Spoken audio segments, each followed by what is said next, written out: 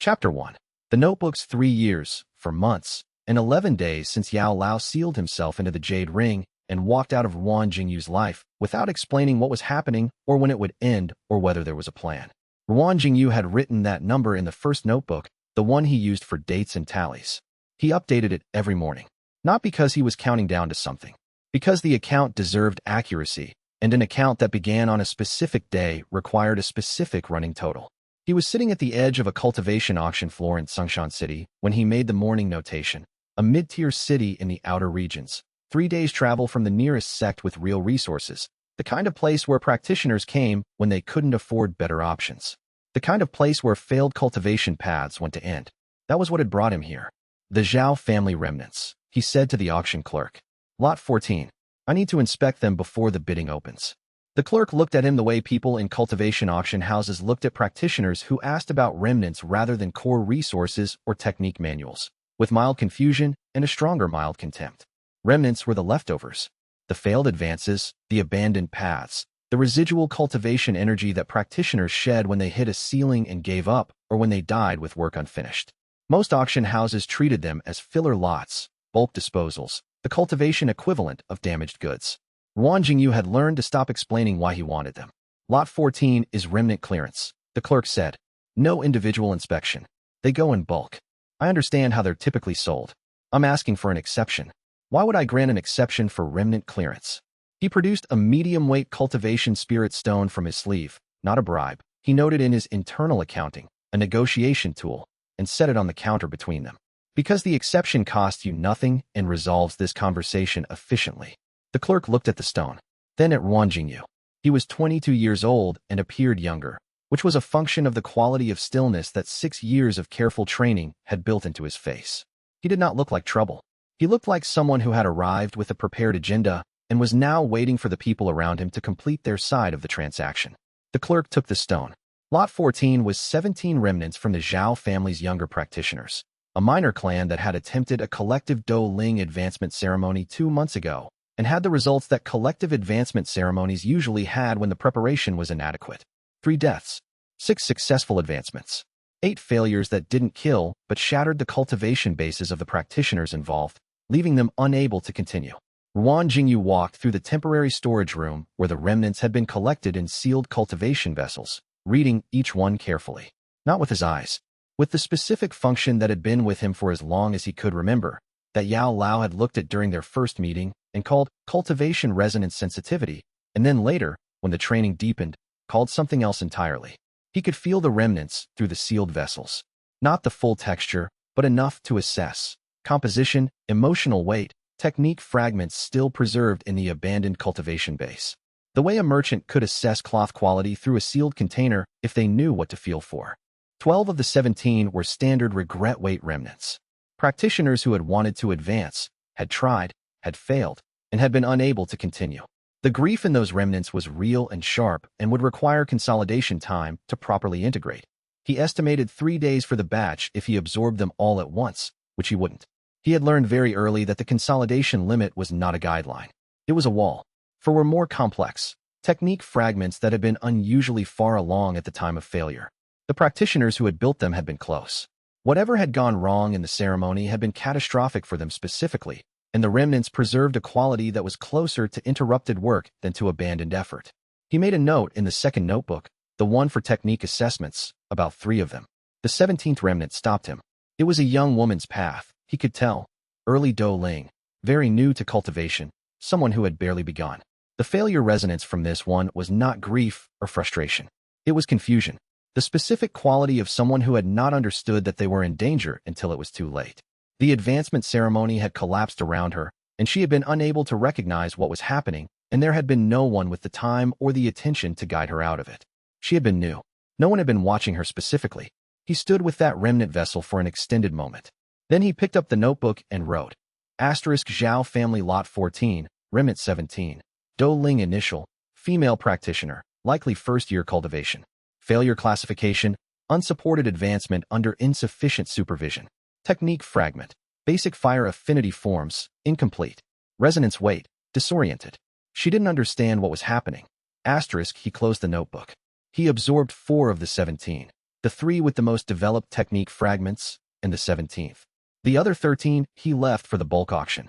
He had limits, and he had learned to respect them not because he wanted to, but because the alternative was 3 weeks of consolidation that achieved nothing. He paid for the 4 absorption rights, another negotiation, another set of explaining that no, he was not removing anything physical from the storage room. The cultivation vessels would look identical after he was done. He was only taking the residual cultivation energy that would otherwise dissipate on its own, and found a quiet corner of the auction floor's back room, and did the work. Absorption was not dramatic.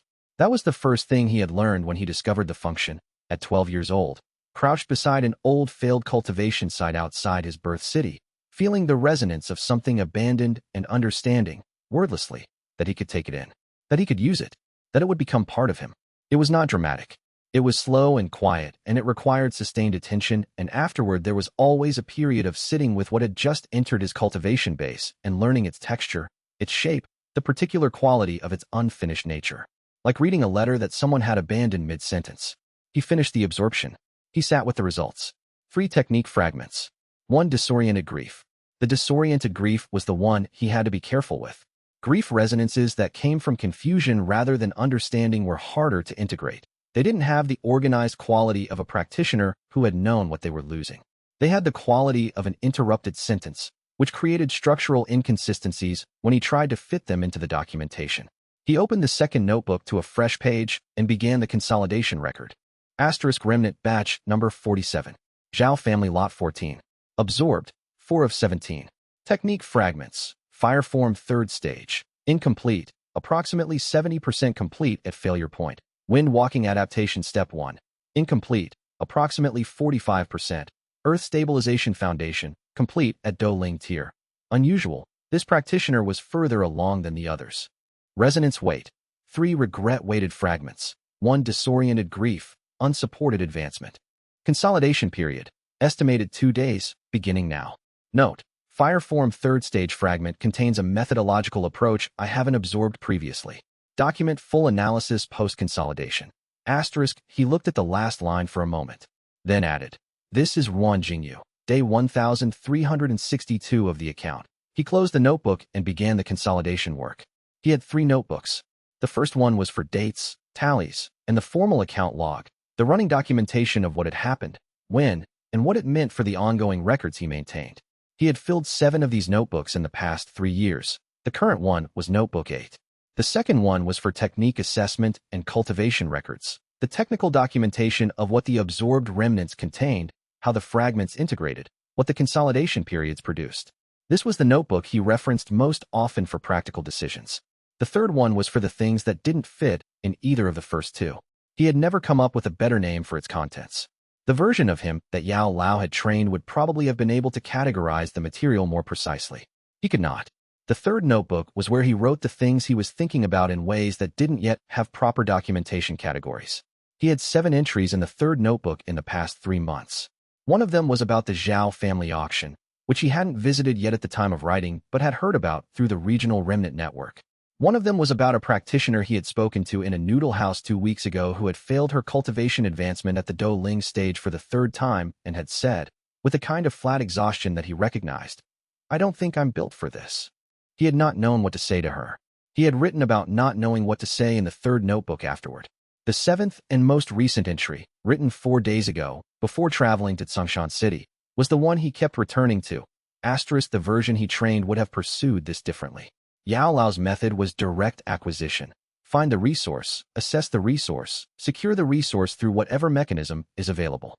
I do not pursue the remnant fields that way. I document them first. I build the record before I build the acquisition. This is not less efficient. It is differently efficient.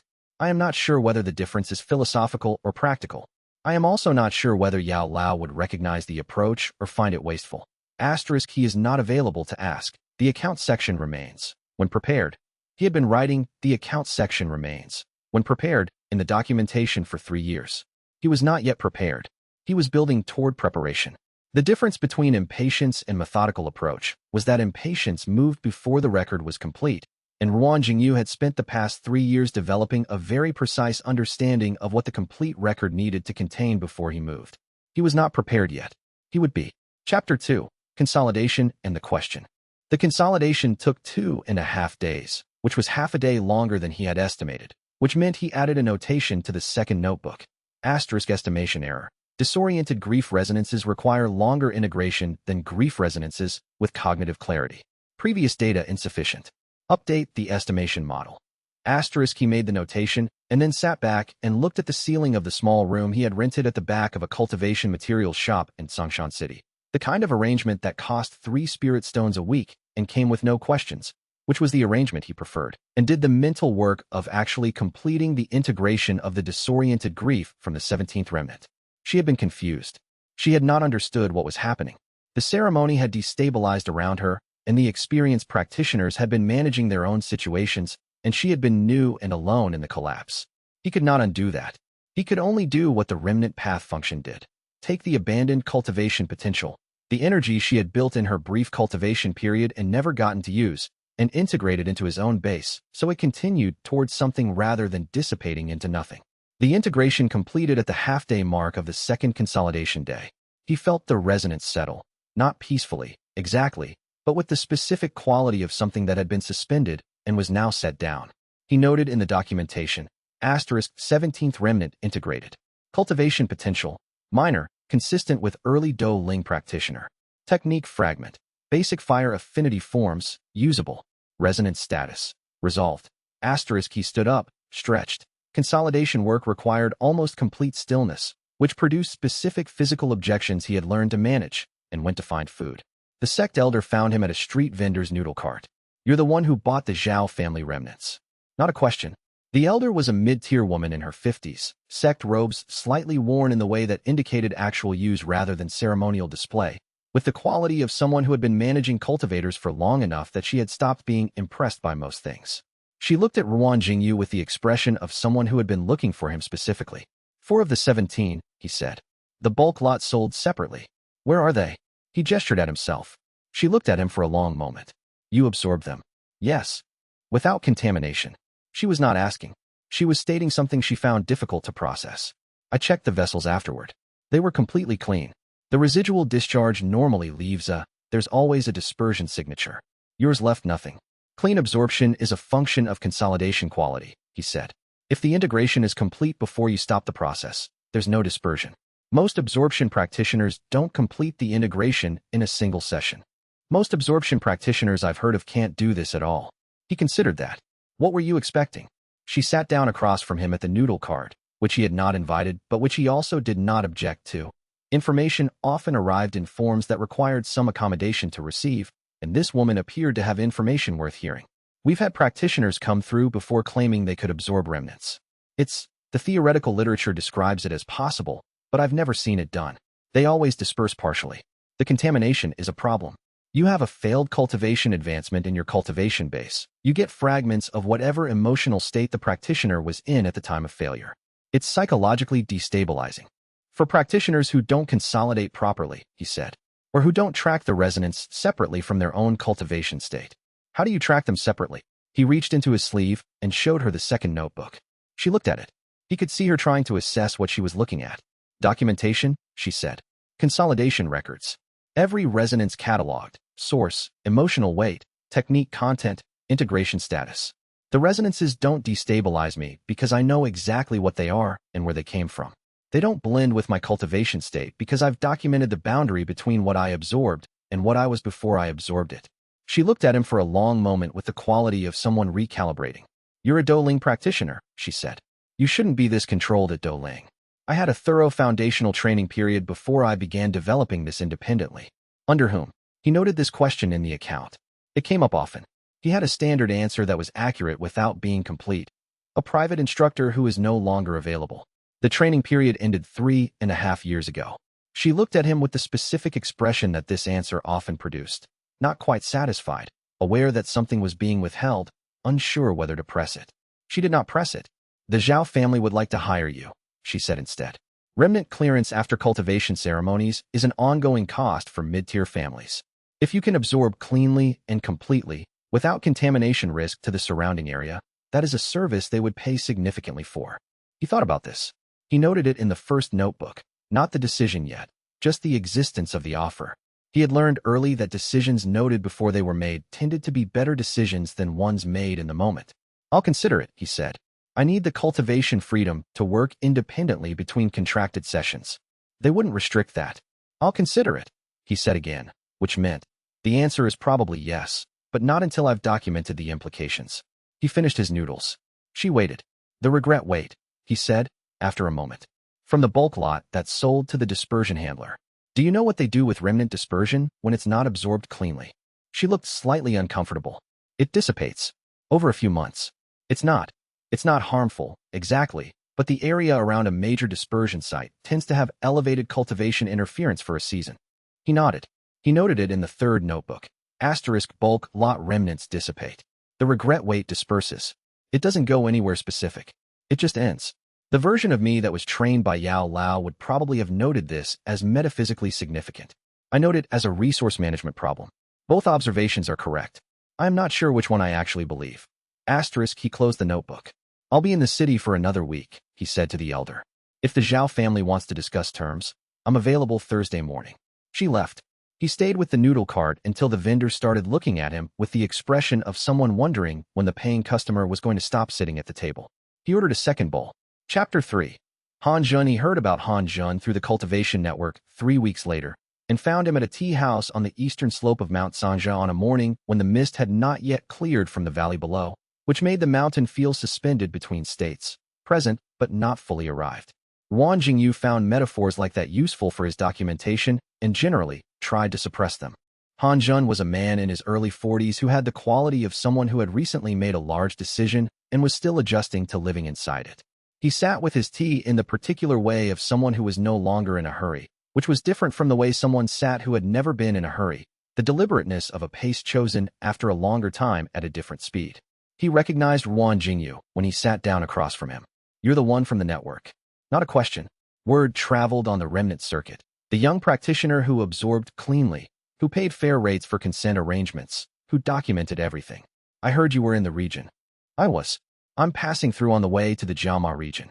Long trip. Yes. Han Jun looked at him with the same calibrating quality the Zhao family elder had demonstrated. He had been a Do Wang practitioner 3 months ago. Wang Jingyu could still feel the echo of what that cultivation base had been, a secondary sensitivity that came with the remnant path function, a perception of what had been present that was no longer present. 3 months ago, Han Jun had been a Do Wang advanced stage practitioner, relatively skilled, with a particular specialization in theoretical cultivation methodology. Now his cultivation base was partially collapsed and his meridians were healing slowly from a failed Do Zong advancement attempt, and the remnant of what his cultivation path had been was forming in the space between his damaged meridians. You can feel it, Han Jun said. It was not a question either. The remnant formation. Yes, about 30% complete. Your meridians are still stabilizing. The formation will continue for another 2 or 3 months before it's fully structured. Han Jun looked at his teacup. The physician said the damage is permanent. I won't be able to cultivate at the level I was at before. The most optimistic prognosis is Do Ling advanced stage if I start over from a cleared base. He paused. I'm not going to start over from a cleared base. When did you decide that? 6 weeks ago. Han Jun looked out at the mist. It's a strange thing. Knowing. For 20 years my cultivation path was the thing I understood myself in relation to. And then the advancement attempt failed, and the physicians gave me the prognosis, and It took about 3 weeks before I stopped arguing with it internally. Then I stopped. And since then I've been sitting with tea on this mountain and trying to understand what comes next. Wang Jingyu noted the structure of this carefully. He said, Are you at peace with it? I'm not sure peace is the right category. Han Jun looked at him. You're asking because you want to know my resonance state. I'm asking because the question is relevant to both things I'm going to say. Han Jun smiled slightly. Both things. The first thing is, I can absorb your remnant when it fully forms, if you consent. The cultivation potential your path didn't get to finish using will continue towards something rather than dissipating. The technique fragments you built over 20 years will be preserved and used. If you consent, I can describe exactly what the process involves and what I do with what I absorb. He waited. Han Jun nodded slowly. And the second thing?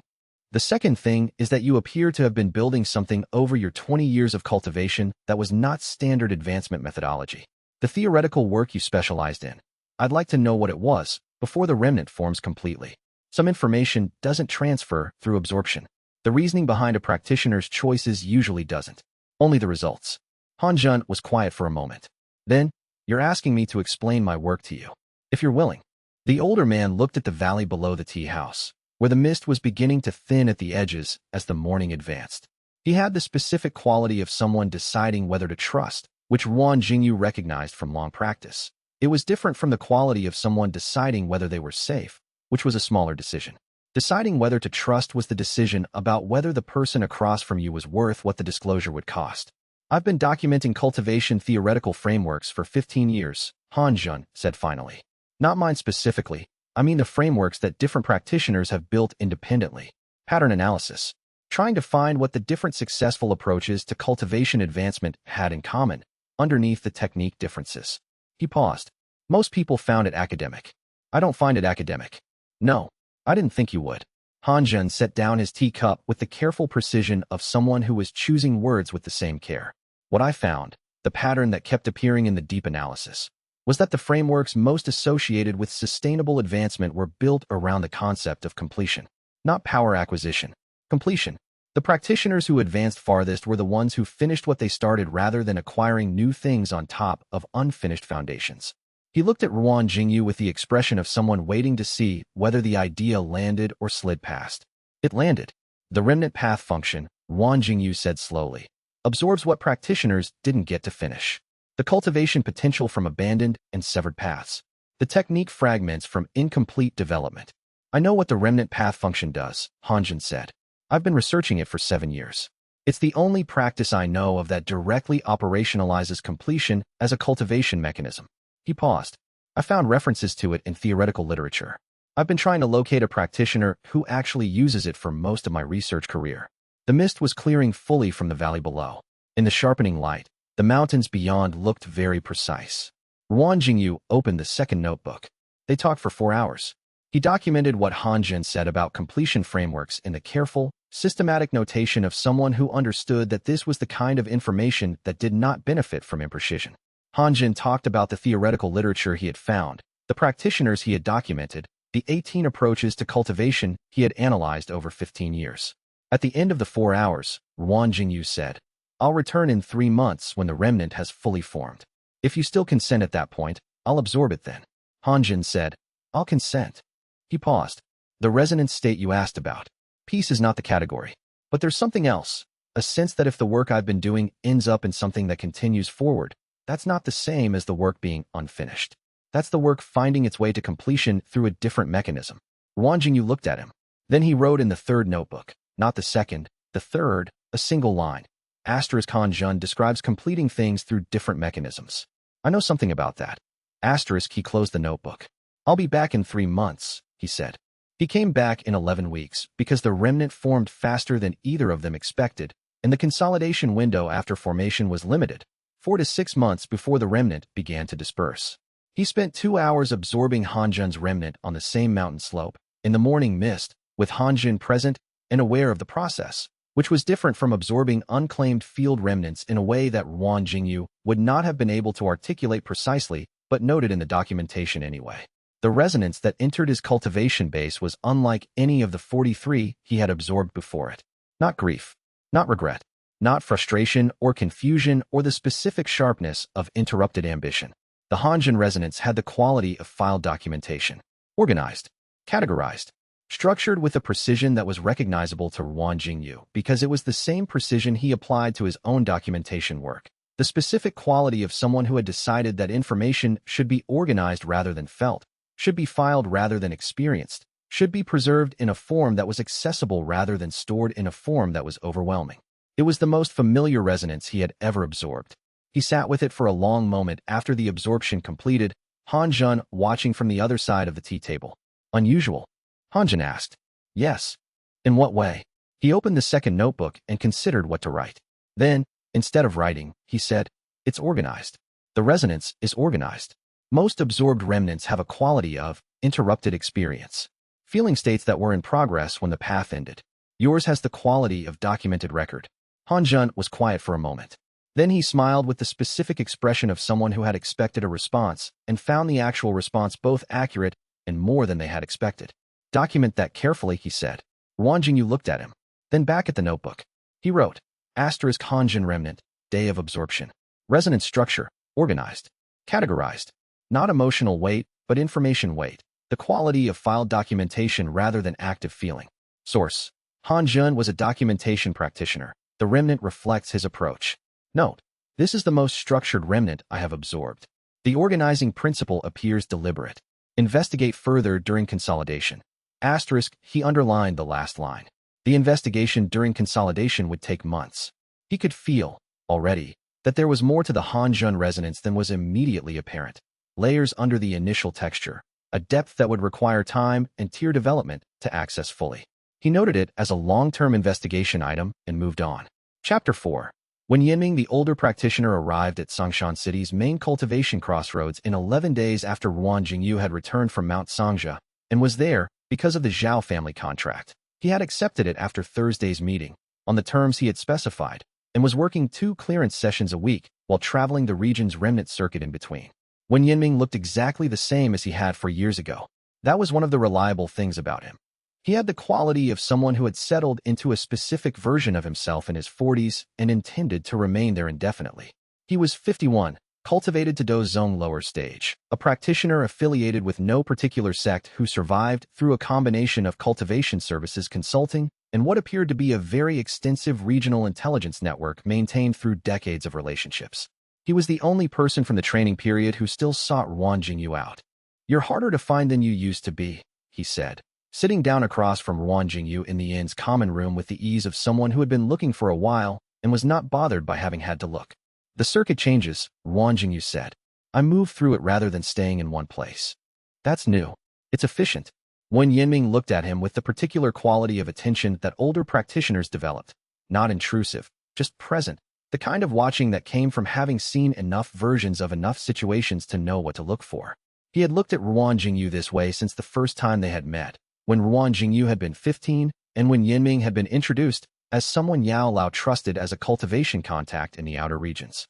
"How are you?" he said. "Functional. Advancing. The Zhao family contract is reliable income while I work the circuit." "That's not what I asked." "I know." Ruan Jingyu looked at him steadily. "I'm noting the distinction between the question you asked and the answer I gave." When Yinming looked at him for a moment with the expression of someone who wanted to push this and had decided not to. "You're absorbing remnants for income now. And cultivation advancement. The remnant path function advances through absorption rather than standard resource methods. It's efficient and available." Yao Lao never mentioned he didn't know about it, Ruan Jingyu said. "I began discovering the function about 2 years into the training period. I didn't disclose it because at that point I didn't fully understand it, and Yao Lao's curriculum was structured and I was following the structure." He paused. "After the sealing, the function became the primary advancement mechanism available to me. I developed it independently." Wen Yinming looked at him with something that was not quite regret and not quite admiration, and was the specific combination of both that characterized his expression when he learned that Ruan Jingyu had built something difficult without help. "You should have written to me," he said.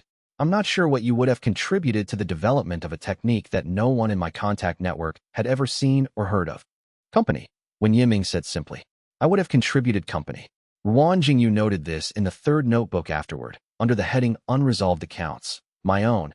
When Yinming says he would have contributed company. I note that I did not reach out to him during the 3 years because the account I was managing felt singular and I did not know how to bring another person into contact with it without either performing the distress for their benefit or performing the absence of distress in a way that required work. I am not sure which of those concerns was legitimate. Probably the second one. "I heard about Yao Lao," Ruan Jingyu said, when Yinming had been quiet for long enough that the silence had become something he needed to address. When Yinming looked up. "Which version?" "A jade ring. A young practitioner from the Xiao clan region." He kept his voice at documentation register, the same tone he used when he read back the consolidation records. "Informational. Accurate." The report was secondhand. "The direct version is yes." When Yinming set down his tea. "I've heard it from 3 separate contacts who have verified information. Yao Lao is in a jade ring bonded to a practitioner named Xiao Yan from the Xiao family in the Jiama region. The bonding is functional. Yao Lao is not merely stored, he's actively present. Teaching. Active. Present. Teaching." Ruan Jingyu picked up the first notebook and wrote. When Yinming, direct contact, Songshan City Yin. Information, Yao Lao confirmed located. Jade ring. Bonded to Xiao Yan, Xiao family, Jiama Empire region. Status. Actively teaching. Asterisk he wrote it in clean, even characters with the same pressure and spacing he used for dates and tallies. You're writing it down, Wen Yinming said. Yes. That's all. The documentation precedes the response, Wang Jingyu said. The response without documentation is reactive. I don't move reactively. Wen Yinming looked at him for a long moment. He had the quality of someone waiting for grief to appear behind the measured words and finding, instead, that the measured words went all the way through. What do you intend to do? He said. Travel to the Jiama region. Establish myself there. When the account is in a form I can present it. What does in a form you can present mean? Wang Jingyu considered this carefully. It means that when I meet Yao Lao, when that meeting occurs, which will occur on my schedule and not his, the account I bring to that meeting will be complete. The documentation will be accurate. The questions will be prepared. The cultivation development will speak for itself. He paused. He will not be able to say he doesn't know what he left behind. He will have to look at the record and acknowledge what is in it. Wen Yinming was quiet for a long time after that. He's teaching Xiao Yan, he said finally, as though this piece of the information had been sitting at the edge of the conversation waiting for acknowledgement. I noted that. Wang Jingyu looked down at the notebook. Then, after a moment, added a second line. The account section, when prepared. You're not angry. I am very precisely angry, Wang Jingyu said. I keep the anger in the third notebook. It doesn't inform the documentation. Wen Yinming looked at him with the expression he had been developing over the past 3 years, the one that said, I raised someone to be emotionally organized, and I am not certain I understood what that would eventually produce. He had not raised Wang Jingyu. Yao Lao had. But Wen Yinming had been watching since Wang Jingyu was 15, and he had the relationship of someone who had been adjacent to the training period and felt its results as though they were partially his. I'll be in the region for a week, he said. If you want to talk about any part of this, I'll find you Thursday for dinner, Wang Jingyu said. I have clearance work Wednesday evening that I need to prepare for. Thursday, Wen Yinming said, with the quiet resignation of someone who had learned that this was how the relationship worked and had made peace with it. Chapter 5. The token he had not opened it in 3 years, for months, and 23 days. It sat at the bottom of his smallest travel pack, not hidden, exactly, but stored in a specific location he did not reach into without intention. He had made that decision in the first week after the sealing, that he would not handle the token casually, that every time he touched it would be a deliberate act, that it would not become a nervous object, something worried at in moments of doubt. If he was going to think about what it contained, he was going to think about it clearly and completely. He took it out on the evening after Wen Yinming's visit, when the inn was quiet and the consolidation from the most recent absorption batch was complete and his cultivation state was stable enough for a clear assessment. The jade token was approximately palm-sized, milky green with a quality of depth that suggested preserved cultivation energy inside the stone itself. Not just the surface but through it, like something that had been compressed and sealed rather than simply carved. There were characters on the surface, old-style inscription that Yao Lao had written himself in the moments before the sealing, but the inscription was part of the cultivation lock, and he had learned early not to try to read it directly. Reading it was not how the lock opened. He turned it over in his hands. He applied a careful measure of his own cultivation energy to the surface, not forcing, just testing. The lock responded with the specific resistance of something that required more than his current cultivation tier. Not hostile, not empty, but calibrated to a level he had not yet reached. He noted in the second notebook, *Jade Token Assessment, Day 1374. Lock requires cultivation tier above current Do Ling advanced stage. Estimate, Do Wang tier minimum, possibly higher. Energy signature unchanged from previous assessment 3 months ago. The lock is stable. The preserved content is intact. No deterioration. He looked at the token for a moment longer. He was 22 years old. He had been 15 when Yao Lao had sat across from him in a remote mountain cultivation site and assessed his function and said, in his precise and considered way, you have something unusual, Wang Jingyu. Something I want to understand. Come with me. 6 years of training. Foundation building, technique development. The specific quality of instruction that came from a teacher who was not interested in producing what they expected, but in finding what the student was actually capable of. He had learned to think methodically under Yao Lao's instruction. He had learned to document, to assess, to wait for the complete picture before committing to a response. He had not known, at the time, that these were the things he was learning. He had thought he was learning cultivation theory and technique methodology. He understood now that what he had absorbed was the approach behind the technique, the framework, the version of cultivation discipline that produced a practitioner who did not move reactively, He had learned it well enough that when the teacher had sealed himself and handed him a token with no explanation and disappeared into a jade ring, Ruan Jingyu had not broken down or demanded answers or done any of the things that someone who had not learned the discipline thoroughly might have done. He had written it in the first notebook. He had gone to find a noodle cart. He had begun absorbing remnants. He looked at the token. The cultivation lock was not punishing. It was not a test or a rejection. It was a mechanism. It would open when he was at the tier for which it was intended, and not before. That was the kind of logic Yao Lao applied to things. Give the resource when the student is ready to receive it. Not earlier, which would waste the resource by presenting it to someone who couldn't use it fully. Not later, which would delay development unnecessarily. Except the timing had broken. The sealing had come before the token was explained, and now the token was a sealed question rather than a delivered answer. He was not yet at the tier where the lock would open. He would get there. He noted in the first notebook, * token assessment complete. Cultivation lock intact. Tier requirement, unmet, will meet. The account of what this contains is not closed, but it is not mine to open yet. Then he packed the token carefully back into the smallest travel pack, in the specific location at the bottom, where it would not be reached casually. He opened the third notebook. The version he trained would have been at the correct tier by now. Yao Lao's training had me on a specific development trajectory. I can calculate where it would have taken me if the sealing had not interrupted. The trajectory had me at Do Wang within 6 months of when the sealing happened. I would have been there already. The token would have opened. ***, I am not there yet. The remnant path development moves at a different pace from the trajectory I was on. Not slower, different. The things I've built are not the things the trajectory would have produced. They're not lesser. They're genuinely different. ***, he gave me the token before I was ready. I am making myself ready through a path he did not predict. ***, when I open the token, it will be with the cultivation base I built rather than the one he designed. I am not sure how I feel about that. He stared at the entry for a moment. Then, beneath it, actually, I know exactly how I feel about that. It's in the section of the third notebook I don't usually reread. The section is labeled correctly. He closed the third notebook. The Jiama Empire was several weeks' travel from the Tsongshan region. He began planning the route that evening, not the direct path, which was available and would be faster, but the route that passed through 3 remnant significant areas he had documented in the second notebook as worth investigation. He had the contract work with the Zhao family to complete before leaving, which would take 2 more weeks. He had a Thursday dinner with Wen Yinming. He had the ongoing consolidation of the Hanjin remnant to continue monitoring, which would take months. He wrote the route in the first notebook. He noted the timeline. He noted the account section at the bottom of the page, the same notation he had written every day for 3 years. Account section, when prepared. Then, beneath it, he added a line he had not added before. Route toward Jiama Empire region. Beginning.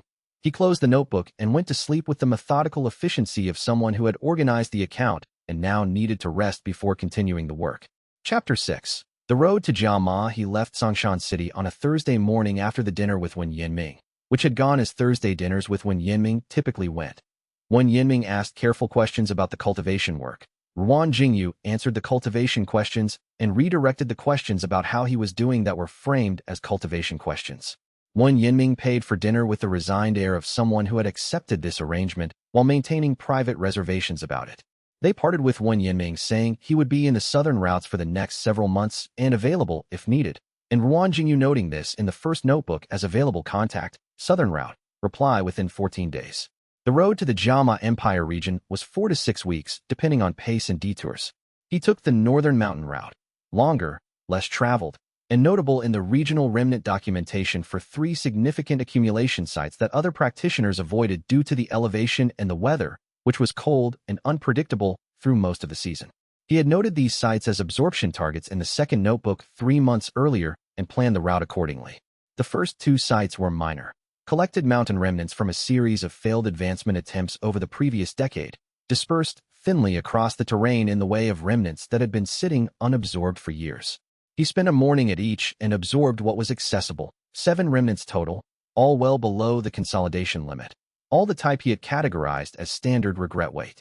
The third site was different. He had noted it in the documentation as former cultivation family residence, 40 years abandoned, likely multi-generation remnant accumulation. What this translated to in practice was a farmhouse on the eastern slope of the mountain range with the specific quality of a place that had held cultivation practice for long enough that the remnant formations had stratified, layers from different time periods, different practitioners, different outcomes. He sat in the farmhouse's main hall for most of a day working through the absorption. Most of the older, lower layers were faint by now, too degraded by time for full absorption. But two of the more recent remnants were intact. The first was a man's, probably late 30s, cultivation forced to a ceiling by what the remnant's texture suggested was meridian damage from overwork or a poorly managed advancement attempt. The resonance weight was familiar. The specific grief of someone who had known their ceiling was artificial, imposed by circumstance rather than capacity, and had spent years working against it without breaking through. Ruan Jingyu absorbed this one fully and noted. *4 ceiling from physical damage, not inherent limit. Resonance weight. Specific frustration variant. The grief of knowing the limitation is external. The second remnant stopped him in a different way. She had been young, 16, maybe 17, based on the cultivation depth of the remnant formation. Early Douling, possibly not yet that. The formation was not the result of a failed advancement or a natural ceiling. It was the result of a severed path. The specific cultivation signature that resulted when external intervention cut a developing practitioner off mid-formation. Not accident. Not failure. Someone had stopped her. The resonance was not grief. It was not the frustrated ceiling weight of the man's remnant. It was rage. The specific quality of rage at having been stopped by another person, at having had cultivation capacity that was genuine and developing and was interrupted by someone else's decision. The rage was old, 4 or 5 years at least, preserved in the remnant with the intensity of something that had not resolved before the practitioner left. She was still alive, probably, unless the circumstances had been worse than the remnant indicated. The formation texture suggested living abandonment rather than death severing, which meant she had given up her cultivation herself, but under duress, under pressure, and the remnant carried the full weight of what that had cost. He absorbed it carefully, and the consolidation was the hardest single remnant integration he had done. Rage resonances were not impossible to manage, but they required a different kind of consolidation discipline than grief or regret. They pushed outward rather than pulling inward. They colored his perception of the world around him in ways that made him want to act rather than document. And the specific quality of this rage, directed at a person who had made a decision to take something away, was uncomfortably resonant with things he kept in the third notebook. He sat with the consolidation for 2 days before the resonance settled enough for him to write about it in the second notebook. When he did, he was very precise. Remnant, farmhouse site, unidentified female practitioner, estimated age 16 to 17, early cultivation base. Path severing origin, external intervention, not physical failure. Resonance weight, rage class, specific, directional, high intensity. Integration difficulty, significant. Consolidation period, 48 hours minimum. Note, the rage class resonances are harder than I anticipated. They don't integrate passively. They require active management. He looked at the entry and then added a line in a different register, the third notebook register, which had leaked into the second, and which he allowed for once. She was stopped by someone who decided her cultivation was inconvenient. I do not know who. The rage in the remnant is for that person. I have absorbed it. I am, now, partially carrying her rage at someone I will never be able to identify for reasons I will never be able to understand. This is one of the costs of the work. I noted. He crossed out the last entry in the second notebook and rewrote it in the third. Then he packed up, made sure his notebooks were secure, and continued south toward Jiama. Chapter 7, Establishment. He arrived at the outer edges of the Jiama Empire region on a cold morning after 5.5 weeks of travel, looking the same as he always looked, measured, unhurried, with 3 notebooks in his sleeve and the jade token in the bottom of his pack, and the cultivation base of someone who had been carefully, methodically absorbing and integrating abandoned potential for 3.5 years. He did not go to the Xiao clan's region. The account section in the first notebook said, when prepared. He was not prepared.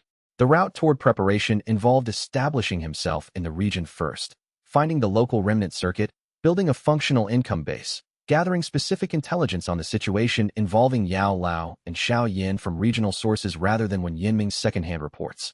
The Jiama Empire was not a small area. The Xiao clan was in the inner regions. He was at the outer rim. He settled in Jiyan City. It was a cultivation crossroads, the kind of city where resources moved and practitioners stopped, and the infrastructure for cultivation services was mature because enough people needed it. Not prestigious, not significant in the hierarchies of major sections. The kind of city where someone could work without being noticed, which was what he needed while he was building the local knowledge base. He found a cultivation materials dealer who needed occasional services and negotiated an arrangement, help with remnant clearance from failed advancement clients in exchange for space in the backroom, connection to the local network, and a small stipend. He spent the first week learning the city's remnant circuit the same way he always learned in new territory. Systematically, documentation first, walking the locations he had identified from regional reports before establishing contact with any of the practitioners working the same ground. The intelligence gathering on the Xiao Yan situation started in the second week. It was not difficult. The Xiao Yan story was circulating in the Jia Ma region's cultivation community in the way that notable practitioner developments circulated, through trading networks, through sect gossip at cultivation supply markets, through the specific pleasure that regional practitioners took in tracking the rapid development of someone young and notable. Xiao Yan was advancing significantly. The advancement was recent and dramatic. 3 years ago, apparently, he had been notable primarily for a strange 3-year period of apparent cultivation arrest, and now he was advancing at a pace that people were paying attention to. Under Yao Lao's instruction, he noted every piece of information in the first notebook in the documentation register. Xiao Yan's advancement rate, the methods he appeared to be using, described in various second-hand accounts, the locations where the development had been observed. He built a regional picture, cross-referenced, removed the speculative elements from the accounts, and arrived at the clean data. Xiao Yan, 18 or 19 years old. Doling advanced stage and climbing rapidly. Being taught by a cultivation expert, sealed in a jade ring. The teaching was active and ongoing. The teacher was, by all descriptions of teaching style and methodology, Yao Lao. He added to the account section, Yao Lao confirmed. Active. Jia Empire, inner region. Teaching ongoing. Then he did the consolidation work he had been doing every evening since beginning the journey, working through the accumulated resonances from the road, and spent the rest of the month on the local remnant circuit. He was advancing faster than he had expected. The remnant path functions mechanics were simple in description and complicated in practice. Each absorbed remnant contributed cultivation potential to his base, which accumulated and converted over consolidation periods into genuine tier advancement. The amount contributed per remnant depended on the original practitioner's cultivation depth, deeper paths, higher tiers, more potential. He had been absorbing mostly lower-tier remnants in the Tsongshan region because that was what was available. The Jiama Empire's outer region had a richer remnant circuit. More practitioners, more advancement attempts, more failures, more abandoned paths. The advancement was not triumphant. It never was, with the remnant path function. It had the quality of accumulated weight reaching a threshold, less like breaking through a barrier and more like the last addition to a scale tipping it. He reached Doling Peak, and then Doling advanced, and then, during the third week of his time in Juyan City, while consolidating after a particularly rich absorption sequence from a failed sect's abandoned training grounds outside the city, he felt the threshold complete. Do Wang. He sat with it for a moment. Then he noted it in the first notebook under the daily record. Day 1403. Advancement to Do Wang tier. Mechanism. Cultivation potential accumulation through remnant absorption series. Sect training grounds northeast of Juyan City. Consolidation period. Ongoing. Then he noted in the second notebook. Do Wang tier achieved. Expected capability unlock per remnant path function. Technique fragment reconstruction from absorbed remnants. Testing beginning. He tested the new capability that evening. Took 3 of the technique fragments he had been carrying since early absorptions and applied the reconstruction function. The Do Wang tier capability worked as the theoretical framework predicted. He could now build out the incomplete technique from the preserved structure, identify where the development had been interrupted, and reconstruct the missing sections from his own cultivation understanding. The result was not always perfect. Some techniques had been interrupted at points where the logical next step was not entirely clear. But the reconstruction produced functional techniques where before he had only had fragments. He noted this carefully in the second notebook. The account of what I carry has changed. The fragments are becoming usable forms. What was interrupted is being completed. He paused, then crossed out the last line and rewrote it in the third notebook, where it belonged. Chapter 8. Wei Guhong. He heard of Wei Guhong before meeting him. Word on the Remnant Network about a mid-tier practitioner who had been asking specific questions about the practitioner working the Juyan City circuit, which was the kind of specific questioning that indicated someone had done their research rather than heard a rumor. The name that came back through the network contacts, Wei Guhong, affiliated with the Red Copper sect, one of the regional mid-tier sections. Do Wang tier, relatively new to it, advancing at a consistent but not remarkable pace. Notable in the network for the precision of his questions, practitioners who asked about Wan Jingyu tended to ask about the remnant absorption work. The technique, exchange rates, the logistics. Wei Guhong had asked about the documentation methodology. That was unusual enough to note.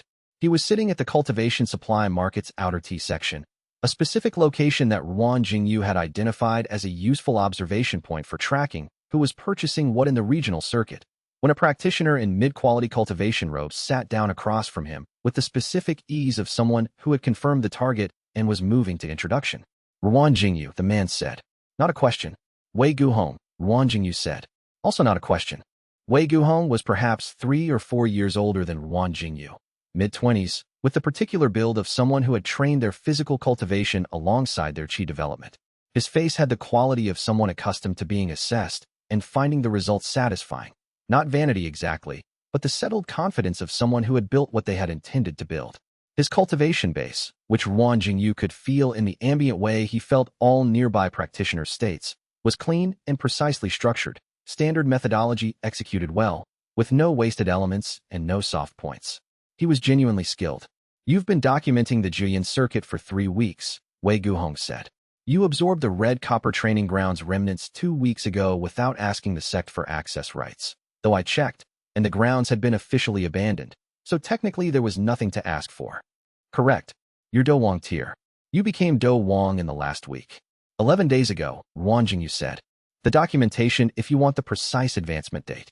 Wei Guhong looked at him with a measuring expression. The network says you absorb remnants cleanly. No contamination signature. No dispersion residue.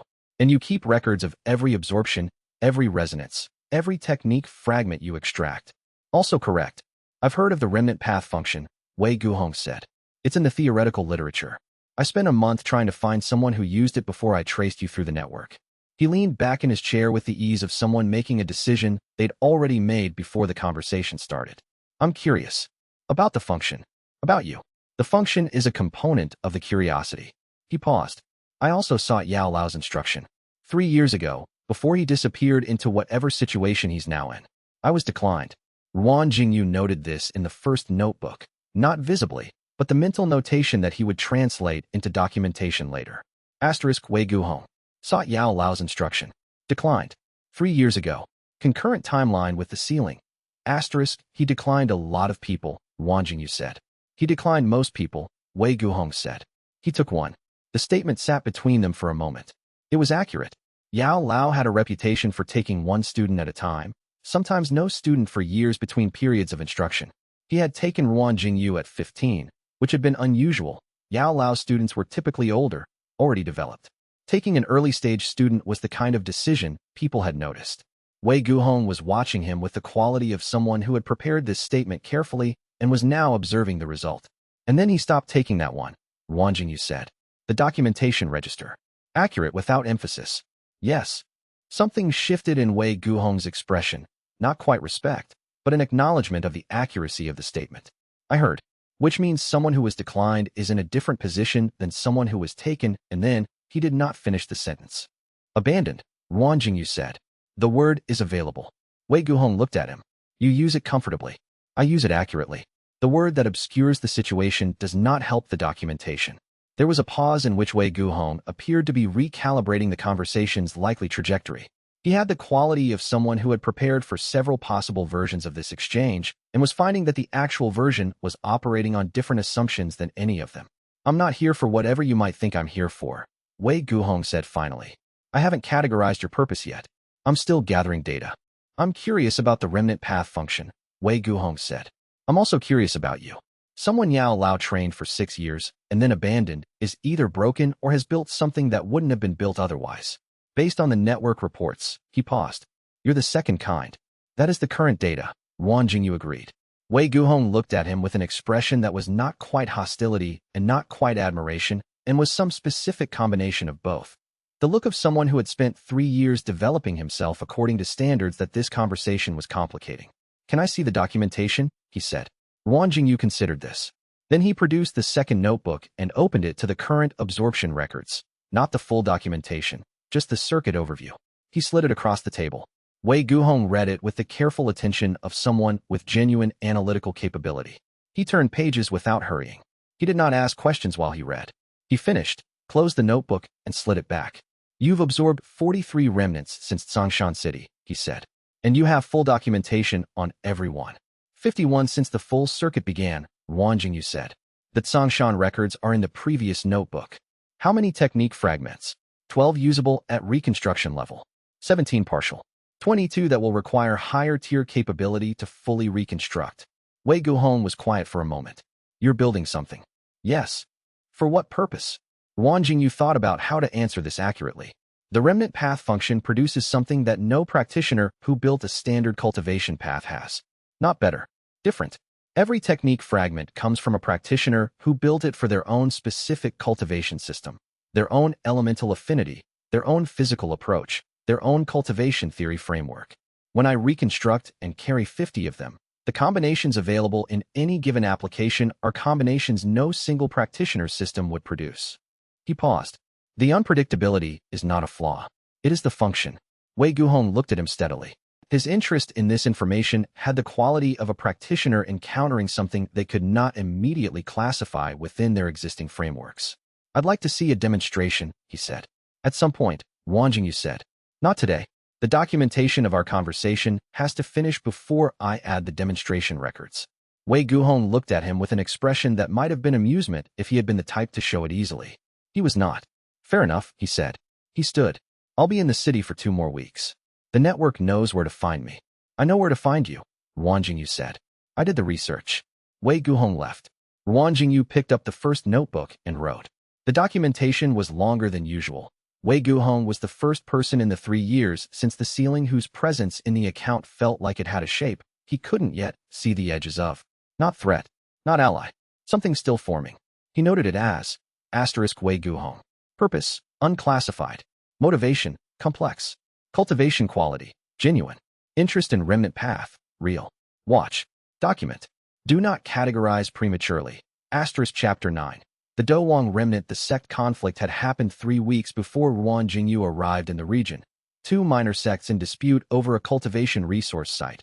A brief but intense confrontation, 2 deaths on one side and 1 on the other.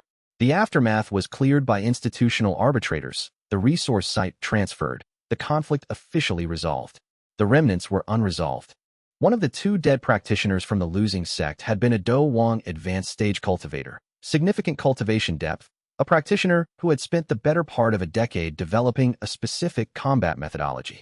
The remnant from this practitioner was preserved in the Regional Cultivation Authority's holding site, technically unclaimed since the sect itself had been dissolved after the conflict. The arbitration paperwork confirmed. Unclaimed remnants from dissolved sects went to the public absorption circuit after a 30-day holding period. The 30-day period ended on a Tuesday. Ruan Jingyu arrived at the Regional Cultivation Authority's holding site on Tuesday afternoon with the absorption request documentation complete and filed in advance, which he had learned was the most efficient way to manage authority bureaucracy. Come with the paperwork done rather than asking for it at the counter. The cultivator on duty looked at his documentation with the expression of someone who had not processed a voluntary remnant absorption request in some time and was trying to remember the procedure. It's standard absorption authorization, Ruan Jingyu said. Unclaimed remnant. Dissolved sect. 30-day period elapsed. The form is the B7 cultivation resources form. The cultivator found the B7. He found it again in the filing system. He found Ruan Jingyu's advanced submission. He stamped 3 copies with the efficiency of someone who had remembered the procedure and wanted to demonstrate that he had. The holding site gave him access to a private absorption room. The Dowang remnant was the most significant thing he had tried to absorb. He had been working with Douling remnants primarily, the occasional Dowang from battlefield sites, but degraded, old, reduced by time. This was a fresh Dowang advanced stage remnant from a practitioner who had died mid-advancement in a cultivation combat context, which meant the cultivation potential was intact. The technique fragments were preserved at their fullest development, and the resonance weight was carrying everything the practitioner had been in the final moments. He spent an hour simply assessing before beginning the absorption. The technique fragments he could already identify, a combat methodology that appeared to be a specialized variant of the standard earth element heavy body cultivation style, but adapted for high-speed movement. Unusual, counterintuitive, the kind of synthesis that came from someone who had spent years working against the conventional limits of their element. He noted 4 distinct technique forms that appeared complete and at least 6 more that were partial but worth reconstructing. The resonance was the part he spent the most time with before beginning. The Dowang practitioner had been dying with unfinished work. not metaphorical. Literally in the middle of a cultivation advancement attempt that the combat had interrupted. The resonance carried the specific quality of someone who had been this close, who had been building toward the Do Zone breakthrough for 2 years and had been 4 months from being ready and had died before the readiness arrived. The grief in that resonance was not the grief of someone who had given up or who had accepted a ceiling. It was the grief of someone who had been interrupted by external circumstance in the specific way that felt most unjust, not the failure of one's own capacity, but the failure of circumstance to allow the capacity to complete its development. He recognized the resonance quality. He began the absorption. It took 4 hours. He had absorbed in 4-hour sessions before, but those had been multi-remnant sessions spread across a day. A single 4-hour session for one remnant was different. The sustained contact with a single consciousness's final cultivation state, integrating it progressively, layer by layer, working from the outer cultivation structures inward toward the core potential. The technique fragments came first, cleaner to absorb, more structural, less emotionally resonant. He integrated them methodically, noting each form as he encountered it, cross-referencing with his existing register. Earth element heavy body. Speed adaptation. The specific synthesis approach. He absorbed all 10 complete or partial forms and felt the technique register expand. Not just more fragments, but new structural understanding, new possibilities in combination. Then the core potential. The accumulated cultivation energy of a decade of Do Wang development converting into his base, filling capacity he had built through the smaller absorptions with something of a different weight class entirely. He felt himself advance, not during the absorption but as the consolidation began, the potential converting in real time from raw absorbed energy into actual cultivation tier advancement. Do Wang standard to Do Wang advanced. Not the same as reaching Do Wang. A different threshold, a different kind of expansion. He sat with the consolidation beginning and noted in the second notebook, * Do Wang advanced stage. Time of advancement. Directly following absorption of Do Wang practitioner remnant. Sect conflict victim. Mechanism. Cultivation potential transfer from near breakthrough cultivation base at time of death. Advancement rate. Significantly faster than standard. Note. Practitioner's cultivation base at time of death was 2 years from Do Zone breakthrough. The potential I've absorbed contains that near breakthrough energy. The advancement I made reflects the accumulated development at the high end of Do Wang tier. * He looked at the entry. Then added. * He had been 2 years from Do Zone. He was killed 4 months before he was ready. He would have made it, the cultivation base suggests. He would have made it. * He closed the notebook.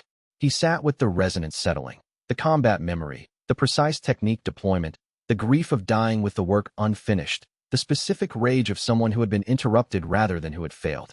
He sat with all of it, and after the consolidation period began to deepen, he picked up the second notebook again and wrote the technique documentation. * Earth Heavy Speed Adaptation Form 1 through 4. Functional, complete, integrated. Earth Collapse Reversal Technique. Partial, reconstruction begun. Ground Reading Combat Stance. Complete, notable. The practitioner had developed this as a primary tactical assessment tool, able to read opponent footwork patterns through Earth element chi distribution. Useful. Document full deployment parameters. * He worked through the documentation until the authorities' room time limit was reached. Then he packed up, thanked the cultivator at the desk with the standard courtesy that produced no interesting responses, and walked back to the city to continue the consolidation. The resonance from this absorption would take weeks to fully integrate. He knew it immediately. There was more material here, more depth, more complexity, than anything he had absorbed before.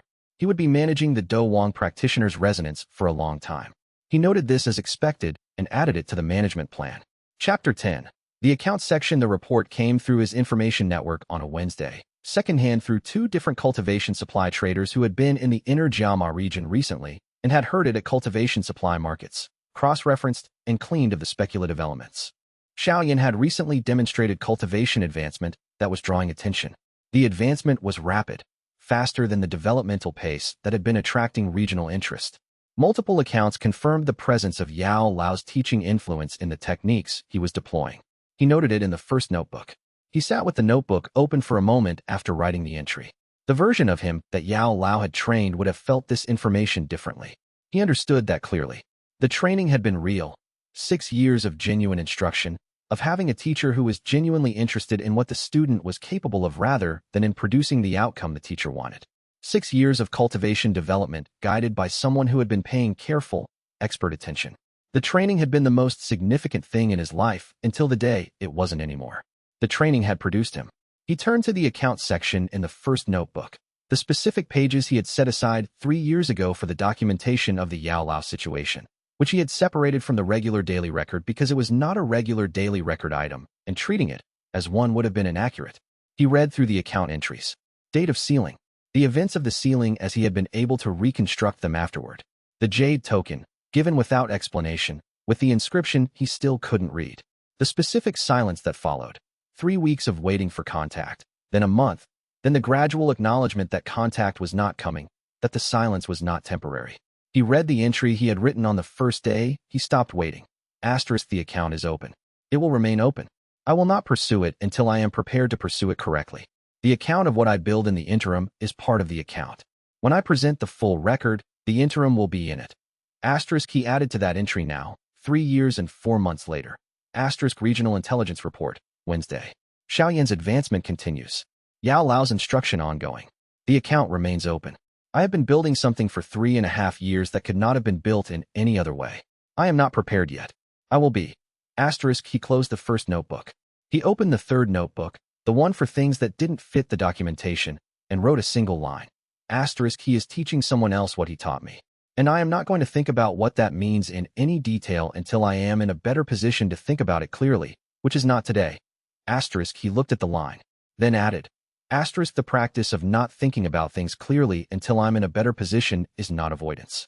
It is documentation discipline. I know the difference. Asterisk, he was quiet for a moment, then added, smaller, at the bottom of the page. I mostly know the difference. He closed the third notebook. He went to the market for information about the next absorption opportunity in the regional circuit because the work continued regardless of what was in the account section, and the work continuing was, in some way he was still articulating to himself, the most accurate response he could make to what the account section contained. The version he trained would have felt the urgency more directly, would have moved toward the meeting point faster, less patiently, with the specific quality of someone whose self-understanding required the confrontation to be resolved rather than deferred. He did not move that way. He moved the way the remnant path function had taught him to move, through patience, through accumulation, through the understanding that incomplete things could be carried without being acted on prematurely, could be managed and documented and held while the conditions for their resolution developed. He had absorbed 43 people's unfinished business and was still standing. He could carry his own. He noted in the account section, the last notation of the day, a simple addendum. The account of what Yao Lao is teaching Xiao Yan now, and what that means for everything that was started with me. This has a separate section, marked clearly, not to be reopened for the day's documentation review. He underlined the words not to be reopened, then went to the market. Chapter 11. Shuang Liwei. The Regional Remnant Documentation Network was not an official system. It had no organizing body, no formal membership, no headquarters. It was a set of relationships maintained through cultivation supply dealers, traveling merchants, and practitioners who found the information useful for various reasons. Absorption specialists who needed to know where the remnants were, cultivation services providers who needed to know which practitioners had recent failures, regional authorities who found it convenient to have practitioners with unusual specialties connected to a loose information network rather than operating without any oversight at all. Ruan Jingyu had been using the network for 3 years. He understood its structure well enough to map it in the second notebook. Who talked to whom? What information flowed in which direction, where the gaps were. He maintained his own position in it carefully. Useful enough that people kept him informed, self-contained enough that people didn't ask too many questions about what he did with the information. He learned about Shuang Liwei through the network in the specific way that information about unusual practitioners tended to travel. As a note attached to a remnant location report, the cultivator who checked the location on Tuesday night said there had been a woman there already, a practitioner, who had seemed to perceive the remnant formation at the location without touching it. He added the information to the documentation. Asterisk, unknown female practitioner. Remnant perception at range. Potential, related function, or variant phenomenon. Investigate. Asterisk, he did not have to investigate far. 3 days after the note, she arrived at the cultivation supply market where he usually ran morning circuit checks, at the same table where he ate breakfast, and said, "You're the one working the remnant absorption circuit." She was perhaps 2 or 3 years older than him, mid to late 20s, with the quality of someone who had been doing difficult work alone for long enough that the doing it alone had become structural. Not closed exactly. More like someone who had organized themselves for independent function and found that the organization was very good and that company was a variable that required adjustment. Yes, he said. She sat down without being invited, which he had stopped finding notable in the cultivation world. People who had information to trade sat down first and asked about customs second, because waiting for customs was for people who didn't have anything useful. I've been tracking a remnant formation in the Eastern Market District for 2 weeks, she said. Not absorbing. Observing. The formation was from a cultivation failure at the district healer's training ground, partial Do Ling path, abandoned, still active enough to be readable. I documented that one, he said. I was planning to assess it Thursday. She looked at him steadily. I can see it. Without touching it. From across the street. He noted this. The way she said it was not pride. It was the specific register of someone disclosing a phenomenon they have been experiencing for long enough that they are tired of not having language for it. At range, he said. Since my cultivation path was, since about a year after I stopped my previous cultivation practice. It started gradually. The ability to perceive remnant formations at locations I passed through. Then to read the rough composition, whether the resonance weight was grief or rage or frustration. Not detail, broad texture. How long has this been developing? 18 months. She folded her hands on the table with the precise control of someone who had a tendency to gesture and had trained themselves out of it. I've asked 3 cultivation physicians. 2 said it was a symptom of incomplete path transition and would resolve when my current cultivation path deepened. 1 said he had no idea what I was describing and I should stop focusing on it. None of them recognized it as a functional phenomenon. No, it is a functional phenomenon, he said. Specifically, it's the passive counterpart to active remnant absorption. Your abandoned cultivation path left your chi pathways partially open at the frequencies that remnant formations occupy. You're perceiving them through ambient resonance rather than direct contact. She looked at him with the expression of someone who has been given, for the first time, a category for something they had been experiencing without one. The expression had a specific quality, not relief exactly, but the specific recalibration of someone whose private taxonomy was being replaced with something more accurate. Your abandoned path, he continued. What was it? Dual element cultivation. Wind and earth. Her voice was even. I was training in a system my sect developed for combined elemental approach. I had a meridian collapse at Doling Tier during an advancement. The damage to the wind element pathways was significant enough that the combined approach became untenable. She paused. I was told to start over in a single element framework. But you didn't. I'm working in a modified earth element approach that uses the surviving structural elements of the dual element system. It's slower and less efficient than starting clean, but she stopped. It's mine. The dual element system was something I'd built over 4 years. I'm not starting over. He noted this in the first notebook. Mentally, to be written later. Asterisk Shuangli Wei. Dual element path. Abandoned due to meridian damage, not choice. Developing modified approach from surviving structure. Remnant sensitivity, passive function of partially open chi pathways. Has been managing this alone for 18 months. Asterisk, are you looking for an explanation, he said, or for something you can do with it? She looked at him with a slight shift in her expression, something that acknowledged the precision of the question. Both. The explanation came first because I needed it before I could figure out the second part. He turned the second notebook to a fresh page. Then start with the explanation, he said. When I understand the full picture of what you're perceiving, I can tell you what I know about the functional possibilities. She talked for 40 minutes. He documented everything. Chapter 12. Demonstration. He took her to the Eastern Market District on Thursday morning, to the cultivation failure site at the healer's training ground that he had noted for Thursday assessment. It was a modest site, a small courtyard behind the healer's practice where new cultivation students trained under supervision, which meant occasional advancement attempts that failed, which meant occasional remnant formations in the courtyard's ambient chi field. This particular formation was from a failure 6 weeks ago, had been sitting unabsorbed through the current cultivation season, and was still structurally intact enough for a clean absorption. He stopped at the edge of the courtyard and looked at it. Do Ling practitioner, partial fire affinity, the specific resonance weight of a young practitioner who had been unprepared for how difficult the advancement would be. The formation was small, maybe 4 or 5 months of accumulated cultivation potential, not very deep. The kind of remnant he had been absorbing in bulk at the Tsongshan auction house. What do you perceive? He said to Shuangli Wei. She was standing at the courtyard's entrance, 2 arm lengths away from the edge of the formation, her eyes slightly unfocused in the way of someone attending to ambient sensation rather than direct observation. Fire affinity. Clear. The emotional weight is confusion adjacent. Not grief. Not frustration. like someone who tried something and doesn't understand why it went wrong. She paused. Young practitioner? Consistent with what I can read, he said. Can I watch you absorb it? He walked to the formation's center point, the place in the courtyard where the remnant structure was densest, and sat down. He did not need to assume a specific cultivation posture for absorption. The function was ambient enough to work in ordinary sitting position, though stillness helped. He oriented himself to the remnant, established contact, and began. Shuang Liwei was quiet during the 45 minutes of absorption. When he was done, he looked up. She had the expression of someone who had been watching something she did not have previous language for and was now actively constructing language to describe it. The formation dissolved, she said, progressively, like a cloud dissipating, but not randomly. It came toward you, in structured pieces. She paused, and at the end there was nothing left. No dispersion, no ambient residue, just gone. Clean absorption, he said. Complete integration rather than partial, which doesn't produce residue. What you perceived as structured pieces are the different component elements of the remnant, the technique fragment, the cultivation potential, the resonance layer.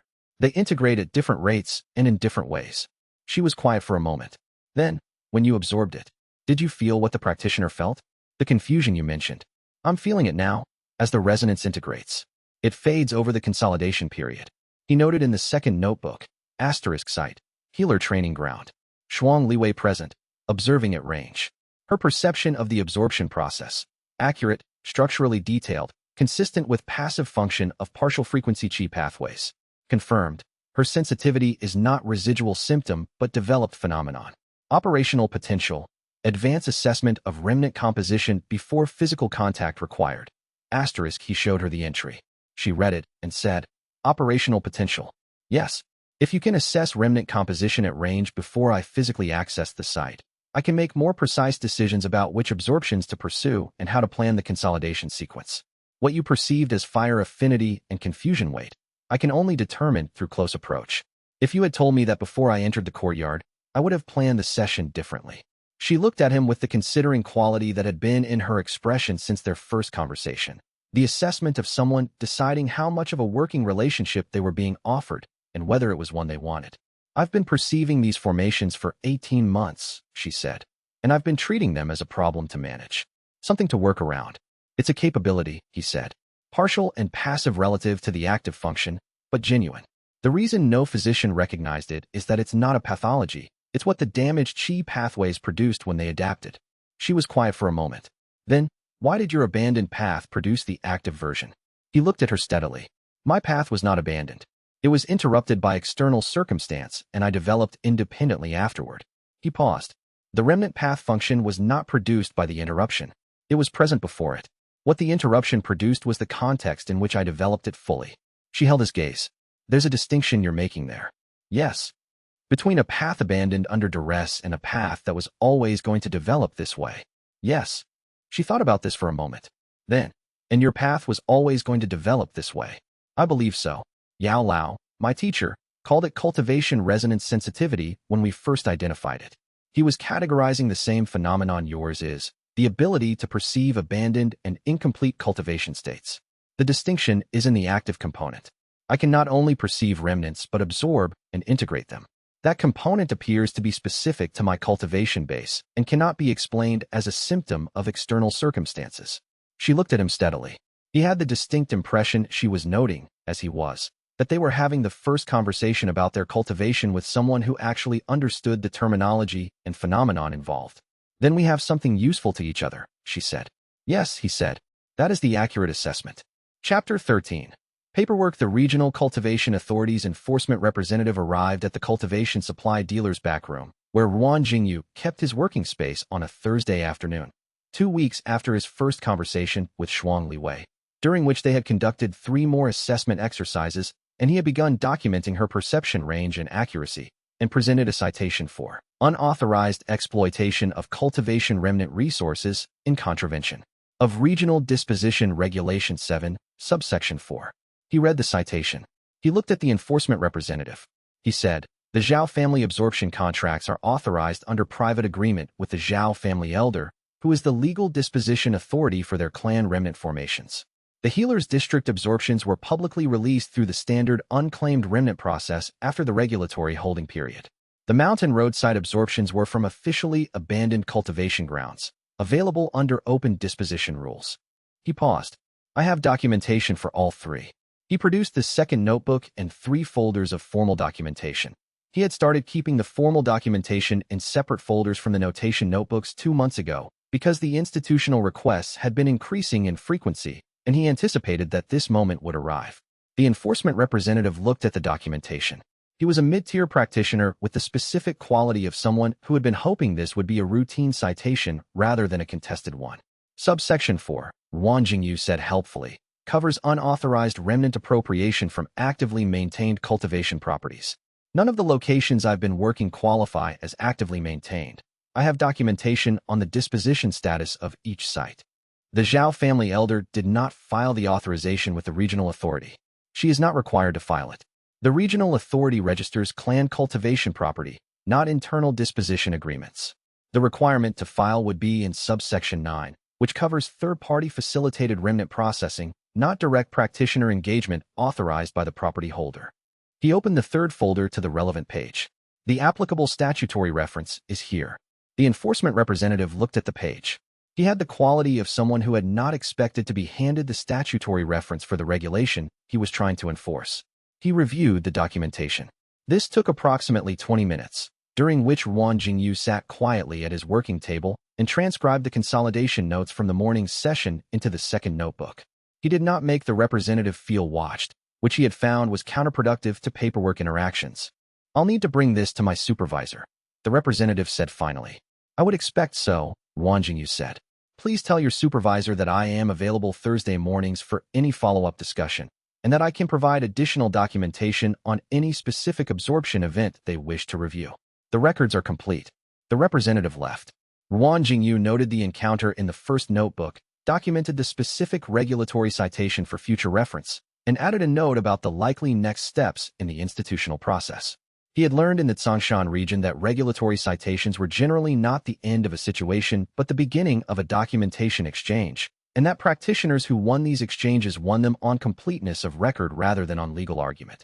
He heard about Wei Guhong's observation from a cultivation supply dealer he used as a network contact, who had been at the dealer's table across the room and had watched the exchange with the specific interest of someone in the information business.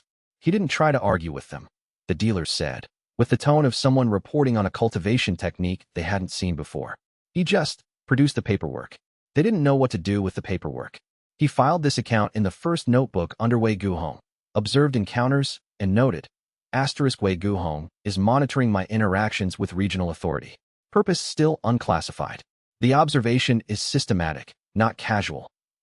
He also noted, in the third notebook, the version he trained would have gone straight to arguing the principle. I went straight to the documentation. The version he trained had 6 years of instruction in principled cultivation theory. I have 3.5 years of managing institutional reality without institutional backing. The documentation approach is not inferior. It is the correct tool for this specific situation. He paused, then crossed out the last sentence and wrote, It is simply what I have. Chapter 14. What Wen Yinming brings. When Yinming arrived in Jiyan City on a cold Tuesday in the 7th month. Unannounced, as he always was, because his version of announcing his travel plans was sending a cultivation post through a route that reliably took 8 days longer to arrive than he did in person. He looked at the back room Wang Jingyu was working from, at the folders of documentation organized on the shelves the dealer had cleared for him, at the 3 notebooks arranged in their specific positions on the working table, and said, You've been here for 3 months. 2 months and 11 days. You've been here for a while. He sat down across the table with the ease of someone who had been Wang Jingyu's main outside contact for 3.5 years and had learned to navigate the specific territory of these conversations. How are you progressing? Do Wang advanced stage. Technique register at 19 reconstructed forms, 14 partial. The Hanjin resonance continues to be anomalous, and I'm treating it as a long-term investigation item.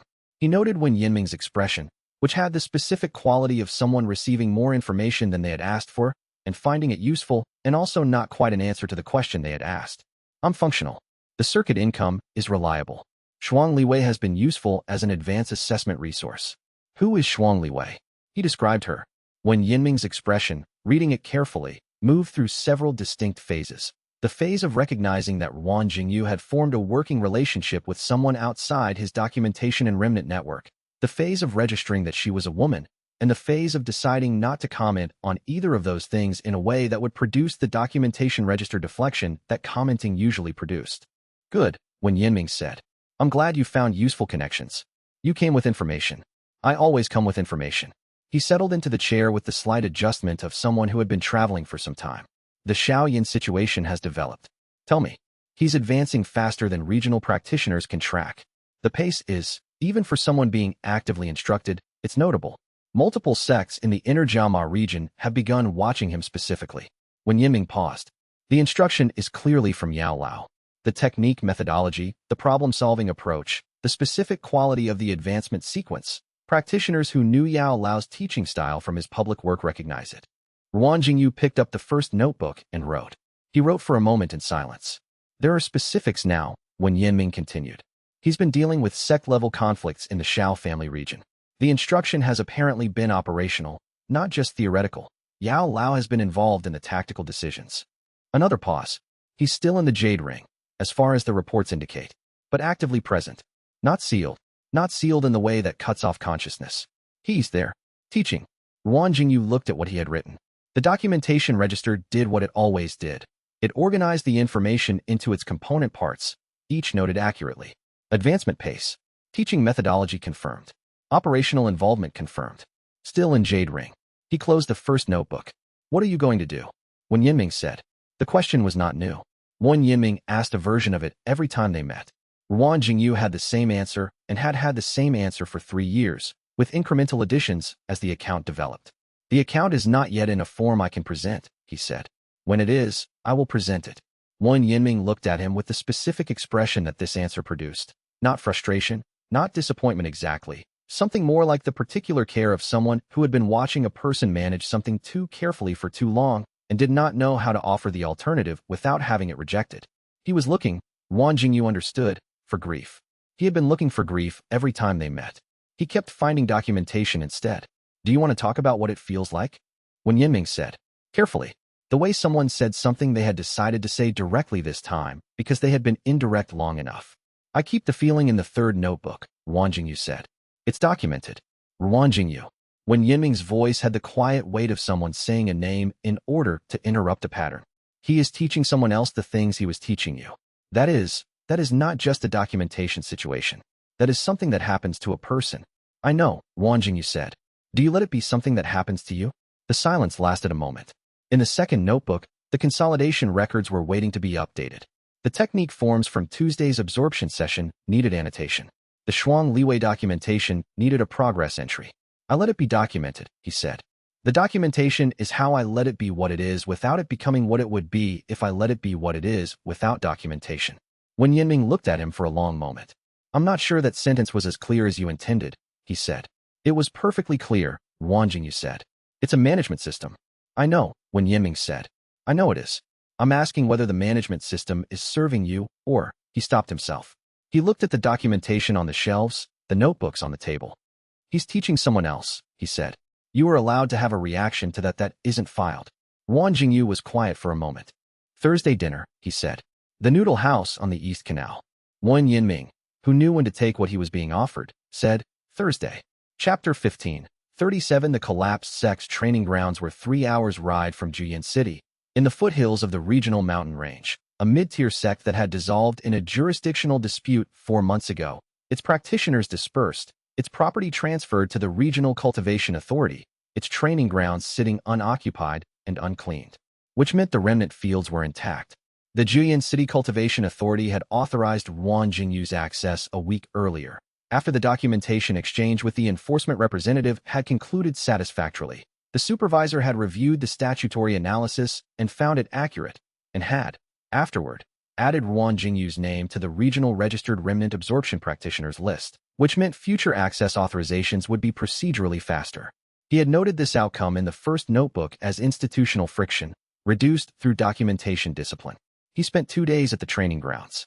The sect had been mid-tier, which meant the remnant formations were significantly richer than what he had been working with at the Healers District and the auction houses. The training grounds had the accumulated remnant field of a training operation that had been running for at least 40 years, decades of cultivation attempts, advancement failures, practitioners who had trained here and then moved on, leaving the early portions of their paths as ambient formations in the ground's chi field. The formation density was unlike anything he had worked in before. Shuang Liwei had come with him. Her pre-assessment function had become genuinely operational over the previous weeks. She could identify the strongest formation concentrations at range, distinguish the composition broadly enough to help him plan the absorption sequence, and flag formations that had unusual structural features that warranted careful investigation before contact. The collaboration had developed with the efficient pragmatism of two practitioners with compatible capabilities, finding the combination more useful than the individual work. She stood at the training ground's edge on the first morning and read the field. Layered, she said. Very layered. I can't resolve individual formations clearly at this density. It reads as aggregate. Roughly 5 to 6 distinct composition layers by depth, probably corresponding to different decades of use. She paused. The top layer is the most recent. It's the heaviest. She meant emotionally, he understood. The dissolution was recent and not voluntary. There's a quality to the recent formations that the older ones don't have. The dissolution was forced by the jurisdictional dispute, he said. The practitioners left under institutional pressure, not choice. The recent formations will have the residue of that. Yes. She was quiet for a moment. I'll note the specific areas of highest density. Where do you want to start? The recent layer first. Then work down. He absorbed for 4 hours on the first day, took a full overnight consolidation break, and worked for another 4 on the second. By the end of the second day, the total count was 37 absorbed remnants, the largest single absorption operation he had conducted by a significant margin. The consolidation load was enormous. He sat at the edge of the training grounds on the afternoon of the second day and felt the weight of it. 37 new resonance threads, all active, all requiring individual processing, all carrying the particular mix of resignation and loss that practitioners who had been forced out of a situation carried as opposed to those who had left willingly. The overall resonance texture was heavy with institutional grievance, the specific quality of people who had built something and had it removed by forces outside their control. He noted in the second notebook, *sec training grounds absorption, complete. 37 remnants absorbed. Consolidation period, estimated 3 weeks minimum. Resonance composition, institutional displacement primary, advancement frustration secondary, general cultivation grief tertiary. No singular intense resonances. Aggregate weight is the management challenge. He looked at the entry. The 3 weeks of consolidation work ahead felt very present. He closed the notebook and let himself sit with the full resonance load for a moment before beginning the initial sorting work. The first pass that organized the 37 new threads into a preliminary structure that would make the full consolidation tractable. It was during this initial sorting that he noticed the Hanjun resonance responding differently. He had been aware of it throughout the 2 days at the training grounds. The Hanjun resonance was always present, a background thread in his cultivation base that had the organized quality he had noted at absorption and which had not changed despite the months of carrying it. But during the initial sorting now, as he moved through each of the new 37 threads to establish their preliminary structure, the Hanjun resonance activated with unusual clarity in response to several of the new additions. Not all of them. Specific ones. He paused the sorting work and paid attention to which threads the Hanjun resonance responded to. There was a pattern. The threads from practitioners whose cultivation paths had been ended by external force rather than natural failure. The displacement resonances. The ones that carried the quality of being stopped rather than failing. The Hanjun resonance, which had the quality of file documentation, appeared to be cross-referencing. He noted this in the second notebook with the focused attention of someone encountering a phenomenon they have been waiting to understand. Hanjun resonance. Anomalous response during initial sorting of sect training grounds absorption batch. Responds selectively to external force abandonment resonances, not to failure resonances or natural sealing resonances, specifically to forced path severance resonances. Response quality. Cross-referencing. As if the encoding in the Hanjun resonance is being triggered by specific pattern recognition. He looked at the entry. Then added. The organization in the Hanjun resonance is not ambient. It is active. It responds to specific input. This is not a passive remnant. The encoding Hanjun preserved was built to do something specific when exposed to the correct context. He sat with this for a long moment. Then he added the last notation of the day, in his most careful documentation characters. Long-term investigation item, Hanjun. Priority elevated. The correct context for what the encoding is designed to do may require higher cultivation tier to access. Continue monitoring. Continue advancing. Document every anomalous response without premature interpretation. Asterisk, he closed the second notebook. Shuang Liwei was sitting a few paces away, doing her own consolidation work, not absorption, but the internal management of her dual-element structural situation, which required periodic attention. She looked up when he closed the notebook. "You found something," she said. Not a question. She had learned to read his documentation register shifts. "A pattern I don't yet understand," he said. "I noted it. I'll investigate when the consolidation period gives me the stability to investigate carefully." She looked at him steadily. She had the quality of someone who did not push questions she could see were being filed rather than evaded.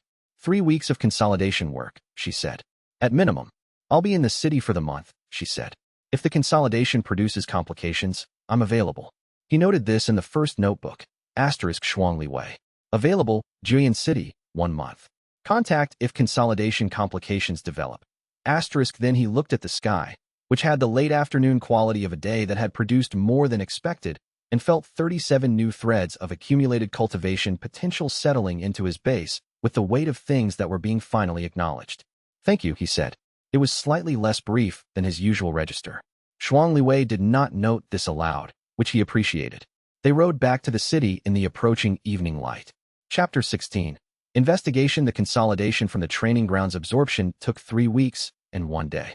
He spent the consolidation period in the back room of the cultivation supply dealer's establishment, doing the work that consolidation required, sorting threads, establishing structural distinctions between the new resonances and his existing cultivation state, tracking which threads were integrating cleanly and which ones required additional processing time.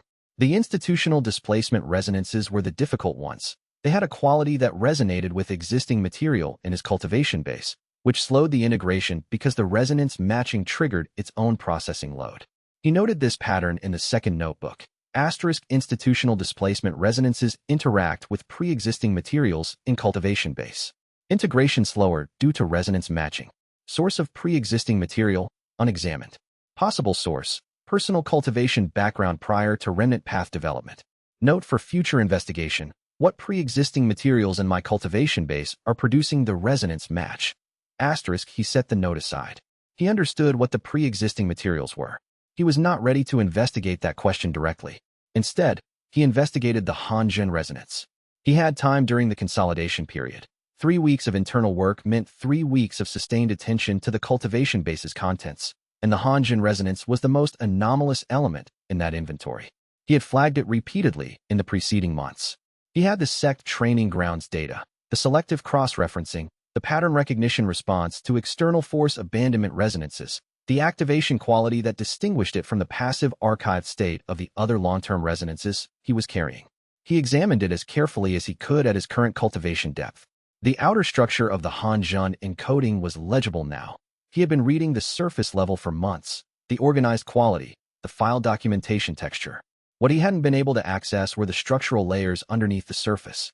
At Do Wang advanced stage, pushing the depth of his attention into the encoding produced a response. The encoding became more visible, more differentiated. Sections he had perceived as uniform archive became differentiated patterns, information organized into discrete clusters, each cluster apparently a distinct content category. He could not read the cluster contents. The encoding was deeper than his current tiers access allowed, but he could count the clusters and characterize their approximate content weight. 7 distinct clusters. The first one, accessible at the surface, the one he had been reading all along, was the organizational system itself. Hanjin's documentation methodology, his approach to the encoding structure. The 2nd through 6th were arranged in a sequence that the outer structure indicated was hierarchical, each cluster deeper than the previous, each requiring additional cultivation depth to access. The 7th cluster was the deepest. He noted the structure precisely in the second notebook. Asterisk Hanjin encoding. 7 distinct information clusters. Cluster 1. Accessible, organizational methodology, surface structure. Clusters 2 to 6. Depth-gated, hierarchical arrangement. Individual access thresholds unknown but increasing with depth. Cluster 7. Deepest, single unit of highest information density. The encoding is explicitly designed to release in stages as the carrying practitioner's cultivation tier increases. This is deliberate architecture, not degradation. Asterisk, he looked at the entry for a long moment, then wrote. Asterisk Hanjin deliberately designed the encoding to be accessed incrementally. The implication, He expected the carrying practitioner to develop over time, and he expected the information to become useful at specific cultivation thresholds rather than all at once. He designed this for a practitioner who would be carrying it through a long development period. Asterisk, he paused, then added, asterisk, he designed this for me, specifically, or for someone like me. A practitioner who would absorb his remnant early in their development and carry it for years. Asterisk, he closed the second notebook. He finished the consolidation 2 days later. When it was complete, the 37 resonance threads were organized, integrated, and stable. The technique fragments from the training ground's absorption had been processed through the reconstruction function. 11 of them were viable, 7 more were partial constructions in progress. The remainder were either too degraded from the institutional dissolution period or required additional cultivation depth to reconstruct. He updated the technique register and began planning the next phase. The next phase, the documentation indicated, was to deepen his cultivation base sufficiently to access the second cluster of Hanjin's encoding, and to advance his preparation for the account section. Both of these required the same thing: more time, more work, more of the accumulation process that the remnant path function built toward. He noted the plan in the first notebook. He began. Chapter 17. Creditor Wei Guhong arrived at the cultivation supply market's east end on a Tuesday morning in the early winter, with the specific quality of someone who had prepared for a specific conversation and was arriving at the prepared-for location with intentional timing. Ruan Jingyu had expected something like this for 6 weeks. Wei Guhong's monitoring had been systematic. The information from the dealer network had confirmed multiple observations, multiple encounters with people connected to Ruan Jingyu's circuit. The pattern of someone building toward a specific move rather than acting on casual interest. He arrived at the east end of the market at the usual Tuesday time, and Wei Guhong was already there, at a table near the cultivation resource display, with 2 cups of tea. I anticipated you, Ruan Jingyu said, sitting down. I anticipated that you anticipated me, Wei Guhong said. The tea is good here. It is. They drank tea for a moment in the comfortable silence of 2 practitioners who had been circling a conversation for long enough that neither of them needed to perform indirectness. I have a proposal, Wei Guhong said. I know. I want to hear your assessment first. Ruan Jingyu set down his cup. Your proposal is cooperation. You've spent 3 years developing along a trajectory designed to produce a practitioner Yao Lao would accept as a student. You've advanced significantly by that standard. The problem is that the trajectory you've been developing along was designed to present you as a candidate for Yao Lao's instruction, and Yao Lao is now actively teaching someone else, which means the window for presenting yourself as a candidate has complicated significantly. He paused. You think that if you approach Yao Lao alongside someone he actually trained, the context changes the dynamics of the presentation. 2 practitioners approaching together, one with the claim of prior training, one with 3 years of development directed specifically toward him, becomes a different kind of conversation than either approaching alone. Wei Guhong's expression had the quality of someone who had expected to need to explain this, and was now recalibrating to a conversation that was already several steps ahead of his prepared version. That's close, he said. Not exact. What's different? I'm not thinking about it as a candidate presentation. I'm thinking about it as pressure. 2 people approaching is harder to dismiss than one. You have a prior claim. I have sustained development toward his standard. Together, we have a case that his current situation doesn't make sufficient provision for. Ruan Jingyu looked at him steadily. What case specifically? That Yao Lao has unfinished business with you and an unfulfilled expectation from me. And that dismissing both of those simultaneously is a different kind of problem than dismissing either one. He paused. He can ignore one practitioner's claim on his attention. 2 is harder to structure as ignorable. It was not an unreasonable strategic analysis. Ruan Jingyu acknowledged this to himself with the precision he applied to everything. Wei Guhong had done a careful tactical assessment and arrived at a proposal that had genuine logic. I'm not approaching Yao Lao as a candidate, Ruan Jingyu said. I know. That's why. I'm approaching him as a creditor. Wei Guhong stopped. There is an account, Ruan Jingyu said. The account has 3 components. The training period that was abandoned mid-development, the token given at ceiling without explanation, and the silence that has been maintained since. I intend to present that account and receive a full reckoning. A creditor presenting an account is not the same as a candidate presenting a qualification. The mode of approach is different. The terms are different. He looked at Wei Guhong directly. Your proposal frames the approach as a combined qualification presentation, even if you're calling it pressure. That's not what I'm doing. Wei Guhong was quiet for a moment. His expression was working through something. Not anger, something more complex. You're saying my 3 years of development are not relevant to your account. They're not. Ruan Jingyu said it clearly, without cruelty. Your development is a separate matter from my account. They don't combine into a shared position. The account I bring to Yao Lao is mine. What you bring to Yao Lao is yours. Combining them would misrepresent both. And you're not willing to misrepresent the account.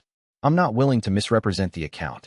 Wei Guhong looked at him with the expression that Ruan Jingyu had come to recognize as the expression Wei Guhong produced when he was encountering something that didn't fit his existing frameworks and was trying to figure out what the correct framework was. It was the expression of someone genuinely intelligent encountering a genuine problem. You could get more leverage by combining, Wei Guhong said, not arguing, noting, yes, and the account would be less accurate. Ruan Jingyu picked up his tea.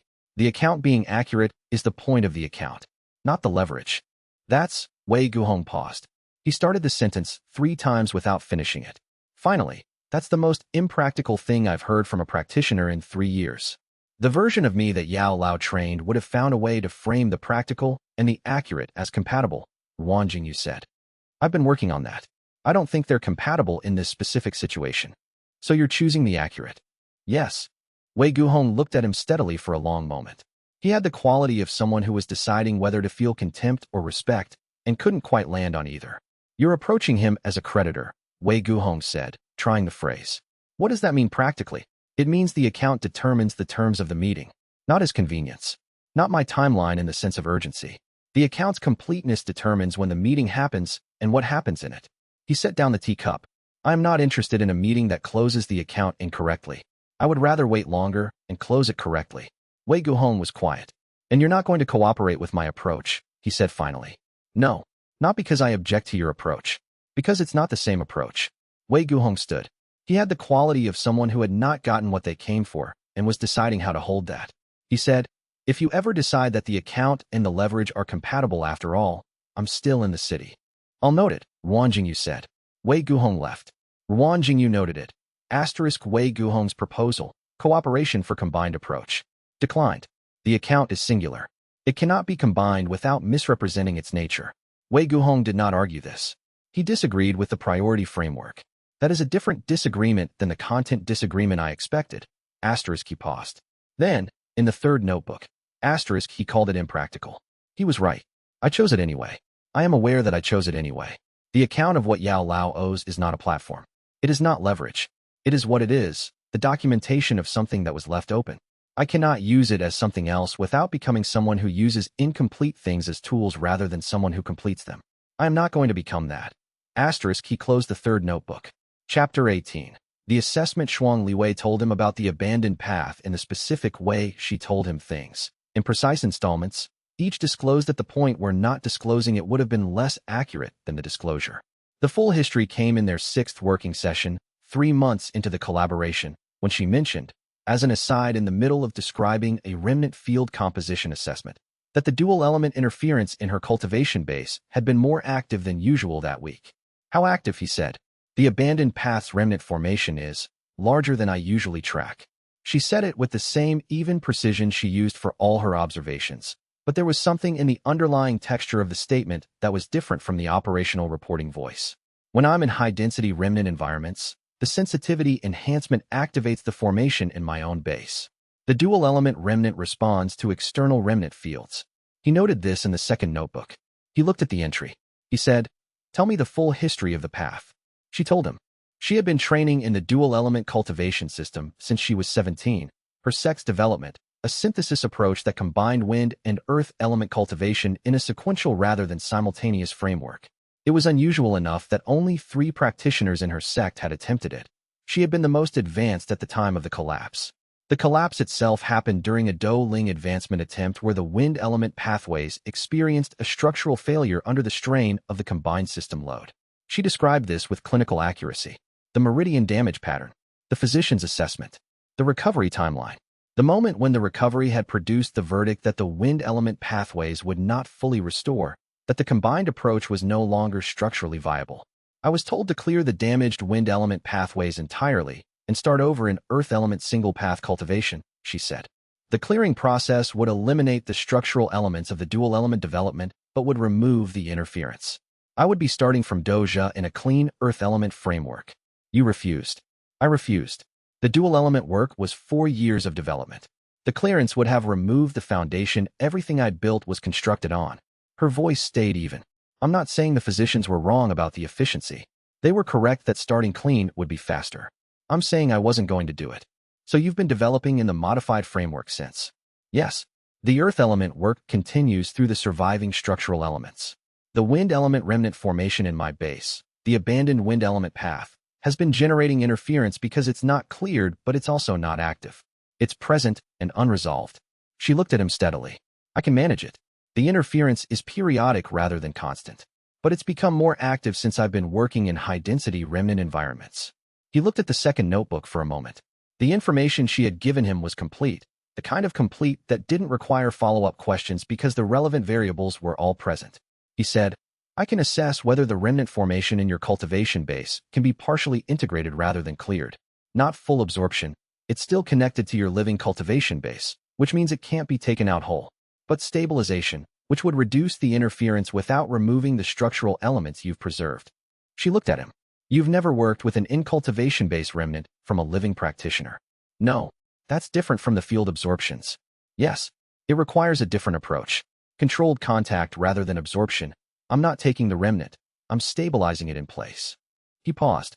It's personal in a way the documentation work usually isn't. She was quiet for a moment. Is that a limitation? She said. He thought about this. The assessment he was offering was not strategically necessary. She had been managing the interference for a year and a half. She would continue to manage it. His circuit work didn't require her cultivation base to be optimized. The collaboration was functional as it stood. He was offering to do the assessment because the remnant formation in her cultivation base was an incomplete thing that could be addressed, and he could not perceive an incomplete thing that could be addressed and choose not to address it. It's a characteristic, he said, not a limitation. She looked at him with the expression of someone who had just received an answer that was more honest than they had expected. All right, she said. Thursday morning, if you have availability. I have availability Thursday morning. They scheduled it in the documentation and moved on to the day's circuit assessment. Neither of them made it into anything larger than what it was. It was, he noted privately, a quality they shared. The ability to acknowledge something significant and then continue working. He noted this in the third notebook that evening. Asterisk Shuang Liwei's abandoned path is real and present and interfering with her current development.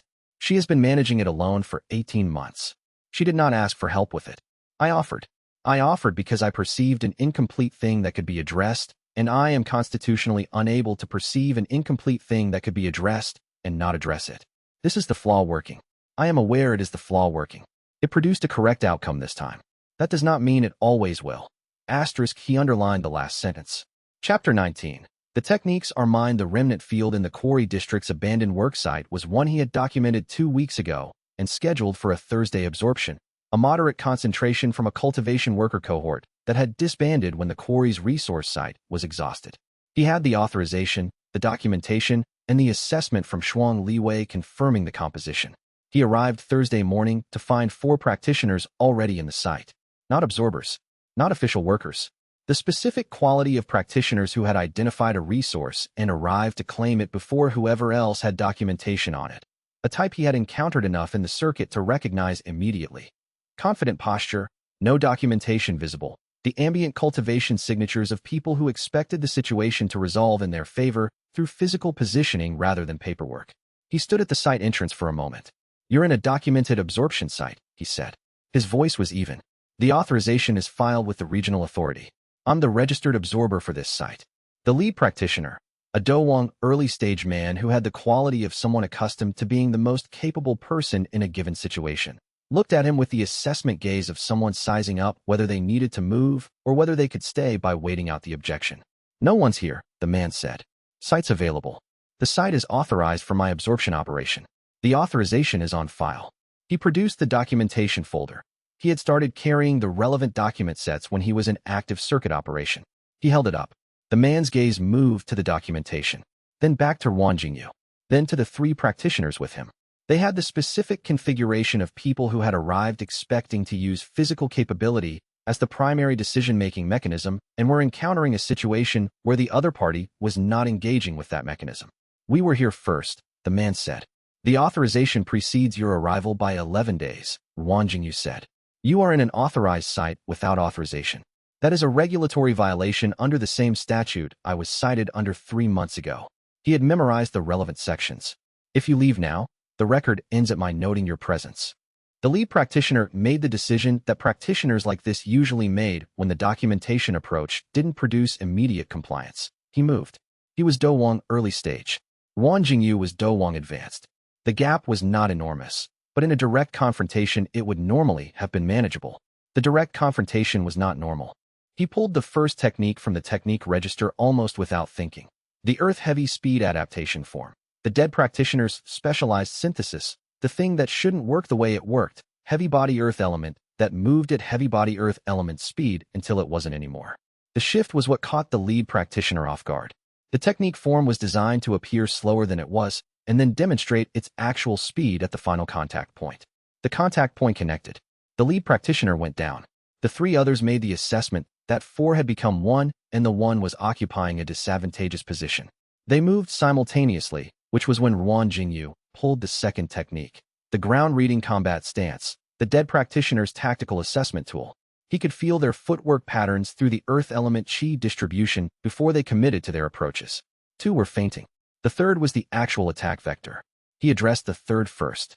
2 techniques from the register, the combat methodology fragments, reconstructed and functional, deployed in the sequence that the dead practitioner had built them to be deployed in.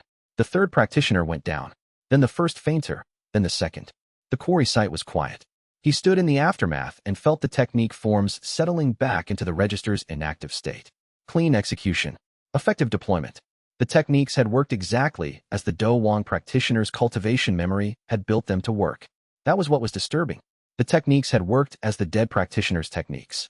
Not as Wan Jingyu's interpretation of the techniques, not as his reconstruction producing something functionally equivalent, as the original practitioner's forms, deployed with the original practitioner's tactical instincts, and, underneath the instincts, the original practitioner's emotional coloring. The aggression in the combat had not been his.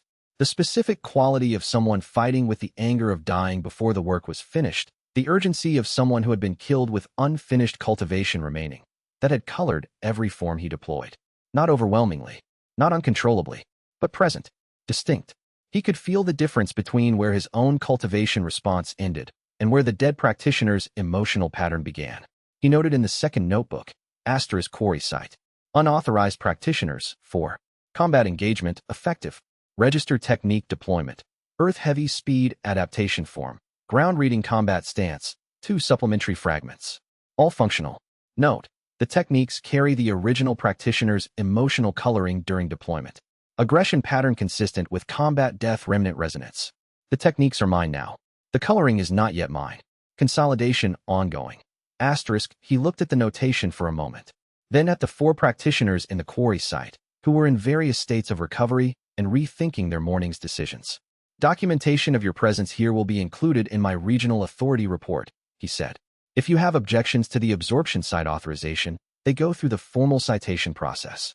He picked up the documentation folder from where he had set it down before the engagement and put it back in his sleeve. I'll be in the site until early afternoon. 3 of them left. The 4th stayed long enough to tell him he was going to regret this, with the specific conviction of someone who had not updated their assessment of the situation based on the situation's results. He noted this also. Then he set up the absorption operation and spent 4 hours working the quarry site's remnant field, which was exactly what the documentation said it would be and exactly as useful as he had planned for. Chapter 20. When ready.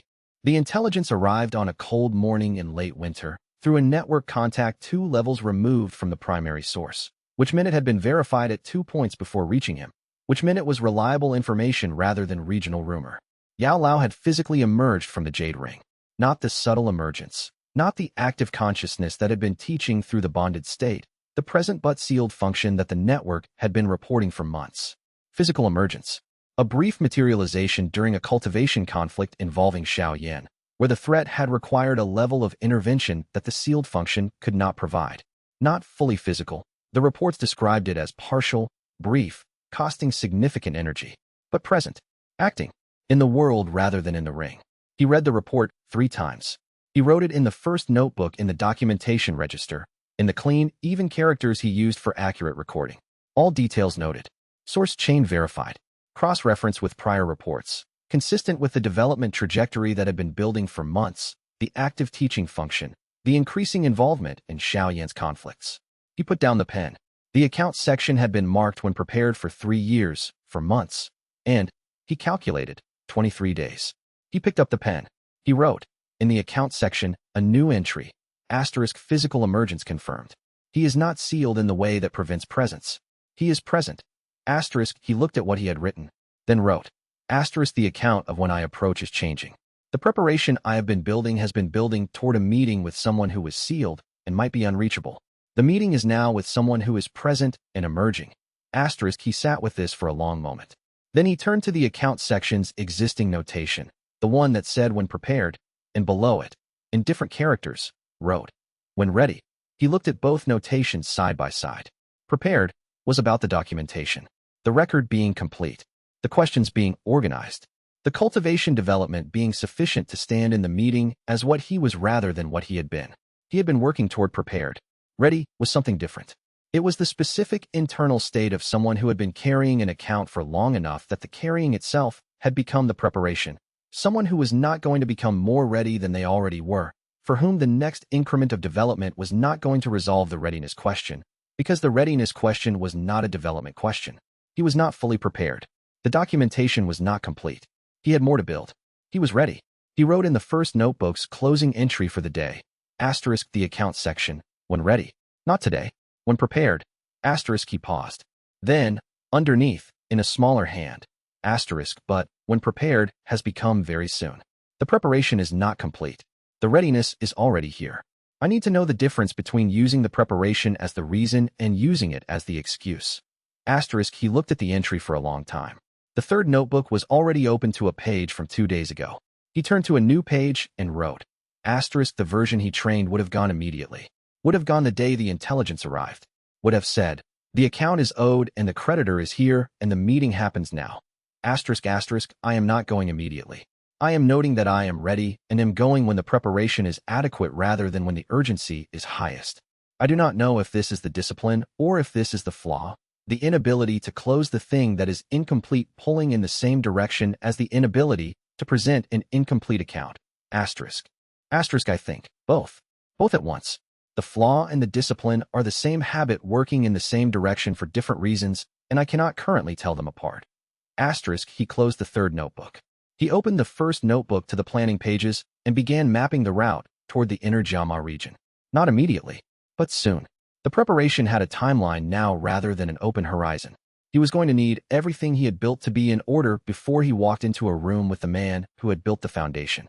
He was going to need the documentation to be as complete as it could be. He was going to need, more than anything, to know why he was going and what he intended to receive and what he would do if the account, when presented, produced an answer he had not prepared for. He noted all 3 requirements in the planning section. Then he turned to the account section one more time and looked at both notations, when prepared and when ready, sitting beside each other on the page. He left them both. The account was large enough to hold 2 truths at once. The window was open now. The preparation would continue. But he was going. Chapter 21. The technique register. He moved into the inner Jama region in the early spring, 4 months after the intelligence about Yao Lao's physical emergence, which was not a long delay, but felt like a long delay because the readiness was already present and the preparation was what he was finishing. He settled in Huashan City, a cultivation crossroads with a remnant market 3 times larger than Juyan cities, and spent the first week doing the documentation work that every new territory required, mapping the circuit, identifying the authorization contacts, establishing the service relationships that would produce reliable information flow. Shuang Liwei had come with him. This had not been a negotiated decision. She had said, in the Juyan City backroom during the last operational week, that she was moving her work to the inner region for the next season circuit and asked which city he was targeting. He had told her Huashan City. She had noted it. They had both proceeded on the assumption that the collaboration would continue, which was accurate, and had not discussed whether the assumption was also something else, which was the way they handled that category of question. The technique register was what he spent the second week on. He had been building it informally for 2 years. The second notebook's technique assessment section had been accumulating entries since the early Tsongshan circuit, tracking each absorbed fragment, each reconstruction, each deployment test. The informal version worked, but he had reached a threshold, 47 reconstructed technique forms, 29 partial constructions in progress, The register's content complex enough that informal tracking was producing navigation difficulties. He restructured it formally. The formal technique register was organized by 4 axes: elemental affinity, physical application type, combat tier requirement, and emotional coloring.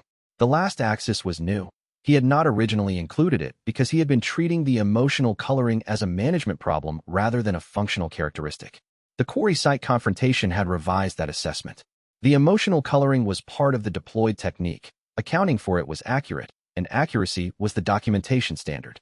He spent 2 days on the restructuring and produced, at the end of it, a complete operational document. 47 techniques indexed by 4 axes, 29 partial constructions flagged with current development status, 17 retired fragments that had either been fully integrated into more complete forms or had degraded below useful threshold. He also noted, in the register's introduction section, a section he had not included in the informal version, the operational principle he had arrived at through the query site encounter. The technique register deploys techniques that were built by other practitioners for their own cultivation systems in the context of their own unfinished work. When I deploy them, they carry the original practitioner's technical intention and their emotional context. I am not those practitioners. I am the person who completed what they started. The deployment is mine. The origin is theirs. Both are true and both belong in the record. Shuang Liwei read the introduction when he showed her the restructured register. You're documenting the emotional coloring as a functional element, she said. It is a functional element. Most practitioners would treat it as contamination to manage. Most practitioners are not deploying techniques built from absorbed remnants. He turned the register to the axis structure. Treating the coloring as contamination produces an incomplete record. It's part of the technique's deployment profile. If I'm deploying an aggression-colored combat form that affects timing, force application, and risk assessment, ignoring it because it comes from the absorbed practitioner rather than from me is inaccurate. She looked at the axis structure. The emotional coloring axis categories, you have 7. Grief, frustration, rage, confusion, urgency, determination, resignation. There's an 8th I haven't fully characterized yet. The Hanjin resonance's organizational quality doesn't fit any of these. I've left it as unclassified pending investigation. She turned to the unclassified entry. She read it carefully with the specific attention she brought to anything related to the Hanjin resonance, which had become a shared investigation over the past months. Still activated by external force abandonment resonances, she said. Still, the cross-referencing pattern appears at every large-scale absorption event. It's consistent enough to be architecturally significant rather than incidental. She set the register down. The register is going to be important for the inner region circuit, she said. The remnant density here is higher, and the formation types are more varied. The advanced assessment work I'm doing will produce better results if the register is structured well enough to use the assessment data efficiently. That's why I restructured it now rather than waiting. She looked at him with the particular expression she had developed over the preceding months. Not quite the expression of someone who had expected something and found it, more the expression of someone who had stopped expecting and was now encountering things as they actually were, which was different. Good thinking, she said. He noted this in the first notebook, under the daily record, in the documentation register, Shuang Liwei. Assessment, positive. Technique register, operational. He noted in the third notebook, later, in a different register. She said good thinking, and I noted it in the daily record. I am aware this is exactly the kind of thing the third notebook exists to document rather than archive. I am going to archive it anyway. He crossed out the last sentence. Left it crossed out so the original was still legible. Chapter 22. 12 fragments. Wei Guhong had followed him to Huashan City. He had not expected this specifically, but he had expected something like it. Wei Guhong's monitoring had not ended with the rejected proposal. It had developed a systematic observer presence that Wang Jingyu had noted in the network data for months. When he arrived in Huashan City and Wei Guhong arrived a week later, he updated the documentation, Wei Guhong. Present in inner region. Competitive observation pattern continuing. Current status, watching, The sparring challenge arrived on a Tuesday afternoon through a formal cultivation exchange request, the specific institutional format that made it difficult to decline without making the refusal into something it wasn't. He was not going to refuse. Declining would leave the challenge unaddressed in the record, and an unaddressed challenge was an incomplete thing in a way that he found impossible to leave alone. He accepted through the same formal format and noted in the first notebook, Wei Guhong sparring challenge, accepted. Framing, technical exchange.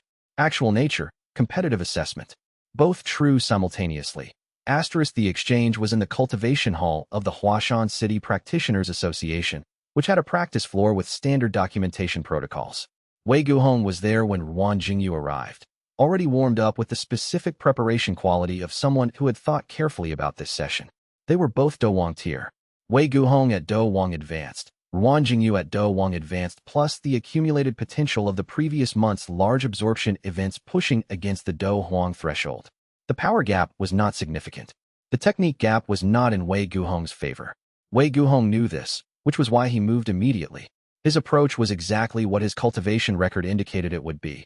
Precision-executed standard methodology, each form performed at its designed efficiency, no wasted motion, the specific quality of someone who had built what they intended to build with no unnecessary elements. The technique he led with was a Do Wang Advanced Earth Compression Strike. High force, well-aimed, the kind of opening that required either matching defensive capability or a strong evasion to handle. Wan Jingyu pulled Form 14 from the register. The Earth Collapse Reversal Technique, partially reconstructed from the Sect Conflict Remnant, the form that inverted Earth compression force into a redirection vector. The original practitioner had built it to handle exactly this type of strike. Wei Guhong's form met the reversal, and his force redirected past Wan Jingyu's shoulder. He recovered quickly, he was very good, and reset into a defensive configuration that was designed to handle multiple attack vectors simultaneously, which was the correct response to one practitioner. It was the wrong response to 12. He deployed the register in sequence, not randomly. The technique register's formal restructuring had made the sequencing possible in a way the informal version hadn't. He was working from the axis structure, elemental cycling to prevent counterform preparation, physical application variation to prevent defensive configuration settling, emotional coloring shifts to prevent rhythm reading. Form 7, Wind Element Speed Variant, Original Practitioner, Urgency Colored. Form 3, the Ground Reading Combat Stance, Determination Colored. Form 14 again, Reversal, Resignation Weight. The practitioner who had built it had been very close to giving up when they completed it, which gave it a specific quality of someone doing a necessary thing without pleasure. Form 22, a striking technique with heavy grief weight that paradoxically produced very controlled precision. Because the original practitioner's grief had been expressed through exactness. Wei Guhong was very good. He adapted, reconfigured, found the counterforms for 6 of the 12 as Wan Jingyu deployed them. The 6 he couldn't counter were the ones where the emotional coloring produced an unexpected deployment quality, where the grief precision produced timing he wasn't accounting for, where the urgency coloring on the wind form pushed the speed past Wei Guhong's rhythm model. When Wan Jingyu landed the decisive contact, Form 3, the combat stance reading Wei Guhong's footwork commitment 3 steps in advance and deploying the strike into the committed position. Wei Guhong knew he had lost cleanly and acknowledged it without theater. Stop, he said. Wan Jingyu stopped. They stood in the practice hall for a moment.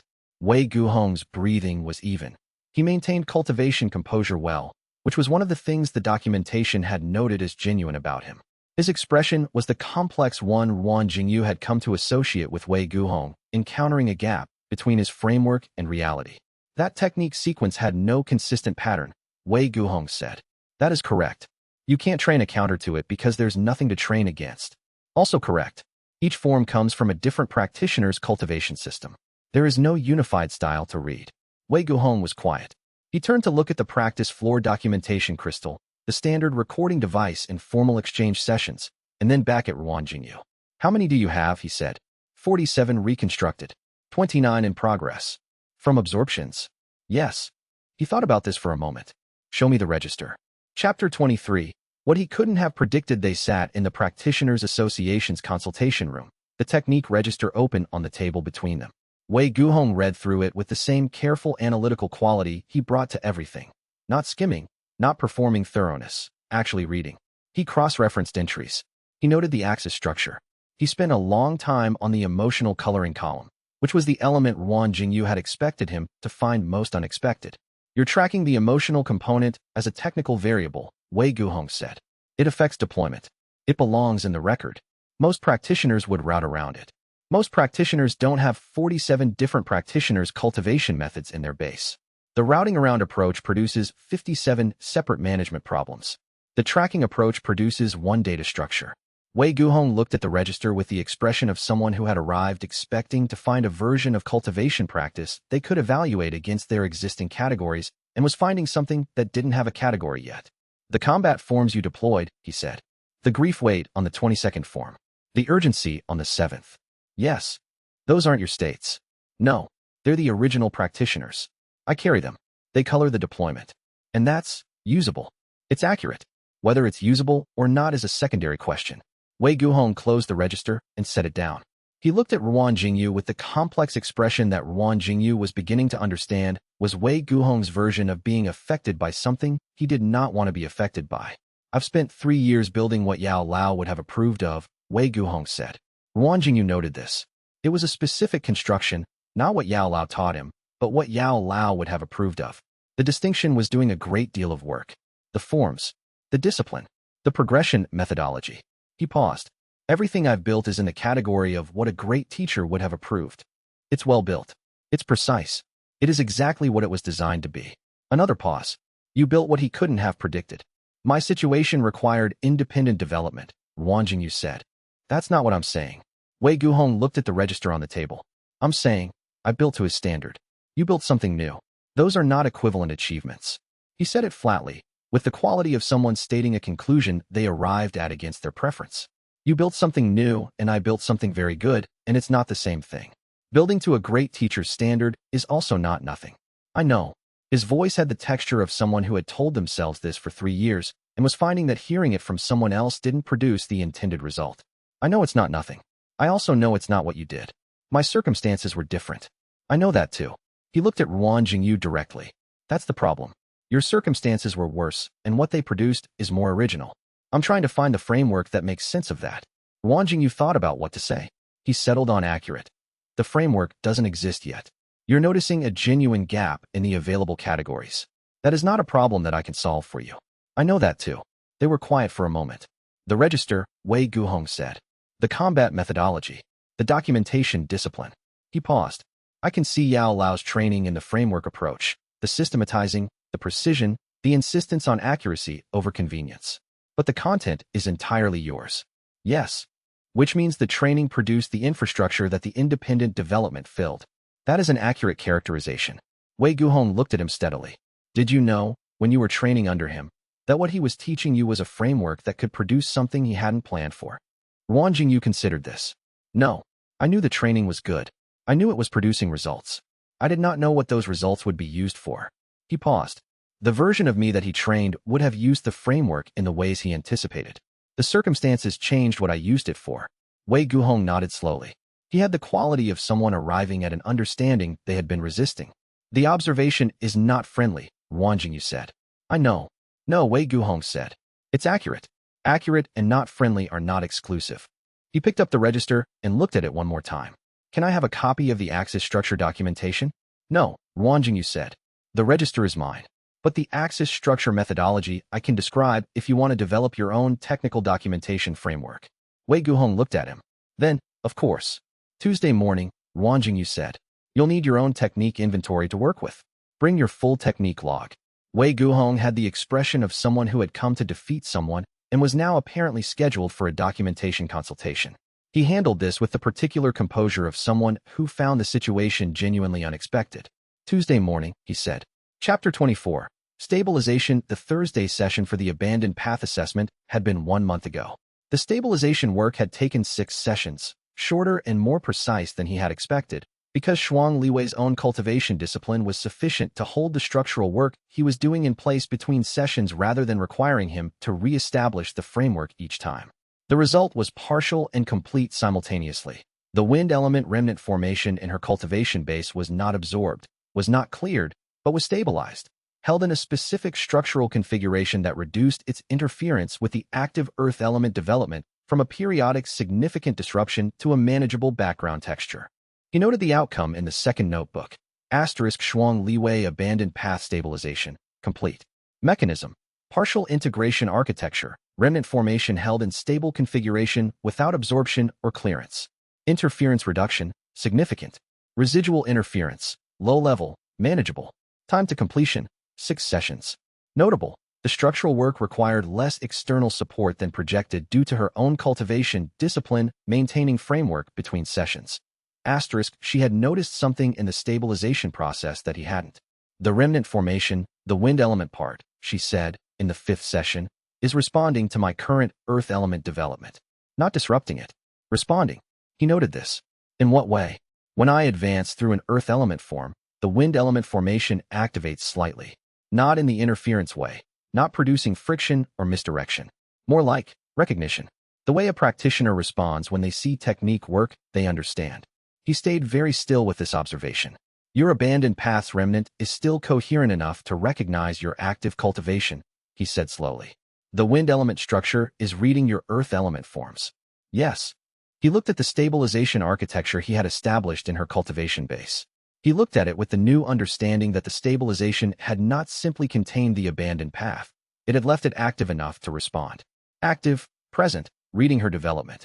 That's going to produce something, he said. I thought so too. It produced the secondary sensitivity. 3 weeks after the final stabilization session, Shuang Liwei arrived at their morning circuit assessment location and told him that her remnant perception had changed. Not expanded in range, something more specific. She could now distinguish technique fragment composition within remnants she was perceiving at range. Not just the broad emotional texture, not just the elemental affinity, but the structural nature of the technique development the remnant contained. The wind element formation in my cultivation base is reading the technique fragments in external remnants, she said, with the precise analytical quality she used when she was describing something she had been investigating for several days before disclosing it. The same process that was responding to my earth element forms. It recognizes technique structures. The abandoned path's resonance is functioning as a sensitivity enhancement for external technique detection. Yes. He noted this in the second notebook with considerable care. Shuang Liwei. Secondary sensitivity development post-stabilization. Mechanism. Abandoned wind element formation responding to technique structures in external remnants, providing advanced assessment of fragment composition before physical contact. Operational implication. Pre-absorption technique evaluation now available, significantly improving register acquisition planning. He looked at the entry. Then at Shuang Liwei, who was watching him with the composed quality of someone who had given him the information and was now waiting to see what he would do with it. The assessment work you've been doing, he said. The advanced evaluation of remnant sites. This will change how detailed that assessment can be.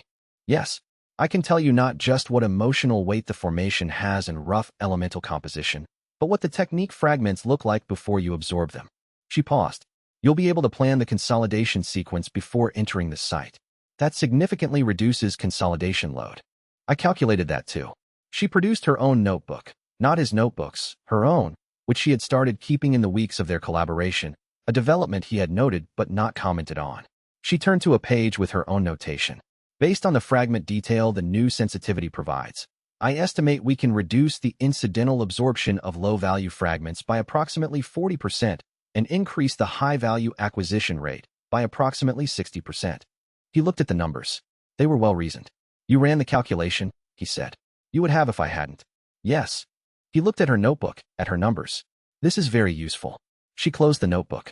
Something in her expression had the quality of someone who had disclosed something significant and was deciding how to handle the fact that it had been received practically rather than personally. Then the quality resolved into what it usually resolved into with her. The understanding that practical was also personal, for both of them, and that this was fine. Tuesday, she said. New site in the Eastern District. I'll pre-assess in the morning. I'll have the register updated for the session. Good. They worked through the rest of the morning assessment in the efficient silence of practitioners who had learned to operate together without performing collaboration. Chapter 25. The premise that failed Wei Guhong found him on a Thursday evening, not the Tuesday consultation, which had gone well and produced a useful documentation exchange, but 4 days later, when the circuit work was done and he was in the consultation room of the Practitioners Association reviewing the week's absorption notes. He came in with the quality of someone who had decided to say something specific and was arriving at the decision's implementation. Close the door, Wang Jingyu said. Not because he needed privacy, but because Wei Guhong's posture indicated a conversation that would benefit from privacy. Wei Guhong closed the door. He sat down across the table. He set his hands flat on the table with the specific gesture of someone organizing themselves before a difficult statement. Tell me how you found out about Yao Lao's student, he said. The first time. When you heard he had been seen with a young practitioner named Xiao Yan. Wang Jingyu noted the question. When Yiming told me. He's a regional contact who was connected to the Yao Lao training period. He'd been tracking the regional reports. And how did you respond? I wrote it in the first notebook. I didn't react beyond that. Wei Guhong was quiet for a moment. I heard about it differently, he said. I heard about it through a cultivation supply trader who mentioned it in passing. The way you'd mention any cultivation gossip, just regional news. The Bone Emperor teacher in a jade ring teaching some young prodigy. And he stopped. I'd spent 3 years developing what Yao Lao would have approved of. Specifically, the advancement pace, the technique methodology, the theoretical framework, all of it calibrated to what a great teacher of his tradition would recognize as promising. I know, Wang Jingyu said. And then I heard he was teaching someone. And then I found out he'd taken a previous student before that. He looked at Wang Jingyu steadily. A student he'd abandoned. The specific word. Not left behind, not sealed away from, not been forced to leave. Abandoned. Yes, Wang Jingyu said. Which means my entire 3-year framework was built on a premise that was, at minimum, incomplete. He said it with the flatness of someone who had been looking at this conclusion for a while and was saying it aloud for the first time. The premise was, developed to the standard that a teacher like Yao Lao accepts, and at some point the recognition comes. The teaching comes. That's the framework. He paused. The framework doesn't account for a teacher who took someone and then abandoned them, who then took someone else. If the first student was abandoned despite being accepted, then the whole premise fails. Being the right kind of practitioner isn't sufficient. You were the right kind of practitioner. It didn't protect you. Wang Jingyu sat with this. You should resent him more, Wei Guhong said. There was something raw under the flatness. Not anger on Wang Jingyu's behalf exactly, something more personal. Given what he did, given that the abandonment was real and the 3 years since were yours to manage alone, you should be angrier about it than you appear to be. I'm precisely as angry as I appear to be, which is organized. The anger is in the third notebook. It doesn't inform the documentation. Wei Guhong looked at him. That's not the same as not being angry. No, you're angry and you're not moving on it. I'm moving toward it carefully, Wang Jingyu said. When the account is complete, when the preparation is adequate, when the meeting is on terms that the account requires rather than terms that the anger would prefer. The anger would prefer a confrontation now, with whatever I currently have. The account requires a meeting when I can present the full record. And resentment would close it prematurely, Wei Guhong said. Something in his voice indicated he had been thinking about this formulation, the one from their first meeting, in the weeks since. Resentment would close it prematurely, Wang Jingyu confirmed. Resentment is the mechanism that turns an open account into a closed one by substituting emotional resolution for actual resolution. If I resent him, the account becomes, he wronged me, and I've moved past it. That closes the wrong account. The account is not he wronged me. The account is, here is what was built, here is what was abandoned, here is what the abandonment produced, here is what is owed in terms of honest reckoning. Wei Guhong was very still. Your framework, Wang Jingyu said. The 3 years of development. The premise that failed. He looked at him steadily. The premise failed in one respect. It assumed that meeting the standard was sufficient for the recognition to come. That's not what failed. What failed is that you built the framework for an external outcome that the external situation didn't produce. He paused. What you built is still what you built. The development is real. The premise was an expectation attached to real development, and the expectation wasn't met. Those are not the same thing as the development not being real. Wei Guhong looked at him for a long moment. You're not offering comfort, he said. No, the accurate account is not comforting. It's accurate. The development was real, Wei Guhong said slowly. And the premise failed. And those are not the same thing. Yes, I've been treating them as the same thing. I know. Wei Guhong was quiet for a long time. When he finally spoke, it was with the specific quality of someone who had arrived at something they couldn't unsee. How do you hold an account open for this long without it closing wrong? Without the waiting becoming its own kind of closure? I document it, Wang Jingyu said. I keep the record precise. I know what is owed and what is not yet received, and I note both, continuously. The open account is not comfortable. But an account closed incorrectly is worse than an account that stays open. Wei Guhong looked at him. Then, quietly, I don't know if I have the discipline for that. I don't know if you do either, Wang Jingyu said. But you have the analytical capability. The discipline is a different question. Wei Guhong sat with that for a moment. Then he stood. I'll think about it, he said. That's the correct response, Wang Jingyu said. Wei Guhong left. Wang Jingyu noted the conversation in the first notebook. The full exchange, the specific formulations, the point where Wei Guhong's premise had named itself as a failed premise rather than as an external disappointment. Then he noted in the third notebook, * Wei Guhong said, you should resent him more. The version he trained would have agreed. I noticed that I still sometimes agree. The difference between noticing that I agree and acting on the agreement is the documentation discipline. I hold the account because the account is the most accurate thing I have.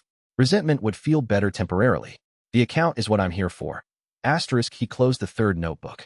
The account section in the first notebook was still marked. When ready, he was still getting ready. More carefully now, in the inner region, with the technique register restructured and the circuit producing better acquisition and Shuang Liwei's secondary sensitivity, making the preparation more efficient. The account was still open. He was going to present it correctly. He was going to present it correctly even if it took longer than the anger preferred. Chapter 26. Elder Do Xiaohan, the Xiao Yan Academy's documentation team, visited Huashan City on the third week of the summer circuit. An annual archival survey that the Academy conducted in the Jiama region's major cultivation cities, cataloging notable practice developments for the institutional record. Ruan Jingyu had noted the survey in the regional calendar when he arrived and had prepared accordingly. His authorization documentation was organized, his circuit records were complete, and he had the specific composed readiness of someone expecting a bureaucratic encounter that he was sufficiently documented to handle. He had not expected Elder Do Xiaohan. The archivist found him at the Eastern District Remnant site on a Tuesday morning. Shuang Liwei had pre-assessed and confirmed a significant formation cluster from a practitioner cohort that had been using the site for group training and had recently disbanded, and stood at the site's edge watching the absorption session with an expression that Ruan Jingyu could feel from across the courtyard even though he did not look up from the work. He finished the absorption, completed the first integration assessment, and turned to look at the archivist. Elder Do Xiaohan was perhaps 60, old for a cultivation practitioner who had not advanced significantly beyond Do Zone, which indicated someone whose cultivation development had been parallel to his archival work rather than primary, a choice that some practitioners made and that others found baffling. He had the quality of someone who had spent a long career being the person in the room who knew things others didn't, and who had settled into that role with complete comfort. He was looking at Ruan Jingyu with the expression of someone who had just seen something they had read about in an archive and had believed intellectually without ever expecting to encounter in practice. Remnant path cultivation, he said. Yes, Ruan Jingyu said. Obscure. Do Xiaohan walked toward the absorption site center, toward Ruan Jingyu, with the deliberate pace of someone whose interest was controlling their direction of motion. Theoretically documented in the 7th archive of the Xiao Yan Academy's restricted cultivation records. Classification, historical practice, minimal active examples, high psychological cost. He stopped 2 paces away and looked at Ruan Jingyu with the specific quality of the archivist confronting primary material. I have never seen it practiced. I've been practicing it for 4 years. I can see that. He gestured at the site, at the specific cleanness of the absorption, no dispersion residue, the ambient chi field undisturbed except for the absence of the formation that had been there. Clean absorption. The historical documentation describes this as theoretically possible, but notes that no documented practitioner achieved it with any consistency. He paused. You do it routinely. The documentation discipline is the management mechanism. The emotional resonances from absorptions require cataloging rather than suppression. If you suppress the resonance, the integration is partial and the dispersion is the unsuppressed portion releasing.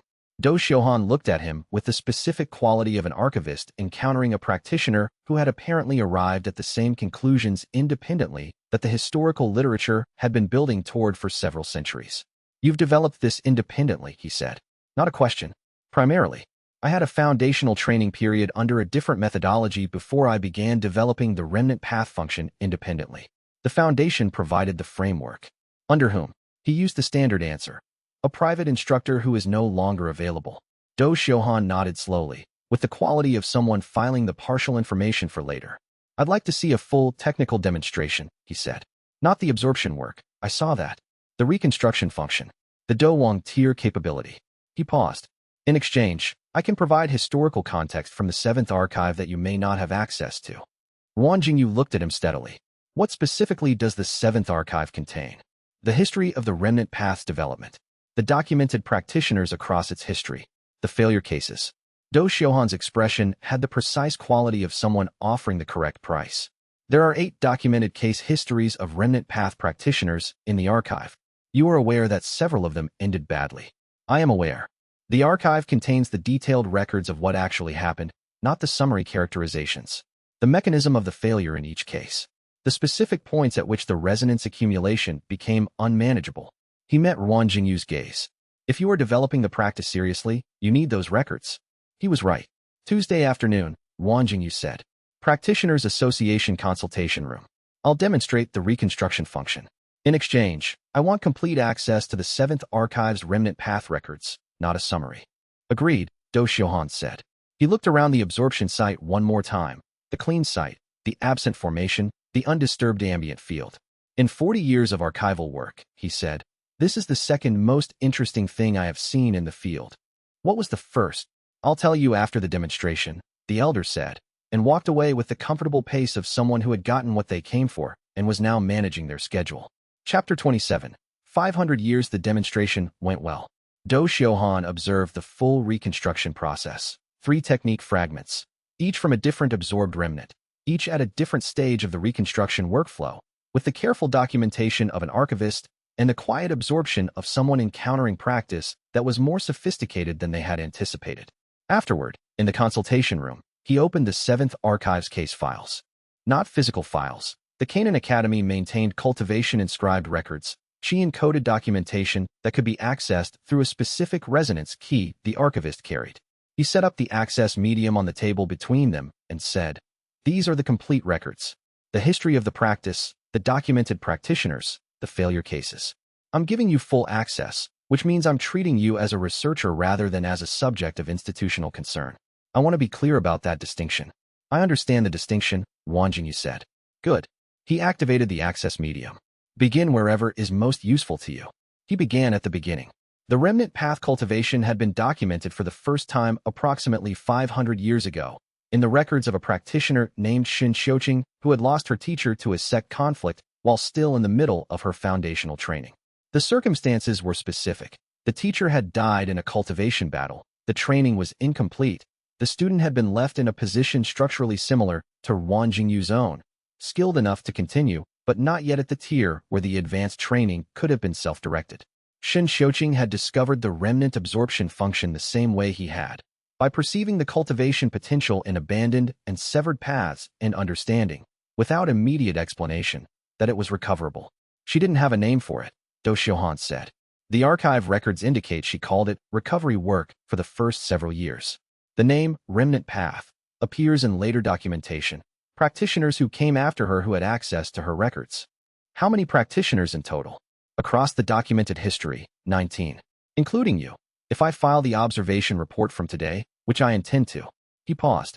The distribution is interesting. The practitioners appear in clusters. A group of 5 in Xin Xiuqing's era, then nothing for a century, then 4 in a single generation, then individual cases spread across 200 years, then the 2 most recent documented cases approximately 40 years ago, then silence. He looked at Wang Jingyu. The cluster pattern suggests either a teaching lineage that keeps losing coherence or a practice that emerges independently under specific circumstances. I emerged independently, Wang Jingyu said. But there was a period of foundational instruction that might have created the receptive structure, under the private instructor who is no longer available. Yes. Do Xiaohan made no further comment on this. The failure cases were the most important section. 8 documented practitioners whose resonance accumulation had reached unmanageable levels, 5 in the historical groups, 3 in the more recent era. The archive records were, as Do Xiaohan had promised, the complete documentation rather than summaries. He read them carefully. The pattern that emerged from the complete records was different from the summary characterization he had encountered in the theoretical literature. The summary said the practitioners had been overwhelmed by accumulated resonances, which was true but missed the mechanism.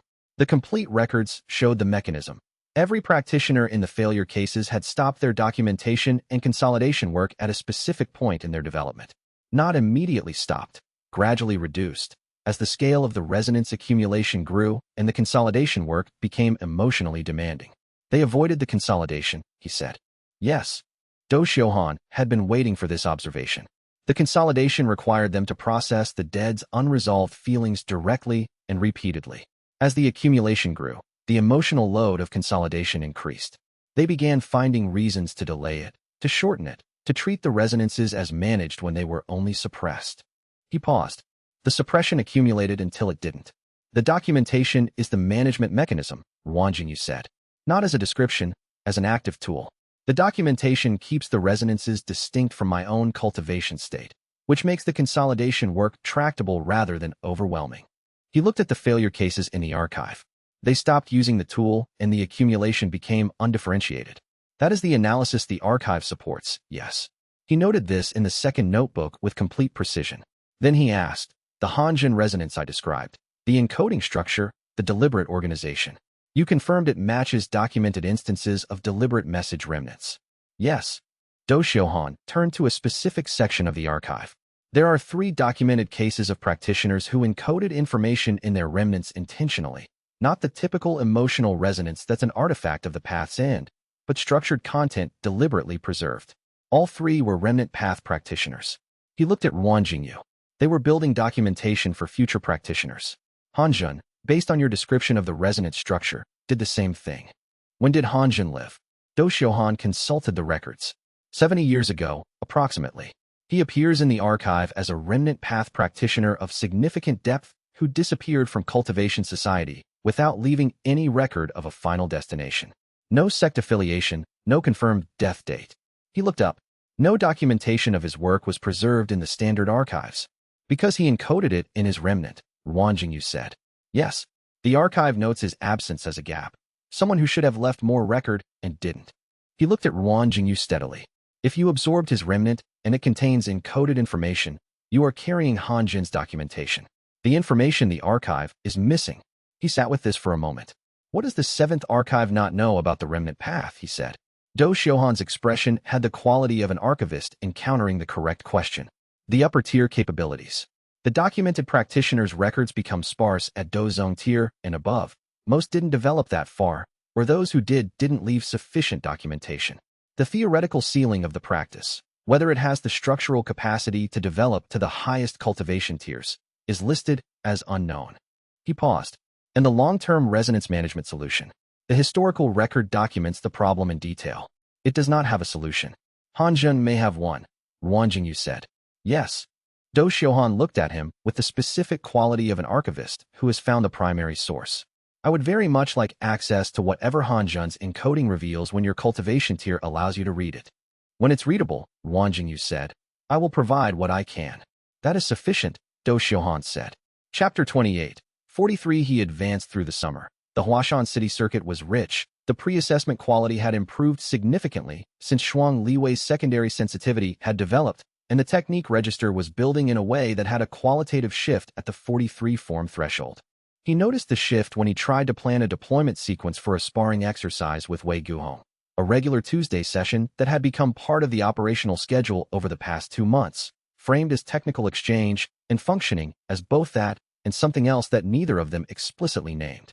When he opened the register to plan the sequence, the combinations available were no longer individual technique deployments. They were compound forms, chains where one fragment's emotional coloring primed the opponent's response state for the next fragment's tactical position. He noted this in the second notebook with careful attention. Asterisk technique register at 43 forms produces emergent compound sequencing. The elemental cycling, physical application variation, and emotional coloring axes interact across multiple forms to produce preparation effects. The deployment of one form creates a specific state in the opponent's response pattern that the subsequent form's characteristics exploit. This is not planned in advance. It emerges from the register's density. Asterisk he tested it.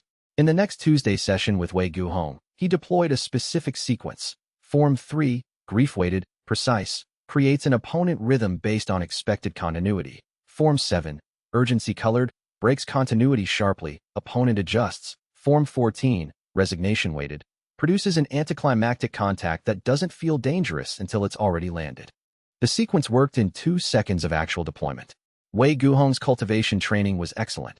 He had the instincts to read each form individually. He didn't have a model for reading the compound effect. The decisive contact landed. Wei Guhong said, "You changed something." The register crossed a density threshold, Wan Jingyu said. The compound sequencing started emerging. Compound, the emotional coloring of one form conditions your response to the next. You're not just reading individual techniques. You're reading a state sequence. He showed Wei Guhong the second notebook entry. Wei Guhong read it. This is not how standard cultivation combat works, Wei Guhong said. No, standard combat works through technique versus technique, with strategic variation for opponent reading. This works through emotional preparation. Each form tells the opponent's instincts what kind of sequence is coming, and then the next form violates the prediction in a specific way. The effect compounds across the sequence. Wei Guhong looked at the register entry for a long time. This is what you meant by what he couldn't have predicted. Yes. Yao Lao would know individual cultivation techniques and their tactical applications. He spent decades developing that knowledge. He would not have a model for this, because this requires the remnant path-specific multi-source foundation. There is no single practitioner's cultivation career that produces 43 distinct emotional coloring profiles in combat technique. No. Wei Guhong closed the notebook. He looked at Ruan Jingyu with the expression that had been developing over their months of technical exchange. Not competitive now, something more like the particular respect that develops between practitioners who have been testing each other carefully enough to understand what they're each actually dealing with. At Douhuang Advanced Stage, with 43 forms available, he said, what happens when you reach Douhuang? Douhuang tier unlocks range detection, perceiving remnant formations without physical contact. He paused, and the technique register at that tier will be larger. The Huashan circuit is still producing new material. How large? The Shuang Liwei pre-assessment upgrade has increased the acquisition rate by approximately 60%. At current pace, I expect to reach 60-plus forms by Douhuang advancement. He noted this in the second notebook. The compound sequencing scales with register size. The complexity increases non-linearly. Wei Guhong was quiet. You're building something that has no defense model in the standard cultivation framework, he said. Because no one has ever built this before. Yes. And you're doing it for, he paused. Not for status. Not for sect advancement. For the account. Yes. Wei Guhong looked at him for a moment with an expression that was very complex and that he did not translate into words. He picked up his sparring equipment. Tuesday, he said. Tuesday, Ruan Jingyu said. Chapter 29. Elder Ho Fengshu. The institutional concern arrived in the form of a formal correspondence request from the Cultivation Authority's Regional Board. The specific administrative format that indicated a practitioner had been flagged for official review. He noted the correspondence format in the first notebook and prepared accordingly. Full documentation organized, the 7th archive material summarized with Do Xiuhan's archival notation attached, the consolidation records from every session in Huashan City presented chronologically. Elder Ho Fengshu was not what he had expected. He had expected the cultivator bureaucrat type. Someone who had moved through institutional channels long enough that institutional logic was how they processed everything. Ho Fengshu was a mid-50s Dozong practitioner with the quality of someone who had seen a significant amount of cultivation practice in its full range and had developed genuine concern about some of it. He was not performing concern. He was actually concerned. He opened the meeting by setting his own documentation on the table, not regulatory citations but notes, the kind of notes a practitioner took when they were thinking through a problem rather than building a case. The remnant path cultivation practice, he said. You've been operating it in the Jiama inner region for 8 months. Since the early spring circuit. Before that, in the outer region for approximately 6 months. And before that, independently for 3 years prior. Yes. Ho Fengshu looked at his notes. The historical record I have access to includes summary documentation of 8 practitioners whose remnant path practice resulted in what the archive classifies as resonance destabilization events. 3 of those events caused collateral damage to surrounding practitioners and cultivation sites. He looked up. The events I'm referencing were not small. One of them, the case from approximately 80 years ago, required intervention from a Bansheng-level practitioner to contain. I'm familiar with the case records, Ruan Jingyu said. Elder Do Xiuhan provided full archive access 2 months ago. Something shifted in Ho Fengshu's expression. Not quite surprise. More the recalibration of someone finding that the practitioner they had expected to be uninformed about the risks was better informed than his institutional preparation had assumed. Then you understand my concern? Ho Fengshu said. I understand the historical basis of your concern, Ruan Jingyu said. I want to be precise about that distinction. The historical cases produced genuine failures. My concern is that the summary characterization of those failures, resonance accumulation, became uncontrollable, understates the specific mechanism, which is that those practitioners stopped managing their resonance accumulation through documentation and consolidation discipline. The failure was a management failure, not an inherent remnant path failure. That is one interpretation of the historical record. It is the interpretation that the complete historical record supports, Ruan Jingyu said. The summary characterization is accurate but incomplete. The complete case records, which I have reviewed, show the management failure pattern in each case. Ho Fengshu was quiet for a moment. He had the quality of someone who had not expected the practitioner to have read the complete case records. Show me, he said. Chapter 30. Compatible interests. He produced the second notebook and showed Ho Fengshu the consolidated case analysis he had been building since Do Xiaohan's archive access. 5 pages of structured comparison across all 8 failure cases. The pattern of documentation reduction, the consolidation avoidance, the specific progression from management reduction to accumulation acceleration to the destabilization event. Ho Fengshu read it carefully. You analyzed all 8 cases, he said. Yes. From the complete records, not the summaries. Yes. When did you do this analysis? Over the past 2 months since the archive access. I note that I was not aware of the detailed case records before Do Xiaohan provided access. I had been developing the documentation and consolidation discipline independently, from the theoretical understanding that emotional resonance required active management. The historical confirmation arrived afterward. Ho Fengshu set the notebook down. He looked at Ruan Jingyu with the expression of someone who had arrived expecting a specific kind of conversation and was finding a different kind. The institutional request, Ho Fengshu said, is that you submit to an institutional assessment of your practice and, pending the assessment, limit your absorption activities to registered cultivation venues where monitoring is available. I understand. The assessment would give the regional board a basis for determining whether ongoing monitoring is appropriate and at what level. I understand that too. Ruan Jingyu paused. I'm going to propose a different arrangement. Ho Fengshu waited. The assessment you're describing would involve institutional observers reviewing my practice and making their own determination of the management discipline. He paused. The problem with that approach is that the institutional framework doesn't have an existing model for remnant path practice. Your observers would be evaluating something they haven't seen before against criteria developed for standard cultivation practice. The assessment would be limited by the evaluator's framework. What is your alternative proposal? I'll provide the institutional assessment with full documentation access. Not summarized, complete. Every absorption record, every resonance catalog, every consolidation period entry, every technique register update. The institutional assessment gets everything. He met Ho Fengshu's gaze. In exchange, I want full access to the institutional records on the 3 remnant path cases that involved collateral damage. Not summaries, the complete incident documentation.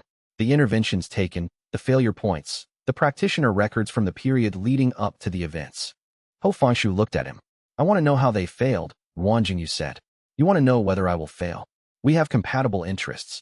Something in Ho Fengshu's expression shifted, a recognition that the proposed exchange was, in fact, structured around compatible interests. The institutional assessment can be satisfied through documentation review rather than direct observation, he said. If the documentation is comprehensive enough, the documentation I maintain is more comprehensive than an observer session would produce, Ruan Jingyu said. An observer session produces a day's data point. My documentation is 4 years of continuous record. The board will need to review the documentation methodology before accepting this. That's appropriate. He produced a second folder, the methodology documentation, the framework he had been refining since the first notebooks. This is the documentation system. The board can review it as the primary assessment artifact. Ho Fengshu took the folder. He reviewed the table of contents, which was comprehensive. He turned to the resonance catalog methodology section and read for several minutes in silence. When he set it down, his expression had completed the recalibration. The 3 collateral damage cases, he said. I can provide the complete institutional records. What I cannot tell you is whether the documentation in those cases would have been sufficient to prevent the outcomes if the practitioners had maintained it. That's a counterfactual the records can't resolve. I understand. The documentation records what the practitioner's management looked like in the period before the events. I can assess from that whether the management approach was comparable to mine or whether there were structural differences. He paused. I want the data so I can determine whether my approach is different from theirs in the ways that matter, not so I can confirm what I already believe. If the data suggests my approach has the same failure vulnerabilities as theirs, I want to know. Ho Fengshu looked at him for a long moment. Most practitioners, he said carefully, when facing institutional concern about their practice, arrive prepared to argue that their practice is safe. You've arrived prepared to investigate whether it is. I want the accurate answer, Ruan Jingyu said, not the reassuring answer. Ho Fengshu was quiet. Then, I'll bring the proposal to the regional board. Documentation exchange rather than assessment session. If the board agrees, and based on what I've seen today, I believe they will, the exchange can be completed within the month. I'll have the full documentation prepared for their review. They shook hands with the specific formality of practitioners completing a bureaucratic negotiation that had gone better than either of them had planned for. Ho Fengshu stood to leave. At the door, he turned back. The practitioner you mentioned who provided the foundational training, he said carefully. The private instructor who is no longer available. It's not relevant to the assessment. But I find myself wondering whether the documentation discipline is from them or from you. The framework approach is from them, Wang Jingyu said. The documentation discipline as applied to the remnant path's specific demands is mine. Ho Fengshu nodded. He had the specific quality of someone who had just confirmed something they had been thinking about for the duration of the meeting. I look forward to reviewing the records, he said. He left. Wang Jingyu noted the entire exchange in the first notebook. The proposal structure, the board decision timeline, the collateral damage record exchange terms, and then noted in the third notebook. Ho Fengshu is genuinely concerned about whether I will fail. He is not using concern as an institutional tool. He is actually worried about whether someone who is building something unusual will be able to sustain the management required to keep it from becoming dangerous. I find this appropriate. It is a correct concern to have.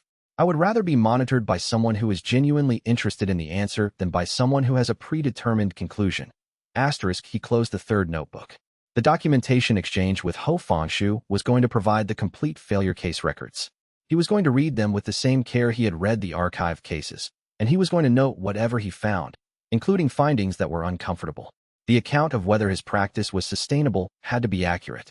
If it wasn't, the rest of the accounts wouldn't matter. Chapter 31. The Three Cases. Ho Fengshu delivered the complete institutional records within 2 weeks. The documentation was more extensive than the archived summary had suggested.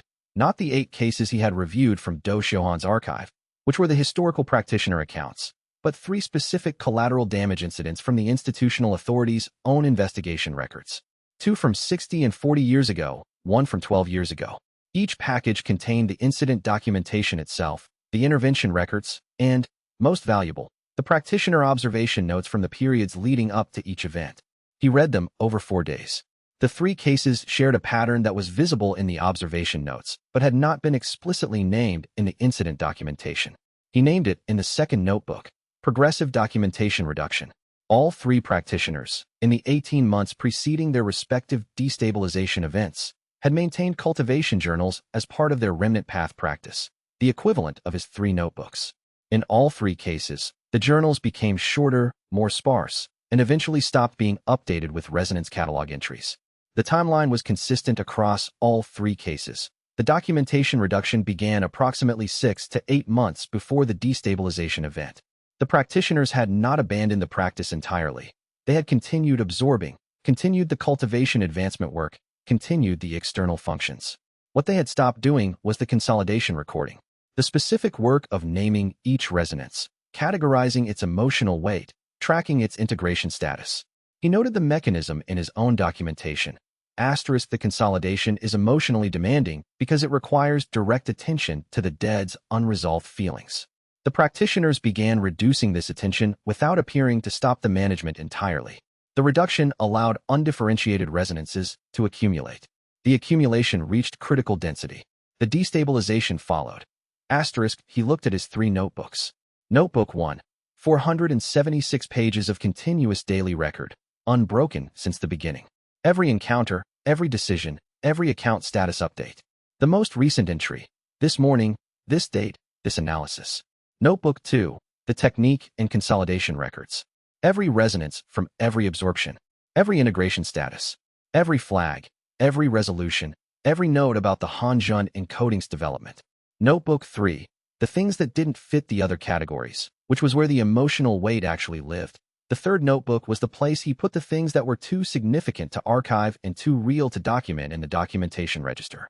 The 3 failure cases didn't have a third notebook equivalent. They had reduced their first notebook equivalent and eventually abandoned the second. He did not know whether they had a third. He wrote in the analysis section, the consolidation discipline is the management mechanism. I document the resonances. Documentation is not avoidance. Documentation is the specific act that distinguishes each resonance from my own cultivation state. If I stop documenting a resonance, it does not stop being present. It becomes undifferentiated. Undifferentiated accumulation is the precursor to destabilization in all 3 cases. He prepared the analysis for Ho Fengshu's review. Then he added a personal section, not for the institutional documentation, for his own record. The 3 practitioners who failed were not undisciplined. The observation notes show consistent, Careful practitioners up to the period of documentation reduction. They did not decide to fail. They found the consolidation emotionally costly, and they reduced the cost by reducing the work, and the cost of the reduction caught up with them over months. Asterisk. Asterisk I note. The consolidation is emotionally costly for me as well. Every absorption carries the dead's unresolved feelings. The Shun Xiuqing case, the founding practitioner, her observation notes describe the consolidation work as the most demanding practice in the path. She did not stop doing it. She noted that stopping would be dangerous. She maintained it for her entire documented practice life. Asterisk asterisk, I intend to do the same. I am noting the intention in the documentation specifically so that the record of the intention exists. If I begin reducing the documentation, the reduction will be visible in the record. Asterisk, he closed the notebook, then opened it again and added one line. Asterisk, the account of the 3 cases is clear. This is how the practice fails. The documentation is what keeps it from failing. I am choosing the documentation. Asterisk, he closed it again. Chapter 32. Why documentation? Shuang Liwei asked him on a quiet Tuesday afternoon in the consultation room when the circuit was done and the consolidation from the latest batch was stable and there was no operational item on the schedule. She had been watching him update the consolidation records, the 3rd hour of a detailed notation session, every new resonance thread precisely cataloged, every integration status updated, and she waited until he finished before asking. Why do you do this? She said. It's the management mechanism. The documentation keeps the not as cultivation practice, she said. I know why it works. I've been watching it work for 6 months. I'm asking why you do it personally. Why every conversation noted, every decision recorded, every resonance logged. The scale of the documentation is beyond what the management function requires. He looked at the notebooks. He thought about the documentation register answer. The documentation is my cultivation practice. The remnant path requires it. He thought about the 3rd notebook answer, which was something about precision being a way of honoring what was recorded rather than letting it dissolve. He looked at Shuang Liwei, who was watching him with the specific quality she had when she was asking something she had been thinking about for a while and had decided to ask directly rather than waiting for it to come up naturally. He gave her the accurate answer. Because Yao Lao did not keep adequate records of what he was doing with me, he said. When he sealed himself, the account of what our training had been and what it meant, the full, accurate account, was entirely in his sealed consciousness. I had no access to it. I could not reconstruct it because it had not been written down anywhere outside of him. He paused. 6 years of training. A foundational period that shaped everything I subsequently built. And when it ended, abruptly, without explanation, I had no document I could go back to and say, this is what happened, this is what it produced, this is what it meant. The account existed. I could not access it. Shuang Liwei was very still. So I document, he said. Everything. Every encounter, every decision, every resonance. Because no one should be left without access to the account of what happened to them. If something ends, if this practice ends, if this, he paused, noting the nearly said word, not saying it. If anything I'm building ends, the record will exist. Someone will be able to read what happened and what it meant. Not just my account of it. The actual account. She was quiet for a long time. The 3rd notebook, she said. That's different from the other 2. Yes. That's where you put the things you can't archive. Yes. She looked at the 3 notebooks arranged in their specific positions on the table. If something ended, and the records were all that remained, someone reading the 3rd notebook would know what the first 2 didn't show. Yes. He paused. That's why there are 3 notebooks. She was quiet for another moment. Then, what happens when you run out of notebooks? I've filled 11, he said.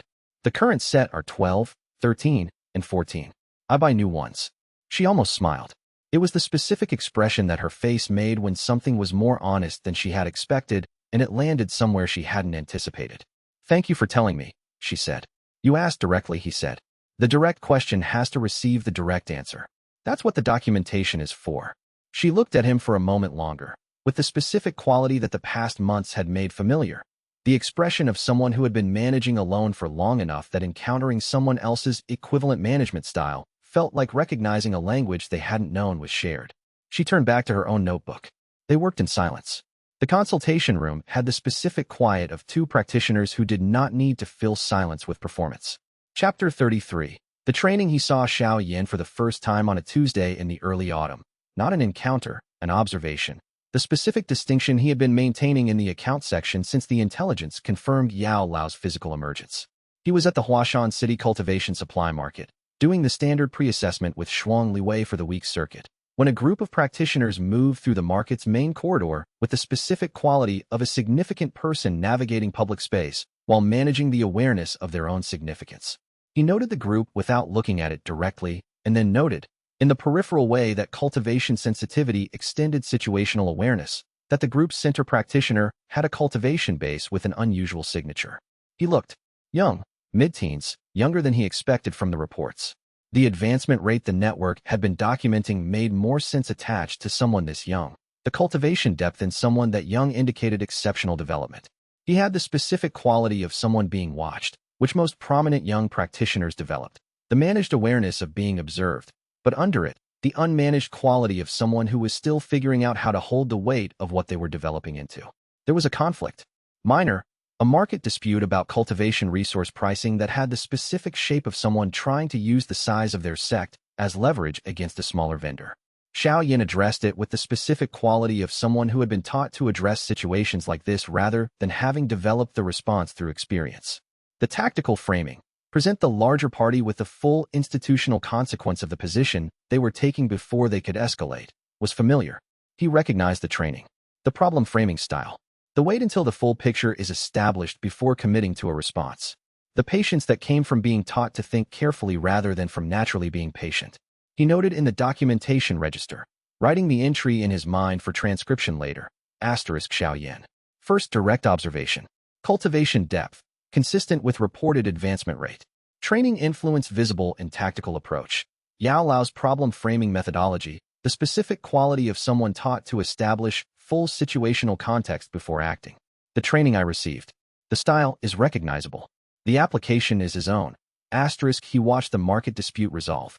It resolved cleanly. The larger party backed down when the full consequence was presented, which was the correct outcome for that approach. Xiao Yan continued through the market without apparent awareness that he had been observed. He turned back to Shuang Liwei's pre-assessment report. Formation at the eastern site has increased density, she said, with the even tone of someone who had not mentioned that he had stopped attending for a moment. Another 20% above the estimate. 3 more days, and the consolidation window will be optimal. Thursday, he said. Thursday, she confirmed. He noted the observation in the first notebook that evening, when the day's circuit work was complete. Full documentation register, the details, the timing, the cultivation assessment. Then at the bottom, in the handwriting he used for account section entries, Xiao Yan, observed. The training I received is visible in what Yao Lao is teaching him. This is not surprising. The training was good. Of course it is visible in subsequent students. The account section remains. When prepared, when ready. Both. He looked at the entry. He added, he is being taught the things that were started with me. The things that were started with me, interrupted, and not completed. And what I have done in the 4 years since the interruption is built something with those incomplete things rather than waiting for them to be finished by someone else. The account is not. He took my place. The account is. He started what was started with me, and what I built from that interruption is now a different thing from what was originally started. The record contains both. Both belong in it. He closed the first notebook. Chapter 34. The one metric Wei Guhong told him on a Wednesday morning, arriving at the consultation room with the specific prepared quality of someone who had decided to make an announcement and was implementing the announcement rather than having a conversation. I've reached Do Huang, he said. He said it with the flatness of someone who had been holding the information for a day and had decided to deliver it directly rather than waiting for it to come up. When Wang Jingyu said, Tuesday morning. The advancement was through a sustained cultivation resource sequence at the regional sects training grounds, standard advancement methodology, controlled environment. He paused. I am ahead of you by a tier. Wang Jingyu noted this in the second notebook. Wei Guhong, Do Huang. Advancement date, yesterday. Method, standard resource sequence. Current state, Do Huang, early stage. He looked up. Acknowledged. Wei Guhong looked at him with the expression of someone who had expected a more complex response and found the simple one inadequate. Is that all? You've advanced to Do Huang through consistent, standard methodology. The advancement is real and the rate is good. The acknowledgement is factual, not diminished. I know it's real. Something in Wei Guhong's voice had the quality of someone who had arrived wanting something specific and was finding that the specificity of what he wanted was difficult to name directly. I want to know if it bothers you. That you're ahead by a tier? Yes. Wang Jingyu thought about this. He thought about it carefully, the way the documentation discipline had trained him to think carefully. No, he said. Wei Guhong looked at him. That you're ahead on one metric, raw cultivation tier advancement rate, while I'm developing something you cannot replicate? He set down the notebook. No, the metrics aren't equivalent. Your tier advancement through standard methodology is a measurement of one thing. The technique registers compound sequencing, the resonance management depth, the register size. These measure different things. You being ahead on the tier metric doesn't position me behind on the other metrics. That's not what Wei Guhong stopped. He sat down across the table. It's not about the metrics, he said. I know it's not about the metrics. I know the technique register is something I can't replicate, and that the combat advantage it produces is not a tier question. He paused. I spent 3 years advancing to be the right kind of practitioner, and you've spent 4 years building something no one has built before. And I want to know whether reaching the tier you haven't reached yet is satisfying in the way I thought it would be, and it isn't, and I don't know what to do with that. Ruanjing sat with this. What would make it satisfying, he said. I don't know. That's the problem. Wei Guhong's voice had the quality of someone being honest in a way that cost them something. 3 years ago, I would have said, reaching this tier faster than the previous student would be satisfying.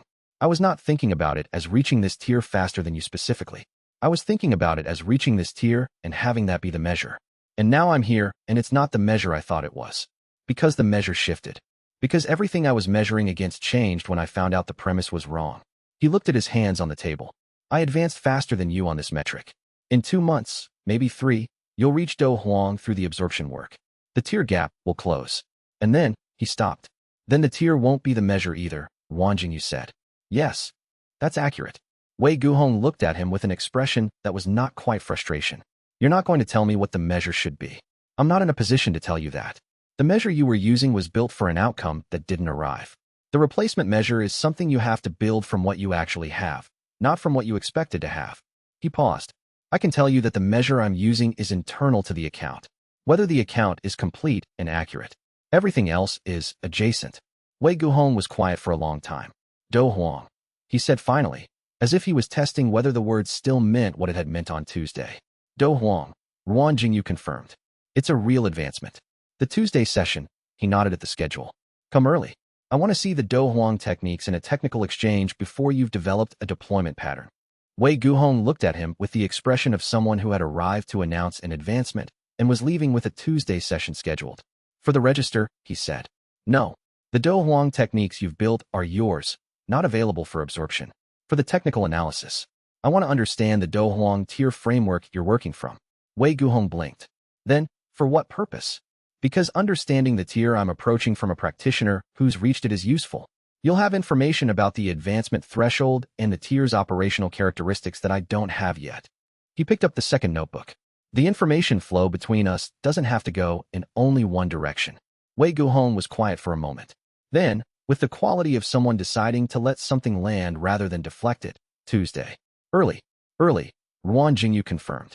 Chapter 35. 4 days the intelligence about the sect conflict came through the network on a Friday. 2 regional sects, one of significant tier, one of mid-range, had been in a resource dispute that escalated beyond negotiation. A 3-day engagement. The higher-tier sect had won definitively, which meant the lower-tier sect's cultivation sites were now transferred resources, and the lower-tier sect's practitioners were in various states of dispersal, displacement, or reassignment. The conflict had ended Thursday night. The battlefield was ceded. He received the intelligence on Friday morning, noted it in the first notebook, and assessed the situation with the same systematic process he applied to all circuit opportunities: site accessibility, authorization pathway, competition for the remnant field, consolidation timing window, and risk profile. The risk profile was elevated. The conflict had concluded only the previous night. The higher-tier sect's practitioners were still in the area. The lower-tier sect's practitioners who had survived might still be present. The battlefield itself would have the ambient cultivation signature of recent significant combat, which created interference with the remnant reading work and made pre-assessment more complex. He noted the elevated risk profile in the second notebook. Then he noted the assessment of the site's value, the largest single remnant field available in the Jiama inner region. The lower-tier sect had 340 practitioners on record. The conflict's death toll and forced advancement failures would have seeded the battlefield with the largest single concentration of intact cultivation remnants he had ever encountered. Some would be degrading already. Most would be stable for another 4 to 5 days before significant dispersion began. He noted the value assessment. He noted the risk. He noted the value. He looked at both assessments. Shuang Liwei arrived for the Friday session and read his expression before reading the notebook. "What did you find?" she said. He showed her the intelligence report. She read it. She looked at him with the expression of someone who already knew what he was going to do and was deciding whether to object. "The risk profile is elevated," she said. "Yes. The higher-tier sect practitioners are still in the area." "Yes. And you're going anyway. The consolidation window is 4 days. If I wait for the situation to stabilize, the most valuable remnants will be dispersing." He said it in the documentation register, which meant it was as accurate as he could make it. "The field is the largest single resource opportunity I've encountered. Every practitioner I absorb from there is someone whose cultivation work continues rather than dissipating. The risk is real. The cost of not going is also real. The cost of not going is that you don't advance as fast," she said. Not accusatory, assessing. "Is that a sufficient reason to take elevated risk?" He was quiet for a moment. He was thinking about the account section and the timeline it implied. He was thinking about being ready and the gap between readiness and preparation. He was thinking about Xiao Yan in the market and the recognition of the training and the way he addressed the dispute, and the specific quality of wanting to be in a different position when the account meeting came. "Yes," he said. "It's a sufficient reason." She looked at him steadily. "I'll come with you," she said. "The pre-assessment in a complex interference environment will be slower. You'll need real-time guidance for the absorption sequencing. It's elevated risk for you too. I know. I'm assessing it the same way you are." She paused. "I have my own reasons for wanting to move faster on the advancement work." He noted this in the first notebook. Later, after the session, the documentation of the exchange, and noted that he did not press her on what her reasons were, which was the correct response, and that she had not pressed him on his, which was also the correct response. They left for the battlefield on Saturday morning. For days, he absorbed 72 remnants over 4 days, working in 6-hour sessions with 6-hour consolidation breaks, with Shuang Liwei running pre-assessment ahead of each session to maximize the acquisition quality. The higher-tier sect practitioners encountered them on the second day, not hostile, but requiring the documentation of the authorization pathway that he had prepared in advance, and the specific clarity of someone who had been doing this work long enough to explain it in terms that resolved rather than escalated. The authorization cleared.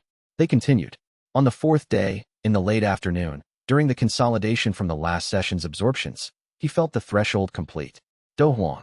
The advancement was the largest single-tier jump he had made since the remnant path function became his primary cultivation mechanism, not because the individual absorptions were higher tier than what he had worked with before, several were, but because the volume was the largest concentrated advancement event possible.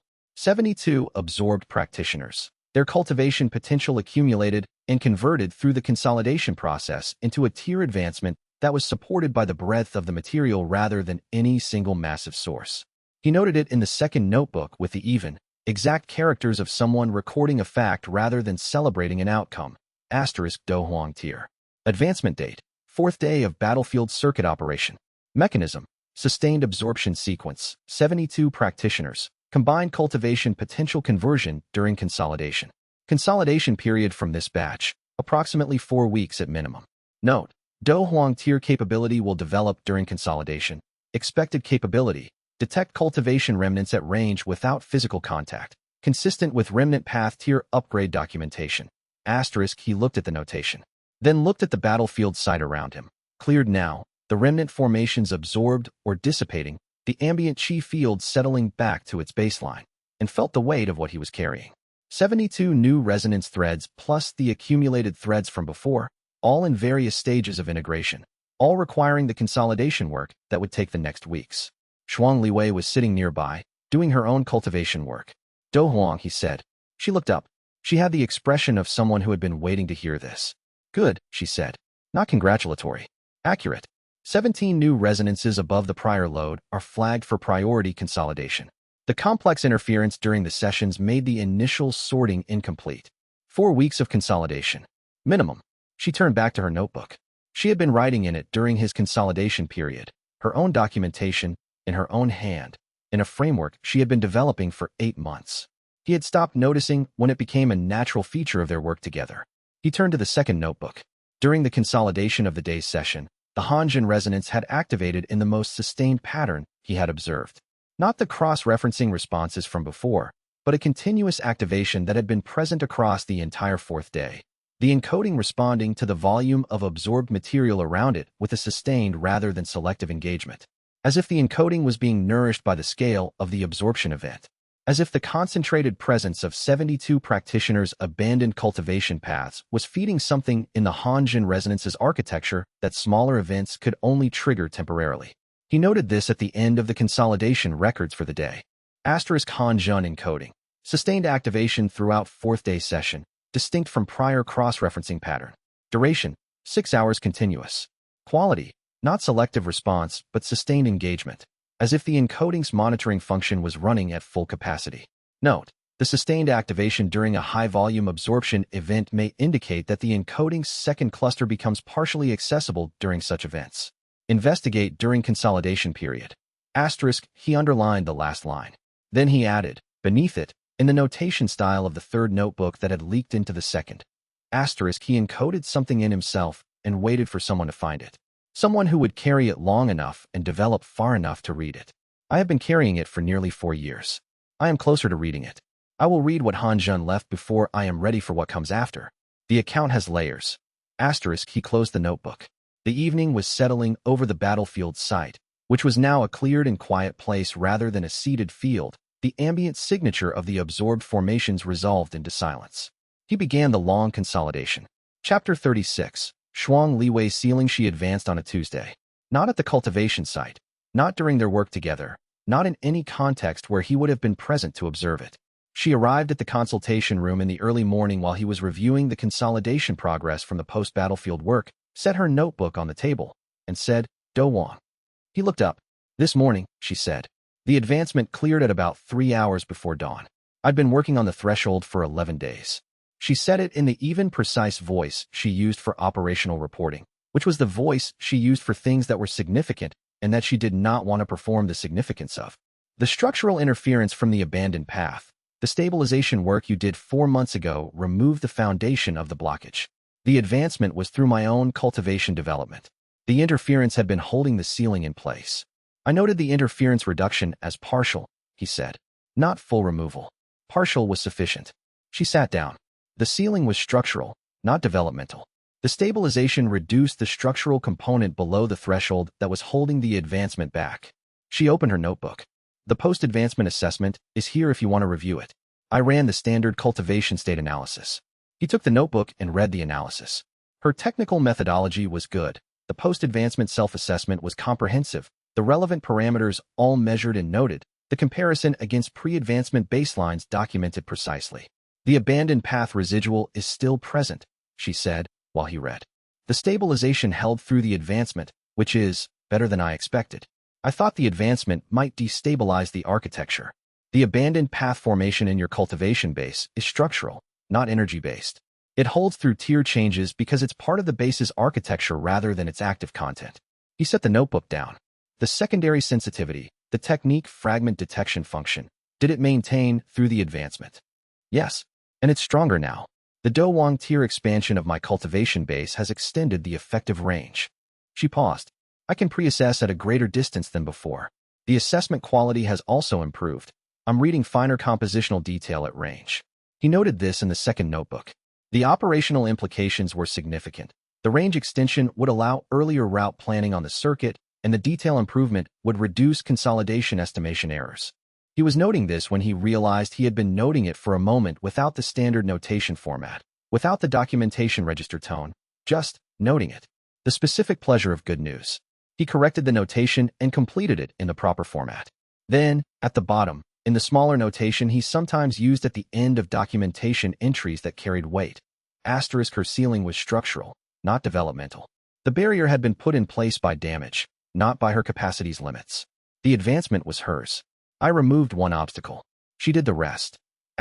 He looked at the notation, then looked at Shuang Liwei, who was reviewing her own post-advancement records with the specific focused quality of a practitioner taking the first morning after a major advancement to understand what the new tier actually meant. She looked up. "Good," he said. "Yes," she said. They both returned to their notebooks. The specific quality between them at that moment was something neither of them attempted to document, which was its own data point. Chapter 37. The report. Ho Fanshu delivered his assessment report in person, not through institutional correspondence, which was the standard channel, but at the consultation room with a copy of the report and the specific quality of someone who had prepared what they were going to say. The institutional section of the report concluded with recommendation, not restriction, not suspension, but monitoring. Quarterly resonance accumulation assessments, submitted to the regional board through the remnant path code framework they had been developing together. The assessment would use the documentation Ruan Jingyu already maintained. The first and second notebooks' resonance catalogs, reviewed by an institutional practitioner with cultivation sensitivity sufficient to verify the documentation against his cultivation state. The documentation discipline appears to be functioning as the management mechanism, Ho Fengshu said. That is the assessment's formal conclusion. The resonance accumulation you carry is significant, significantly larger than anything in the historical record of practitioners at your current tier, but the management is in place. The quarterly review will track whether the management remains adequate as the accumulation grows. I understand, Ruan Jingyu said. I'll prepare the documentation bundles in the format the assessment requires. Ho Fengshu set the formal copy of the report on the table. Then he set down a handwritten page alongside it. The formal report says what it says, he said. The handwritten page is what I wanted to add personally. Ruan Jingyu read the handwritten page. It said, you are building something the historical record doesn't have a good outcome model for. The 8 documented practitioners who practiced the remnant path, even the ones who succeeded by the standard of not destabilizing, all operated within a more limited scope than what you're developing. The register, the compound sequencing, the resonance load you're carrying. None of this has a precedent in the archive. I want to be honest that this concerns me even as I acknowledge the discipline you're demonstrating. I believe you when you say the documentation is the management mechanism. I also believe the management mechanism has never been tested at the scale you're building toward. What is sufficient at Dohuang may not be sufficient at Dozong, may not be sufficient at Dozone. What I'm asking, personally, not institutionally, don't stop documenting. Not when the consolidation is heavy, not when the scale is large, not when you've had a difficult period and the work of sorting through other people's grief is the last thing you want to do. Don't stop.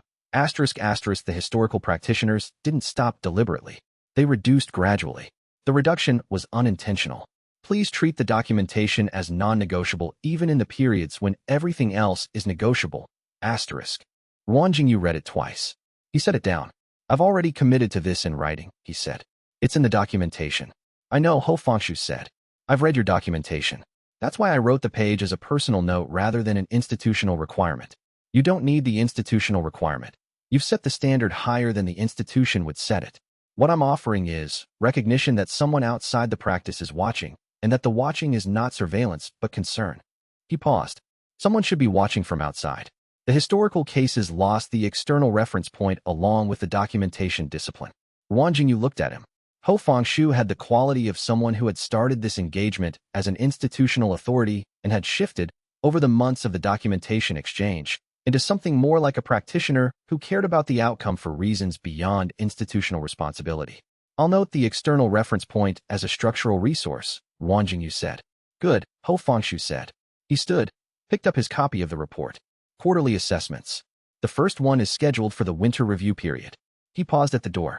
For what it's worth, the discipline I see in the documentation is the most thorough I've encountered in 40 years of institutional work. It does not guarantee success. I want to be clear about that. But it is the correct approach. I know, Ruan Jingyu said. Both of those things. Ho Fengshu left. Ruan Jingyu placed the handwritten page in the third notebook. It was the right notebook for a piece of writing that was not operational, but that needed to be preserved. He wrote, beneath it, Ho Fengshu wrote this personally because he wanted the record to show that someone was watching and was worried. I note, someone is watching. Someone is worried. I have more of a network than I sometimes account for in the documentation. Wen Yinming, Do Xiuhan, Ho Fengshu, Shuang Liwei, Wei Guhong, in his complicated way. The account of the past 4 years includes more than the Yao Lao situation and the cultivation development. It includes the people who showed up. He looked at the notation. Then added, the version he trained would have expected a great teacher to be the center of the network. I have practitioners who are less than that and more than that, and they are present rather than sealed in a ring, and the network works. Chapter 38. Fully emerged, the intelligence arrived on a cold morning in late autumn through Wen Yinming's network, marked with the specific notation that indicated direct source verification rather than second-hand report. Someone who had seen Yao Lao personally, in the cultivation world, not in a jade ring. He read it 3 times before he wrote anything down. The content. Yao Lao had resolved the binding situation that had kept him in the jade ring. The specific mechanism was not described in the intelligence. What the source had seen was the outcome. Yao Lao operating in the cultivation world alongside Xiao Yan, not as a sealed consciousness providing guidance, but as an active practitioner with a physical presence. The observation included his current cultivation level assessment, which was consistent with the archived descriptions of what Yao Lao had been before the sealing period. His location, a cultivation city in the Jiama region's inner zone, 5 days travel from Huashan City, and his apparent status, operating as Xiao Yan's active instructor and, it appeared, active cultivation partner in whatever conflicts they were navigating. He was out. Fully. The sealing was over. Ruan Jingyu sat with the intelligence report on the table in front of him and noted, with the specific attention he applied to his own internal states, that he was not calm. He was precisely organized. He was methodical. He was doing the documentation correctly. He was also not calm. He opened the account section in the first notebook, the dedicated pages he had maintained since the beginning, the record of the training period, the sealing, the silence, the 3 years of independent development, and the 4 years since arrival in the Jiama region. He read through every entry, the full account, from the first line to the most recent notation. He read it with the quality of someone who had been building a presentation for 4 years and was now looking at the finished documentation and assessing whether it was complete. It was not complete. It was never going to be complete in the sense of having no remaining questions. The question of what Yao Lao had intended for the training, what he had calculated when he sealed himself, what he had been thinking in the period between the sealing and the emergence. Those were questions the documentation could note, but could not answer without Yao Lao's response. He began composing the questions, not on the account pages. Those were the record section. He opened a new section in the first notebook, titled it Questions for the Account Meeting, and wrote, First question. What was the accurate account of what you intended for this training period, including the terminal assessment of where you believed it was headed when the sealing became necessary? Second question. What did you believe would happen to the training after the sealing? Did you believe it was effectively over, or did you believe it would resume? Was that belief honest, or was it a position taken to make the sealing decision easier? Third question. The sealed jade token. When you gave it to me without explanation, what did you intend the explanation to be? What would you have said if there had been time? Fourth question. In the years since the sealing, while sealed, what did you know about what was happening to the training period's continuation? To me, specifically? What did you observe or not observe? Fifth question. What is the accurate account of when you first became aware of me again after the sealing? Not the moment Xiao Yan was involved, but the specific moment your conscious awareness registered what had been left behind. Sixth question. What do you believe this training period produced? Not what you planned for it to produce. What you believe it actually produced. He looked at the 6 questions. He had been composing versions of these questions for 4 years, in the third notebook, in fragments, in the account section's margins. This was the first time he had written them as direct questions rather than as documentation of what he was thinking about. He noted in the third notebook, the questions are written. I am methodical about this. I am not calm about this. Both things are true simultaneously. The methodical approach does not mean the calm is present. It means the calm is organized. There is a difference. He spent the afternoon on the questions, revising, ensuring accuracy and precision. When he finished, he had 8 questions rather than 6. 2 had revealed themselves as compound, requiring separation to be answerable. He prepared the documentation package he would bring to the meeting. The account section's complete record, the technique register summary, the consolidation documentation overview, the Ho Fangshu assessment report. Not everything. The full documentation was too large to be a presentation. But the material that documented what the training had produced and what the independent development had built. He told Shuang Liwei that evening. She read the intelligence. She looked at him steadily.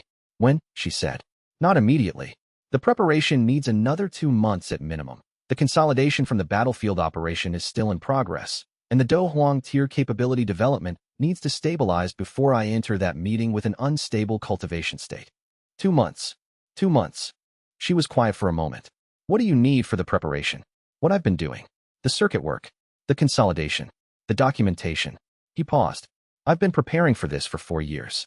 The remaining 2 months are refinement, not foundation. She nodded. She had the quality of someone who knew there was something else that needed to be said and was deciding whether to say it. Whatever comes out of that meeting, she said, the account in the notebook is real regardless. What you built is real. The meeting doesn't change what's in the documentation. He looked at her. She was right. He had known it and had been documenting it for 4 years. Hearing it stated outside the documentation had a different quality. the specific quality of accurate information arriving from outside the internal record. I know, he said. I know you know, she said. I said it anyway. He noted this in the third notebook. Shuang Liwei said the account in the notebook is real regardless. I have written versions of this in the third notebook many times in 4 years. Hearing it from outside the documentation is different from writing it myself. I am noting the difference. Chapter 39. Sha Wenru. He arrived in the second week of winter. A practitioner from the outer regions, self-introduced, presenting himself as a remnant path researcher who had been following Wan Jingyu's documented circuit work through the regional practitioner network. Sha Wenru was in his early 30s, mid-Do Wang tier, with the specific quality of someone who had spent significant time with theoretical cultivation literature rather than primary practice. His knowledge of remnant path theory was genuine and detailed. He used correct terminology, cited the right historical cases, asked informed questions about the technical mechanics. The first conversation was useful. The second was more useful. By the third, Wan Jingyu had incorporated the technical exchange into his consolidation preparation notes as a productive information source. He also noted a question. The question was about Sha Wenru's knowledge of specific remnant locations. In their second conversation, discussing the circuit's current opportunities, Sha Wenru had mentioned 3 sites that were not in the public circuit documentation. He had mentioned them as if they were available information. They were not. They were sites Wan Jingyu had documented through the network contact chain, private assessments from contacts who maintained their information as proprietary. He noted the question in the first notebook, Sha Wenru. Knowledge of non-public circuit sites 3 times in 2 conversations. Implied information source. More precise than the public network. Implies either a contact chain with access to private assessments or a direct tracking mechanism for my circuit work, or both. He has not disclosed either. He continued the technical exchange without disclosing the question. This was a judgment call he spent some time on. Disclosing the observation would alert Sha Wenru that he had been noticed, which would either cause him to explain the information source, if the source was benign, or to change behavior in ways that made the source harder to identify, if it was not benign.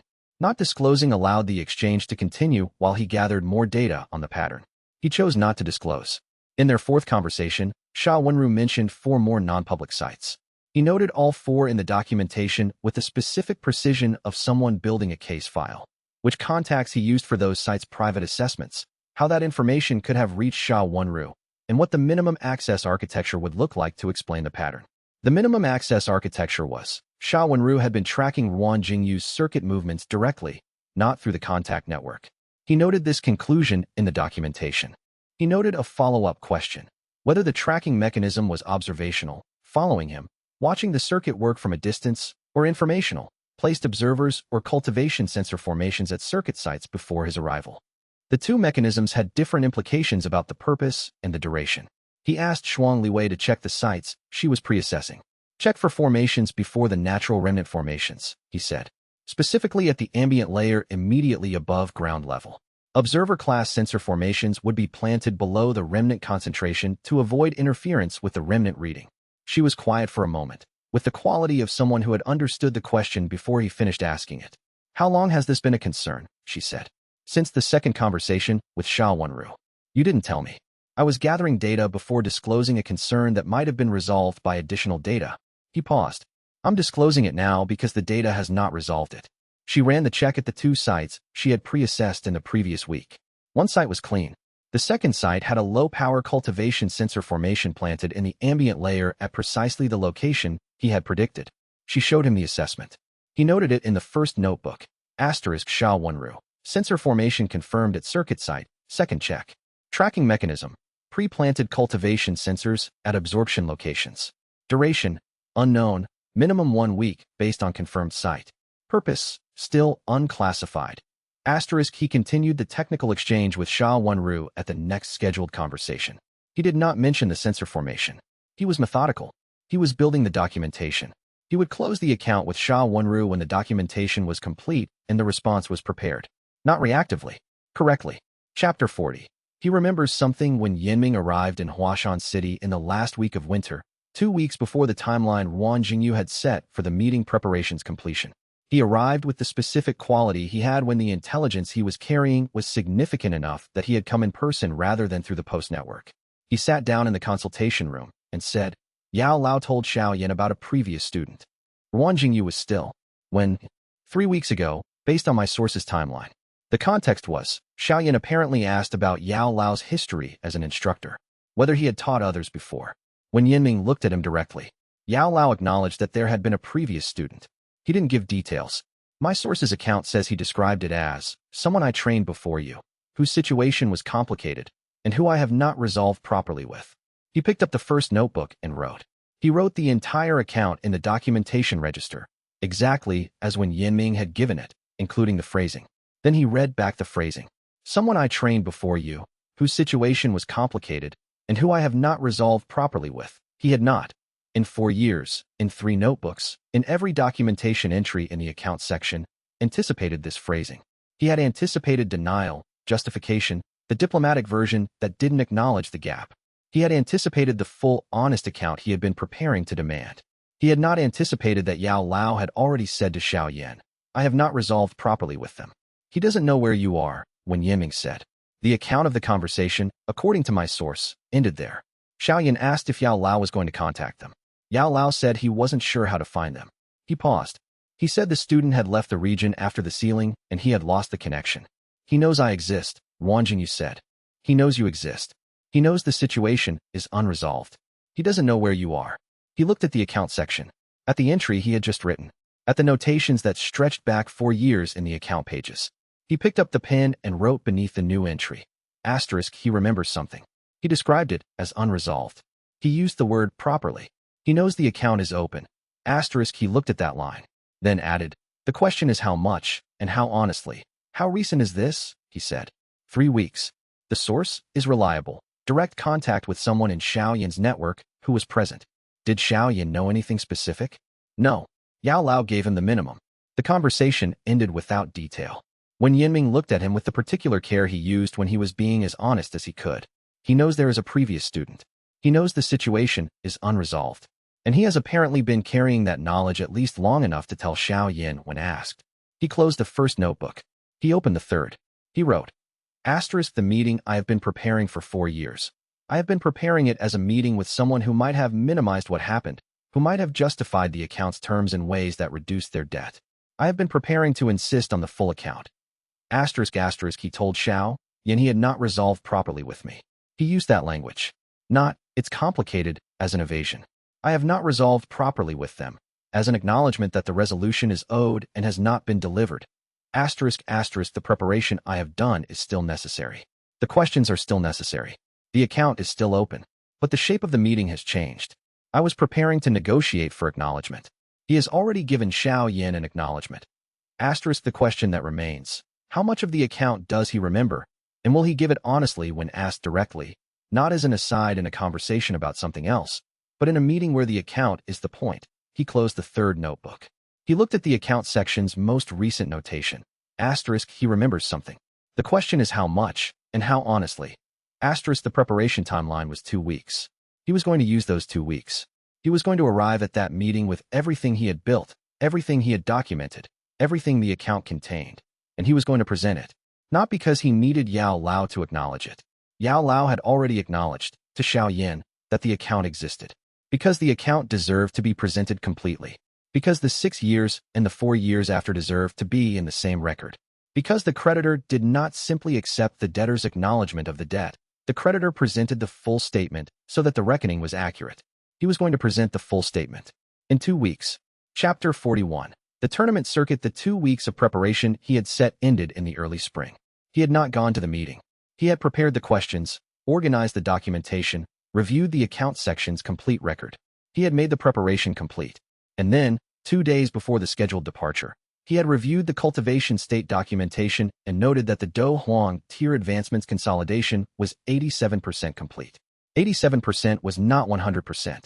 He had written, in the planning section, asterisk, the consolidation from the battlefield absorption event needs to complete before the account meeting. Presenting the account while carrying 17 partially consolidated resonance threads, threads that could produce instability under emotional strain, is presenting the account in a compromised state. The account deserves to be presented in a stable state. Asterisk, he had pushed the meeting back. Shuang Liwei had read the planning entry and said, that is the correct decision for the correct reason. He had looked at her. Is it? The consolidation is incomplete. You know what happens when you enter emotionally significant situations with incomplete consolidation. The historical cases documented it. You're not avoiding the meeting. You're ensuring it goes correctly. I know, he said. I'm noting that I know it could also be avoidance dressed as the correct reason. Can you distinguish them? He had thought about this for a moment. The distinguishing marker is whether I give the same answer when the consolidation is complete. If the answer is still not yet when the consolidation completes, then it's avoidance. If the answer becomes now, then the consolidation was the actual reason. Reasonable approach, she said. That had been 4 weeks ago. The consolidation was now 94% complete. He was not at a meeting with Yao Lao. He was at the Xiao Yan Academy's winter tournament circuit. This was also the correct decision, and he had been prepared to note the ways it might be avoidance, and had concluded that it wasn't. The tournament circuit was a resource operation that served the preparation in ways that no other available activity did. The Xiao Yan Academy tournament concentrated the largest single population of competitive Do Huang practitioners in the region, which produced the largest volume of tournament-conditioned remnant formations he could access in a structured environment. The authorization, provided through Do Xiaohan's institutional endorsement as an independent practitioner, was legitimate. He was also not enrolled, which meant he had no sect affiliation pressure, no advancement ranking obligation, and could withdraw from any match if the cultivation state required it. He had negotiated the terms of participation carefully. Do Xiaohan had called it the most thoroughly documented tournament registration I have processed in 30 years of archival work. Wang Jingyu had taken this as a compliment. The tournament's opening circuit used a standard bracket format. Independent practitioners in a separate track from sect-affiliated competitors, first round seeded by cultivation tier. He was in the Do Huang track. He had 2 days before his first scheduled match. He spent those 2 days on the circuit's ambient remnant field. Tournament competitions produced a specific type of remnant formation that he had not previously had access to at scale. Practitioners who pushed to their cultivation limits in combat, and then withdrew or lost left behind microformations at the tournament site. The residual of expended cultivation potential that hadn't been converted cleanly to results. They were thin individually, inadequate for standard absorption work, but in a tournament environment with hundreds of competitive matches, the ambient field accumulated to something substantive. He sat in the practitioner's practice area during the early morning sessions and let the ambient absorption function run at low intensity. Not active absorption, just the passive integration of the tournament field's microformation accumulations.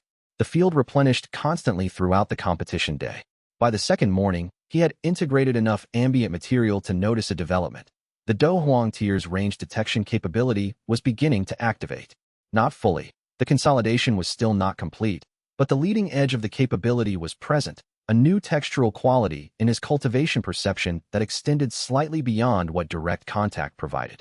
He noted it in the second notebook, *Do Huang range detection, early activation during tournament ambient absorption. Range currently limited, approximately 5 paces beyond direct contact range. Expected to develop fully as consolidation completes. Note, the range detection function in a tournament environment with hundreds of practitioners creates a very dense perception field. The technique fragments in nearby practitioners' cultivation bases are detectable at range. This requires management. The tournament's first match was on the 3rd morning. He noted the documentation, organized the preparation, and went to the tournament floor with the specific quality of someone who had a specific purpose for being there and was going to accomplish it. Chapter 42. No consistent style. His first-round opponent was a Do Huang standard stage practitioner from a mid-tier regional sect, competent, well-trained in his sect's specific methodology, with the cultivation quality of someone who had advanced through the standard pathway to the correct tier at the correct pace. A practitioner Yao Lao standards would have recognized and assessed as promising. He deployed 6 technique fragments in sequence. The sequence was planned, not the fully emergent compound sequencing that the register now produced at higher density, but the deliberate strategy version, elemental cycling to prevent counterform prediction, physical application variation to break rhythm. One grief-weighted form placed 3rd in the sequence to produce the precision quality and deployment timing that grief resonance created. The match took 11 exchanges. He won cleanly. The sect-affiliated tournament observers recorded it with the specific notation he had come to recognize as unusual without clear characterization. The comment from the second row of observing practitioners was audible. His technique has no consistent style. He noted this in the second notebook as accurate. Do Xiaohan was in the archival section of the tournament observation area, which was where tournament documentation observers sat. Wang Jingyu found him there during the mid-morning break. Your first match, Do Xiaohan said. Yes. The observer's assessment was that you have no consistent style. I know. I heard it. The elder looked at him with the specific expression of an archivist who had been watching something they had been theorizing about for months and was now encountering it in primary practice. That is correct, Do Xiaohan said. That is the point. Yes. The technique register deployed in the first match contained forms from how many distinct sources? 6 practitioners, 5 elemental disciplines, 4 emotional coloring profiles, in 11 exchanges. Yes. He looked at the tournament floor below, where the second bracket's first round was beginning. The register at its current density, 54 forms, can sustain 16 exchanges at the pace I used today before cycling back to repeat forms. Do Xiaohan was quiet for a moment. At Dozong tier, with a higher density register, the ceiling on non-repeating deployments would be, I don't know yet. I haven't done the projection. He paused. I'll do it when the consolidation is complete and the Do Huang capability is fully available. The elder nodded. He produced his own notation materials. I would like to document the match sequence for the archive, specifically the technique form sequence and the deployment decision logic. After the tournament, the decision logic will be more complete when I've run the full bracket. The full bracket is 8 rounds if you reach the final. I'm planning for 8 rounds, Wang Jingyu said. The ambient remnant field accumulation increases through the later rounds as the competitive intensity rises. Each round that proceeds produces more valuable material. Do Xiaohan looked at him steadily. You're treating the tournament as a resource-gathering operation. Yes. While also competing seriously enough to advance through the bracket. The advancement through the bracket is the mechanism for accessing the later rounds' ambient accumulation. The competition is instrumental. The elder's expression had the quality of someone who had thought they understood the full scope of an unusual practitioner's approach and was finding another layer. Does it concern you that some of the practitioners you're competing against are training seriously for advancement recognition? He said. That for them, this is the central event, while for you, it's instrumental? I'm not deceiving them about my participation, Wang Jingyu said. I'm a legitimate independent practitioner in the independent track. My purpose for entering is my purpose. Their purposes for entering are theirs. I intend to compete honestly. I intend to deploy my actual capabilities. He paused.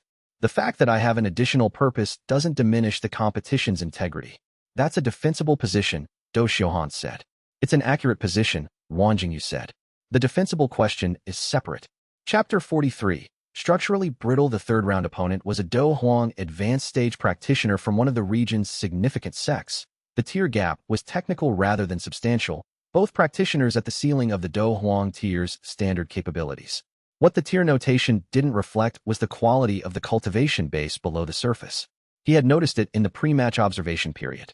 The range detection capability, still developing, still limited in range, had caught it. The practitioner's cultivation base had the specific signature of something advanced beyond its natural development rate. Not dramatically beyond, not the kind of forced advancement that produced immediate structural failure. The gradual kind, where cultivation resources and cultivation pills had been used consistently over an extended period to push the pace slightly ahead of the natural rate. Year over year, tier after tier, the cultivation depth was real. The advancement was real. The structural integrity underneath it was compromised. He noted this before the match began. Asterisk opponent. Do Huang advanced stage, sect affiliated. Cultivation quality, genuine depth, real advancement, real technique capability. Structural observation via range detection, forced advancement signature. Not severe, gradual, consistent over time. The ceiling is artificial, held up by resource support rather than natural development rate. The cultivation base will not sustain the next tier transition without significant natural development catching up to the forced pace. Note, this is not relevant to the current match. The practitioner has not yet reached the ceiling that will cause problems. Asterisk, he competed honestly. He deployed the register as appropriate for the match. The practitioner was skilled. The technique execution was precise. The defensive responses were well trained. The offensive capability was genuine. He adapted quickly to the register's cycling, better than most opponents, which indicated above-average pattern recognition. Wang Jingyu won through the compound sequencing emerging from the register's higher density, not planned in advance, but developed during the match as the register found the compound chain that matched this opponent's response pattern. Form 31, Determination-Weighted Striking Form. Form 8, Grief Precision Timing Form, third in sequence. Form 41, Urgency Colored Evasion Technique that turned into a positioning move when deployed as a third form in an accumulated preparation sequence. The positioning move ended the match. In the cool-down period after the match, when both practitioners had recovered their cultivation state and the tournament documents had been processed, he encountered the opponent at the practitioner's hydration area. The practitioner was unhurt. The match had been technical, not bruising, and he had the quality of someone reviewing a loss with genuine analytical interest rather than ego investment. Your technique sequencing, the practitioner said. It's not random. It's conditionally structured. Each form creates the conditions for the next form's most efficient deployment. Yes, that's not a standard cultivation methodology. No. The practitioner looked at him steadily. Where did you develop it? Through an extended independent practice period following a foundational training under a private instructor. He used the standard phrasing. Your foundational instruction, the systematic thinking, the documentation approach I've heard, is unusual. That's from the instructor? The framework approach. The specific application is mine. The practitioner nodded. He had the quality of someone processing a technical encounter that had exceeded his preparation. Good match, he said. Good match, Ruan Jingyu said. He meant it. What he did not say was what he perceived through the developing range detection capability. The beginning of a remnant formation in the practitioner's cultivation base. Very early, barely perceptible, the first structural ghost of what would develop over months as the forced advancement's ceiling made itself known. He was not at the failure point. He had time. The formation wasn't there yet, but it was beginning. He noted it in the second notebook, asterisk tournament, third round. Opponent, Do Huang advanced, significant sect. Post-match observation, early remnant formation detected via range detection capability. Source, forced advancement structural compromise, gradual. Formation status, initial, not yet stable. Development timeline, 12 to 18 months before absorption opportunity would arise. Asterisk he paused. Then added, asterisk I will not seek out this practitioner. I will not arrange to be in proximity when the formation is ready. If the circuit brings me in proximity at that time, I will make the consent conversation available. Not before. Asterisk he underlined the last line. The code. He held the code. Chapter 44. The same tier Wei Guhong was in the tournament. He had not mentioned it in their Tuesday sessions, which meant he had intended the encounter as a test of something rather than a cooperative exercise. Ruan Jingyu found this entirely consistent with Wei Guhong's operational patterns. They met in the fourth round. It was their first formal competitive encounter at the same tier, Do Huang to Do Huang, with Wei Guhong at advanced stage and Ruan Jingyu at standard stage, which put Wei Guhong technically ahead on the tier metric, but within the bracket's same category. Wei Guhong fought the way he always fought, precise, efficient, with the quality of someone who had built exactly what they intended to build and was deploying it at design parameters. No waste, no gaps. The specific quality of someone who had spent 3 years building to a standard and had achieved the standard. The standard was excellent. In pure technique execution, Wei Guhong was better. The strikes were more precise. The defensive forms were more cleanly executed. The cultivation efficiency in each exchange was marginally superior. Against a standard practitioner, Wei Guhong would win this match. Against a practitioner deploying the technique register's compound sequencing, that was different. But the register's compound sequencing required exchanges to build. 7 to 9 exchanges for the preparation to accumulate to the deployment-ready state. Wei Guhong was good enough that forcing those exchanges while managing his offensive pressure was a challenge rather than a certainty. He was 4 exchanges in, managing the pressure, beginning to feel the compound chain developing, when he noticed the tournament floor's ambient chi field. The tournament's accumulated ambient remnant field, which had been building for 4 rounds of intensive competitive activity, was dense in the spaces between competitors on active floors. The microformations that competitive practitioners shed when pushing their cultivation limits. He had been integrating them passively through the tournament week. On the active floor, in active competition, they were denser. He pulled the passive integration active. Not standard absorption, something more subtle, the ambient integration function running at slightly elevated intensity in a very short arc, capturing the field shed by Wei Guhong's own deployment in the last 4 exchanges. The technique forms Wei Guhong had deployed left trace formations in the ambient field, fragments of cultivation potential spent in technique execution that dispersed naturally. He collected them. The collection was not large. It was not a combat determining factor in power terms. What it produced was pattern information. The trace formations from Wei Guhong's deployed techniques carried the specific structural signature of those techniques, which his cultivation sensitivity could read. He knew what Wei Guhong's next 3 forms would be. Not precisely. The choice between 2 options in the third form remained unclear, but the combat logic was visible in the accumulated trace. He deployed Form 17. an evasion form with resignation weight, the kind that looked like retreat and produced an opening, moved into the position the trace signatures indicated Wei Guhong was setting up for, and waited for the setup to arrive. It arrived in the 9th exchange. He won. Wei Guhong was still. In the cooldown period, he was very still with the specific quality of someone who had been outperformed and was doing the precise analytical work of understanding how. The mid-combat collection, he said. You were integrating from the ambient field during the match. Yes. The tournament floor's accumulated ambient formation field. Yes. Wei Guhong's expression was complex. You used the trace signatures from my own technique deployments to predict my setup. The trace signatures carry the structural pattern of the deployed forms. The pattern was readable. He stopped. That's the most tactically unusual thing I've encountered since you started deploying the compound sequencing. It's a function of the range detection capability activating during combat rather than specifically in cultivation sites, Wang Jingyu said. I wasn't certain it would work in this context until it did. Wei Guhong looked at him steadily. You tested it on me. I tested it in the tournament context. You were in the tournament at the correct tier for the test. Wei Guhong processed this for a moment. That's consistent with your methodology, he said finally. I'm not certain how I feel about being the test case. You're the most capable practitioner in the tournament at our tier.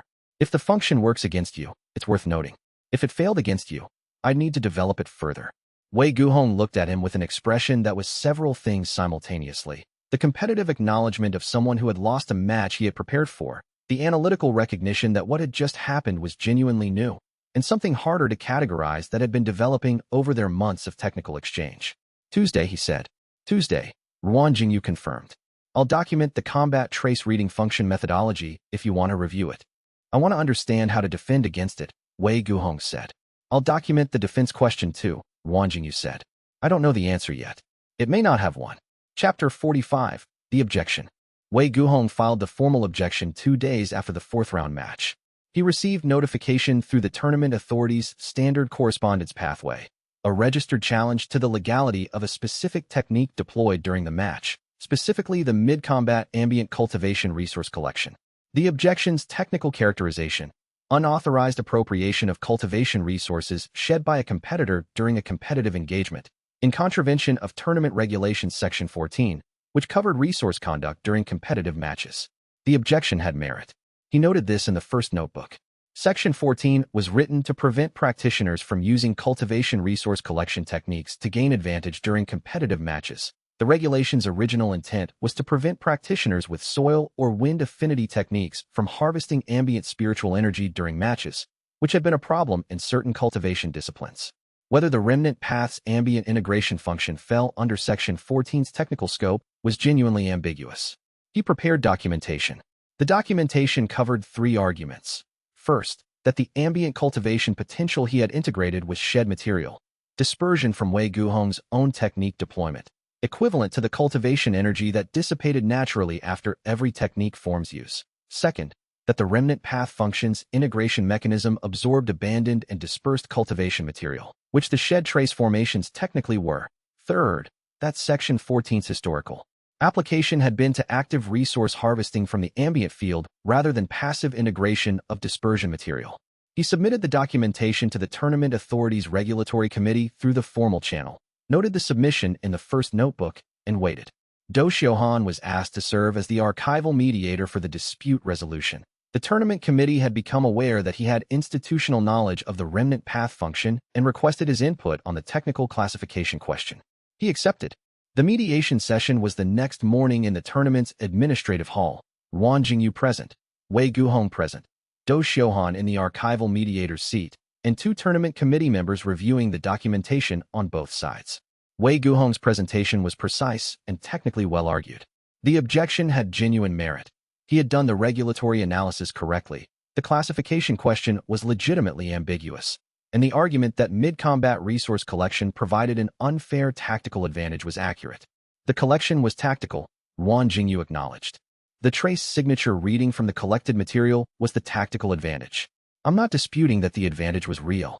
Then the regulation's purpose is implicated, Wei Guhong said. The regulation's purpose is to maintain competitive equity. The ambiguity is whether the mechanism I used falls under the regulation's technical scope. He turned to the documentation. The regulation prohibits active harvesting of ambient cultivation resources. The remnant path ambient integration function does not actively harvest. It passively integrates shed material that would otherwise disperse. The technical distinction is between active collection and passive integration. Wei Guhong looked at him. The practical effect is the same. The practical effect on competitive equity is the same, Wang Jingyu agreed. The technical mechanism is different. Both things are true. The regulatory question is which one the committee is deciding on. Do Xiaohan said, in his archival mediator's voice, the remnant path ambient integration function is not a technique in any registered cultivation technique classification. It is a practitioner capability intrinsic to a rare cultivation path. The tournament regulations cover registered techniques and their use. The question of whether an intrinsic practitioner capability falls under technique regulation is structurally unresolved in the current framework. He looked at both practitioners. My recommendation is that the objection is not sustained on the current evidence. The technical mechanism is distinguishable enough from what the regulation covers that the committee cannot apply Section 14 cleanly, but that the question the objection raises is legitimate and should be addressed in the regulatory framework's revision process. The committee reviewed the documentation for 20 minutes. They returned with, objection not sustained. Wei Guhong accepted the ruling with the composure of someone who had expected this outcome and had filed the objection to establish the question rather than to win the specific ruling. After the committee dismissed, he and Wang Jingyu sat in the administrative hall for a moment. Do Xiaohan was gathering his materials. The committee members had left. You knew the objection wasn't likely to be sustained, Wang Jingyu said. I knew it had a genuine technical question, Wei Guhong said. The question needed to be in the formal record. He paused. The question is legitimate. The ambient integration function in mid-combat does provide a tactical advantage that standard practitioners don't have access to. That should be in the framework's consideration. I agree, Wang Jingyu said. Wei Guhong looked at him. You agree. The question you raised is correct. The mechanism I used does provide an advantage that existing regulations don't adequately address. The regulatory framework should cover it. He noted this in the first notebook as he said it. I'll include it in the next remnant path code development cycle with Ho Fengshu. Wei Guhong was quiet for a moment. Then, I filed an objection against you and you're agreeing with the underlying argument. The underlying argument is accurate. The specific objection was procedurally non-sustainable. Both things are true simultaneously. Do Xiaohan, from across the room, said without looking up from his documentation. The foundation of Wang Jingyu's cultivation practice is the proposition that the accurate account matters more than the convenient one. This should not be surprising. Wei Guhong looked at the elder, then at Wang Jingyu. Then he did something he rarely did. He smiled, briefly, with the specific quality of someone encountering an absurdity they were finding genuinely funny. Tuesday, he said. Tuesday, Wang Jingyu said. And I'll want your documentation of the objection's technical argument. It's a better framework for the regulatory question than what I had. Wei Guhong looked at him for one more moment. You're using my objection against you as material for the regulatory development work. Your objection identified a gap. The gap belongs in the documentation. Wei Guhong left with the quality of someone who had set out to challenge a competitor and was leaving having contributed to the competitor's project. Do Xiaohan set down his archival notes and said, most practitioners find these interactions with Wei Guhong adversarial. They're technically adversarial, Wang Jingyu said. The substance is collaborative. He's better at the formal challenge mechanics. I'm better at the documentation. Together we produce more complete analysis than either of us produces alone. He paused. He doesn't know that yet. I'll let him reach the conclusion himself.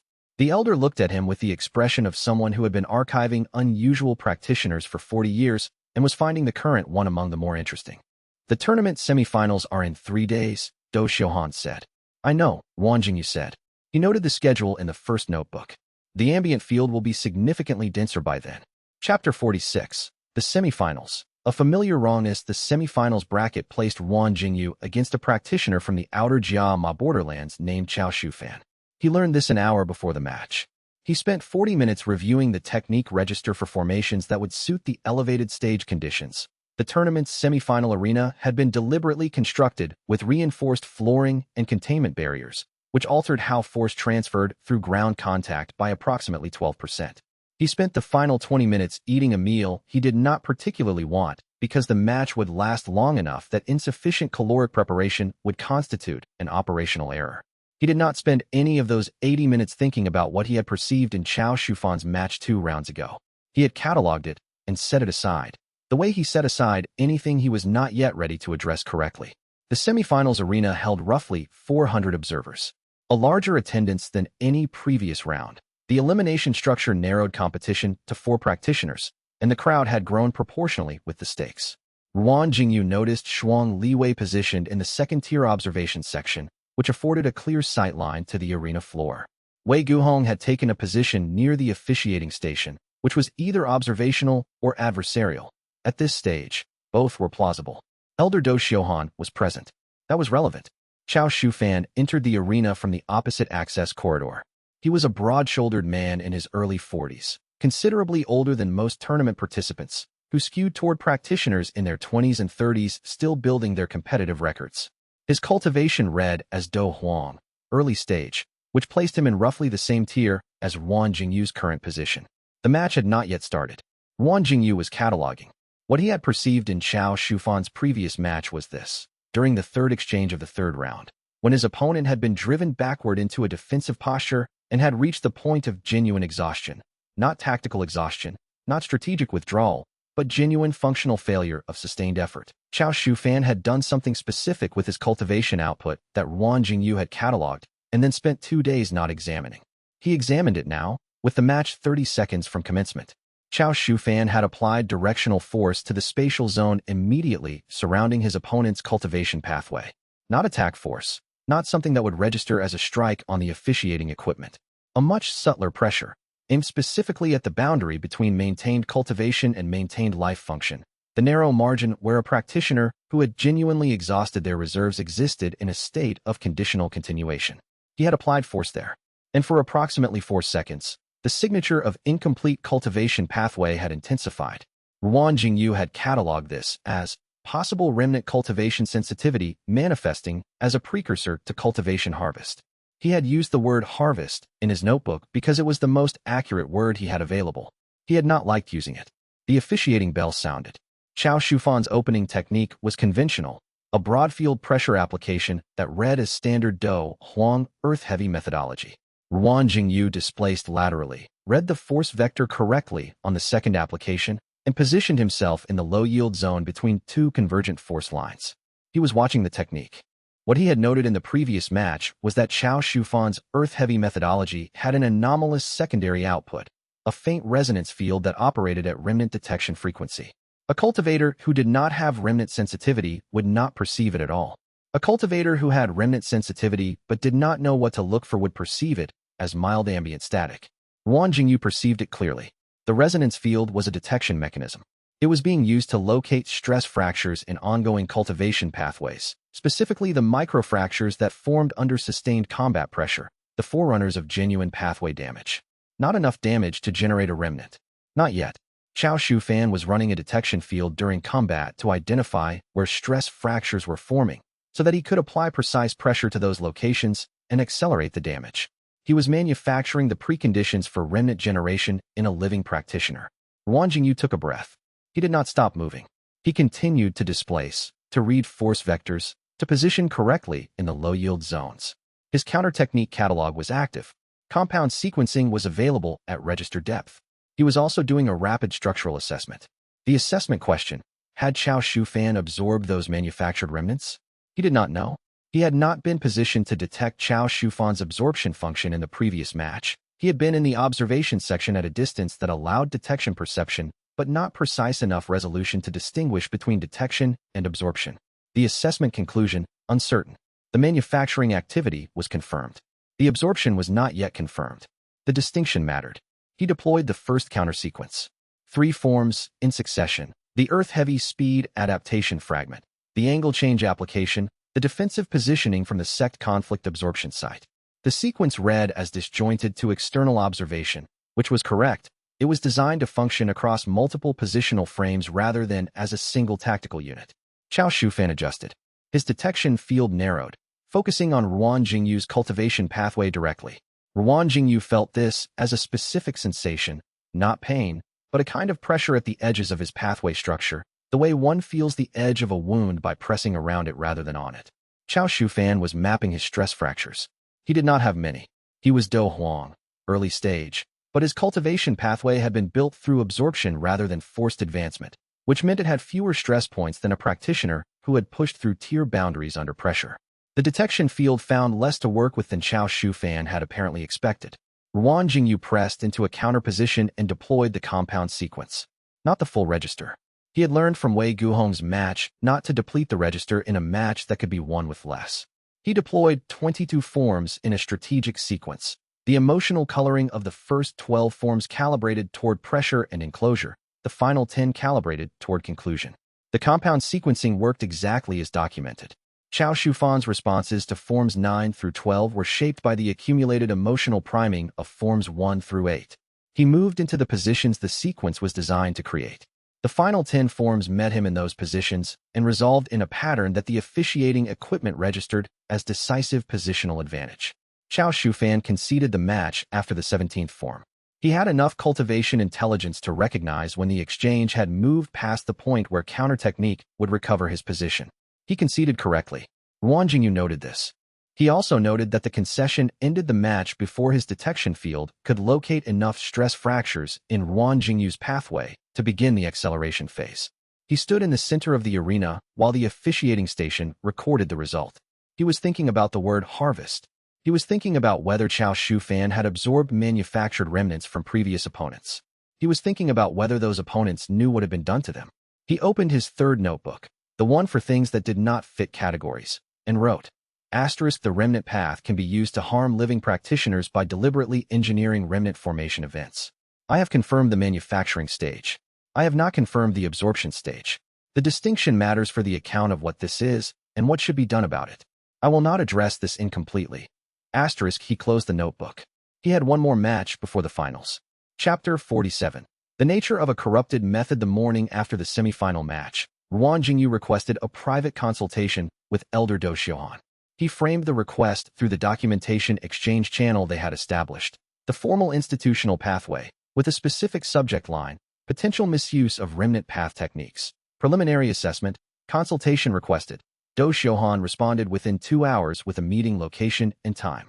The location was a small office in the tournament administrative complex, which Ruan Jingyu took as indicating that Do Xiuhan had assessed the subject line as sufficiently serious to warrant a location with greater privacy than his standard consultation room. This was correct. Ruan Jingyu arrived 4 minutes early.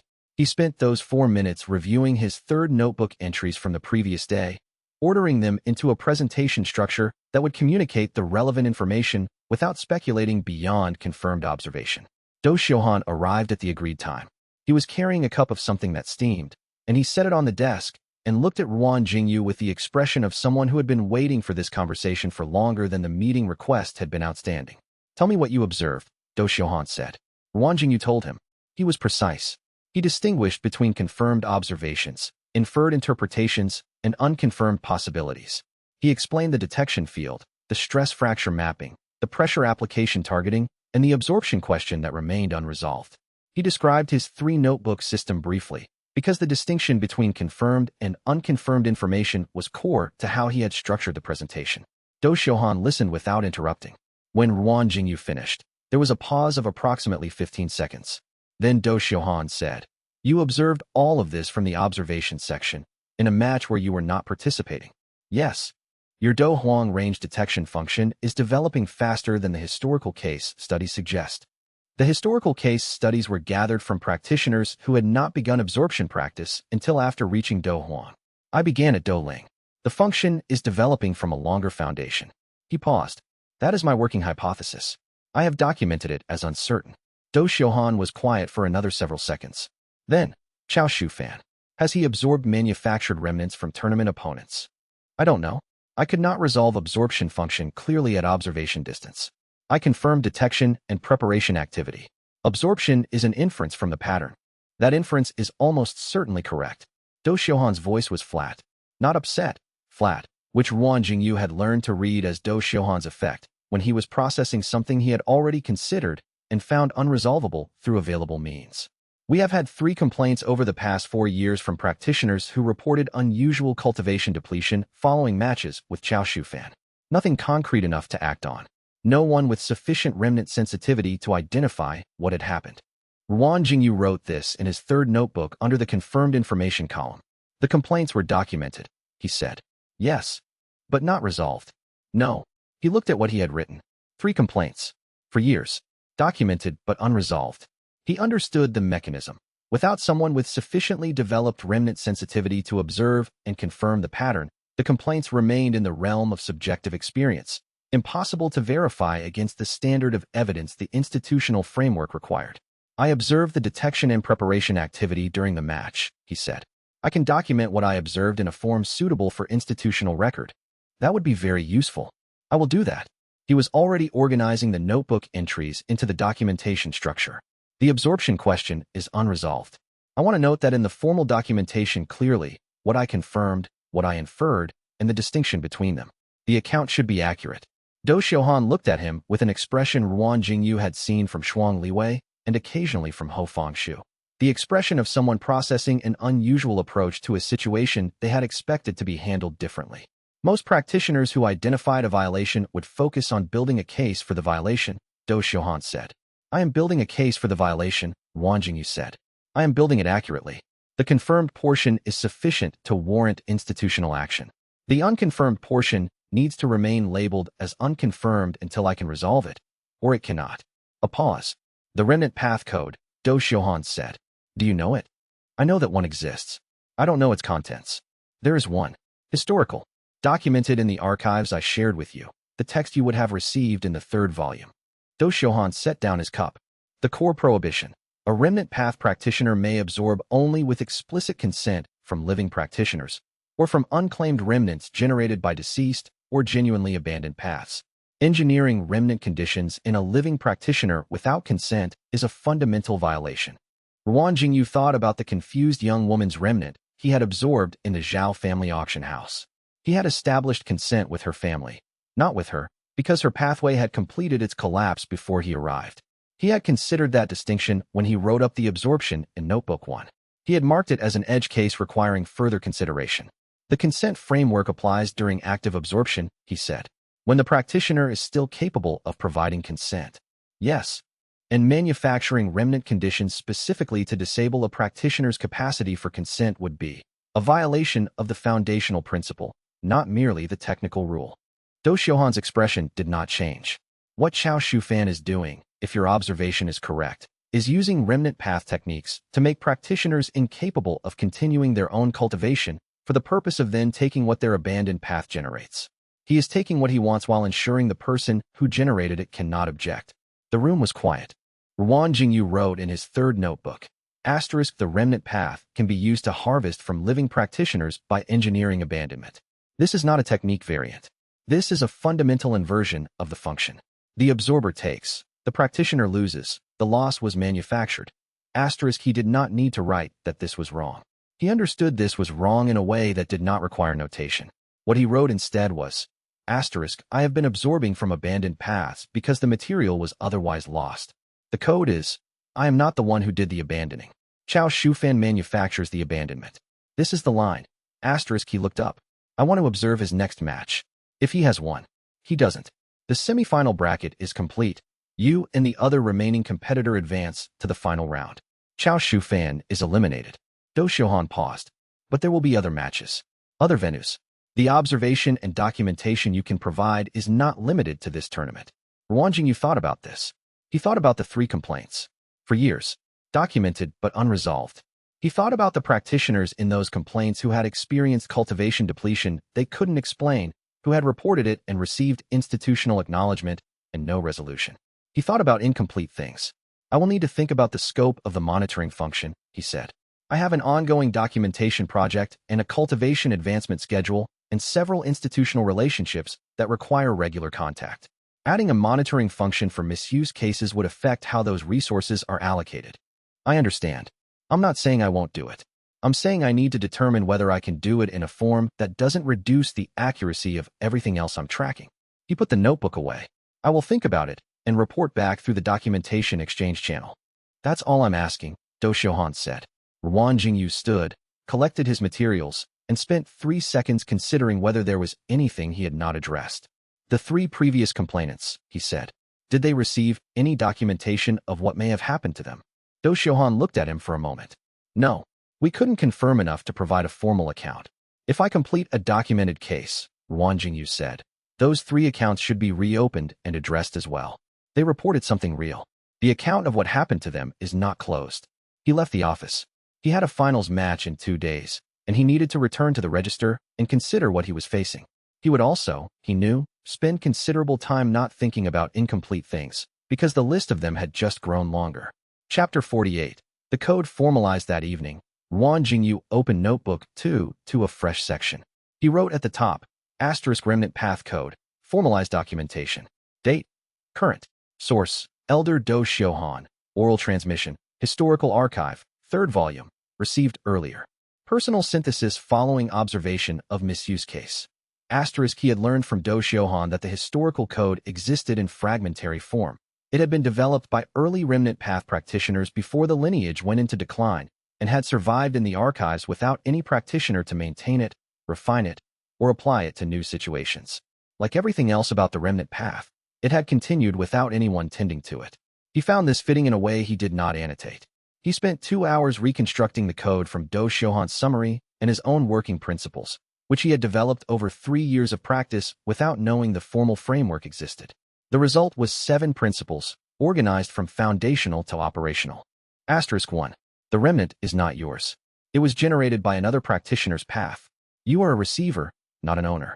Document what you receive accurately. *2. Consent from living practitioners is not optional. If a practitioner can consent, they must consent. If they cannot consent, pathway fully collapsed, practitioner deceased, absorption from unclaimed remnants is permissible. Document the consent status of every absorption. *3. You do not engineer the conditions for remnant generation. A remnant generated by your interference is not available to you. It belongs to the institutional record as evidence of harm. *4. The emotional coloring of absorbed techniques carries the practitioner's history. You hold this. You use the technique. You do not claim the history as your own. Document the distinction. *5. Remnants from ongoing path abandonment. Practitioners who chose to stop, who are still living, require their explicit release consent before absorption is permissible. The path belongs to them even if they are no longer walking it. *6. Your absorption practice should not deplete the remnant material available to the practitioner who generated it, in cases where they may choose to return. Document whether return potential exists. *7. The monitoring function is part of the practice. Misuse cases are not someone else's concern. Document what you observe. He reviewed the 7 principles against his 3 years of practice. Principles 1 through 4, compliant throughout, with one edge case. The confused young woman's remnant from the Zhao family auction site, where consent had been obtained from family rather than the practitioner directly, because the practitioner had completed pathway collapse before he arrived. He added a footnote to that absorption entry in Notebook 1. Edge case. Consent obtained from next of kin, practitioner incapacitated prior to arrival. The consent question was addressed as thoroughly as conditions permitted. Not ideal. Documented as such. Principle 5. He had encountered 3 cases of living path abandonment in his practice. Practitioners who had stopped cultivating voluntarily and whose pathways were in decline without collapse. In each case, he had approached the practitioner and confirmed that they did not intend to return to cultivation before proceeding. He had documented this as abandonment confirmed by practitioner in Notebook 1. Compliant. Principle 6. He had not considered return potential explicitly in all cases. He added a notation to the relevant entries. Return potential assessment. Retroactive review needed. He would complete this review before the next active absorption session. Principle 7. The monitoring function. Chao Shufan and the 3 unresolved complaints. He sat with this for a while. The monitoring function as Principle 7, not an optional add-on, but a core component of the practice itself. He understood the logic. A remnant path practitioner was the only type of practitioner who could reliably detect misuse of remnant path techniques. The monitoring function was not a burden imposed from outside. It was an inherent responsibility of having the sensitivity to observe what others could not observe. He wrote in the margin, "This is the account I cannot close. The 3 complainants and the institutional record and Chao Shufan and however many other cases exist in venues I have not yet visited. I cannot leave this incomplete. I knew I could not leave this incomplete before I knew the code said I couldn't. I documented it as something that needed follow-through before I knew the code required follow-through." He looked at what he had written for a long time. Then he wrote, "The code is not new information about what I should do. The code is documentation that what I was already doing has a name and a formal framework and 300 years of precedent. I find this not surprising, but notable. Asterisk, he closed Notebook 2. He opened Notebook 3 and wrote. Asterisk, I do not know if Yao Lao knew the code. He had access to the historical archive. He introduced me to remnant path practice and provided the initial framework. But he never mentioned the code explicitly. This could mean he did not know it, or that he knew it and considered it implicit enough not to require statement, or that he omitted it for reasons I cannot determine from the available information. Asterisk, the account of this omission is not closed. He put away all 3 notebooks and spent the remaining hour before sleep reviewing the technique register for the finals. Chapter 49. Tournament Finals. I finished what they started. The finals opponent was a woman named Lu Caixing. She was Do Huang, advanced stage, the furthest along of any practitioner in the tournament, which explained her position in the finals bracket. Her cultivation record as available in the tournament documentation showed 11 competition wins over 3 years, a specialty in sustained pressure techniques, and a notable capacity for extended match duration. She was the strongest practitioner Wang Jingyu had faced in a competitive setting. He spent the evening before the match reviewing the register. He had, at current count, 51 documented technique forms.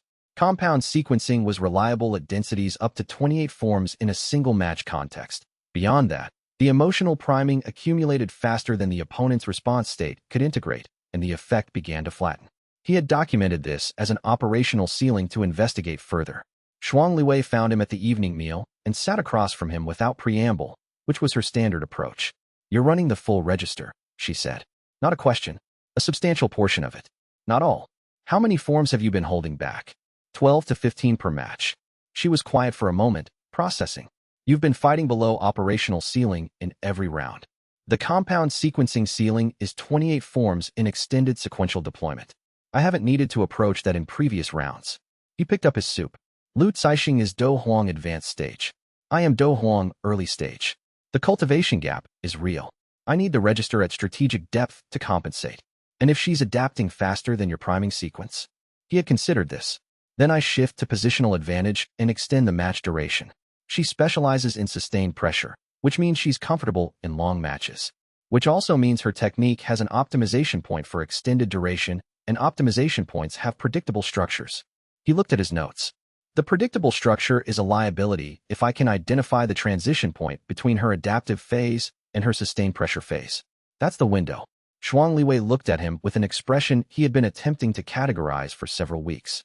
She had several expressions that fell outside his standard operational categories, and he had been adding new entries to Notebook 3 for them. You've already found the window, she said. I have a hypothesis about where it is. I'll confirm it in the first 6 exchanges. She was quiet again. Then, what happened with the Chao Shu fan consultation?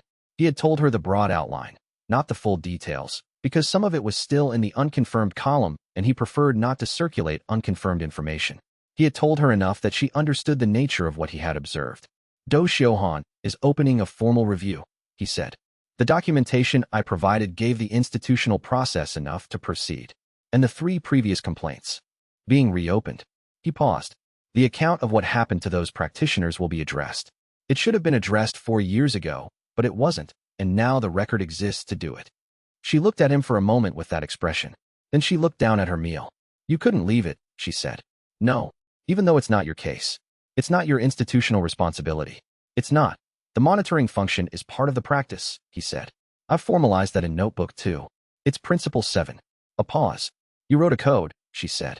I formalized a historical code into current operational form. The historical version was fragmentary. She was quiet for several more seconds.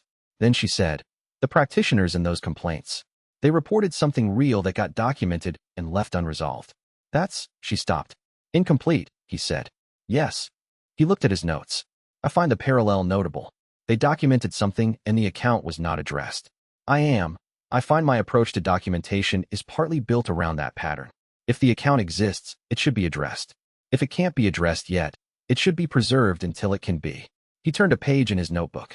Yao Lao did not keep adequate records. I have considered this frequently. The absence of adequate records means that the accounts of what happened in his lineage and his relationships and his decisions are incomplete. The version of me that trained with him did not keep records adequate to reconstruct the full account either. I was young and I don't know what I thought, that the account would persist some other way. He stopped. He had said more than he had intended to say. Shuang Liwei did not respond immediately.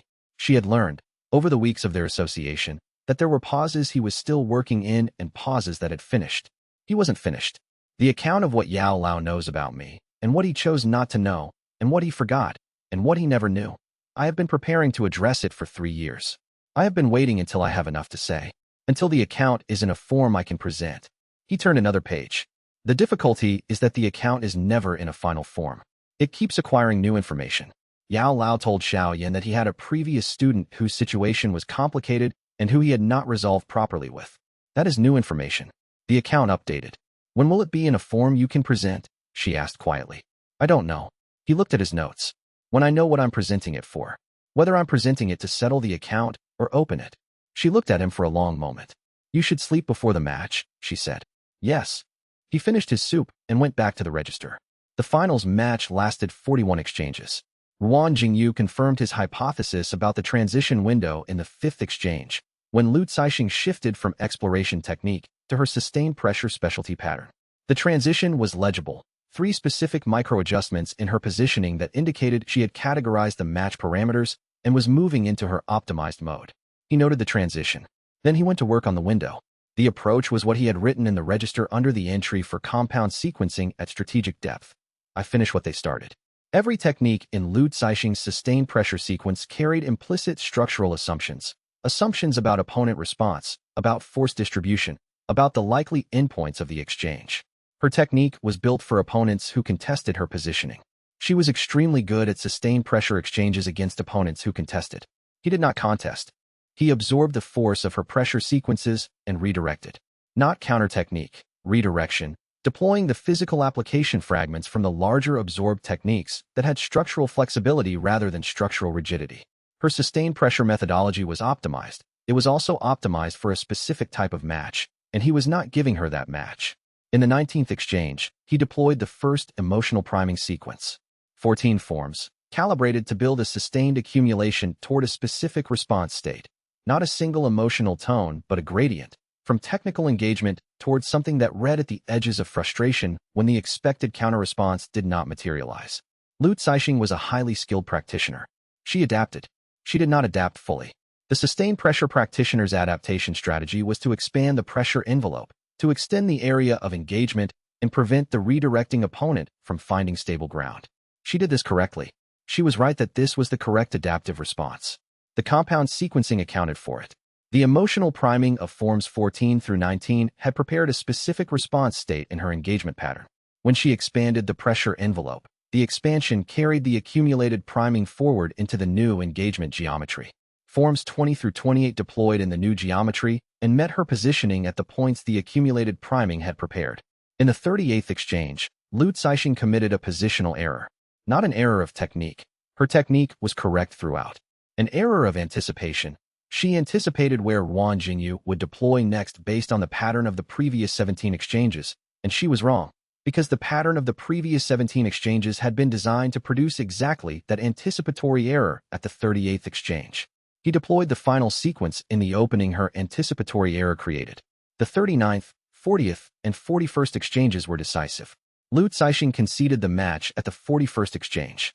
She stood in the arena for a moment, breathing measured recovery breaths, and then she looked at him with an expression he catalogued as professional assessment of something that had not been what she expected. Your technique has no consistent form, she said. It has consistent principles, he said. The forms are applications of the principles. The principles are consistent. She nodded slowly. What principles? He considered how to answer accurately. I finish what they started. Every technique I use was started by someone who could not finish it. I complete the application they were building. He paused. The emotional coloring they put into the work is part of the completion. That is why the form looks different each time. The coloring is different each time. She looked at him for another moment. That is a very unusual approach, she said. I know. She left the arena. He stood for a moment in the space she had occupied, aware of the crowd noise and the officiating station, recording the result and the 51 entries in the register and the technique forms that had come from practitioners who had not been able to finish what they started. He thought about the word finish. He opened notebook 3 and wrote, *, I finish what they started. This is the principle. It applies to technique. It may apply to other things as well. *, he put the notebook away. He had a tournament title he would need to document appropriately, and a match report to file, and a conversation with Do Xiuhan to schedule regarding the monitoring function scope. He also had a conversation with Yao Lao that was not yet in a form he could present, and that had been updating for 3 years, and that he could not close. He walked back to the administrative complex. Chapter 50, Regulated Practice. Ho Fengshu arrived at the tournament venue on the 3rd morning after the finals. Ruan Jingyu received the notification through the documentation exchange channel. A formal meeting request with the subject line, Classification Assessment. Follow-up, Post-Tournament Observation. The meeting location was the same small office in the administrative complex. He was not surprised by the visit. He had, in fact, documented it in Notebook 1 under the heading Anticipated Administrative Actions with an estimated probability of 80% within 30 days of the tournament's conclusion. He arrived at the meeting 5 minutes early, organized his notebooks, and was reviewing his Principle 7 documentation when Ho Fengshu entered. Ho Fengshu looked different from their first meeting. She had been assessing him then, cataloging a practitioner she had limited information about. She had more information now. The assessment had not concluded. Ruan Jingyu understood this, but it had moved from initial evaluation into something longer. Tournament champion, she said, settling into the chair across from him. The result is documented, he said, as everything is with you. She opened her own folder. I've been reviewing the documentation you submitted following the Chao Shufan observation. The institutional review is proceeding. Good. You stated clearly in the documentation what was confirmed and what was inferred, and where the line was. Yes. Several of the reviewing elders noted that this level of precision in a complaint submission is unusual. Normally, complainants present their interpretation as fact. The account is more useful if it accurately represents what is known versus what is concluded. He paused. The conclusion follows from the observation. But the observation and the conclusion are different things, and conflating them would weaken the record. Ho Fengshu looked at him for a moment with the expression he had learned to read as finding him useful in a way she had not fully anticipated when this process began. The classification recommendation, she said. I've prepared a formal assessment following the monitoring and the tournament observation and the documentation you've submitted through our exchange channel. I've prepared a response, he said. I haven't given you the recommendation yet. I anticipated its contents with reasonable accuracy and have prepared a response to what I anticipated. He opened Notebook 1 to the relevant section. If I've anticipated incorrectly, I'll revise. A pause. Then she read from her folder, Formal Classification, Regulated Advanced Practice. Conditions, Quarterly Reporting to the Institutional Oversight Committee. Notification prior to any new absorption site selection in the Jiama continent. Ongoing cooperation with remnant path misuse investigations as observation capacity permits. Annual review for classification adjustment. He looked at his prepared notes. Your classification matches my anticipation with one deviation, he said. I expected the notification requirement to cover absorption site selection in all territories, not just Jiama continent. You travel beyond Jiama continent. Not currently. I expect to. He made a note. The scope should be broader. Ho Fengshu looked at him. You're arguing for stricter oversight requirements. I'm arguing for accurate oversight requirements. If the notification framework is designed for Jiama continent, but my practice extends beyond it, the framework will have gaps. Gaps in the institutional record create incomplete accounts. He looked at his notes. I would prefer the oversight be comprehensive from the beginning rather than requiring amendment when the gaps become apparent. She was quiet for a moment. Most practitioners argue for less oversight, she said. I understand the instinct. Oversight creates documentation requirements, which creates time costs. He considered how to explain accurately. My practice already generates substantial documentation. The oversight documentation is not an additional burden of a different kind. It is an integration into a record I'm maintaining regardless. The quarterly reports and notification requirements will slot into existing processes. You want to be included in developing the monitoring standards, she said. This was not in her notes. She had drawn it from the conversation. Yes, the existing standards for remnant path oversight are limited because there have been very few practitioners to apply them to. I'm producing ongoing observational data. The standards should reflect current understanding rather than the limited understanding of 300 years ago. He paused. This is not a challenge to institutional authority. It is an offer of practical information. The institution makes better decisions with accurate information.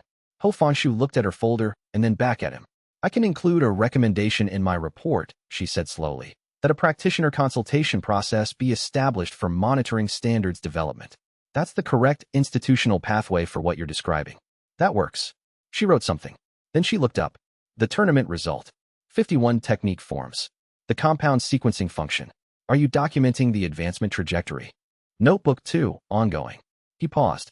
The compound sequencing ceiling has practical implications I'm still assessing. The emotional priming effect has a depth limitation. Beyond 28 or so forms in sequence, the accumulated emotional gradient begins to flatten rather than intensify. I need more experimental data to determine whether the ceiling is fixed or can be extended through technique development. Document the research as you conduct it and include in quarterly reports. I would do that regardless. She almost smiled. Yes, I know. She closed her folder. The Yao Lao situation. You were planning to make contact.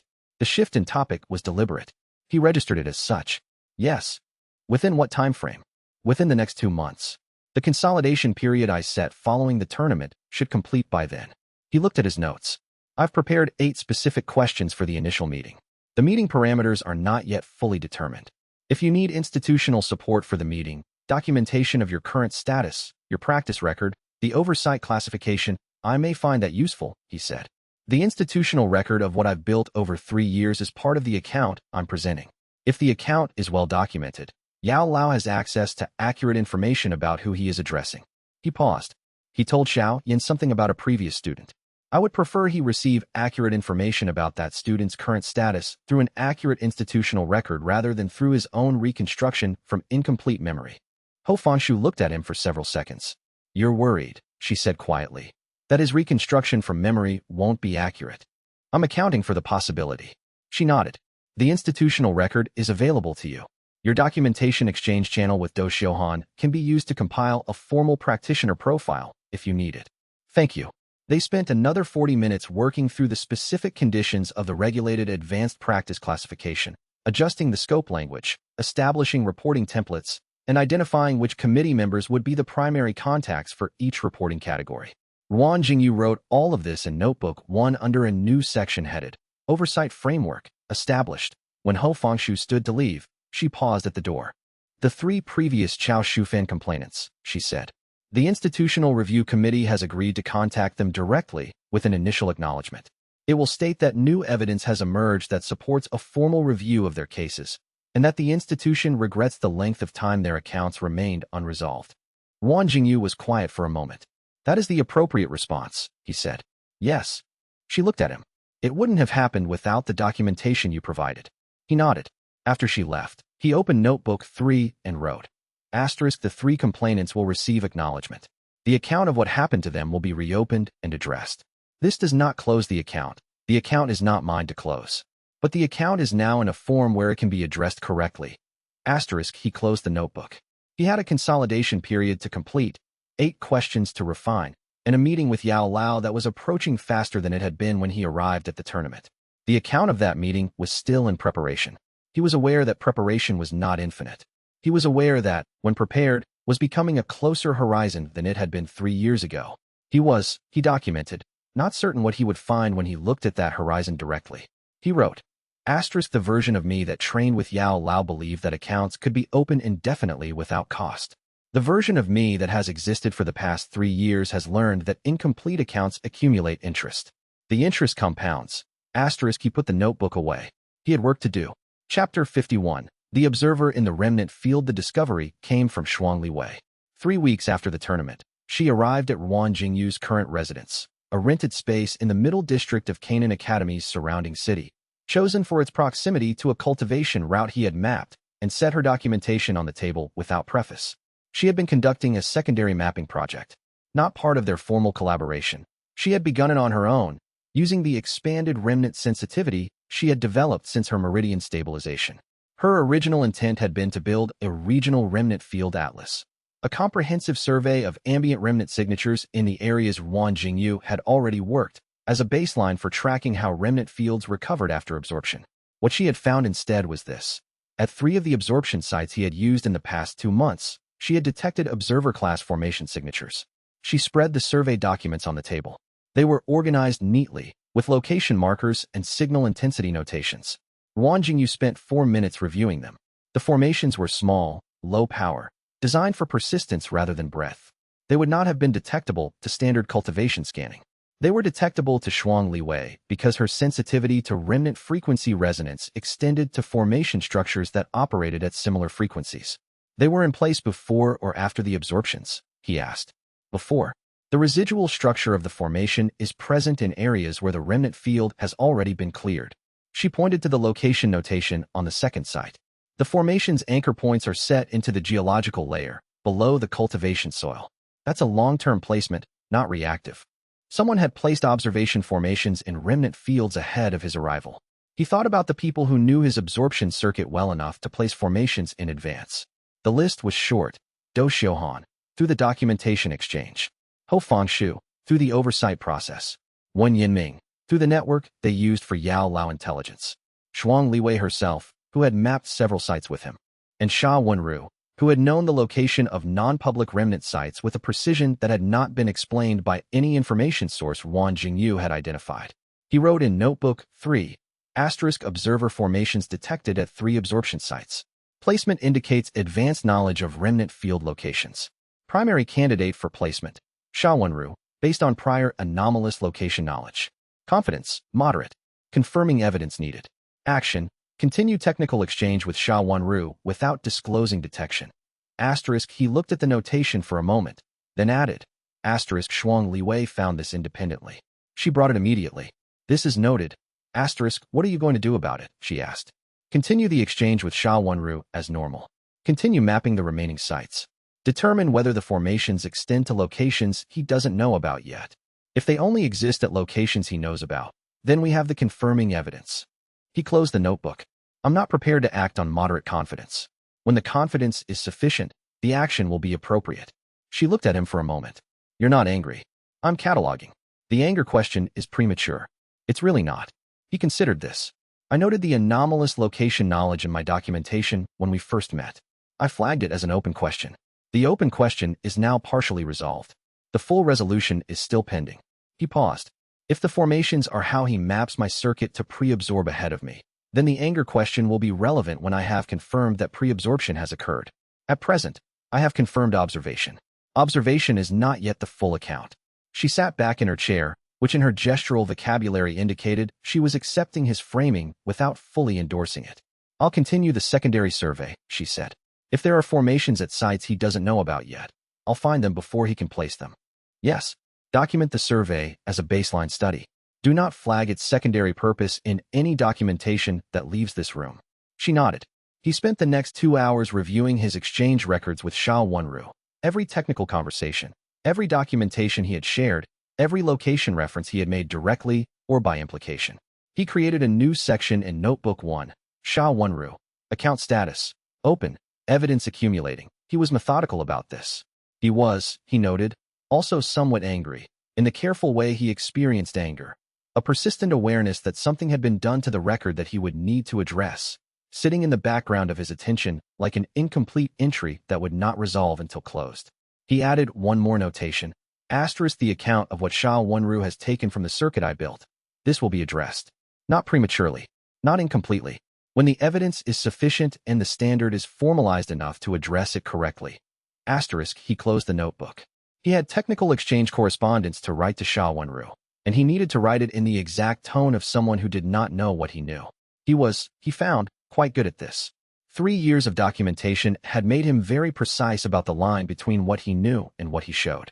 Chapter 52, The Hanjun Encoding. First readable layer. The advancement to Do Huang Peak happened over 4 days, following the tournament's combined remnant opportunities. He documented the advancement carefully. Cultivation baseline before and after, resonance thread count, technique fragment integration efficiency, range of the detection function, and any changes to the Hanjun resonance activity. The changes to the Hanjun resonance were significant enough to require a dedicated section. At Do Huang Peak, the encoding structure in the Hanjun resonance had developed what he could only describe as legibility gradients. At lower tiers, the resonance had been perceivable as structure. He could identify that the 7 clusters existed, that they were depth-gated, that the hierarchical architecture was deliberate. He could perceive form without content. At Do Huang Peak, the shallowest cluster had developed something approaching content. It was not yet readable in the way text was readable. It was more like the impression of text, a cultivation sense experience that conveyed the outline of what had been encoded without the specific substance. The way a practitioner could sense the intent of a technique without yet understanding the mechanics. What he perceived from the first cluster's shallowest layer was this: records. The encoding contained records. Not cultivation methodology, not yet, but documentation. Someone had encoded documentation into their own remnant, layer by layer, with access gated to cultivation tier because the contents were not appropriate for lower-tier practitioners to receive. He wrote in Notebook 2, *Hanjun encoding, Do Huang peak access. First cluster, shallowest layer, impression of records. Cultivation sense conveys documentation quality, archival intent. Not cultivation methodology, records about cultivation methodology, or records about the remnant path itself, or records about something else entirely that requires the structured depth gating to control access. Cannot determine content specifically. Can confirm deliberate structure and archival intent. *** implication. Hanjun was a researcher, not a practitioner who happened to encode something for posterity, a deliberate archivist who chose the remnant format because it would persist and self-select for qualified access. The encoding quality is professional. This is the work of someone who spent significant time on it. *** The account of Hanjun is not closed. At Dozone tier, I should be able to access the second cluster layer. At Dozone, the deeper content should become readable. Hanjun has been preparing me for this since CH3. I absorbed his resonance at a mountain tea house, where he was already old, already near the end of his path. Whatever he preserved here, he preserved knowing he would not be alive to deliver it in person. He needed someone to find it at the correct tier. ***, I find this consideration of considerable professional respect. He built an access-gated archive into his own remnant. He trusted the remnant path itself to route the documentation to whoever came next. ***, he paused in the writing. ***, I do not know whether Hanjun knew Yao Lao. Yao Lao would have had access to historical remnant path documentation. If Hanjun's archive contains what I suspect it contains, a researcher's complete record of the remnant path's known dangers, the kind of documentation that would have been genuinely useful for a teacher preparing to instruct a remnant path practitioner, then the question of whether Yao Lao accessed this material becomes relevant. Whether he knew and taught from it, whether he knew and chose not to teach from it, whether he did not know. ***, the account of what Yao Lao knew and chose to share. This is part of the larger account. I have noted it as a subsidiary question in the account section. It will wait. ***, he reviewed the entry and noted that it was 17 lines, which was substantially longer than most entries in Notebook 2. He added a notation. ***, length of entry is proportional to significance of development. The Hanjun resonance has been accumulating interest since absorption. At Dozone, the second layer, ***, he found, genuinely curious. The way he was sometimes curious about well-organized documentation that had been built by someone with obvious professional depth and clear purpose. The curiosity was clean, not tainted by the complicated resonances of grief or abandonment or the account with Yao Lao. Hanjun had left him something useful. He would be able to access it when he reached the right tier. He marked the cultivation advancement as complete in Notebook 1. Then he spent the evening reviewing the technique register and updating the compound sequencing efficiency notes from the tournament. The register stood at 51 forms. He had experienced the ceiling effect in the finals match. He documented it with specific parameters: 28 sequential deployments, gradient flattening at form 23, full flattening at form 26. The ceiling appeared to be a function of the opponent's cognitive integration capacity rather than his own output capacity. He noted several possible approaches to extending the ceiling and marked all of them as requiring experimental confirmation. He had work to do. He also had, he noted, an account with Xiao Wenru that was accumulating evidence, and an account with Yao Lao that he was still preparing, and an account with the Hanjun resonance that would require Dozong to fully open. Incomplete things, all of them. He was, at this stage in his development, quite used to holding multiple incomplete things simultaneously. The skill was not in finishing them prematurely. The skill was in knowing which ones were ready and which ones needed more. He classified the Hanjun account as, waiting on my tier, nothing I can do to accelerate except cultivate correctly. He classified the Xiao Wenru account as, accumulating evidence, approaching readiness. He classified the Yao Lao account as, approaching, with care. He went asleep. Chapter 53. The market. Distance maintained. It was the supply market that brought Xiao Yan into the same city. Wang Jingyu had known Xiao Yan was in the broader region. When Yinming's network tracked Xiao Yan's movements as a secondary function of tracking Yao Lao's location, because the two were not separable at this stage. But knowing someone was in the region and encountering them at a cultivation supply vendor 40 meters away were different categories of information. He identified Xiao Yan by the training and the way he moved. That was the thing no amount of 3-year distance had resolved. Yao Lao's training had a specific quality that was not technique-dependent. It was positional. It was the way a practitioner whose teacher had repeatedly corrected their stance held themselves in a crowd. Weight distributed in a particular way, peripheral awareness maintained at a particular level, the specific tendency to map exit routes before entering a space. Ruan Jingyu did this. Xiao Yan did this. He had not expected the recognition to arrive through this channel. He was at the north end of the vendor row, examining a selection of crystallized cultivation accelerants he had not decided whether to purchase. Xiao Yan was at a vendor 2 rows over, visible through the gaps between market stalls, negotiating something with aggressive informality. He was young. Ruan Jingyu had known this from the intelligence reports. Xiao Yan was in his mid-teens, with the specific energy of someone who had recently discovered they were significantly more capable than the people around them had expected. The Yao Lao training was visible in the foundation. The rest was Xiao Yan's own quality, unpolished and loud, and clearly effective in ways that were not always obvious until they suddenly were. He did not approach. He was not prepared to approach. The account with Xiao Yan was subsidiary to the account with Yao Lao, and the account with Yao Lao was not yet in the form he could present. Approaching Xiao Yan out of sequence would be an operational error, not because Xiao Yan was a threat, but because the conversation would go poorly if it happened before Ruan Jingyu had clarity on what he was actually trying to accomplish with it. He watched, instead, the way he had watched from the observation section at the cultivation conflict several arcs back. Cataloging. What he cataloged. Xiao Yan had the quality of someone who had been told something about a previous student and was actively not looking for that student in crowds. The deliberate not looking was more informative than looking would have been. It indicated that Yao Lao's description of the previous student had been specific enough to create a recognition framework. Xiao Yan knew enough to look for something, and was choosing not to look, which was the behavior of someone who had not yet decided how to handle what they found. This was, Ruan Jingyu noted, not so different from his own 3-year project of developing adequacy of preparation before addressing an account. He wrote in Notebook 3, standing in the market, Xiao Yan is in the city. Observed at supply vendor 2 north. Quality, deliberately avoiding search parameters. He knows enough to look. He is not looking yet. This is familiar behavior. He is young. Younger than I expected from the intelligence reports. The capability assessment made him seem older. He carries the foundation correctly. The style he has built on top of it is entirely his own. I have no negative feeling about him that I can identify. I am noting the absence because I had expected some negative feeling.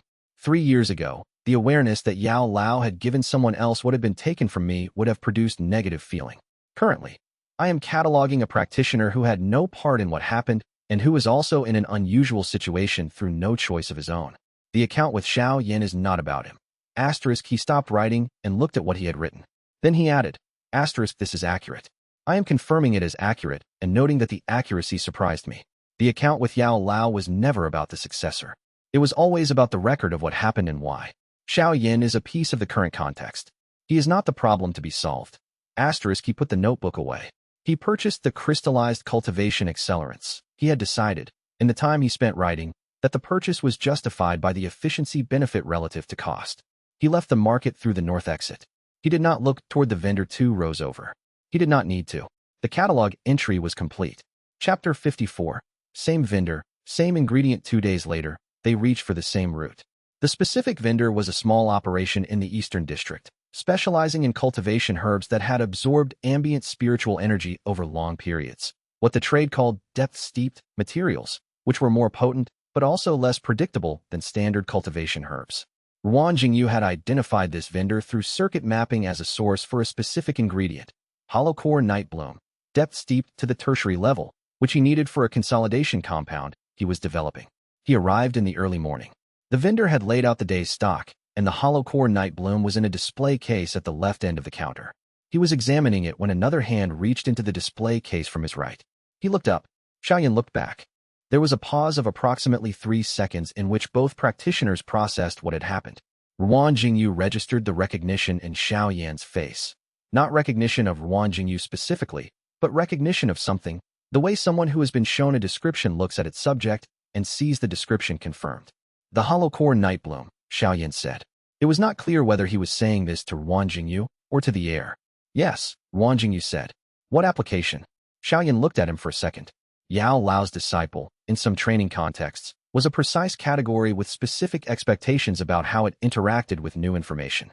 The expectation Xiao Yan appeared to be operating under was, the person who just asked an extremely practical question in the middle of a complicated moment was someone he needed to calibrate correctly. Alchemical-based compound, Xiao Yan said, settling. The tertiary depth affects the catalytic function. I know. I'm using it for a cultivation consolidation compound, different application. He looked at the display. There are 4 routes. I need 1. You need 1. Possibly 2. Then there's no conflict. He picked up the one he had assessed as highest quality. The depth-steeped roots varied considerably within a batch, and he had already done the evaluation. He set it aside and gestured at the remaining 3. Xiao Yan was still looking at him. You're the one he trained before, Xiao Yan said. The market noise continued around them. The vendor was occupied with another customer at the far end of the counter. Yes, Wang Jingyu said. He mentioned you. Once. He didn't say much. That is consistent with the available data. Xiao Yan's mouth did something complicated. Not a smile. Something at the edges of a smile that was also something else. That is a very specific response. It is accurate. Xiao Yan looked at him for another moment. Then he picked up one of the remaining roots, examined it with the specific assessment quality of someone who had been taught to evaluate cultivation materials by a teacher who was extremely precise about quality gradients. He picked the second best one. Wang Jingyu noted this. How long have you been, Xiao Yan started. In the region? 2 months. In the cultivation world as an independent practitioner? 3 years. Since the sealing? Yes. They were both looking at their respective routes now. The vendor had finished with the other customer and was moving toward them with the expression of someone who was not going to interrupt whatever was happening at the left end of the counter. I've been trained by him for less time than you were, Xiao Yan said. I know that. I don't know what to do with that information, which is why I'm mentioning it. Wang Jingyu considered the most accurate response. The duration of the training is not the component I'm interested in resolving. The component I'm interested in is the account of what happened and why it happened the way it did. And you haven't talked to him. I'm preparing to. Xiao Yan looked at him. It was the specific look of someone encountering a person who uses the phrase preparing to for something that has apparently been in preparation for 3 years and wondering what the preparation involves. What does preparing look like? Xiao Yan asked. Documentation, consolidation, identification of what I actually need to ask and what I'm actually trying to accomplish with the conversation. He paused. I'm not going to the meeting without knowing what I need from it. The meeting will go badly if I arrive with unresolved questions about its purpose. Xiao Yan was quiet for a moment. He talks about the training period, he said carefully. Occasionally. Not directly. But, the way he teaches me things, sometimes it's clear he's refined the approach from a previous version. The thing he was working on explaining when it got interrupted. He paused. I'm not saying this to. I don't know why I'm saying this. You're saying it because it's accurate, and because the accuracy seems relevant to this conversation, Wang Jingyu said. That is a reasonable approach to information sharing. Another pause. That's a lot of work to describe just saying a true thing, Xiao Yan said. The precision is a habit. The vendor arrived, and they conducted their respective purchases. The vendor treated them as ordinary customers, which they were, in the sense that they had both paid for cultivation herbs and had not disrupted the market. They stood outside the vendor stall with their respective routes. He told me you exist, Xiao Yan said. He said it was complicated. He didn't give me a name. He said he stopped. What did he say? Xiao Yan looked at him with the directness that, Wang Jingyu noted, was also present in Yao Lao's approach to difficult information. The tendency to say things plainly rather than constructing them. He said there was a student whose situation he had not resolved properly, that it was a debt in his record that he needed to address. Xiao Yan paused. He was not. He wasn't ashamed exactly. I think he was preparing to. Wang Jingyu looked at this information. He noted, not calm about it. The specific not calmness was a kind of pressure at the edges of the account section, the way a door that has been sealed for 3 years develops a different weight when someone touches the handle from the other side. That is useful information, he said. You're going to write that down. Yes. Xiao Yan looked at him for a moment with an expression that was, Wang Jingyu catalogued, something between bafflement and respect. Good luck, Xiao Yan said, and seemed to mean it. And you? Wang Jingyu said. They walked in different directions. Chapter 55. The thing neither of them created, he did not go back to his residence immediately. He walked for approximately 90 minutes through the eastern and southern districts of the city, which he documented in Notebook 3 as processing walk. Duration, 90 minutes. Purpose, integration of new information before it is documented formally in Notebook 1. The account section has received new data, and I am not yet ready to record it in the account section form. Asterisk what he was processing. The conversation with Xiao Yan had not gone the way he had not planned, in the sense that he had deliberately not planned it because it had not been the right time. It had happened outside of his timeline through the operation of coincidence or markets or whatever mechanism arranged for two practitioners to need the same cultivation herb at the same time. He had not been prepared. He had responded with accuracy rather than preparation, which was the correct approach for an unprepared conversation. The conversation itself, shorter than it should have been, which was accurate for a first contact between two practitioners who were both still figuring out how to locate themselves relative to each other. The relevant information had been communicated. Xiao Yan had offered something. The disclosure about Yao Lao's framing of the situation, that he had not been obligated to offer, and that he had offered with the specific quality of someone who understood that the information was useful to the person receiving it, even if it was complicated. Wang Jingyu spent 20 minutes walking and thinking about what it meant that Yao Lao had described the situation as a debt in his record. The word debt was accurate. It was more accurate than the words Wang Jingyu had been using in the account section. He had been using unresolved account, which was softer and more administrative in its framing. Debt was personal. Debt implied a specific person who was owed, and a specific amount, and a specific obligation to resolve it. He was the person who was owed. He had known this. He had been structuring it as an account rather than a debt because, and he wrote this in Notebook 3, still walking, asterisk because framing it as a debt would make it personal in a way I did not want it to be personal until I was ready for it to be personal. The account framing was protective. The account framing allowed me to keep the thing at documentation distance while I built what I needed to build. Asterisk he stopped walking. He was standing in a small square in the southern district, near a cultivation goods exchange that was closed at this hour. Around him were the ordinary sounds of a city in late afternoon, practitioners moving between markets, conversation in the middle distance, the ambient low-level cultivation energy that gathered wherever practitioners concentrated. He thought about Xiao Yan. He thought about a teenager who had been told, at some point in his training, that his teacher had a previous student whose situation was not properly resolved, and who had carried that information forward, and who had today taken it out and put it on a table in the market because the opportunity existed and the information seemed relevant. He thought about himself at 14, which was how old he had been when Yao Lao first took him as a student. He thought about the version of himself that had trained with Yao Lao. That version had been certain about what the training would produce, certain in the way a young practitioner is certain when they have found the thing that makes sense of everything. The teacher who can see what they're building and knows how to help them build it faster and better. That version had not been stupid. The certainty had been based on real evidence. Yao Lao had been an excellent teacher. The training had been genuinely producing what it was supposed to produce. The ceiling had happened anyway. He wrote in Notebook 3, asterisk the thing neither of us created. Xiao Yan did not choose to be the successor. He was found by Yao Lao during the sealing period, trained through the ring, offered the bond. He did not take this from me. The cultivation world is not a competition with a fixed number of teaching slots. Yao Lao's capacity to teach is not a resource I had prior claim on in perpetuity. Asterisk this is accurate. I have known it was accurate. I am writing it here because the conversation with Xiao Yan made the accuracy feel true rather than just documented. Asterisk he is good. He is young and unfinished and loud in a way that is characteristic rather than problematic, and the foundation under all of it is correct because Yao Lao builds correct foundations. If I had continued the training, I would have been built on the same foundation. We would be, in some specific sense, built on the same thing. Asterisk this is complicated. I have added it to the things that don't fit category section. Asterisk he walked back to his residence.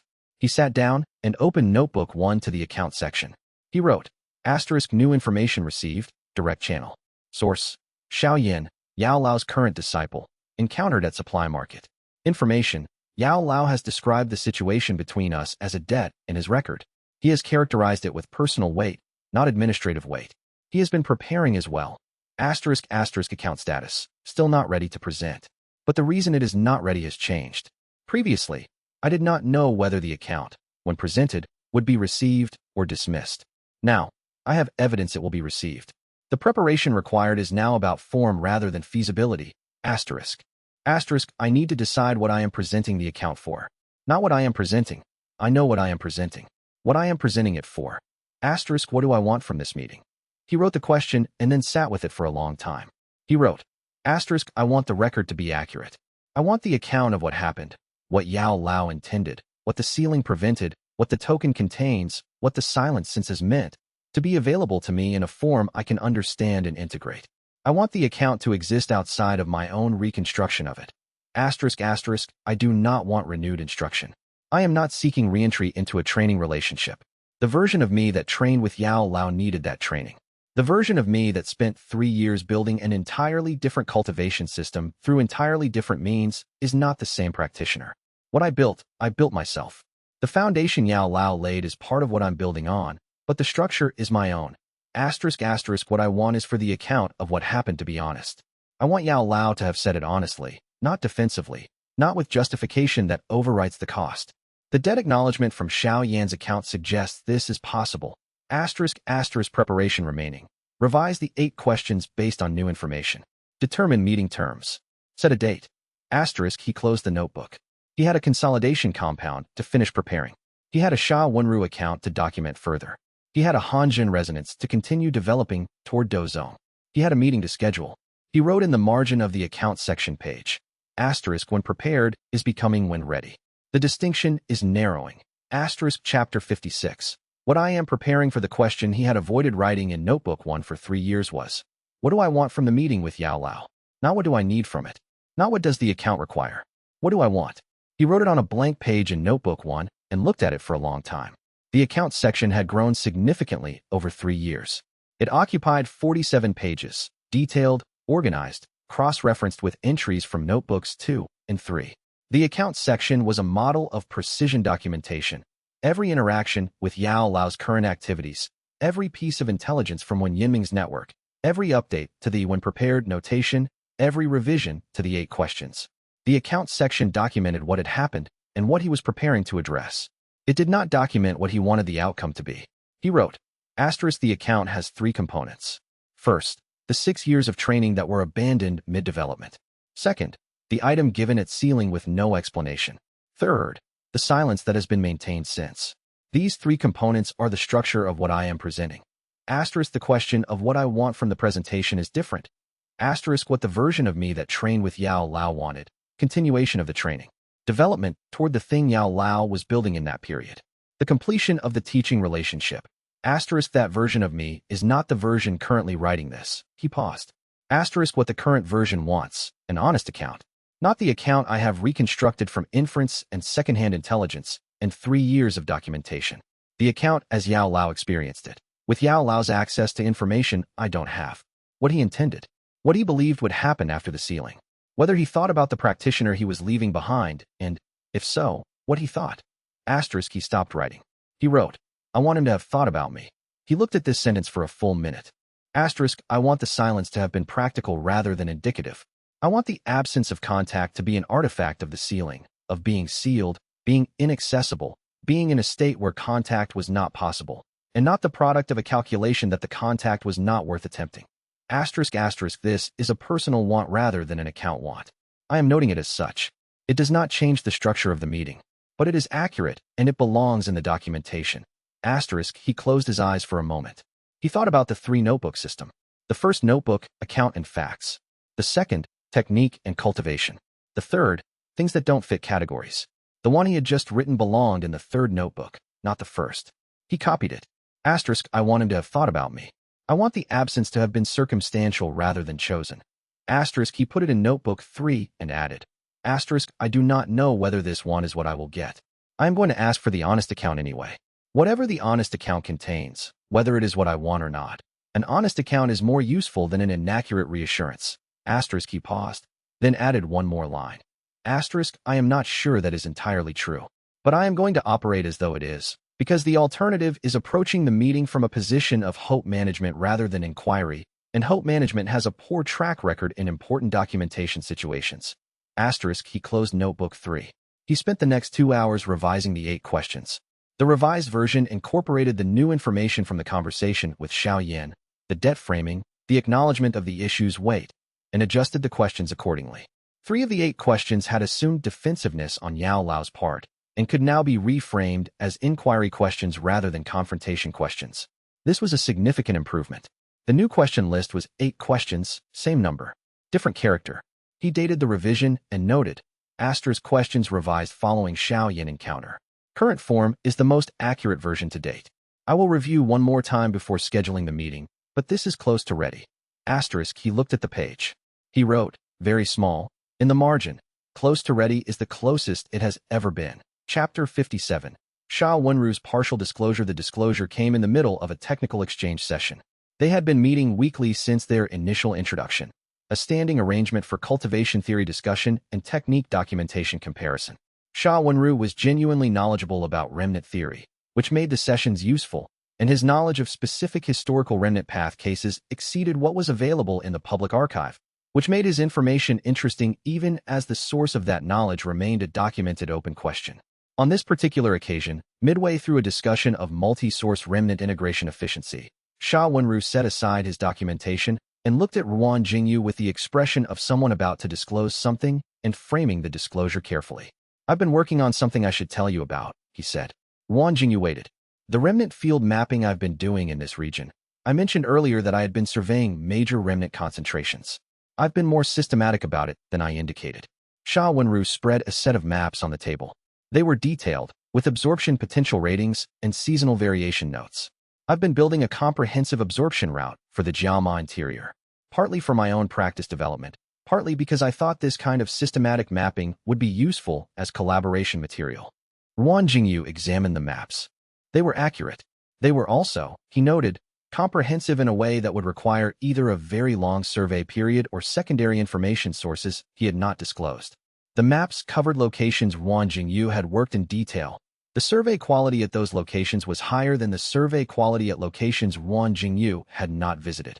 This is substantial survey work, he said. I've been at it for several months. I thought it would be useful to have a complete regional picture before approaching you with the collaboration proposal. Ruan Jingyu looked at the maps and then at Xiao Wenru. What is the collaboration proposal? Joint absorption route operation. Coordinated scheduling to maximize coverage and minimize overlap. Shared consolidation resources, combined documentation. Xiao Wenru leaned forward slightly. Two remnant path practitioners working the same region independently produces inefficiencies. Coordination makes both practices more effective. He reviewed the maps for another 30 seconds. The maps disclosed the survey work. They did not disclose the observer formations. They did not disclose any pre-absorption activity in the smaller fields. The collaboration proposal framed their co-presence in the regional absorption circuit as a coordination question, which would have been appropriate if the only issue was survey overlap. The observer formations were not a survey overlap. The survey is useful, Ruan Jingyu said. I appreciate the transparency about the regional work. I'll review the maps in detail and provide a response to the collaboration proposal at our next session. This was accurate. He would review the maps in detail, and he would provide a response, and those things would happen at a time he chose after he had completed the documentation review. Xiao Wenru appeared satisfied. The session continued. After Xiao Wenru left, Ruan Jingyu opened Notebook 1 to the Xiao Wenru section. He wrote, Xiao Wenru's disclosure, confirmed survey work, presented as comprehensive. Survey quality correlates with my circuit activity, confirming secondary information source. Observer formations not disclosed. Pre-absorption activity not disclosed. Collaboration proposal framed as efficiency optimization. Assessment. The disclosure is real but partial. He disclosed the component that would be apparent anyway. The survey work is documented in the maps he shared, which I can cross-reference against the public record to confirm its scope. He did not disclose the components I cannot confirm without the detection evidence Shuang Liwei has provided. The partial disclosure is a tell. He knows some of what I know, or suspects it, and is getting ahead of the disclosed portion before the undisclosed portion becomes visible. This is a reasonable tactical approach. It is also inadequate to the situation. Action, continue as before. Document the partial disclosure as evidence of awareness. The case is accumulating. He looked at what he had written. Then he wrote, the version of me that trained with Yao Lao would have confronted him directly. The training emphasized clarity over strategy in personal interactions. If something needed to be said, say it. 3 years of independent practice has taught me that some accounts need to be completed in the correct form rather than the most immediate form.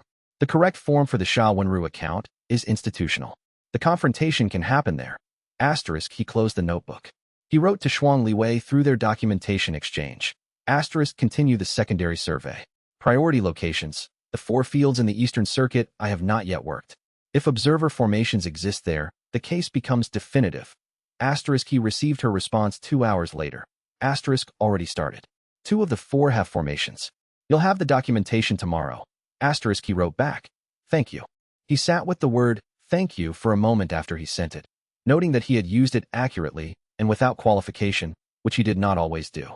Chapter 58. Fatal Flaw. The accurate account of what she wants. Shuang Liwei arrived on a Tuesday. She did not use the documentation exchange channel. She came in person, which was not characteristic. She typically sent preliminary notice before visits. She sat down across from him, and her posture had the specific quality of someone who has prepared something and is not sure how to begin presenting it. I've been in contact with my original sect, she said. He put down his notebook. They've been following the stabilization progress through the documentation I've been submitting to Ho Fangshu's committee, she continued. They had a representative at the tournament. Not to see me specifically, but the institutional visibility of the oversight framework meant the documentation was available. They've reviewed my current cultivation state. And they want me to come back. Conditionally, the dual-element path they had me training on before the collapse can't be resumed as was, but they have a restructured version. It accounts for the meridian damage, builds on what the stabilization work did. She looked at the table between them. It would take 18 months, minimum, probably 2 years. I would need to be at the sect's primary training grounds, which is 4 days travel from here. He processed this. He processed the 18 months. He processed 4 days travel. He processed the conditional framing of the return, not an assignment, a choice. He said, the stabilization I provided was for your cultivation development, not my operational convenience. What do you want? She looked at him. I asked what you want, she said. He understood what she was asking. He understood it precisely. She was asking whether he wanted her to stay, not whether the stabilization work had been designed with her interests as the primary variable. She was asking the personal question, not the operational question. The documentation approach, which he had used consistently over 3 years, was, state what is accurate for the account. The accurate statement for the account was what he had said. The stabilization had been calibrated to her cultivation needs, and his operational convenience was not a variable that should weight her decision. This was accurate. It was also, he recognized, not what she had asked. He opened his mouth to produce the accurate operational statement again, to confirm that the documentation was correct, that the work had been hers to direct, and then he stopped.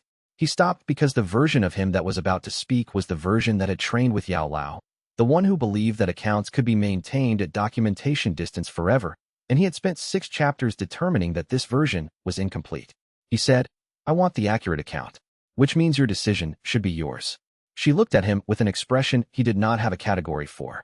That is, she said carefully, a very precise way to avoid answering. He looked at what he had said. He had framed it as accuracy. He had used accuracy as a mechanism for not saying the personal thing, which was that he did not want her to go, and that he was not going to say it because saying it would make her decision about him rather than about her cultivation path, and making her decision about him would compromise the integrity of her choice. This was, he recognized, in the privacy of a 3-second internal assessment, the exact mechanism by which incomplete things accumulated. He was protecting the accuracy of her decision by withholding information that would affect it, which was not actually accuracy. It was a preference for a particular kind of account over the complete account. The fatal flaw, which was, cannot let go of incomplete things, worked in both directions. He could not let go of incomplete accounts. He could also not leave an interaction in an accurate incomplete state when he knew how to make it accurate. He said, I don't want you to leave the circuit. I find the work we've been doing together, the secondary survey, the stabilization research, the documentation collaboration, I find it has a quality that I have not been able to categorize correctly, which I have been documenting in Notebook 3 for several months. If you leave for 18 months, that work is interrupted. The interruption matters to me. He paused. I said the stabilization was for your cultivation development because that is accurate. It is also accurate that I have a personal preference about the decision. Both things are in the record. Shuang Liwei looked at him for a long moment. That cost you something, she said quietly. Yes. Why? He considered how to answer.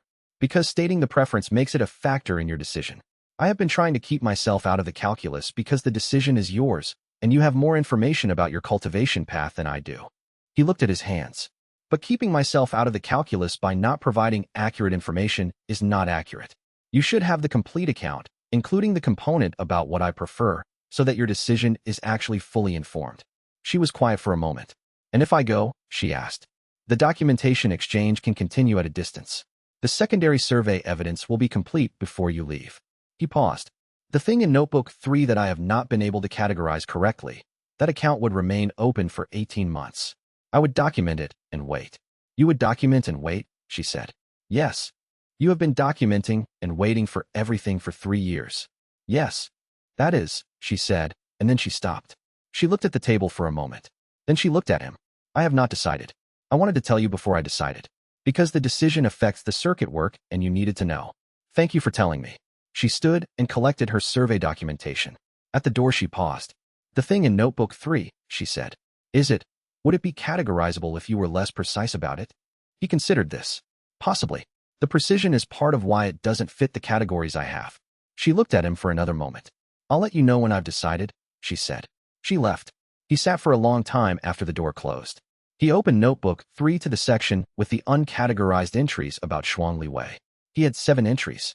He looked at them for a while. Then he wrote an 8th entry. Asterisk, I told her the personal preference. The account of this conversation is now accurate. The decision is hers. I am sitting with the incomplete version of the outcome, which is the correct condition for the present moment. Asterisk, asterisk, the cultivation account with Yao Lao has been open for 3 years. The operational account with Sha Wenru has been open for 4 months. The account with Han Zhun has been open since the Do Huang advancement and will take another full tier to access. Asterisk, asterisk, this account, the one in Notebook 3, has been open for 6 months without a category. It will remain open until it has one. Asterisk, asterisk, I am, he noted, very tired of incomplete things. This is not a new observation. It is a more accurate description of the fatigue than previous entries. Asterisk, he closed the notebook. He had 4 observer formations confirmed in a case to finish building. He went back to work. Chapter 59. The message from the other side. The message arrived through Wen Yinming. Not the kind of message Wen Yinming usually delivered. Not intelligence about Yao Lao's location. Not second-hand account of something observed in the Jia Ma cultivation world. Not a network report. This was a physical document. A sealed letter, delivered by cultivation post to Wen Yinming's contact address, forwarded to Wan Jingyu through the established channel. The letter had no name on it. No sender identification. The seal was a standard cultivation correspondence seal with no identifying marks. Wen Yinming handed it over with an expression that conveyed, I know what this is, and I am not going to say anything about it, which was characteristic of Wen Yinming's approach to situations that had more emotional weight than he felt equipped to navigate directly. Wan Jingyu took the letter. He did not open it immediately. He put it in his pocket and finished the conversation he had been having with Wen Yinming, a routine intelligence update about cultivation circuit activity in the region, which he needed for the Sha Wenru documentation. And then he went back to his residence and sat down at his desk and opened the letter. It was 4 sentences. Asterisk, there is a practitioner using remnant absorption methods in the Jiama region. My understanding is that this practitioner may be known to me. I am reaching out to confirm or correct this understanding. A response to this channel would be appreciated. Asterisk, the handwriting was precise and familiar in the way something you learned before you could fully articulate your own memory is familiar. Not consciously recognizable, but structurally known. The way the body knows a temperature it has been in before. He had been expecting contact. He had not been expecting it to arrive in a form that didn't say the sender's name, which told him something. Yao Lao had sent a message that would be accurate even if the recipient was not who he thought, and that carried deniability if the recipient was someone else. He was being careful. Wan Jingyu appreciated careful. He took out a piece of correspondence paper and wrote a response. The response was 3 sentences. Asterisk, yes. The practitioner using remnant absorption methods in the Jiama region is known to you. I am prepared to meet. The meeting should be on my schedule, at a location I will specify, at a time that gives me adequate preparation. I will contact through this channel when I am ready. Asterisk, he sealed the letter and sent it through the cultivation post. Then he opened Notebook 1 to the account section and wrote, Asterisk, first direct contact. Yao Lao reached out. He identified me through the regional practice signature. He did not name himself. Plausible deniability, professional caution, or something else. The message was 4 sentences and was written with the precision I recognize. Asterisk, I responded. Yes, I am the practitioner. I am prepared to meet, on my schedule. Asterisk, on my schedule is important. I have been preparing for 3 years. The meeting will happen when I have completed the remaining preparation and chosen the location and am ready to conduct the account meeting in the correct form. He acknowledged in his letter to Xiao Yan that this is a debt. The debtor does not set the repayment terms. Asterisk, asterisk, I said, I am prepared to meet. And I wrote, prepared to, rather than ready to deliberately. I am prepared. Readiness is a different question. Asterisk, he added. Asterisk, I will be ready soon. The preparation is nearly complete. The questions are in their best form. The account is organized. Shuang Liwei's decision is pending. The Sha Wenru case is approaching closure. When those two items resolve, I will contact through the channel. Asterisk the account section notation is updated. When prepared soon. He closed the notebook. He spent the rest of the evening reviewing his questions one more time. Chapter 60. What Sha Wenru was building. The final confirmation arrived on a Thursday. Shuang Liwei sent it through the documentation exchange with a subject line that read, asterisk secondary survey complete. Required documentation attached. Asterisk, he opened the documentation. She had found observer formations at all 4 remaining Eastern Circuit sites. She had also found something at the 3rd site that was not an observer formation, a pre-absorption trace. She had mapped it carefully. A cultivation signature in the remnant field indicating that extraction had occurred at a depth and methodology consistent with remnant path technique before the formation evidence degraded. She had timed the trace against the observer formation's placement. The extraction had occurred after the formation was planted, which meant the observer formation had been used to monitor the field's remnant accumulation until it reached a specific density, at which point extraction had been conducted. Not observation. Pre-absorption. He read through the documentation twice. Then he began cross-referencing with his own Notebook 1 entries. Every absorption site he had documented. Every remnant field he had surveyed in the past 4 months. Every case where his field survey had shown lower remnant density than expected at the time of his arrival. There were 11 sites where the remnant field had been partially pre-absorbed. He had attributed 8 of them to natural variation. Remnant fields fluctuated based on cultivation activity, weather, and proximity to active training areas. 3 he had flagged as anomalous without identifying the cause. He looked at the pre-absorption trace documentation Shuang Liwei had provided. The methodology matched all 3 anomalous sites. He wrote in Notebook 1, asterisk Sha Wenru's activity confirmed. Not survey and observation. Targeted pre-absorption at 11 sites for months of operation. Observer formations used to monitor remnant density and extract when accumulation peaked. He is building a technique register from absorbed remnants. The pattern of extracted materials is consistent with deliberate register construction, selecting for diversity of elemental affinity and physical application type. Asterisk he is building what I built, using the circuit I mapped, on a timeline that began after our initial technical exchange, after he understood enough about my methodology to replicate the selection criteria. Asterisk he has been using the technical exchange to learn what to look for, then absorbing it before I could. Asterisk he stopped writing. He sat with this for 60 seconds. He wrote, asterisk the account with Sha Wenru is now open. The evidence is sufficient. The institutional case is complete. Asterisk then he looked at the last line. He deleted it. He rewrote it. Asterisk the account with Sha Wenru is now open. I will close it when I am prepared. The preparation for this case involves finalizing the remnant path code standard language with Ho Fengshu so that the violation can be addressed under a formalized framework rather than ad hoc interpretation. I will contact Ho Fengshu tomorrow to request an expedited review meeting. Asterisk, he closed Notebook 1. He opened Notebook 3. He wrote, asterisk Sha Wenru has been systematically extracting material from the circuit I built. The technical exchange was a reconnaissance operation. The survey work he presented as collaboration material was a map of what he had already taken. Asterisk asterisk, there is something specifically. I am looking for the accurate word. Not just angry. The word is something closer to. He reached into the work I have been building and took pieces of it before I could finish it. He took incomplete things that I was intending to complete. Asterisk the version of me that cannot leave incomplete things has a specific response to the discovery that someone deliberately created incompleteness in my work. Asterisk I am noting this as accurate. The response is proportionate. I will conduct it through institutional channels because that is the form that creates durable results rather than temporary resolution. But I want to note, for the record, that the response is not mild. Asterisk he looked at what he had written. He added, asterisk he looked very cooperative. He was very knowledgeable. He made himself useful in a way that was designed to make me want to keep him in the collaboration circle. The usefulness was real. The framework around the usefulness was extraction. Asterisk asterisk I note. The documentation discipline is not infallible. I flagged the anomalous location knowledge early.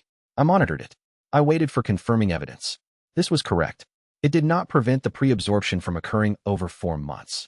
Asterisk asterisk the incompleteness that Sha Wenru created in my circuit is real and cannot be recovered. Those remnants are gone.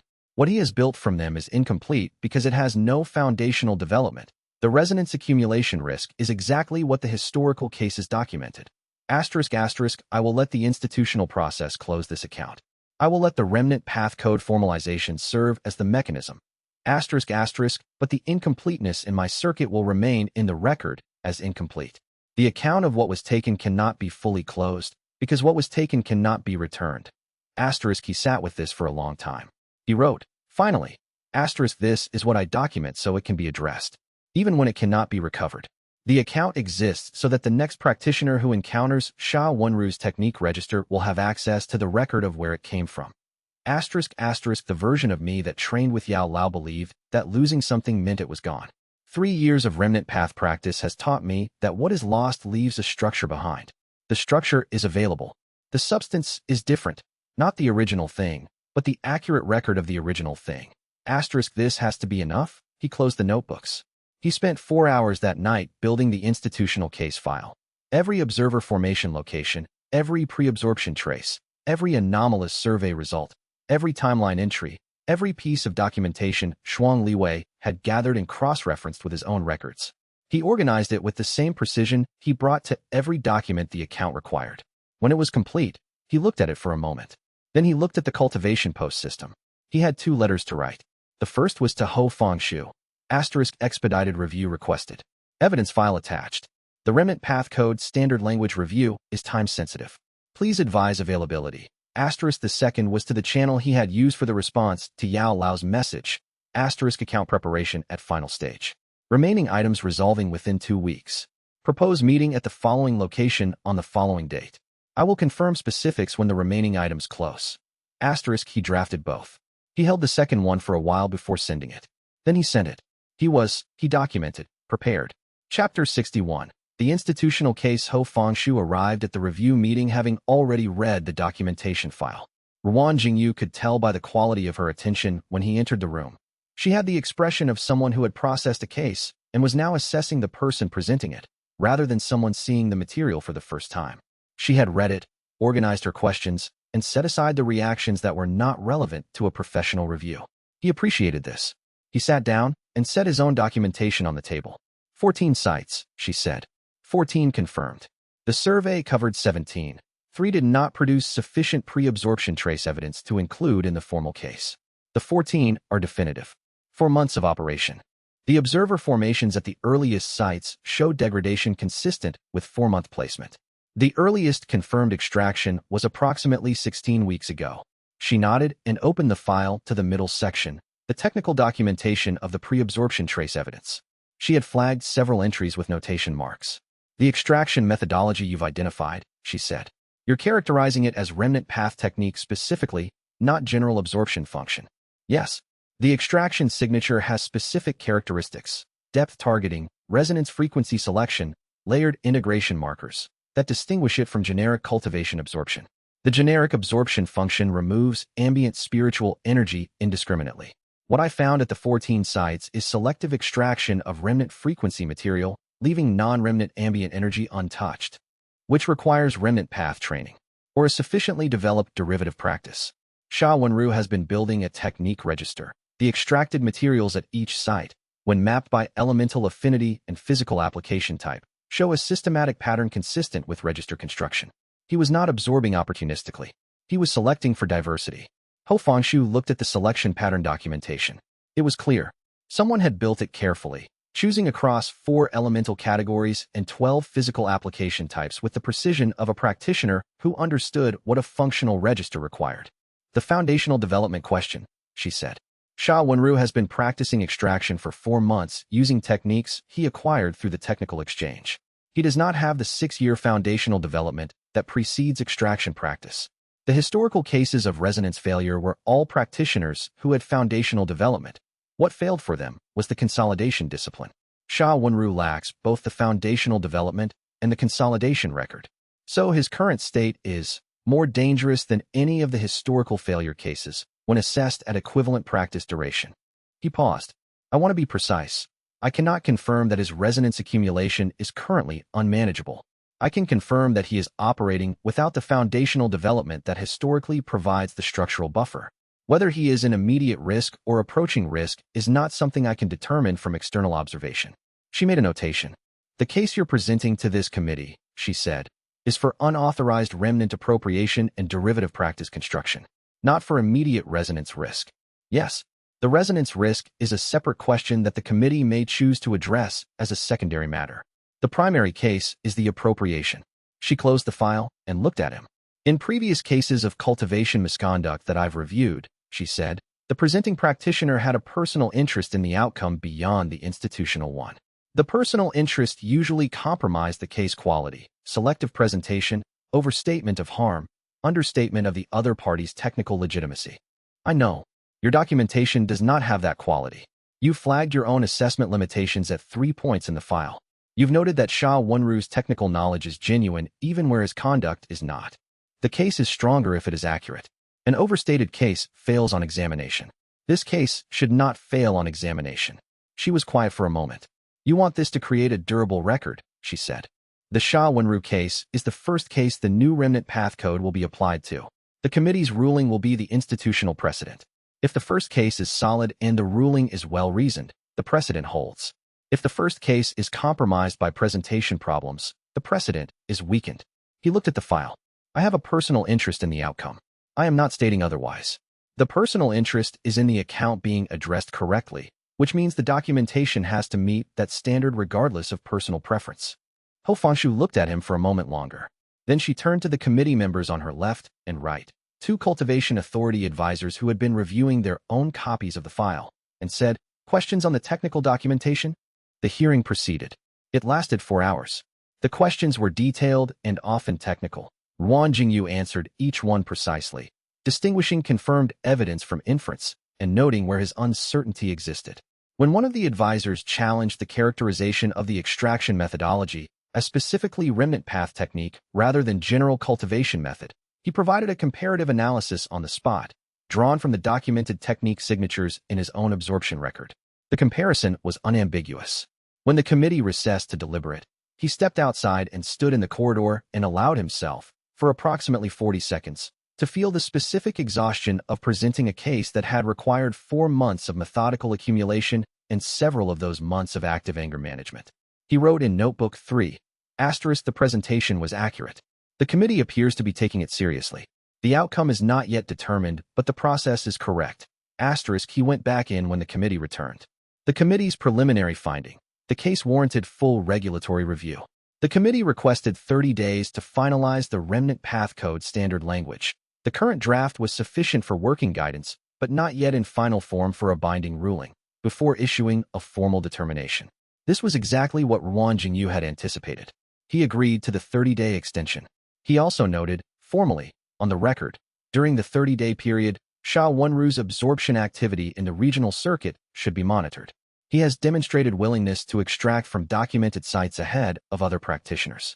The monitoring is precautionary, not punitive. The committee agreed to monitoring. He left the hearing and sent a brief documentation update to Shuang Liwei. Case accepted for full review.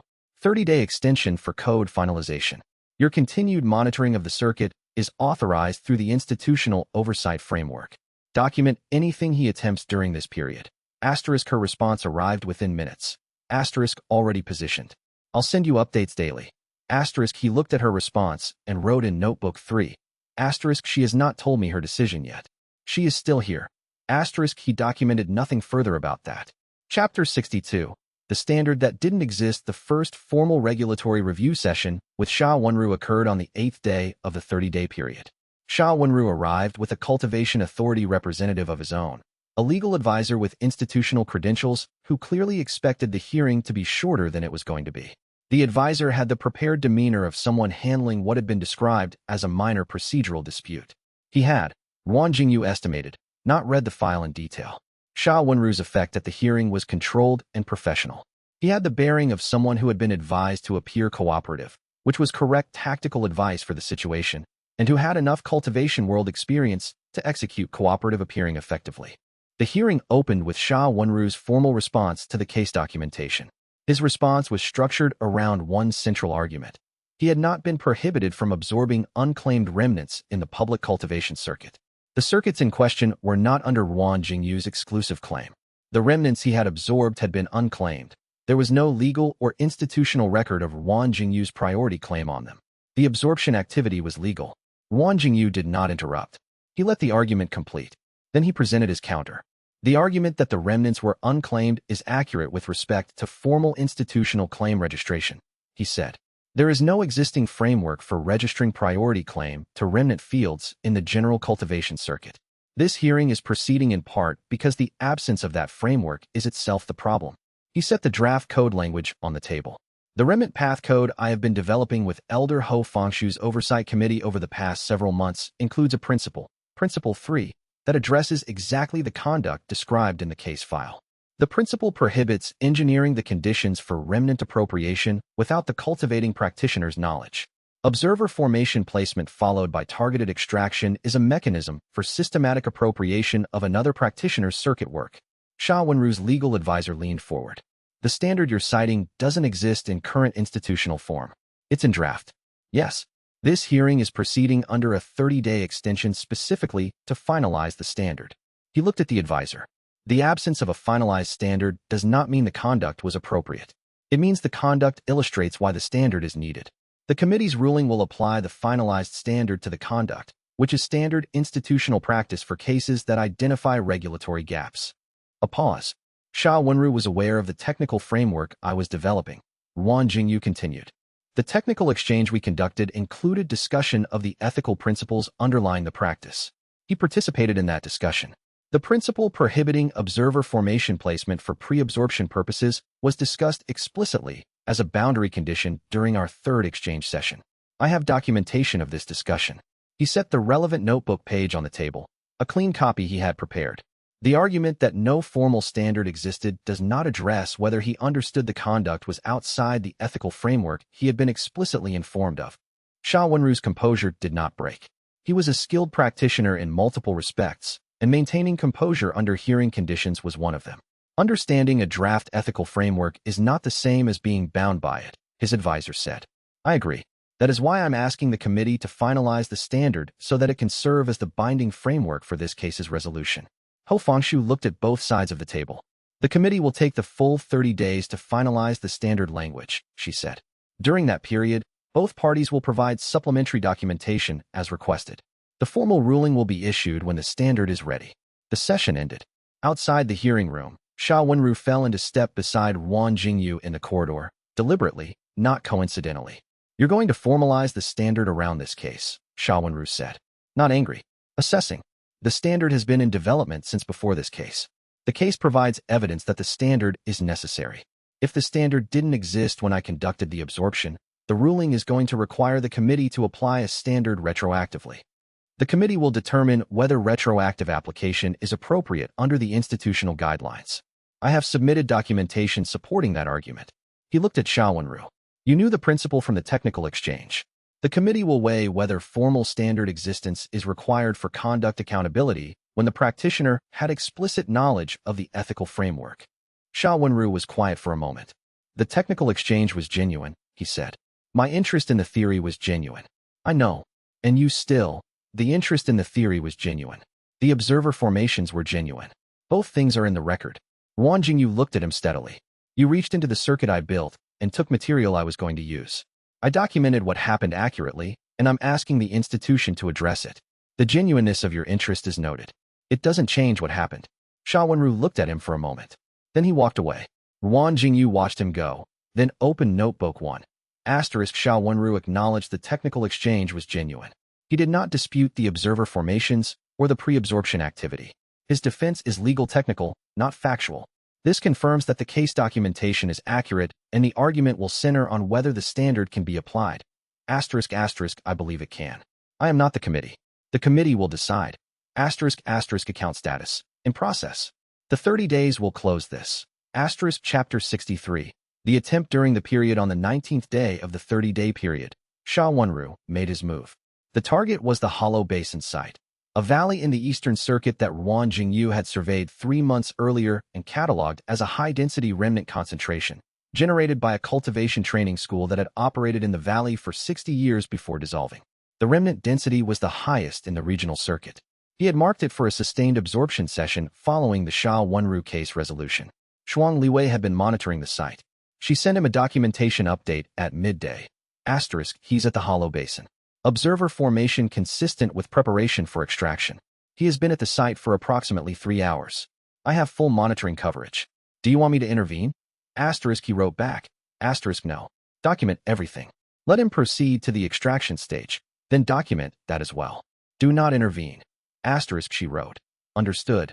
He noted, aware that this was a choice with a cost. The material Xiao Wenru extracted from the hollow basin would be gone. The site had been surveyed and documented but not yet absorbed. The material was, in the formal sense, unclaimed. What Xiao Wenru took during the 19 days could not be recovered. He made the choice anyway. The case needed documented evidence of continued conduct during the period when Xiao Wenru knew he was under review. The observer formation placement alone demonstrated awareness of the methodology. An extraction attempt during the review period demonstrated something more specific, that the conduct was ongoing and intentional rather than historical, and concluded. The committee would find this significant. He did not enjoy making this choice. He wrote in Notebook 3, I am allowing material to be taken so that the record of the taking is complete. The incomplete version of this, intervening before the extraction, preventing the immediate loss, not having the evidence, would be operationally satisfying and institutionally inadequate. The complete version requires the loss. I keep writing variations of this pattern. I cannot leave incomplete things, but I keep discovering that completing things correctly requires accepting incomplete pieces along the way. The hollow basin material is going to be partially gone when the case closes. The account of this loss will be in the record. That is what the record is for. Shuang Liwei sent documentation updates throughout the afternoon. The extraction proceeded. She recorded the observer formation activation sequence, the depth targeting procedure, the selective extraction pattern, all of it. By the time Xiao Wenru left the site, she had 7 hours of documented evidence. She sent the final update. Extraction complete. He took approximately 40% of the available depth remnant material. Documentation file attached. He reviewed the documentation file that evening and added it to the case record. He sent the updated case record to Ho Fengshu through the documentation exchange with a notation, supplementary evidence. Ongoing extraction activity during review period. Site, Hollow Basin. Date, Day 19. Documentation attached. Ho Fengshu's response arrived within an hour. Received. The committee will expedite the code finalization. Expect the ruling within 14 days rather than 30. He looked at the timeline. 14 days. He wrote back. Understood. Thank you. He closed his documentation. He spent the remaining evening working on the questions for the Yao Lao meeting, which were very nearly final. He had revised them 6 times since the first version, each revision incorporating new information. The current version was accurate and complete and expressed in the form he could present. He was waiting for the Xiao Wenru account to close. Then the Shuang Liwei account needed resolution. He had not heard her decision. Then the meeting. He wrote in the account section of Notebook 1, 14 days. Then the primary remaining items. Then the meeting. The notation, when prepared, has been superseded. Current notation, when the remaining items close. The remaining items are closing. Chapter 64.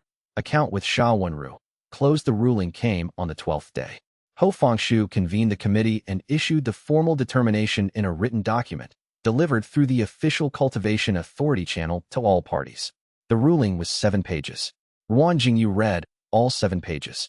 The committee's determination. First, the remnant path code had been formally adopted as institutional standard, effective from the date of the ruling. Second, Xiao Wenru's observer formation placement and pre-absorption activity at 14 documented sites constituted non-consensual remnant appropriation under Principle 3 of the newly formalized code. The committee found that the technical exchange records demonstrated explicit prior knowledge of the ethical framework, which satisfied the requirement for intent. Third, the materials Xiao Wenru had constructed into a derivative technique register from the appropriated remnants were classified as derived from non-consensual appropriation.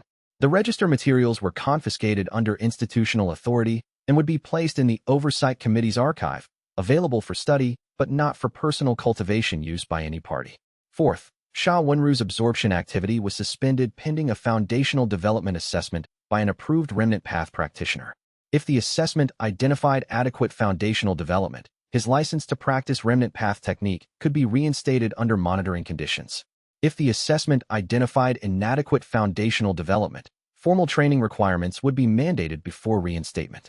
Fifth, The 3 previous Chao Shufan complainants were cross-referenced in the ruling as analogous cases where documented harm had not received timely institutional response. The ruling noted the pattern and directed the Oversight Committee to review current active cases annually to prevent similar delays. The ruling did not address the hollow basin extraction during the review period specifically, but the evidence had been included as supporting documentation and had clearly influenced the committee's finding that the conduct was intentional rather than historical. Ruan Jingyu read the ruling a second time. He wrote in Notebook 1, asterisk account with Xiao Wanru, closed. Ruling date, current. Outcome, formal determination, code adoption, register confiscated, activity suspended. Asterisk he stopped writing and looked at the page. He had written closed, and he needed to determine whether it actually felt closed. The hollow basin material was gone, 40% of it, taken during the review period while he watched and documented rather than intervened. That was not recoverable. The loss was in the record, but the material itself was in Xiao Wanru's confiscated register, which would sit in the archive and not be available for anyone's practice.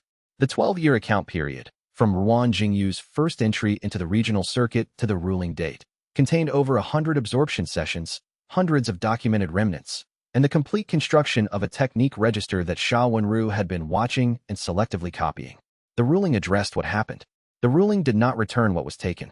He wrote, asterisk, not satisfying in the way direct confrontation would have been. More durable in the record. The standard is formalized. The case has a documented resolution. The next practitioner who encounters Xiao Wanru's activity in any circuit will have institutional recourse that did not exist before. Asterisk, asterisk, the account is closed.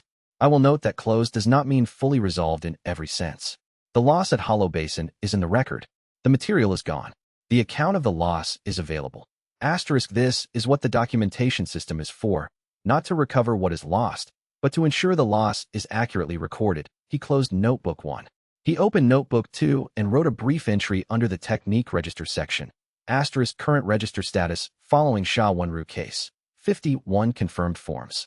The pre-absorption did not affect forms already in the register. Those were absorbed and integrated. The loss is from the hollow basin potential. Material I had surveyed and intended to access. Absent now. Asterisk, asterisk, the register has 51 forms. It was built without the hollow basin material. It will continue to be built without that material. The incompleteness created by Xiao Wanru is a specific shape of gap in the register's developmental arc, not a structural failure. Asterisk, asterisk, I am noting this to distinguish between what was taken and what remains. What remains is substantial. Asterisk, he closed Notebook 2. He sent a brief acknowledgement to Ho Fengshu. Asterisk, ruling received and reviewed. The 5th finding regarding historical case patterns is noted with approval. This component ensures that the ruling's impact extends beyond the immediate case. Asterisk, her response. Asterisk, that section was drafted specifically because of the pattern you identified in the Chao Shufan case. The documentation creates precedent. This is the value of the institutional approach. Asterisk, he read her response 3 times. Then he sent a final message to the documentation exchange channel. Asterisk, account closed. Preparation for the remaining items proceeding. Asterisk, chapter 65. Wei Guhong. The policy question. Wei Guhong found him on a Thursday. He had a way of appearing at exactly the moment something significant had just concluded, not because of any surveillance mechanism, but because he tracked the institutional proceedings through the Cultivation Authority's public record, which updated in near real time. He had read the ruling within hours of its issuance. He arrived the following morning. He sat down without being invited, which was his consistent approach. You handled that by turning it into a policy question, he said. Yes. Wei Guhong looked at him with the expression he deployed when he had decided to say something direct and was organizing it. You could have confronted him. You had the evidence 4 months ago, the observer formations, the pre-absorption traces.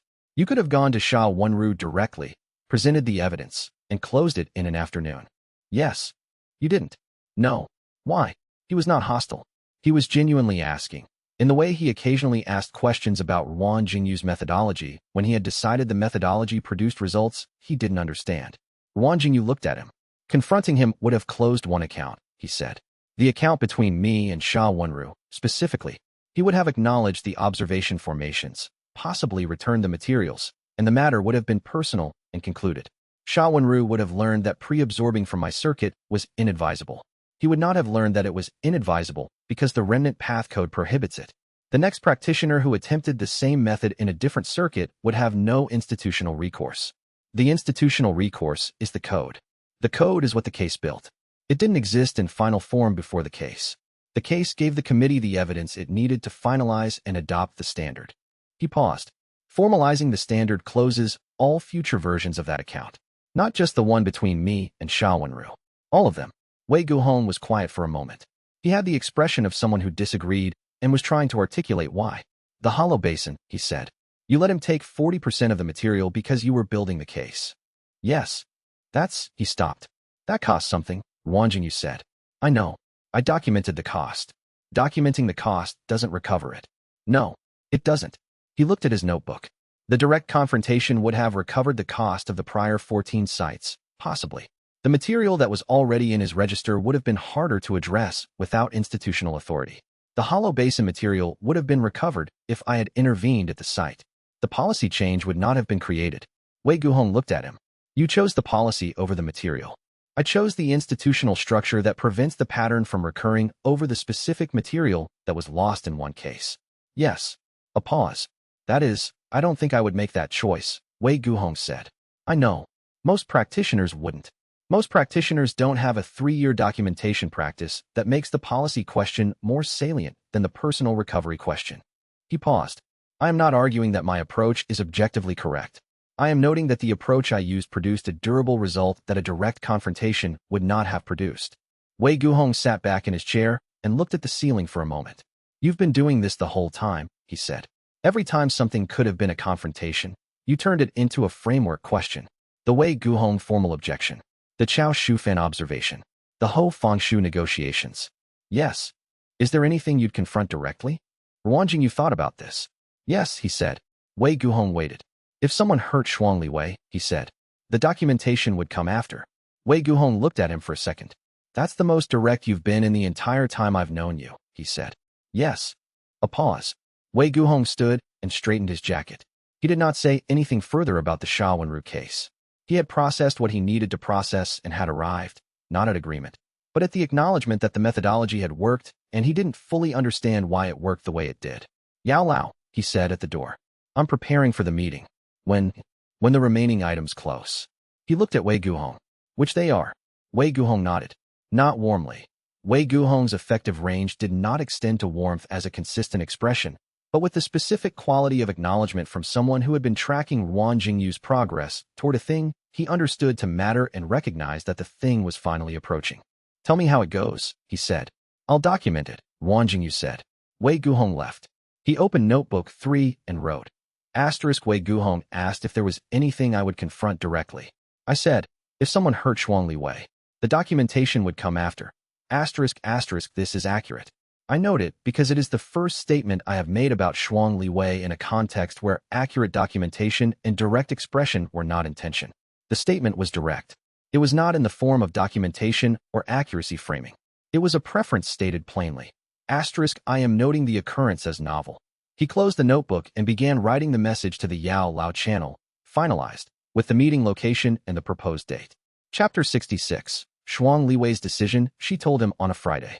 He had been conducting a regional circuit survey, the post-Sha Wenru documentation update, mapping which sites had been affected by the pre-absorption activity and which had recovered to normal density in the intervening weeks.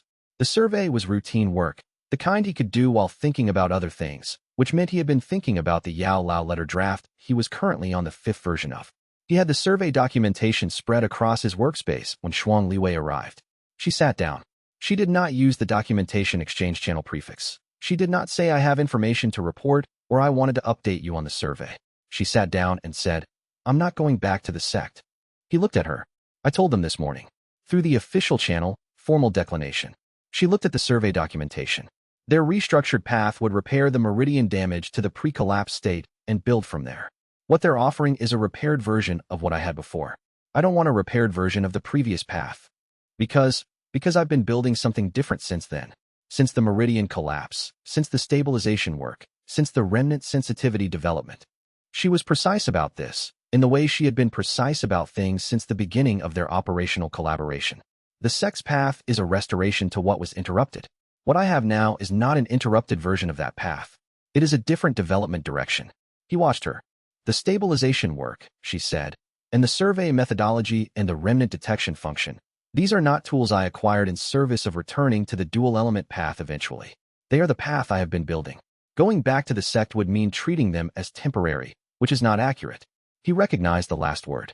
She had picked it up from him, or had always used it, and he had noticed after enough time to recognize the pattern. I'm not saying that to be. She stopped and considered her phrasing. I'm saying it as the accurate account of the decision. The sect offered what they could offer. It is not what I want. He said, I know. She looked at him for a moment. That's it, she said. What else would be accurate to say? She was quiet. Then something shifted in her expression, the specific shift he had been trying to categorize in Notebook 3 for 6 months, the one that came at moments where the conversation touched something he did not have a professional category for. You could say you're glad, she said. I am glad. He looked at the survey documentation. I told you the preference in CH58. The preference has not changed. The preference was that you didn't want the circuit work to be interrupted. That is what I said. It is not the complete version of what I meant. A pause. You are, she said slowly, the most indirect direct communicator I have ever encountered. I know. She looked at him for another moment. Then she reached across and picked up one of his survey charts and began examining it with her professional eyes, the same way she always did when she transitioned back to operational mode from whatever the other mode was called. The hollow basin recovery is ahead of schedule, she said. Sha Wenru's extraction went 30 meters deep, but the natural regeneration in depth remnant sites is faster than surface remnants. You should have usable material by next quarter. I noted the recovery rate in the survey. The new absorption from the basin is scheduled for after the Yao Lao meeting. She looked up. You're timing the basin absorption around the meeting? I want the meeting to happen before I add significant new cultivation material. New resonance threads require consolidation time, and I want to be consolidated rather than consolidating when the meeting occurs. He paused. The account presentation requires clarity. I am not willing to conduct the most important conversation of the past 3 years while managing active resonance integration. She set down the chart. How far along is the letter? 5th draft. How many drafts does it need? He considered this. I don't know. The letter is, I keep finding things it doesn't say correctly. She looked at him. Or things it says too correctly, she said. He was quiet for a moment. Possibly. She picked up the chart again. She was deliberately not pursuing the thought, which he recognized as her giving him space to pursue it himself. He wrote in Notebook 3 that evening, Shuang Liwei is staying. She described it as the accurate account of the decision. I said I know. She told me I was the most indirect direct communicator she had encountered. These are both true. She asked how many drafts the letter needs. I said I don't know. She suggested it might be saying things too correctly. I said possibly. I have been revising the letter toward greater precision for 2 weeks. The precision is real. I am also, I think, using the precision as a mechanism for delaying the moment when the letter is in a form sufficient to send, because sending it makes the meeting real in a way that drafting it does not. The account with Yao Lao is the thing I have been preparing for 3 years. I should know by now that the preparation does not end the incompleteness. It only makes me adequate to address it. I will finish the letter. 6th draft. Then I will send it. He closed Notebook 3. He opened the letter draft and began writing. Chapter 67. Dozong. The remnant anchor. The advancement came at a site he had been documenting for 2 months. A valley in the Western Circuit where 2 major sects had conducted a territorial conflict 6 months earlier. The conflict had been substantial. 3 days of sustained combat. Hundreds of practitioners involved. Significant casualties on both sides. The aftermath had seeded the valley with the densest remnant field he had encountered since the Do Huang advancement. He arrived in the early morning and spent 4 hours in preliminary assessment before beginning. The preliminary assessment was standard. Survey the field's depth structure. Identify the absorption sequence that would maximize integration efficiency while managing resonance load. Establish consolidation markers at appropriate intervals. He had a well-developed protocol for this by now. The protocol allowed him to approach high-density fields without the resonance overload risk that had limited earlier large-scale absorptions. He began at midday. The absorption lasted 17 hours, over 3 days. The remnants in the valley were complex. Practitioners from 2 different sects, with different cultivation traditions and different incomplete things they had carried into the conflict and not been able to carry out. The emotional coloring ranged from defensive urgency to genuine grief to something Ruan Jingyu cataloged as honor debt. The specific quality of a practitioner who had fought on behalf of others and had not survived to see whether the fighting had been sufficient. He was careful with these. The honor debt coloring was the most difficult to integrate. because it carried with it the expectation of continuation that could not be met. He documented each absorbed remnant. 37 over the 3-day period. The advancement happened on the morning of the 4th day. He had been in consolidation for 12 hours when the tier boundary dissolved. Not a dramatic breakthrough, but a gradual completion, the way a document becomes final when the last edit has been accepted and the version number updates. Dozone. Early stage, but solidly across the boundary. He documented the advancement parameters in Notebook 2. Then he documented the new capability. At Dozone tier, the remnant path's capability set expanded. He had known from the historical documentation that Dozone unlocked the remnant anchor function. What he had not fully anticipated was the experiential quality of discovering a new function. The remnant anchor was this. He could deposit a portion of his own cultivation resonance at a location, creating a temporal echo, a formation that recorded the ambient cultivation activity in that space for a specified duration, like a document left open to receive additions. He could return to the location later and access the accumulated record. He had never been able to leave something at a location before. He had only ever received. He stood in the valley in the early morning, surrounded by the remnant field he had spent 3 days working through, and he deposited a test anchor. He felt it settle into the geological layer, deeper than Sha Wenru's shallow observer formations, more stable, anchored in the same layer as Han Zhan's encoding structures. The anchor's recording range was approximately 3 meters radius in its current configuration. He documented the parameters: depth, radius, recording duration ceiling. He looked at the anchor for a while. He thought about what it meant that the first Dozone capability was not absorption, but deposition. He had spent 3 years receiving. Now he could also leave. He wrote in Notebook 2, Dozone advancement. New capability, remnant anchor deposition. First test, Valley Western Circuit, site designation HW4. Anchor parameters documented. The function is a record-keeping mechanism at cultivation level. It accumulates the cultivation activity of a space over time. Applications, circuit documentation, site monitoring, potentially evidence gathering for oversight committee work. I am noting a quality I do not have a technical term for. The anchor function feels like the first time I can contribute to the record of a place rather than only read from it. I will think further about what this implies. He looked at the test anchor for another moment. He removed it. It was a test, not a permanent installation, and walked back toward the circuit survey path. He had a letter to finish. Chapter 68. Fatal Flaw. The letter that was not sent the 6th draft was better than the 5th. It was also, by his assessment, still not ready. The letter addressed the 6 years of training and what it had produced in cultivation, technique, and approach to practice. The sealing event and what it had left unresolved. The 3 years since, and the independent development, and the documentation system, and the advancement to Dozone tier, and the technique register at 51 forms, and the institutional work with Ho Fengshu. The Jade token, and the questions it had generated. The 8 questions he was prepared to ask. The letter was 6 pages in its 6th form. He read through it and found 3 sections where the precision was accurate, but the framing was documentation distance rather than direct communication. He revised those sections. The 7th draft was 7 pages. He read through the 7th draft and found 2 places where the framing was now direct, but the precision had suffered. He had simplified the description of the training period in a way that understated the scope of what Yao Lao had been building, because he had been trying to write it as a direct statement rather than an accurate description. He revised those sections. The 8th draft was 6.5 pages. Shuang Liwei arrived while he was reviewing the 8th draft. She looked at the desk. She looked at the 8 drafts stacked in order. She looked at him. "That's 8 drafts," she said. "Yes." "The letter is still not sent." "No." She sat down across from him and waited. He set down the 8th draft. "The letter is, I keep revising it because each version finds something that the previous version didn't address correctly. The 8th version is better than the 7th. I believe the 9th version will be better than the 8th. He paused. "I understand that this is the mechanism the fatal flaw operates through. I am aware that I am circling back compulsively to the preparation rather than completing it. You've been working on this letter for 3 weeks. "Yes." Yao Lao sent his initial contact message 4 weeks ago. "I know. He's waiting. I know." He looked at the draft. The version of me that trained with Yao Lao believed that the preparation had to be complete before the work began. Yao Lao taught me that. He was very precise about preparation, about not advancing to the next stage until the current stage was correct. I learned this well. I learned it possibly better than he intended. She was quiet. "What happens if you send the 8th draft?" she asked. "I will be aware of the 3 places where the precision could be improved. And if the meeting happens anyway?" He looked at her.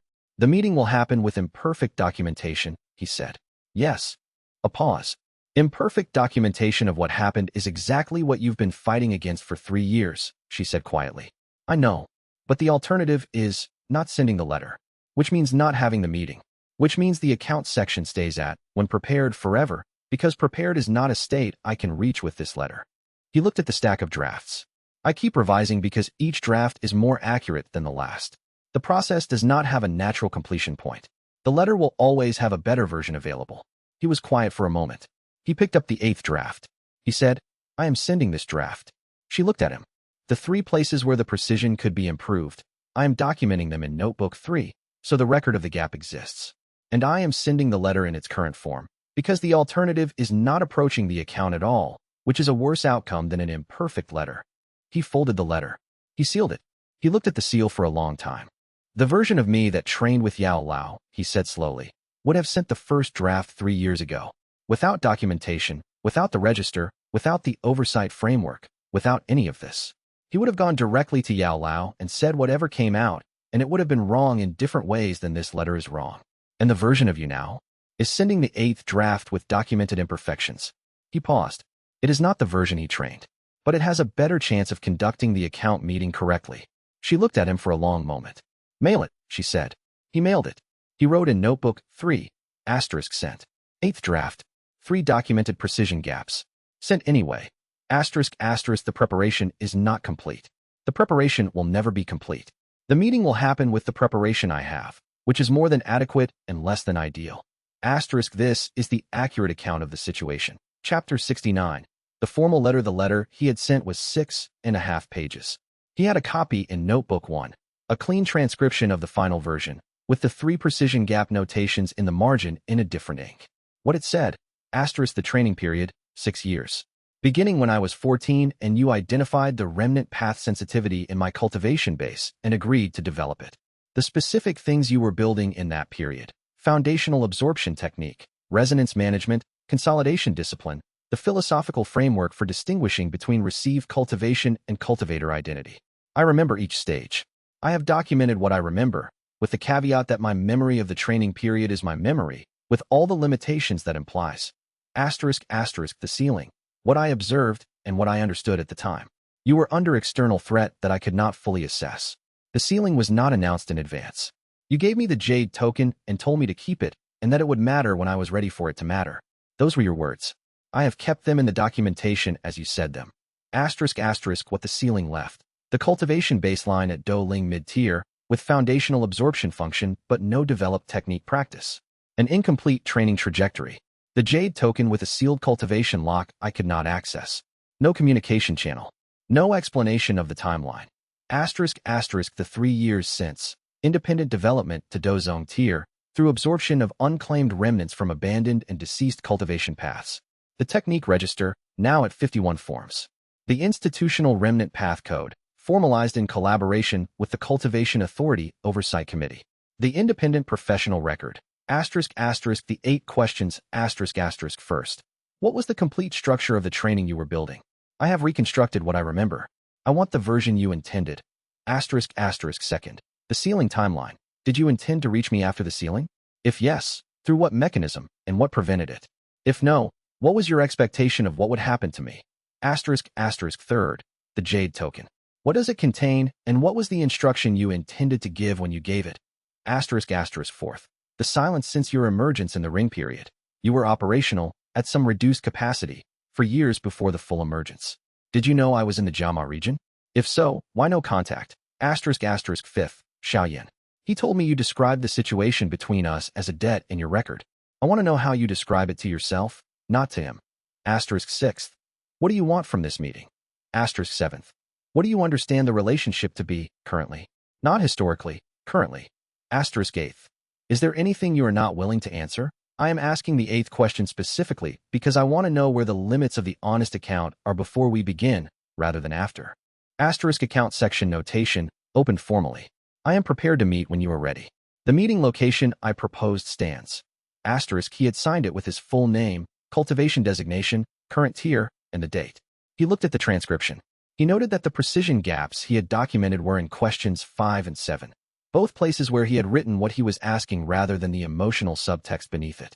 But the questions were correct as questions, and the subtext was in Notebook 3, which was not sent. He documented the sending date in Notebook 1, asterisk letter sent. Formal account opening. Response pending. Asterisk the account section had accumulated 47 pages over 3 years. This was the first time an entry in it had said, opened formally rather than preparing. He sat with that for a long time. Chapter 70. Yao Lao's response. The response arrived 11 days later. The cultivation post delivered it to Wen Yinming's channel, as had become the established routing. Wen Yinming sent a notification. Ruan Jingyu received it in the evening, after a circuit survey session, and sat down at his desk with his coat still on. He opened the letter. 2 pages. Asterisk the training period. You have remembered it accurately. The structure I was building was not, as you may have suspected, a general cultivation program. It was specific to the remnant path function and what I understood the function to require. I have a complete account of what I intended each stage to develop. I would prefer to deliver this account in person rather than in writing, not because I want to control what you receive, but because the account has corrections I want to be able to hear you respond to, and writing does not allow for that. Asterisk the ceiling. Sudden. I had approximately 4 minutes of warning.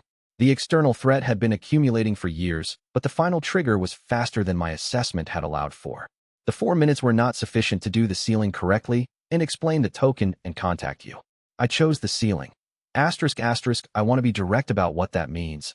I chose the ceiling over the explanation. The ceiling was necessary.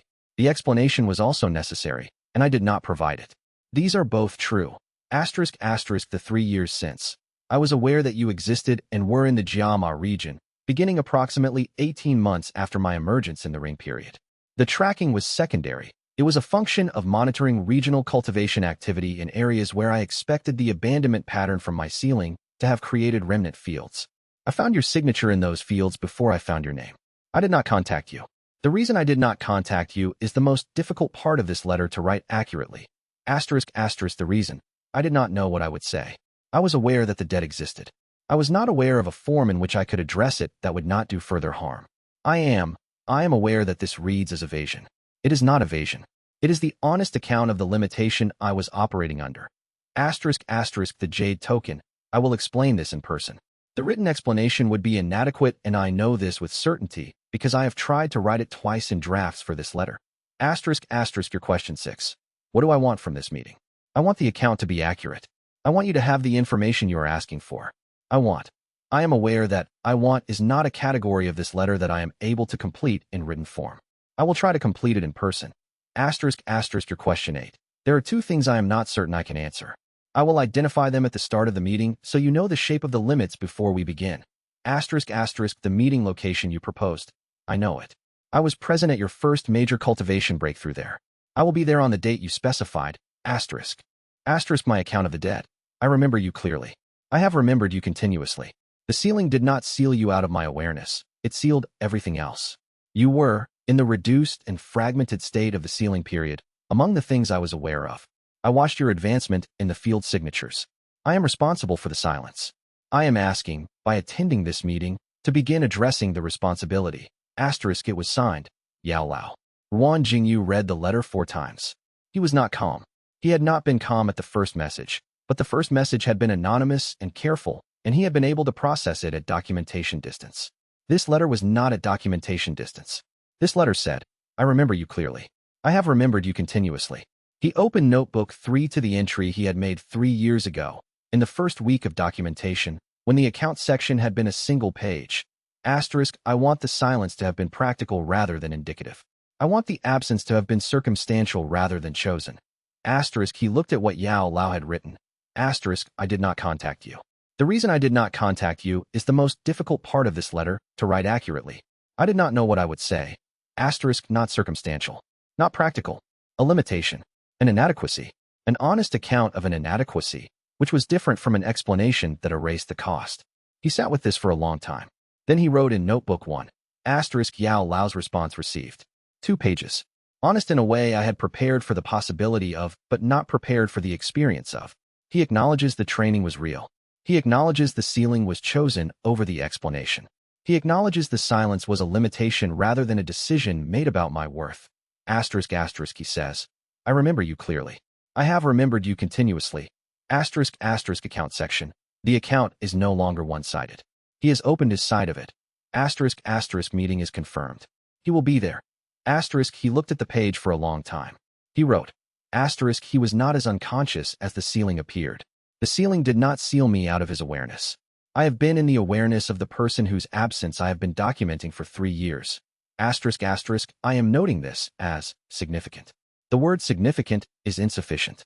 I am noting it as something I will need more time to process than I currently have. The meeting is in 4 days. I have the 8 questions. I have the account.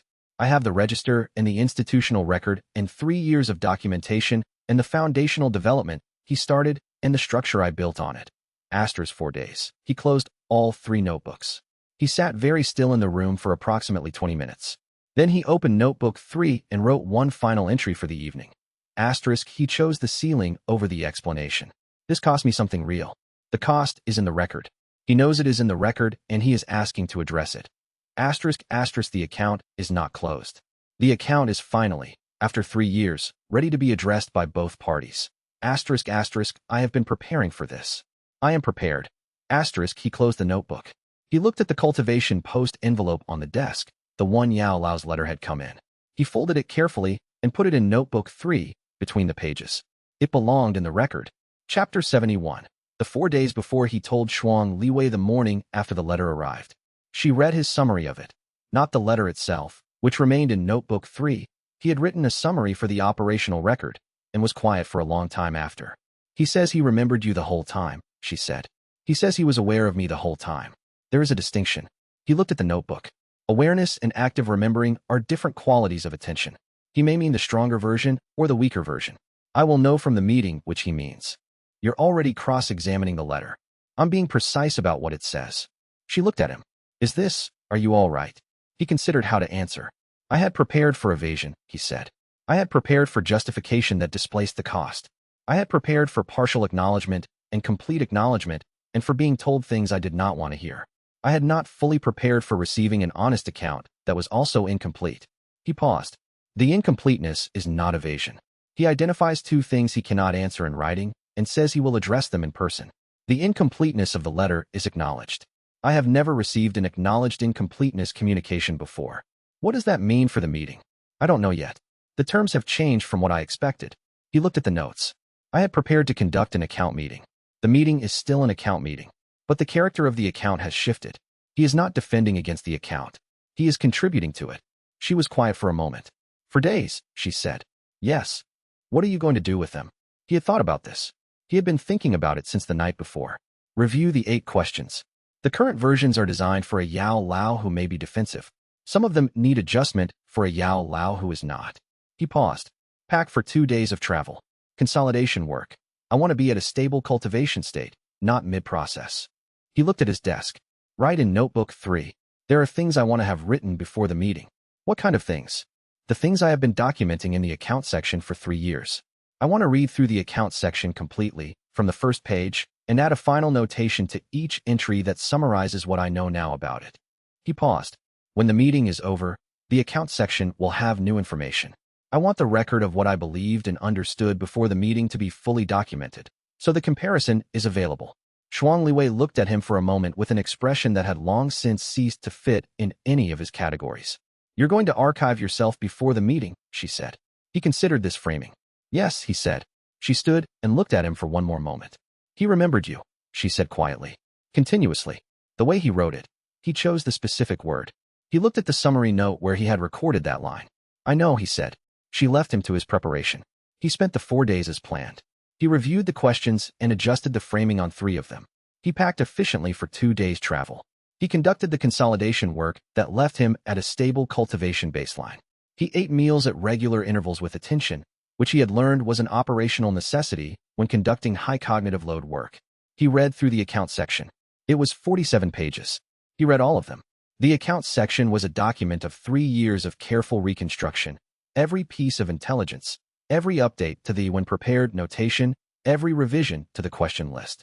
Reading it from beginning to end was like reading a document written by someone who had been certain the story would be one thing and had slowly accumulated evidence that it might be something different. He added notations. Some were straightforward.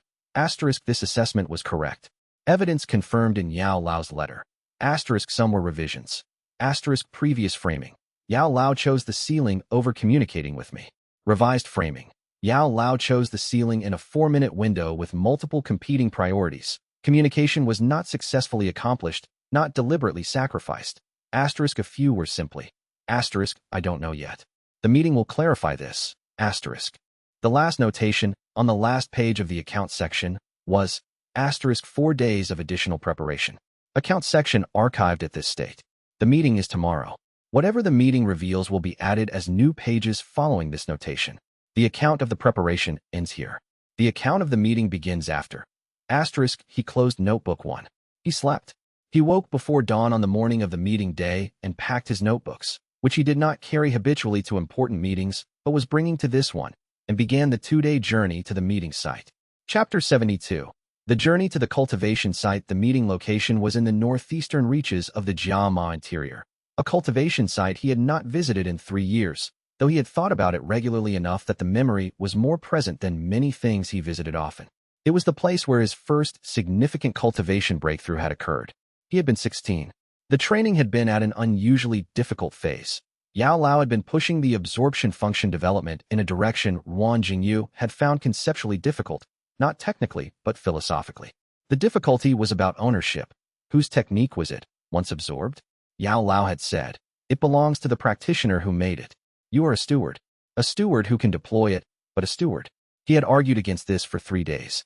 Then, at this site, during an absorption session at a small remnant field that had accumulated from a mountain hermit's decades of practice and eventual peaceful dissolution, he had understood. The understanding had not been an argument he could articulate. It had been an experiential recognition. The hermit's technique, moving through his cultivation function, carrying the specific patience and long horizon orientation of someone who had cultivated alone in a mountain for 30 years. The patience was not his. He was deploying the technique, but the patience was not his. The technique's emotional coloring was not his. He had stopped mid-absorption and written in what would later become the precursor to Notebook 2. Asterisk, the technique is mine to use. The coloring is theirs. I am a steward. Asterisk, that had been the moment Yao Lao had been building toward, and when it arrived, Yao Lao had not said anything in particular. He had looked at Wan Jingyu's face and nodded, the specific nod of a teacher who has watched a student complete something. The site was a half-day's walk from the nearest cultivation settlement. A hillside with a view of a long valley. The mountain hermit's practice space long since dissolved back into ordinary stone and earth. The remnant field long since absorbed, by him, that day, under Yao Lao's instruction. He arrived in the late afternoon. The site looked the same. Stone, grass. The valley below, unchanged in 3 years. The place where he had stood when the understanding arrived. He could identify it precisely, because he had made a notation about the exact location, standing on a specific rock outcropping that was shaped like a compressed curve. He stood on the rock. He thought about the 16-year-old version of himself who had stood here and understood. He thought about the version of himself who was now standing here, 23 years old, at Dozong Tier, with 51 technique forms in a register, and a technique register code, and a cultivation oversight framework, and 3 years of documentation. He thought about the version of Yao Lao who had been standing here 23 years earlier, or wherever Yao Lao had been standing. He could not remember exactly, and had watched the understanding arrive. He wrote in Notebook 3, asterisk, I am at the site. The site is unchanged. I have changed considerably. The meeting is tomorrow morning. Asterisk, he set up a minimal camp and spent the evening reviewing the adjusted questions. He did not have an answer for how the meeting was going to go. He had a preparation. He was prepared. The meeting would be what it would be. He slept, this time, without spending the 2 hours before sleep working. The accounts section archived at 47 pages. The meeting was tomorrow. Chapter 73. The meeting. Yao Lao arrived at dawn.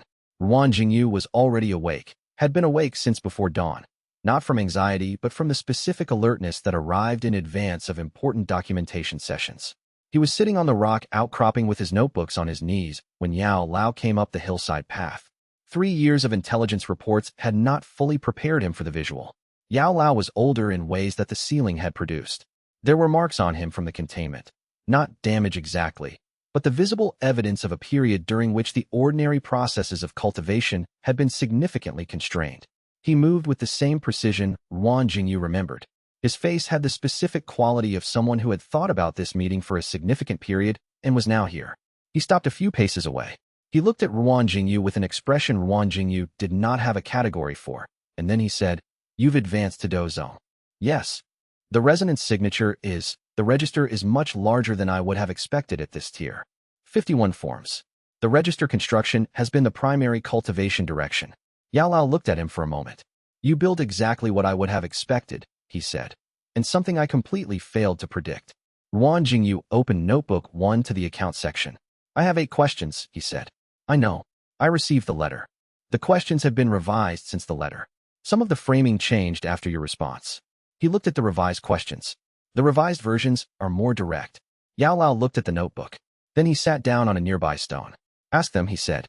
They talked for 3 hours. Yao Lao answered 4 of the 8 questions directly.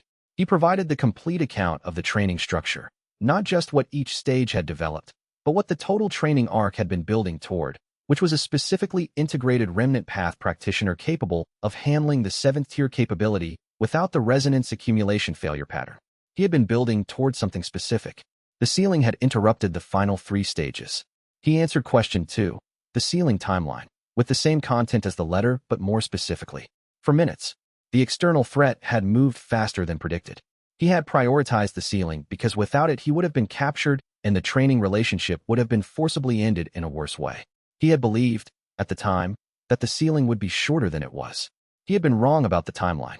He answered question 6, what he wanted from the meeting, in the direct form he had been unable to write. He said, "I want the account to be accurate. I want you to know that what you built is what I was building toward. Not what I expected, but what the foundation was for. The foundation I provided and the structure you built on it are coherent. You continued the work." Ruan Jingyu wrote this down. On question 5, how Yao Lao described the debt to himself, he paused for a long time. Then he said, "A practitioner I was responsible for, who I failed to communicate with adequately at the critical moment, who needed the complete account of what we were building and did not receive it. I owe you the complete account. I am here to provide it." Ruan Jingyu looked at the answer for a moment. He wrote it down exactly as spoken. Questions 7 and 8. Yao Lao identified the 2 things he was uncertain about and said so, not unable to answer, but uncertain. The uncertainty was acknowledged. They discussed those questions as open items rather than closed ones. At the end of 3 hours, Ruan Jingyu had the account. Not the closed account. The account that was now complete enough to be useful, with the items that had been resolved clearly resolved, and the items that remained genuinely uncertain acknowledged as uncertain. He closed Notebook 1. He said, "The training period produced what you intended it to produce. The 3 years after it produced something additional that you did not expect. Both parts of the record are complete." Yao Lao looked at him. "That is, yes," Yao Lao said. "That is accurate." A pause. "I didn't know," Yao Lao said quietly, "whether you would be angry. I was. 3 years ago I was." Ruan Jingyu looked at the valley below. "The current state is closer to. I wanted the account to be accurate. What I had was an account with one side. Now I have both sides." He paused. "The cost is still in the record. The debt acknowledgement doesn't remove the cost." "No. But the account is now something I can work with rather than something I've been reconstructing from incomplete information." Yao Lao was quiet for a long moment. "You're not," he said carefully, "asking me to return to the training relationship. No. The version of me that needed that training is not who is sitting here. I built a different structure. The foundation you provided is part of it. It is not the whole thing." "I know." "The Jade Token," Ruan Jingyu said. Question 3. Yao Lao reached into his cultivation space. Chapter 74. What the token contains. The token Yao Lao produced was the same one, the same size, the same smooth stone casing, the same ceiling lock that had been beyond Ruan Jingyu's tier for 3 years. At Dozong, the lock was within range but not yet fully accessible. The full access was at Dozun, which Ruan Jingyu had known from the lock structure. But Yao Lao did not give him the token. He held it in his palm and looked at it and said, "The token contains the foundational technique structure of my original cultivation path. Not the upper tiers. Those were adapted as I advanced and are not fully preserved. But the first 7 stages, the ones I developed before the world knew what I was building. The methodology and philosophy that underlie everything I've ever taught. Your original cultivation, preserved as a teaching document. Yes, the intent was, it was the final stage of your training. I had been moving you toward it. The token was meant to be given when you reached Do Huang, with the explanation, this is what the remnant path was built alongside. Not a model to replicate, but a reference point. The remnant path absorbs from others. This is mine. Knowing mind was meant to help you understand how to hold your own identity inside a practice that constantly brings other people's identities in. Wang Jingyu looked at the token. The instruction I couldn't give at the ceiling, he said. The instruction required the context. Without the context, without knowing what the token was for, you would only have a sealed cultivation document with a lock you couldn't open. Yao Lao paused. I couldn't give the context in the 4 minutes. I gave you the token so it would survive. He was quiet for a moment. I've thought about what it meant for 3 years, Wang Jingyu said. I know. I thought it might be power, technique, information, a message. At various points I thought it was all of those. He looked at the token. I did not think it was a reference point for identity. It is the most important thing I know how to preserve, Yao Lao said. Everything else I can reconstruct. The first 7 stages, the ones built before I understood what I was building, those I could not reconstruct from memory alone. I preserved them deliberately. Wang Jingyu considered this. You gave me the most important thing you know how to preserve, he said slowly. And I had no access to it for 3 years because the access required the context, and the context was in the sealed consciousness. Yes, that is a problem of timing, Wang Jingyu said. Not of intent. Yao Lao looked at him. Yes, he said quietly. The token is still locked. I reached the correct tier at Dozone. You don't need to unlock it early. The lock is the right structure. I'll access it when I get there. The context I'm giving you now, is it enough to wait with? Wang Jingyu considered. Yes, he said. The account of what it contains is now accurate. I don't need to access the content before I'm capable of using it correctly. That is the original logic of the lock, and it still applies.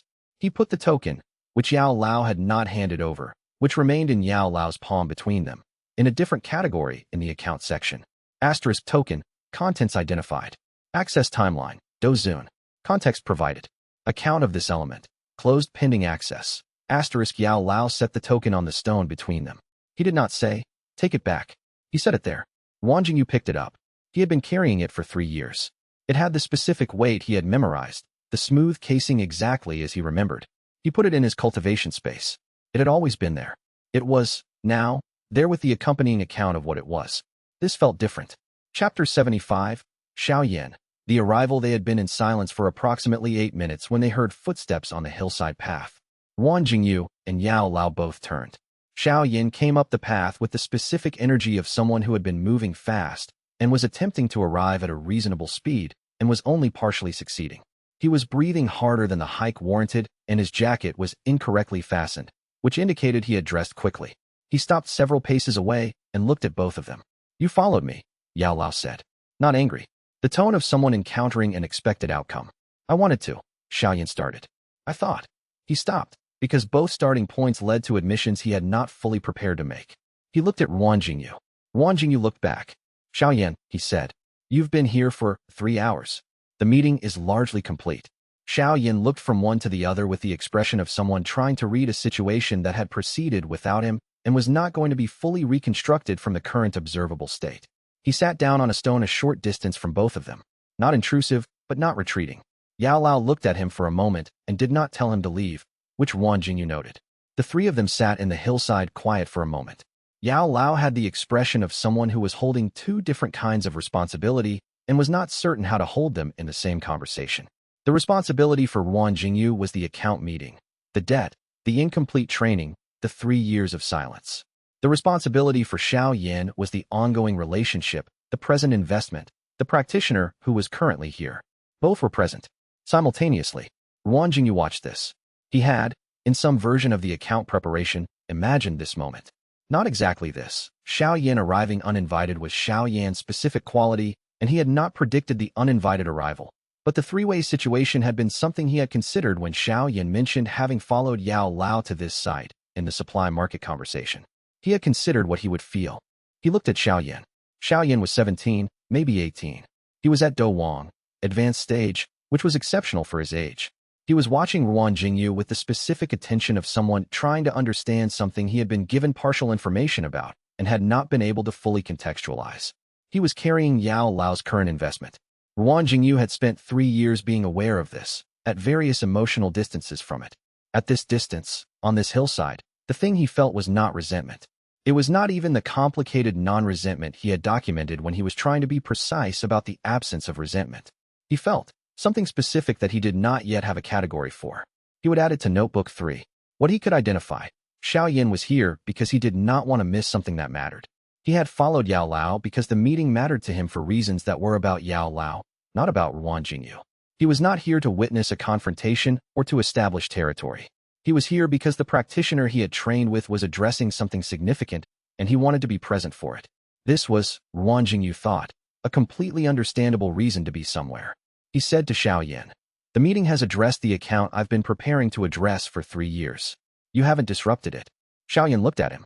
"I bought the ingredient," he said, which was completely unrelated to anything being discussed, and which Ruan Jingyu processed in approximately 1 second as Xiao Yan was referencing the supply market, using it as a return point to the existing context between them, which was the context of mutual recognition and not yet categorized standing. "I know," Ruan Jingyu said. Yao Lao looked between them with an expression Ruan Jingyu could now read as something he had not expected: relief. The specific quality of someone who had feared that 2 things in their record would be in conflict and was finding, in the actual situation, that the conflict was different in kind than the fear had suggested. "You've spoken," Yao Lao said quietly. "To both of them." "At the supply market," Ruan Jingyu said. "The conversation was inconclusive, which is the accurate outcome for a first conversation." "Were you planning to tell me?" Yao Lao asked. "Eventually. It was not the primary agenda for this meeting." Yao Lao looked at him, then at Xiao Yan, then at the valley below. He said, after a moment, "I have been trying to determine how to hold both of you in the correct way for the past year. I have not found a form that I was satisfied with." "Because you're treating them as the same kind of account," Ruan Jingyu said. "They're not. The account with me is historical: what happened, what it produced, what remained unresolved. The account with Xiao Yan is ongoing. Historical accounts and ongoing accounts don't need to be held in the same way." Yao Lao looked at him. "You've thought about this," he said. "I document things," Ruan Jingyu said. "I thought about it extensively." Xiao Yan made a sound that was not quite a laugh and covered it immediately. Yao Lao looked at him, and then at Ruan Jingyu, and his expression shifted into something that was possibly. Ruan Jingyu was not certain. He did not have this category for Yao Lao. Something like relief. "No," Yao Lao said quietly. That is correct. The distinction is correct." The 3 of them sat on the hillside for another hour. It was not an account meeting anymore. It was something that did not have a name in Ruan Jingyu's documentation system yet. He would find the entry for it in Notebook 3 when he had time to write it. What he could note presently, the account section's 47 pages had a new page being added. The page would be long. He would write it carefully. The meeting had not closed the account. It had opened both sides of it. That, he recognized, was the correct outcome for the kind of account this was. Chapter 76. 3 on a hillside. They stayed through the afternoon. The conversation did not have an agenda anymore. The account meeting had completed its primary function, and what remained was something different. Less formal, less prepared. The 3 of them sitting on a hillside in the late afternoon light, having collectively arrived at a state that none of them had fully mapped in advance. Xiao Yan asked the question Ruan Jingyu had been waiting for. "Does it?" He stopped and restarted. "Was the training Yao Lao gave me, did it take something from you? Like a slot that should have been yours?" Ruan Jingyu considered the most accurate response. Yao Lao looked at Xiao Yan with a complex expression. Before Yao Lao could speak, Ruan Jingyu said, "I was not asking that question. The account I have concerns the training period and the ceiling, not what came after." Xiao Yan looked at him. "The ceiling cut off something I needed," Ruan Jingyu continued. "The account of that is real, and it required addressing. The account of what Yao Lao built after the ceiling that is not part of the same account. Those are separate records." "They don't feel separate," Xiao Yan said. "From where I'm standing. Where you're standing is inside a relationship that was built during a period when the previous relationship had been interrupted. The interruption and the new construction are sequential, not competing." He paused, looking for the accurate framing. If a practitioner abandons a cultivation path and a later practitioner develops the same territory, the second practitioner did not steal from the first. The territory was not under claim. Xiao Yan was quiet. "You're saying you don't resent me," he said slowly. "I'm saying the account with you is not the correct framing for what happened to me. The account with Yao Lao is the correct framing. You're not the mechanism of the harm. The ceiling and the silence were the mechanism." Xiao Yan turned this over for a moment. Then, "Yao Lao, was the training you gave me replacement or something else?" Yao Lao had been listening to this exchange with the expression of someone watching something he had not predicted and was recalibrating to. He said, "The training I gave you is not the same training. It was built on what I learned from the previous period, but it was not replacement." He looked at Ruan Jingyu. "What I developed during the years of the ceiling, the understanding of what the remnant path required, the clarity about what the foundational stages needed to build, came from watching you develop it. Even sealed, I was thinking about it. You were the research period." He is the application of what the research produced. Wang Jingyu looked at him. That is, he said slowly, a very specific way of describing it. It is accurate. He thought about this. He wrote in Notebook 3, which he had opened on his knee. Asterisk Yao Lao says, I was the research period. Xiao Yan is the application. This framing is, I am not certain how to categorize it. It acknowledges the training as meaningful and the sealing period as developmental. It also describes me as a stage rather than a conclusion. Asterisk asterisk, I am noting that I do not know yet whether this framing is comforting or complicated. Both may be true. Asterisk out loud, he said. I take your point that the training had continuity through the sealing period. The thing that was interrupted was the direct relationship, not the development.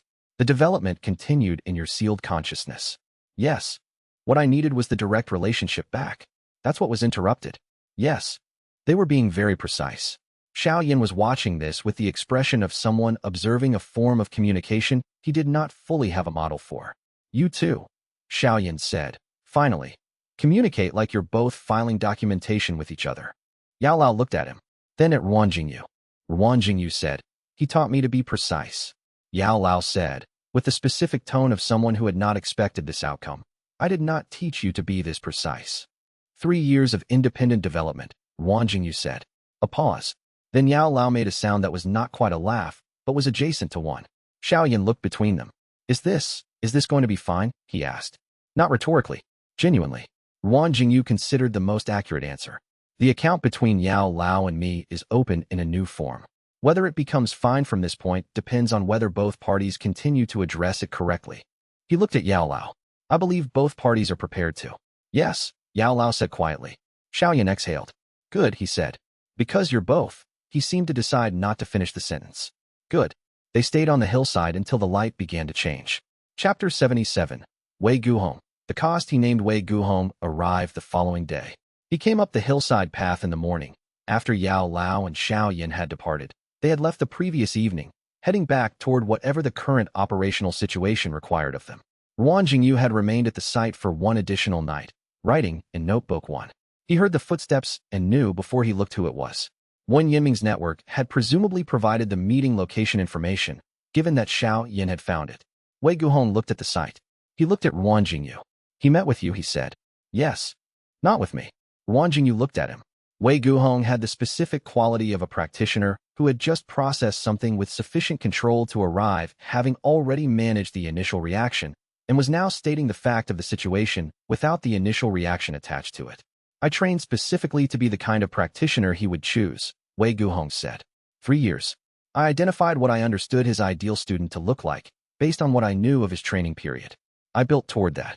He was not asking for sympathy. He was stating a cost in the way Wang Jingyu stated costs, as facts that deserved accurate recording. He did not choose me. He did not even meet with me. Wang Jingyu looked at him. I know, he said. The record of those 3 years is real, Wang Jingyu said, regardless of whether he chose you. Wei Guhong stopped. The 3 years you built exist independent of Yao Lao's assessment of them. What you developed is developed. The cost of the goal not materializing does not retroactively reduce the validity of the effort. He paused. I spent 3 years building something with no certainty that the account it was aimed at would ever be addressed. The account I was addressing was addressed. The validity of the 3 years was not dependent on whether the account concluded successfully. Wei Guhong looked at him. You're applying your own situation to mine, he said. Yes. I'm noting the parallel is real. A pause. It's different, Wei Guhong said. You were his student. He owed you something. He chose to address the debt. I was building toward something I was never invited into. I know the difference. Wang Jingyu considered the accurate framing. The parallel is not in the relationship to Yao Lao. The parallel is in the cost.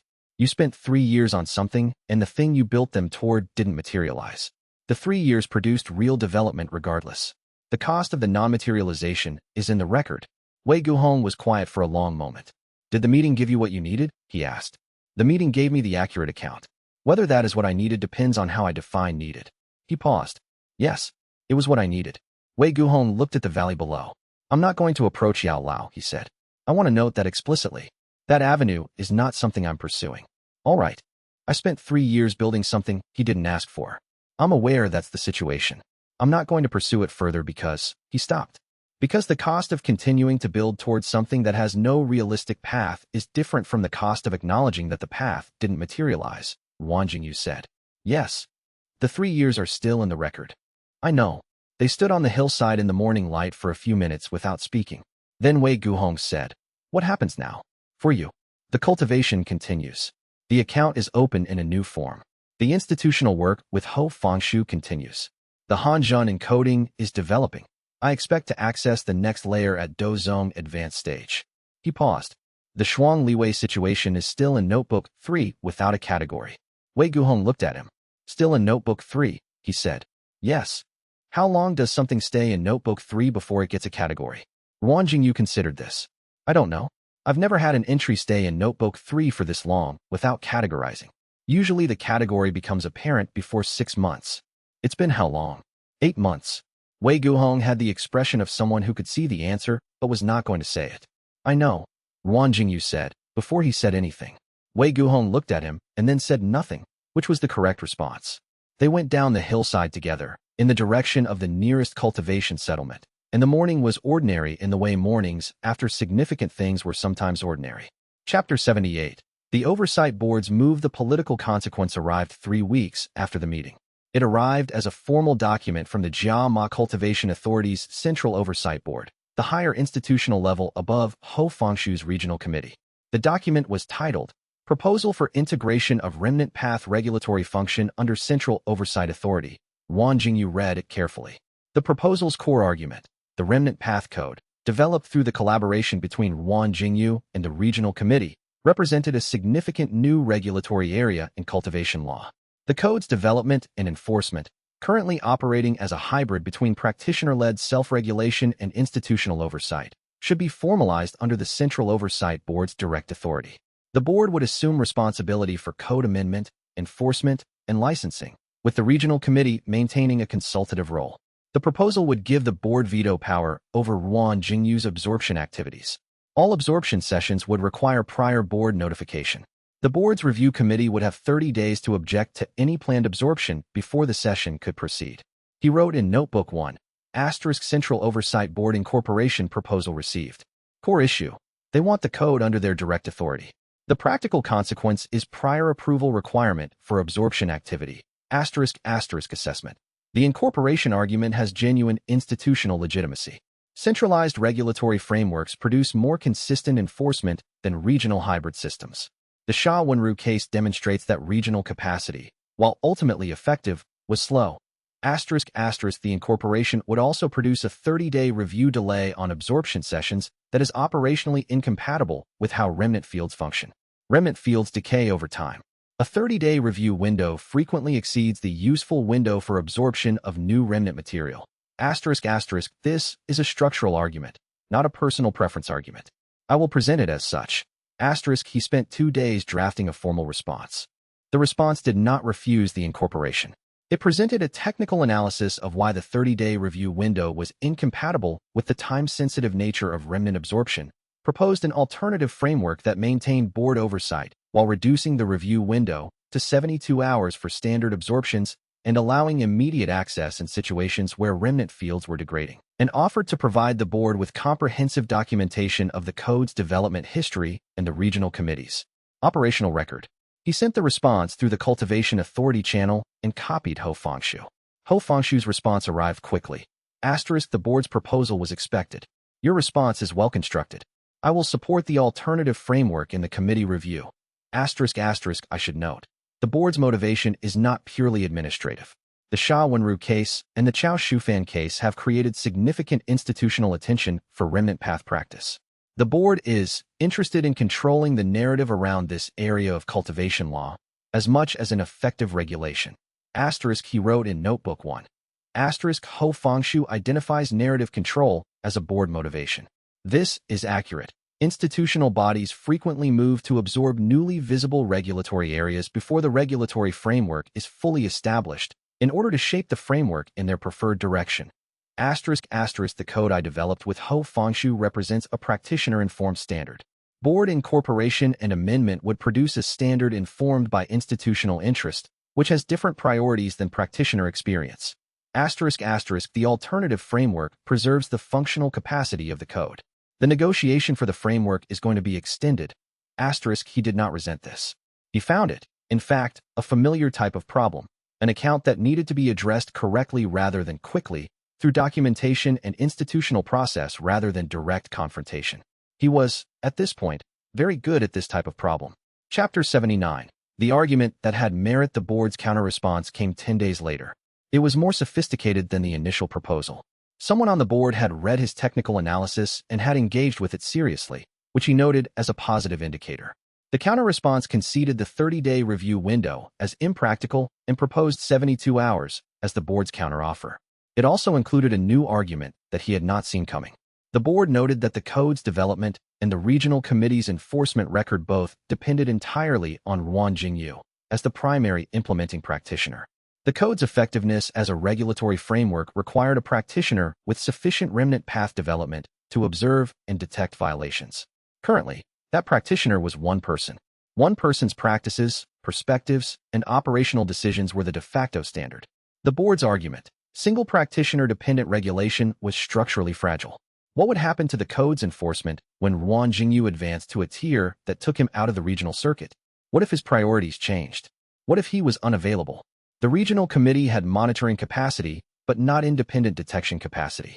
The code was, in effect, one practitioner's judgment systematized. He wrote in Notebook 1, with the specific notation he used for information that required genuine processing, * board argument. The code is structurally dependent on a single practitioner. The argument is correct. * he sat with this for a long time. The argument was not wrong. The Xiao Wenru case had been caught because Shuang Liwei developed secondary remnant sensitivity. The Chao Shufan case had been identified because he had the detection range at Dohuang tier. Ho Fangshu's committee had monitoring capacity, but the monitoring's effectiveness was dependent on having a practitioner with sufficient development to observe what needed to be observed. If he left the regional circuit, when he eventually advanced beyond what the Jiama region's remnant fields could offer, the code's enforcement would depend on whoever had sufficient remnant path development to observe violations, which, currently, was not many people. He wrote, * the board's structural argument is legitimate. The code's long-term viability requires multiple practitioners with sufficient development to implement it. Currently, 1. The Xiao Wenru case includes evidence that derivative practice development is possible, unethically, in that case, but the developmental pathway exists. A sanctioned practitioner development program would address the structural dependency. ***, this is not a concession to the incorporation proposal. It is an acknowledgement that the structural argument identifies a real problem, and the problem should be addressed directly rather than used as a political argument for control. * He revised his response to the board. The revised response acknowledged the structural argument explicitly. The board was correct. Single practitioner dependency was a real vulnerability. He proposed, as the solution to this vulnerability, not incorporation, but a practitioner development track under the code's regulatory framework, supervised by the regional committee with board oversight, to develop additional practitioners with sufficient foundational training to implement the code's monitoring function. The track would require a practitioner qualified to supervise the foundational development. He noted, in the proposal, he was currently the only practitioner with sufficient foundational development and active practice experience to serve in this role. He sent the revised response. He wrote in Notebook 1, * the board is trying to use a legitimate argument to achieve an incorporation that is primarily about narrative control. I am acknowledging the legitimate argument and proposing to address it correctly, which removes the argument from the board's leverage while solving the real problem. ***, the real problem, structural dependency, is something I should have addressed in the code's development. I did not, because the practitioner development question felt premature before the code was formalized. It is not premature now. ***, this case is going to take several more months. I am accepting this. ***, Ho Fangshu, when she read the revised proposal, sent a brief response. You just proposed becoming the institution yourself, he wrote back. ***, I proposed addressing the structural argument by building the capacity the argument identifies as missing. That's not the institution. ***, her reply. It looks the same from the outside. He considered this for a moment. Then he wrote, ***, it isn't. The institution controls the code. What I'm proposing is, the code controls the practitioners, including me. ***, a pause. Then, ***, I'm sending this proposal to the board under my signature and yours, if you're willing. The shared signature indicates it comes from the regulatory process rather than from one practitioner's self-interest. ***, Ho Fangshu's reply took 2 hours. When it came, it said, ***, agreed. Sending together. ***, Chapter 80. Hanjun, The warning had happened at night. He had been in consolidation, a standard post-absorption session consolidation following a minor field absorption the previous day, and the Hanjin resonance activated with a depth and intensity he had not experienced before. Not distress. Activation. At Dozong advanced stage, which he had reached through the cumulative cultivation work of the past month, the second cluster layer of the Hanjin encoding had become accessible. He had known it would. He had been waiting for the tier advancement to produce it. What he had not known was what the second cluster would contain. He sat up from the consolidation posture and opened Notebook 2 to a clean section. He could feel the encoding's legibility in the cultivation sense. Not quite text, not quite image, but a complex cultivation sense conveyance with enough structure to document, if he worked carefully. He wrote as he received. The second cluster's content was not cultivation methodology. It was a warning. He documented it carefully, in the precise form the cultivation sense conveyed it. Asterisk Hanjun encoding. Dozong advanced access. Second cluster, primary layer. Asterisk subject. Terminal tier risk in remnant path practice. Asterisk summary of Hanjun's preserved account. The remnant path practitioner, through sustained absorption of incomplete cultivation pathways, accumulates more than technique and emotional coloring. The accumulated remnants retain a quality I have been calling resonance threads. Not merely memory, not merely technique, but something closer to intention. The incomplete practitioner's intention to complete what they started. Asterisk asterisk at lower tiers, the practitioner's own cultivation identity maintains clear separation.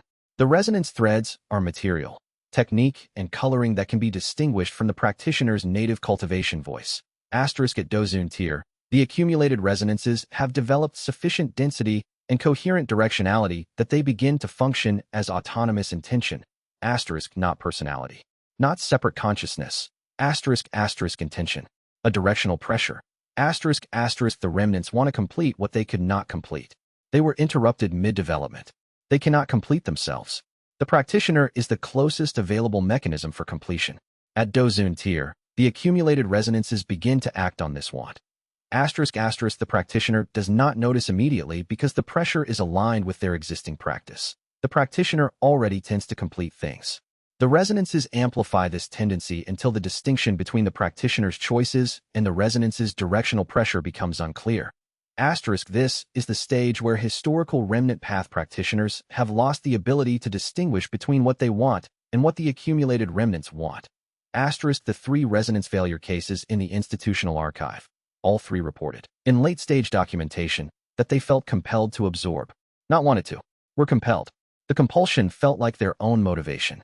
They did not recognize until the compulsion had caused irreversible resonance accumulation that the compulsion had not been originating from their native cultivation identity. Asterisk asterisk I, Hanjun, have written this because I have identified this pattern in my own practice and cannot find any account in the historical record of a practitioner who navigated it successfully. I have reached Dozong. I will not advance to Dozun because I have determined that the risk, unaddressed, is fatal to practitioner identity. Asterisk asterisk I am encoding this documentation in my own remnant because I believe the remnant path will continue after I am gone. Someone will absorb this remnant. I do not know when. I do not know what tier they will need to be at to read this. I have tried to gate the encoding to the appropriate tiers so that the practitioner receives this information when it is relevant. Asterisk asterisk if you are reading this, you are at Dozong. You have 2 cultivation tiers before the risk activates. The 2 tiers are sufficient time to develop a response. If you begin now, asterisk. Asterisk I could not find the response. I chose not to advance rather than advance without it. The documentation exists so that you have more information than I had. Asterisk asterisk I am sorry I could not give you the answer. I have given you everything I found. Asterisk Hanjun. He stopped writing. He looked at what he had documented. He sat with it for a long time. The fatal flaw, cannot let go of incomplete things, and the remnant path's terminal risk, which was, the incomplete things do not let go of you.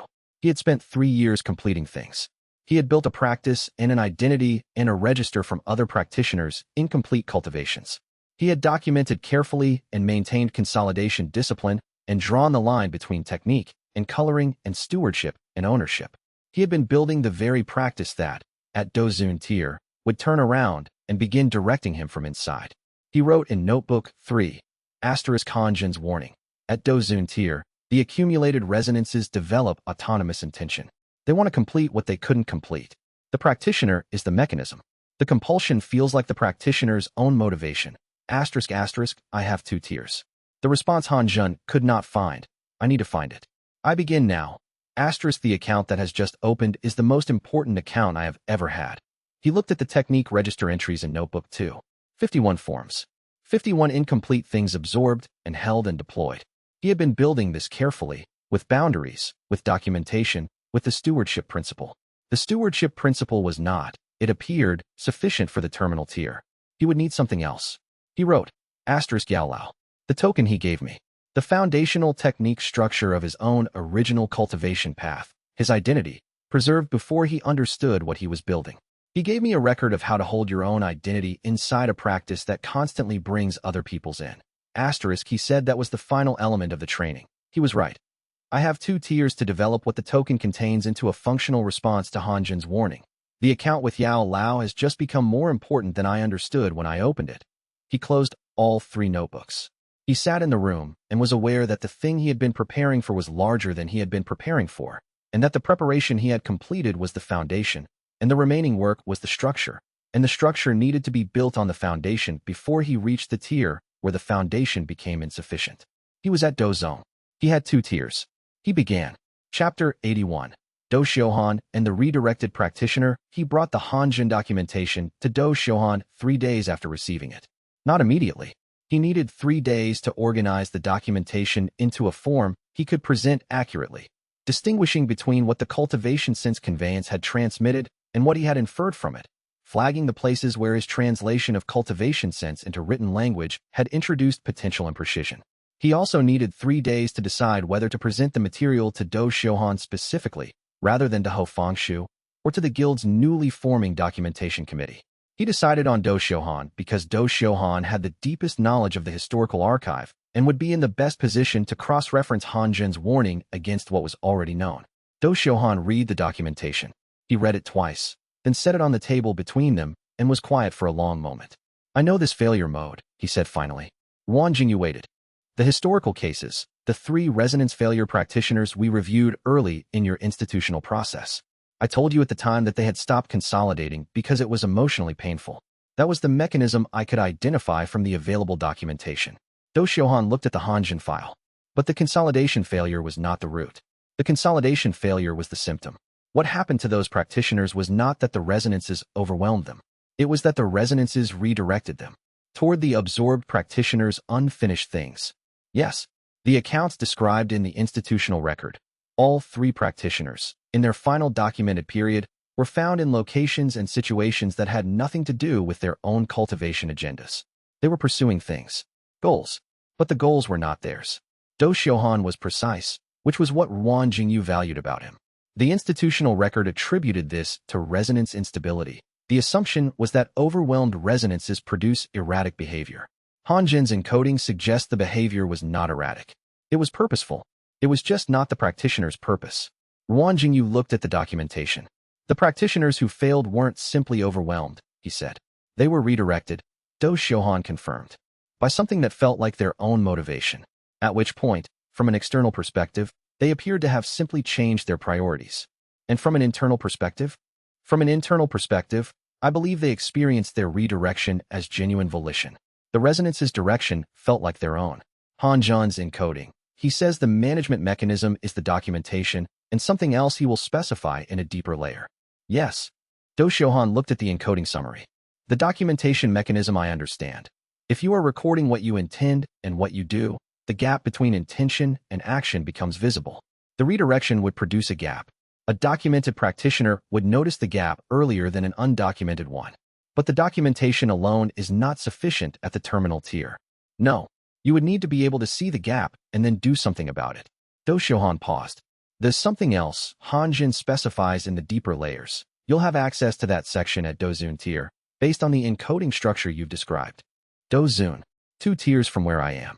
Yes. Do Xiuhan looked at him steadily.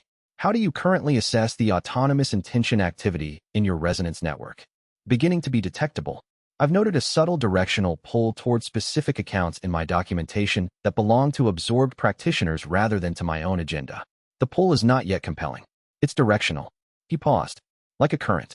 Not yet a current I'm in, but a current I can feel the presence of. And you've documented this. Since I first detected it, 3 months ago. Do Xiaohan looked at the documentation summary and then at him. You are the first practitioner, he said slowly, who has read the warning in advance of the crisis, documented its early stages accurately, and is working on the response before the crisis becomes unmanageable. Han Jin gave me the warning specifically so I could do that. I know. I am noting that it is working. He paused. The resolution process. Han Jin's encoding indicates that resolving absorbed accounts removes their autonomous intention quality. Yes, resolution rather than integration. I've begun reviewing the resonance documentation for accounts that can be completed. The management mechanism is resolution. The documentation is the navigation tool for identifying which accounts are resolvable. Do Xiaohan closed the file. The archive, he said. I want to cross-reference everything we have on Han Jin's active period. If his encoding is what you've described, the archive should have records from his active cultivation period that will confirm the lineage connection. He stood. And I want a copy of your full documentation from the moment you absorbed his remnant to the present. Not the summary, the full notebook entries. I'll prepare a copy. He did not feel alarmed, precisely. He felt the specific clarity that arrived when a large problem became precisely defined. A large, precisely defined problem was manageable in a way a vague large problem was not. He had 2 tiers, and a management mechanism, and a warning. He was going to use all 3. Chapter 82. Dozong Peak. The current becomes detectable. The advancement to Dozong Peak happened gradually, over 6 weeks of sustained absorption and resolution work.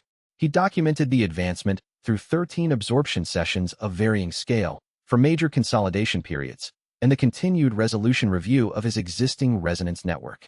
The process was different from lower-tier advancements, which had often involved a discernible threshold moment. Dozong Peak felt more like a gradual increase in resolution. The way a document becomes clearer as the formatting is refined rather than a sudden shift from illegible to legible. By the time the advancement completed, he had 217 integrated resonance threads. He documented the resonance count carefully, with a new metric he had been developing, Autonomous Intention Index. The index measured the proportion of his cultivation behavior that could be attributed to resonance direction versus his own established agenda. At Dozong Peak, the index read as follows. 12% of his daily absorption and cultivation decision-making showed directional influence from resonances toward accounts that were not on his own agenda. 12% was not a crisis. It was a detectable current. He wrote in Notebook 1, asterisk Autonomous Intention Index at Dozong Peak, 12%. Characterized as early-stage directional influence. Not compelling. Visible in documentation review. Decisions that were made and then justified versus decisions that arose from the established agenda. Asterisk the documentation review is the management mechanism. I can see the gap. The gap is present. Asterisk the specific directions. 3 consistent themes in the redirection. Theme 1. A practitioner whose cultivation was abandoned mid-development due to a family obligation. The resonance pulls toward the location of the family member who created the obligation. Theme 2. A technique requiring a specific rare element to complete. The resonance pulls toward cultivation sites where this element is known to occur. Theme 3. A cultivation breakthrough the original practitioner needed a guide for and never had. The resonance pulls toward my most technically capable cultivation contacts. Asterisk I am not following any of these directions. I am documenting them. The documentation creates the visibility. Asterisk the resolution process has begun. I have identified 42 resonances in the network that have resolvable account components. Accounts where completion is possible within current conditions. I am working through them in the order of cleanest resolution pathway. Asterisk Han Jin's warning is active. I am inside the timeline it described. The response is in progress. Asterisk, he looked at the index entry for a long moment. Then he wrote a subsidiary note. Asterisk, the 12% is accounts that are not mine. The 88% is documentation of my own agenda, my own cultivation direction, my own relationships and institutional work, and the account with Yao Lao and the Shuang Liwei situation in Notebook 3. I am still primarily myself. I intend to remain primarily myself. Asterisk, he closed the notebook. The resolution work continued. He had identified the rage resonance practitioner from 6 years ago. The woman stopped from cultivating by her family as the first clean resolution candidate. The technique she had been developing was reconstructible from the registered fragments. He began the reconstruction. It took 11 days. The technique was in an unusual elemental register, earth-adjacent, but with a water quality flexibility that she had been adapting for her specific pathway. The reconstruction required cross-referencing 3 other elemental fragments in the register for the flexibility component. When it was complete, he tested the technique at a quiet cultivation site. The technique worked. It was the form it had been building toward before the interruption. The resonance did not release in a dramatic fashion. It was quieter than that, a quality of something set down that had been held for a long time. He sat in the quiet of the cultivation site and noted the change in the resonance network structure. One thread, previously active with directional pull, now at rest. He wrote, *first resolution complete. Rage Resonance Practitioner, CH6 entry, name unknown. The technique she was building has been completed. The completion was not returned to her. She is not alive to receive it. The completion exists in the record. The resonance is released from autonomous intention status to resolved status. Autonomous intention index update. Decreased by approximately 0.4%. 1 down. 176 to evaluate. He was methodical. He was also, in a way that did not show in the documentation immediately, moved. He added a footnote. She was angry because she had been stopped. The anger was in the technique fragment. The completed technique carries that anger forward into a finished form. It is not a peaceful technique. It is the work of someone who had something to do and was not permitted to do it. I will not use this technique.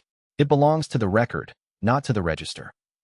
This distinction is important to me in a way I will document further in Notebook 3, Chapter 83. Yao Lao initiates the communication arrived through the official cultivation post channel, not through the intermediary network. It was from Yao Lao directly. The letter identified itself by name and cultivation signature in the opening line. He read the first line and set the letter on his desk. He wrote in Notebook 1, communication from Yao Lao. Direct channel. This is the first communication he has initiated rather than responded to. The account structure is changing. He picked up the letter and read the rest. Yao Lao was requesting a second meeting. The meeting was his initiative, his agenda, his choice of timing. He proposed a location, his current cultivation space, which he described in specific enough terms that Ruan Jingyu could identify it as a location in the northeastern circuit where Yao Lao had been working with Xiao Yan for the past several months. He wanted Xiao Yan present at this meeting. He had written a brief explanation. I have been thinking about the demonstration. I would like to see the remnant path in full practice, not described. I believe this is the correct form for the understanding I need, and that the understanding would be more complete with Xiao Yan present. I ask rather than assume. Ruan Jingyu read this 3 times. He wrote in Notebook 1, the account structure is changing. He is initiating rather than responding. This indicates the account has become active for him in a form that is not just about addressing the debt. The debt has been acknowledged. He is now interested in the building itself. He asks rather than assumes. This is significant. Proposed assessment of the meeting's function. Yao Lao has processed the account meeting and the letter exchange, and the 3 years of intelligence, and whatever else he has been thinking about. The next thing he wants to do is see. Not hear about. See. He has been a teacher for most of his cultivated life. He is, I think, approaching this as a teacher approaches something built by someone he taught, with the specific attention that a teacher brings when they want to understand how the foundation they provided extended into something they did not design. He responded. Agreed. I will be at the proposed location on the date specified. I will bring the register documentation and the absorption materials. I will need a suitable remnant source for the demonstration. If you know of a remnant field in the area, please identify it. If not, I will identify one upon arrival, and we can confirm together. The format you're proposing, Xiao Yan present, is acceptable. He closed the letter and put it with the other Yao Lao correspondence in Notebook 3. He spent 2 days preparing the demonstration materials. Chapter 84. The second meeting. The teacher watches the demonstration took 4 hours. He had identified a suitable remnant field 2 kilometers from Yao Lao's cultivation space. A small site from an abandoned mountain road shrine, where traveler cultivators over decades had deposited ambient cultivation energy that had gradually transitioned into low-density remnants from the passing practitioners who had rested there and left incomplete cultivation threads behind. Yao Lao and Xiao Yan had followed him to the site and had positioned themselves in the observation zone he indicated, not close enough to interfere with the absorption field, but close enough to observe clearly. He demonstrated the full sequence.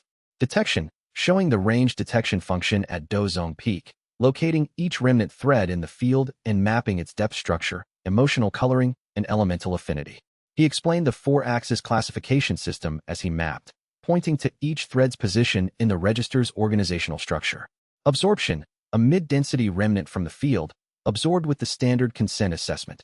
No living practitioner unclaimed pathway, absorption permissible under the code.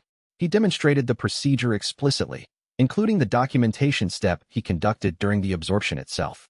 Consolidation, a brief period, demonstrated in compressed form. He explained the full process, showed the resonance thread integration into the cultivation base, and identified where the absorbed thread appeared in the network's current structure. Registration, entering the newly absorbed technique fragment into the register documentation with all 4 axis classifications and the emotional coloring notation. Deployment. With Yao Lao's permission, he requested that Yao Lao and Xiao Yan observe a full deployment sequence. He deployed 6 technique fragments in a strategic sequence, explaining the compound sequencing principle as he did. The emotional priming effect, the transition between forms, the way the accumulated priming shaped the deployment's strategic coherence. At the end, he stood in the observation zone and waited. Yao Lao was looking at the register documentation. He read through it for several minutes. Then he looked at Ruan Jingyu. The methodological rigor, he said. The documentation discipline. The 4-axis classification system. The formal entry protocol. He paused. That is from the training period. Yes. The rest. Yao Lao looked at the register. He was looking at it with the specific quality of a teacher encountering a student's work for the first time in years, not evaluating whether it met the expected standard, but genuinely curious about what it had become. The compound sequencing. The emotional coloring integration. The resolution mechanism you've been developing.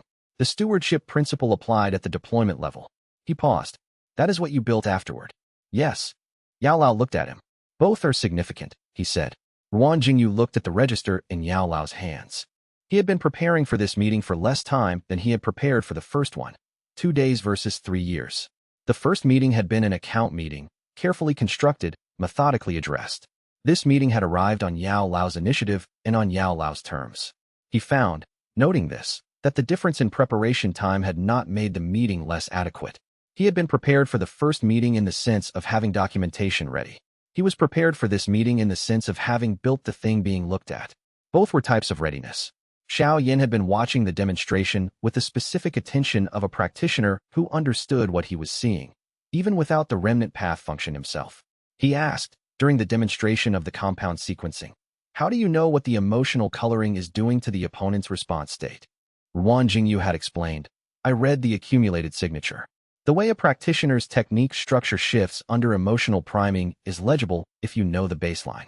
The absorption work builds the baseline reading capacity. I've absorbed enough remnants to have a very large reference library for what particular emotional priming produces."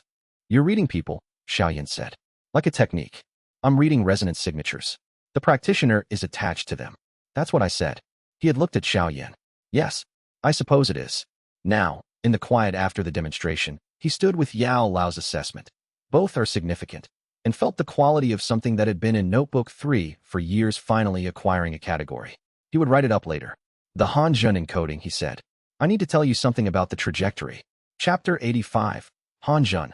The identification. He explained the Hanjun situation to Yao Lao and Xiao Yan following the demonstration. Not the full technical warning. Not yet, because Xiao Yan did not have the remnant path context to process the terminal tier risk without the full background. He provided the framing. Hanjun was a remnant path practitioner from 4 generations ago whose encoding he had absorbed at a mountain tea house 4 years prior, and whose resonance had been gradually becoming more legible as his tier advanced. The encoding contained significant historical and technical documentation about the remnant path.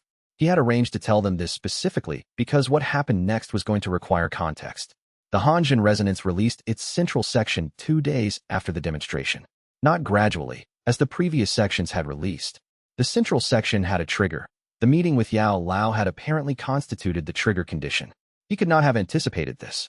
He documented the trigger as observation of both the remnant path practice in full and the foundational teaching relationship in active function. What the central section revealed was the identification. He sat with the cultivation sense conveyance for 6 hours, documenting as he received. When it was complete, he looked at what he had written. Hanjun was not just a historical remnant path practitioner.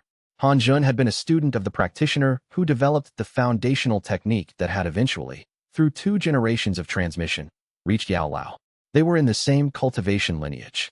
Hanjun's decision to encode himself in a findable remnant had been deliberate, targeted, and specific. He had designed the encoding to be accessible only to a practitioner who met 3 conditions simultaneously. First, remnant path cultivation function, sufficiently developed to absorb and integrate the encoding. Second, the cultivation lineage's foundational resonance, present in the cultivation base, which Wan Jingyu had received through Yao Lao's training. Third, the specific emotional profile of a practitioner who had been trained by a great teacher and then experienced forced separation before the training's completion. The third condition was the most specific. It was not a general condition of abandonment or interruption. It was specifically great teacher, real training, forced separation, and completion. The emotional signature of this experience was, apparently, distinctive enough to serve as an encoding key. He sat with this for a long time. He wrote in Notebook 1, Han Jun's identification. We are in the same cultivation lineage. His encoding was designed for me specifically, not for me by name, but for a practitioner with exactly my profile, who might not arrive for generations. The three-condition encoding key was a probability calculation. If a remnant path practitioner who had received the lineage's foundational training ever experienced forced separation from their teacher, the emotional signature would be distinctive and the encoding would become readable to them at the correct tier. He absorbed himself into a remnant and waited for me. Or whoever I was going to be. He looked at this. He added, I absorbed Han Jun at a mountain tea house on a perfectly ordinary afternoon. He was an old man whose cultivation was nearing natural completion. He was at peace about the absorption. In his own resonance, the quality of completion was present, not grief. At the time I noted the resonance felt like filed documentation. He had spent whatever years preceded that moment completing his documentation so that when I absorbed him, the record would be ready. The account with Han Jun is the most unusual account I have in the record. He sacrificed continued cultivation development to encode the documentation. He did not know my name. He knew my profile and built something for me to find. I find this. I am noting significant emotional response that does not fit in the account section and belongs in Notebook 3. I will write it there later. The foundational implication. The three-condition key means that Han Jun expected the forced separation profile to appear again. He had reason to expect it. Perhaps it had happened before, in practitioners before me. Perhaps it is a recurring risk of the lineage's teaching relationships, where great teaching produces strong training relationships, and strong training relationships are sometimes interrupted. Han Jun built the encoding for the pattern, not for a specific person. I am the person who fit the pattern in this generation. He closed Notebook 1 and opened Notebook 3. He wrote, Han Jun built an access-gated documentation archive in his own remnant and waited for me, or whoever I was. He didn't know my name. He knew what I would have been through. The mountain tea house. An old practitioner, at peace, who invited me to absorb with consent. The 4-hour conversation that preceded it. The resonance that felt like filed documentation. He was in the middle of saying goodbye to his documentation. He was making sure it was in order. He was making sure it would reach whoever came next. I absorbed a practitioner who had spent decades building something for me. I didn't know. He couldn't tell me. The encoding was structured so that I would understand it at the tier where it mattered and not before. The account with Han Jun has been open since the mountain tea house. I could not know it was open until now. I could not address it until I received the identification.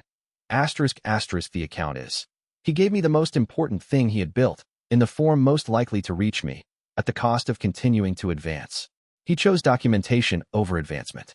He chose me, or whoever would fit the profile, over his own cultivation continuation. I want to note this clearly. The account with Han Jun is a gift. It has been the most unusual thing in my practice, and it is a gift from a practitioner I never knew, who gave it on the basis of a profile he expected someone to fit eventually. I fit it. The account of this is gratitude. I am noting gratitude explicitly, because it is a category that does not often appear in the account documentation, and I want to be certain it is recorded accurately. He closed Notebook 3. He had a message to write to Yao Lao, explaining the identification in full. The lineage connection had implications for Yao Lao's understanding of his own cultivation history, and Yao Lao deserved the accurate account. He also had 217 resonances, a slowly decreasing autonomous intention index, a resolution process that had completed 1 and had 176 to evaluate, and an incomplete Notebook 3 entry about what Yao Lao had meant when he said both are significant. He was, he noted, significantly more complete than he had been 4 years ago, when he had been a practitioner with a jade token he couldn't open and an account section with only one side. He was also significantly more incomplete, more aware of what he was holding, more aware of the accounts still open, more aware of the scale of what he was working through. This, he recognized, was not a paradox. It was what it looked like when documentation was working correctly. The more accurately you mapped the territory, the more territory you could see. He had more territory now. He was going to map all of it. Chapter 86. The Management Mechanism in full. Han Jun's encoding released the Management Mechanism section on a Tuesday.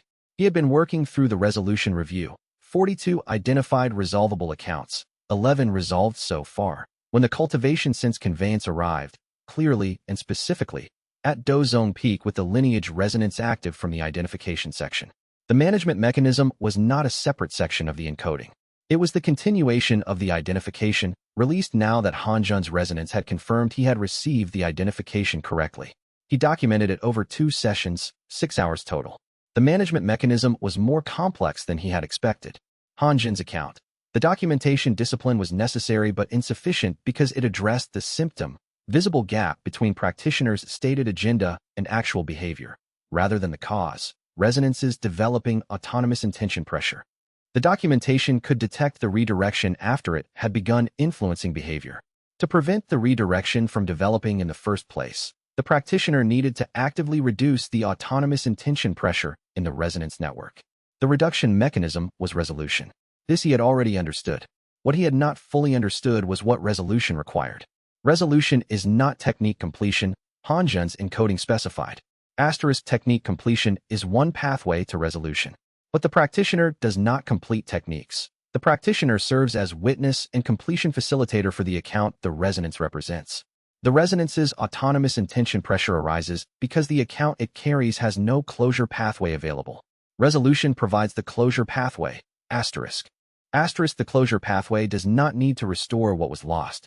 It needs to honestly account for what happened and provide whatever completion is possible in present conditions. Asterisk asterisk a resonance from a practitioner whose cultivation was interrupted by external force. Completion pathway is completing the technique they were building, as you have begun doing. But also, acknowledging the interruption in the documentation, ensuring the account of the interruption exists in the record. Asterisk asterisk a resonance from a practitioner whose cultivation was self-abandoned. Completion pathway requires the living practitioner's consent, per the code, before resolution is possible. If no consent is available, the resonance cannot be fully resolved. It must be held in stasis. This is not failure. This is accurate accounting. Asterisk asterisk the management mechanism is accurate accounting. Not just of what you do, but of what happened to the practitioners you carry. Each account documented honestly, with the completion that is available and the honest notation of what cannot be completed. Asterisk asterisk the redirection pressure in the resonances arises from incompleteness. The resonances push toward completion because they carry the original practitioner's incompleteness. Accurate documentation of the account, including the parts that cannot be resolved, releases the push toward completion that produces the autonomous intention direction. Asterisk asterisk documentation does not close accounts. Documentation makes accounts no longer urgent. Asterisk he set down his pen. He thought about this for a long time. Then he wrote in Notebook 1. Management mechanism, corrected understanding. I have been treating documentation as a record of what happened for my own reference. Han Jun specifies documentation as accurate accounting of what happened to the practitioners I carry for the account's own closure. Asterisk the distinction. My documentation has been primarily first person. What did I absorb? What did I observe? What did I decide? The account of the absorbed practitioner has been secondary. The resonance notes, the emotional coloring classification, the technique fragment registration. Asterisk the management mechanism requires the documentation to be primarily third person in a specific sense. Accurate accounting of what happened to them, with the completion I can provide and the honest notation of what I cannot. Asterisk I have not been doing this for 217 resonances. I have been recording my interactions with them. Asterisk I need to add to each resonance record the account of what happened to the practitioner, what their incomplete thing was, what I can resolve, and what must stay in stasis. This is a significant revision to the documentation system. He looked at the 217 resonance records in Notebook 1. He started the revisions that day. Chapter 87. The harder resolutions. Not all the resolvable accounts were as clean as the rage resonance practitioners. He documented the resolution work as a sequence of discrete case studies, because the variation in resolution pathways was significant enough to warrant individual analysis. The 7th resolution was harder. The resonance belonged to a practitioner who had been developing a technique for 16 years before their cultivation was interrupted, not by external force, not by death, but by a gradual deterioration of the cultivation environment in their region. The sect they had trained under had declined, the cultivation resources had dwindled, and they had reached a point where continuation was no longer viable. They had stopped cultivating. They were alive, somewhere, and had been for 20 years. Under the code, active resolution required consent from a living practitioner who had abandoned their path. He could not track this practitioner. He had no name, no location, no record beyond the technique fragment in his register and the emotional coloring, which read as exhausted determination, the quality of someone who had kept going until the conditions for continuing no longer existed. He marked the resonance as pending consent. Cannot resolve without location and consent. Stasis. He documented the account accurately.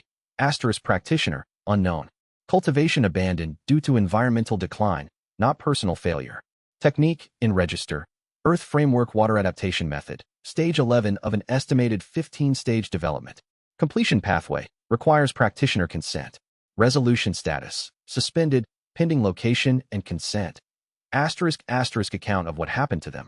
They built something for 16 years in conditions that deteriorated around them. The technique was viable. The environment was not. The incompletion was external.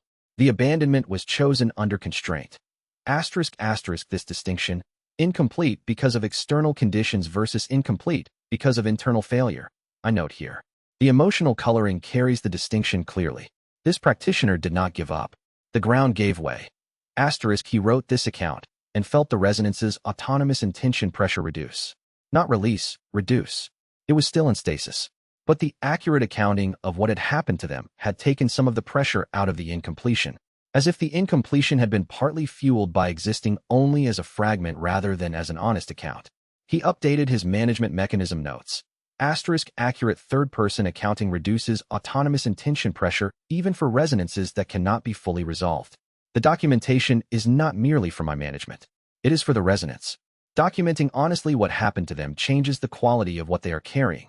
Asterisk the 14th resolution was the most technically complex.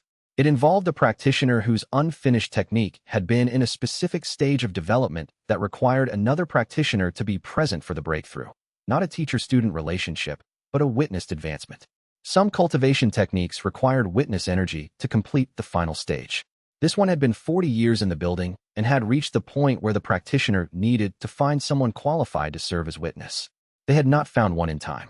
They had died, in their 80s, with the technique at stage 19 of 20. He could not provide a retrospective witness for a practitioner who had died 40 years ago. The technique could not be completed in the standard sense. He looked at this for 3 days. Then he brought it to Yao Lao. He had been meeting with Yao Lao on a roughly monthly basis since the hillside meeting. The account relationship had continued developing in the way the second meeting had suggested.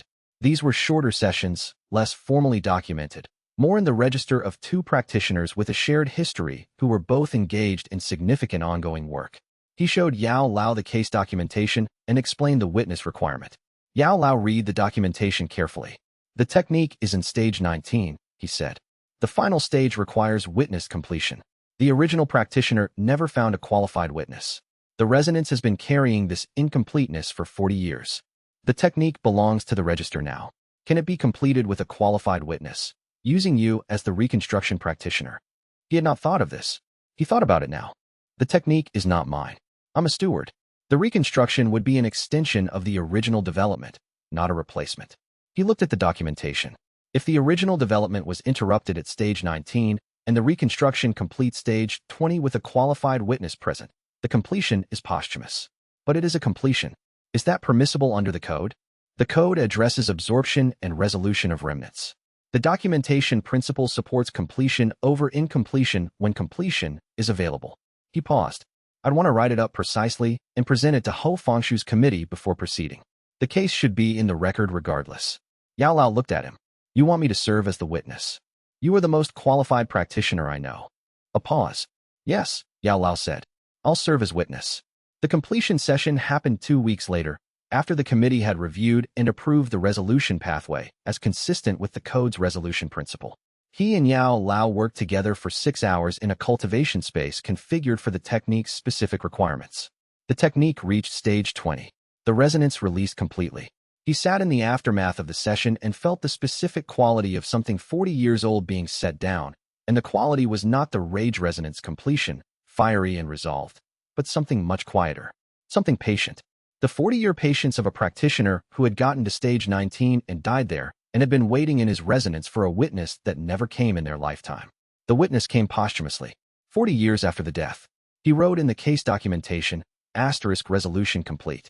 Stage 20 completed with qualified witness, Yao Lao, Doxing Tier, confirmed. Resonance released from autonomous intention status to resolved status. Account of what happened to the practitioner. They built something requiring a witness for 40 years and did not find one in time. The witness came 40 years after. The documentation of this account is, their patience was not wasted. The completion existed. It arrived late. He closed notebook 1. He sat with Yao Lao in the aftermath for a while.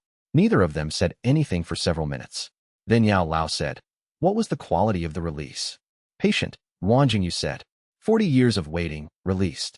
Yao Lao was quiet for a moment. "I built something requiring a teacher for 6 years and didn't finish it in time," he said. Wang Jingyu looked at him. "The completion existed," he said. "It arrived late." Yao Lao looked at him for a long moment. "Yes," he said quietly. "It did." Chapter 88. Wei Guhong. What doesn't have a name? Wei Guhong came to him on a Saturday morning with the quality of someone who had been carrying something for a long time and had decided, on this specific Saturday, to set it down in front of someone else. He sat down and said, "I've been operating on a premise that I need to stop operating on." Wang Jingyu closed his notebook and waited. The premise was, what I built toward Yao Lao has value independent of whether he chose me. I told myself this for 3 years. I built the argument carefully. It made logical sense. Wei Guhong looked at the table. "I don't believe the premise anymore." A pause. "Tell me what changed," Wang Jingyu said. "I watched the resolution work." Wei Guhong was looking at a point on the table, not at him. "The practitioners whose resonances you're carrying, they're incomplete things. The practitioner at stage 19 for 40 years. You and Yao Lao completed it posthumously." He paused. 40 years. They waited 40 years and got the completion they needed after they were gone. Yes. I have been building for 3 years toward a standard set by someone who did not know I was building, who never asked me to build, who chose someone else, specifically, for reasons that had nothing to do with my development. Yes. The value of the 3 years of development, Wei Guhong said, very precisely, is not independent of what it was built for. That's not how development works. Development toward a specific standard produces a practitioner calibrated to that standard. If the standard is never evaluated against you, if the person setting the standard never looks at what you built, the development produces a practitioner calibrated to a standard that wasn't yours. He was quiet for a moment. Wang Jingyu said, "I know. I said that before. I said it and didn't mean it in this specific way." Wei Guhong looked up. 3 years of development toward Yao Lao's implicit standard, and I have no idea what my own standard is. That's the result. Not power level, which is fine. Not technique development, which is solid. But the orientation. The question of what I'm building toward now that the thing I was building toward has been conclusively resolved as not mine. Wang Jingyu considered how to answer accurately. He had spent 4 years developing a practice that was built toward closing an account. The account was no longer fully open. He had a different answer to the question of orientation than Wei Guhong did. He said, "I don't have a clean answer for you." Wei Guhong looked at him. "What you built is real," Wang Jingyu said. "The development happened. The cultivation is yours regardless of what it was built for. The 3 years existed and produced something." He paused. "But I understand that this is not the answer to the question you're asking. You're not asking whether the development was real. You're asking what to do with it now that the purpose it was built for has been permanently foreclosed." Yes. And to that question, I genuinely don't have a clean answer. I only have. The work I do now is different from the work I was doing when the account was open. The difference is not that the work became better or worse. It is that the work became mine. Not built toward something external. Built from something internal. Wei Guhong was quiet. "That requires knowing what your internal standard is," he said. "Yes. I don't know what that is." "You haven't needed to know what it is. The external standard has been functioning as a proxy for it."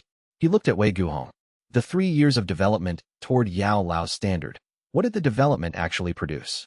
Not in cultivation terms. In terms of what you learned about how you work, what you're suited to, what you find satisfying. A pause. Wei Guhong considered this. "I'm good at objective assessment," he said finally. "I built toward Yao Lao's standard because I was good at identifying external standards and calibrating to them. I thought that was the skill." He paused. "But the skill under the skill is, I can see what something is supposed to be, and build toward it accurately. Yes, that's useful for. That's useful for documentation work. Formal assessment. Things with clear standards that someone else has defined. He looked at the table.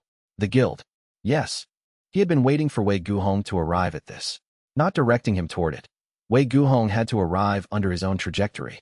But the guild documentation researcher position had been building in the background of the account since Wei Guhong had attended the first guild sessions. The guild needs practitioners who can see what the remnant path is supposed to be, Wang Jingyu said. Not just how it works, but what it's for. The distinction between the code's intent and its technical letter. The gap between what the institutional record documents and what the practice actually requires. He paused. These require someone who can identify external standards accurately. That's not something every practitioner has. Wei Guhong looked at him. You're saying the skill I built toward the wrong application has a correct application. I'm saying the skill is real. The application it was built for didn't work out. Another application exists that the skill fits. It was not comforting. It was accurate. Wang Jingyu understood the distinction and offered what was accurate, because offering false comfort to Wei Guhong would be patronizing and would also be wrong. Wei Guhong sat with it for a while. Then he said, the guild documentation researcher role, pending formal assessment. But yes. A pause. All right, Wei Guhong said. He stood and left with the quality of someone who had not resolved the incomplete thing, but had found a pathway toward resolution that was honest about what the path cost. Wang Jingyu watched him go. He wrote in Notebook 3, Wei Guhong's 3 years have a correct application. The skill he built is real. He found the application today. I don't know if this resolves what he's carrying. It is a beginning. Chapter 89. What Yao Lao was like. Xiao Yan asked the question on an afternoon in late spring. They were at the guild's new documentation space, a rented set of rooms in the cultivation district of the nearest city, recently formalized as the Remnant Path, guild's first operational office. Xiao Yan had been attending sessions informally for 2 months, not as a practitioner in training, but as someone who had decided that understanding the guild's work was useful context for understanding Yao Lao's current relationship with Wang Jingyu. And understanding that relationship was useful context for understanding something about his own relationship with Yao Lao. He was, Wang Jingyu had noted, a practitioner who processed complex relational information by being present in the spaces where it happened. The afternoon was quiet. Wei Guhong was in the archive section. Shuang Liwei was conducting a site survey. Wang Jingyu was reviewing the management mechanism documentation revisions. Xiao Yan looked up from the cultivation theory text he had been reading and said, what was Yao Lao like to train with? When you were young. Wang Jingyu looked at him. Not the account version, Xiao Yan said. I've read the summary of the account meeting you shared with the guild documentation. I mean, what was it actually like? He set down his documentation pen. He thought about how to answer. The documentation version was organized and precise and accurate in the sense of historical fidelity. It was also, he recognized, somewhat flattened by the documentation frame. Things recorded in documentation had a quality of evenness that the experience itself had not had. He was precise, he said. Extremely precise. About technique, about methodology, about the order of things. He didn't tolerate shortcuts. Not because shortcuts didn't produce results, but because he had identified that shortcuts produced results with hidden structural flaws, and the structural flaws showed up later at higher tiers when you needed the foundation to be complete. Xiao Yan was listening carefully. He was hard to impress, Wang Jingyu continued. Not deliberately. He wasn't performing rigor. He just had very accurate models of what cultivation at each tier should look like, and measured against those models. Most of what students produced was approximately correct with specific gaps. He was good at identifying the gaps. That sounds like him, Xiao Yan said. The thing that is harder to describe is, he was genuinely curious. About what things were. About how they worked. The training had the quality of someone showing you how things worked because they found it interesting, not because the curriculum required it. He paused. When I advanced to a new tier or developed a new function, he would ask questions about what the experience was like, what I was perceiving, what felt different. He was collecting data about the development process as much as conducting it. Xiao Yan was quiet for a moment. That also sounds like him, he said. He asked me questions I don't expect. About what the cultivation feels like from the inside. He wanted the phenomenological account, not just the functional one.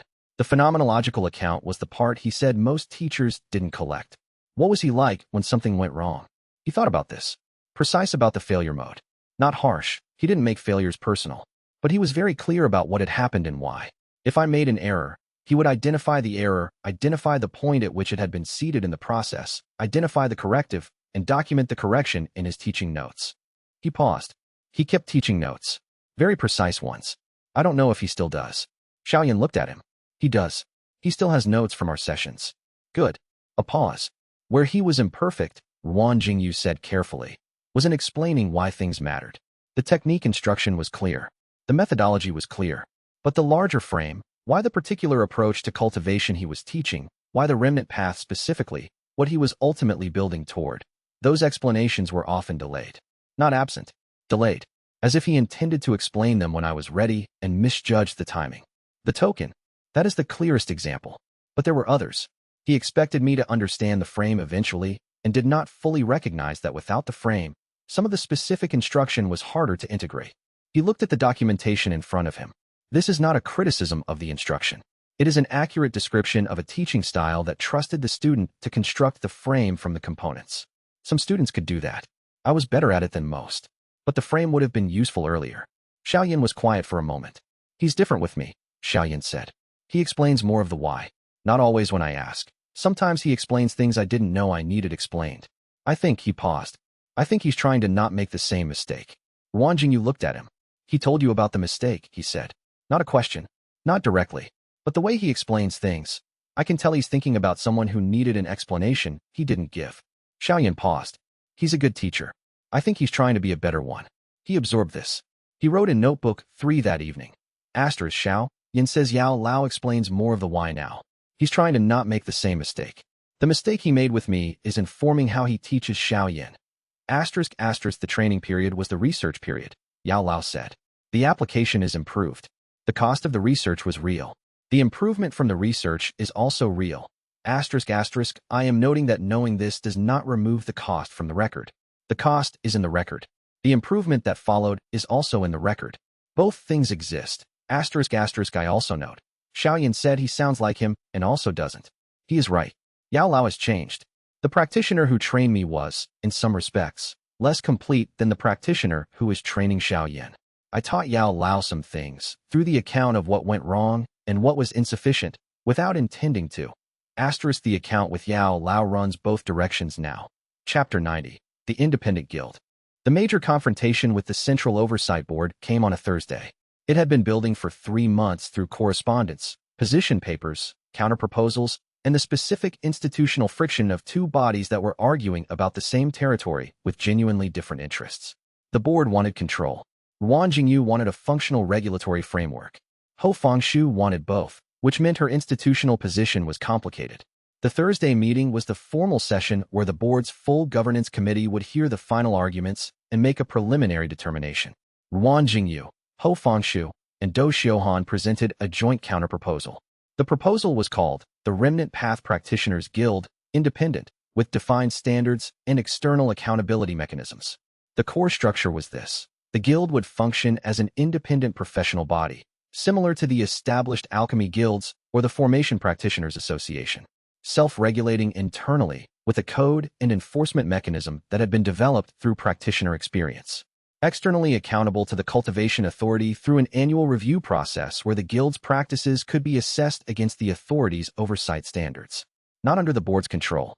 Accountable to the board's standards through a defined review process. The distinction was significant.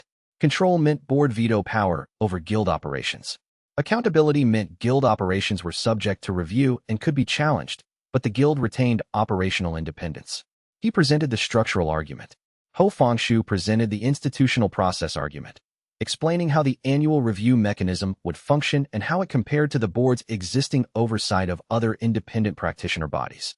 Do Xiuhan presented the historical argument, why the remnant path's specific characteristics made practitioner-led regulation more effective than institutional supervision. The board had 7 members.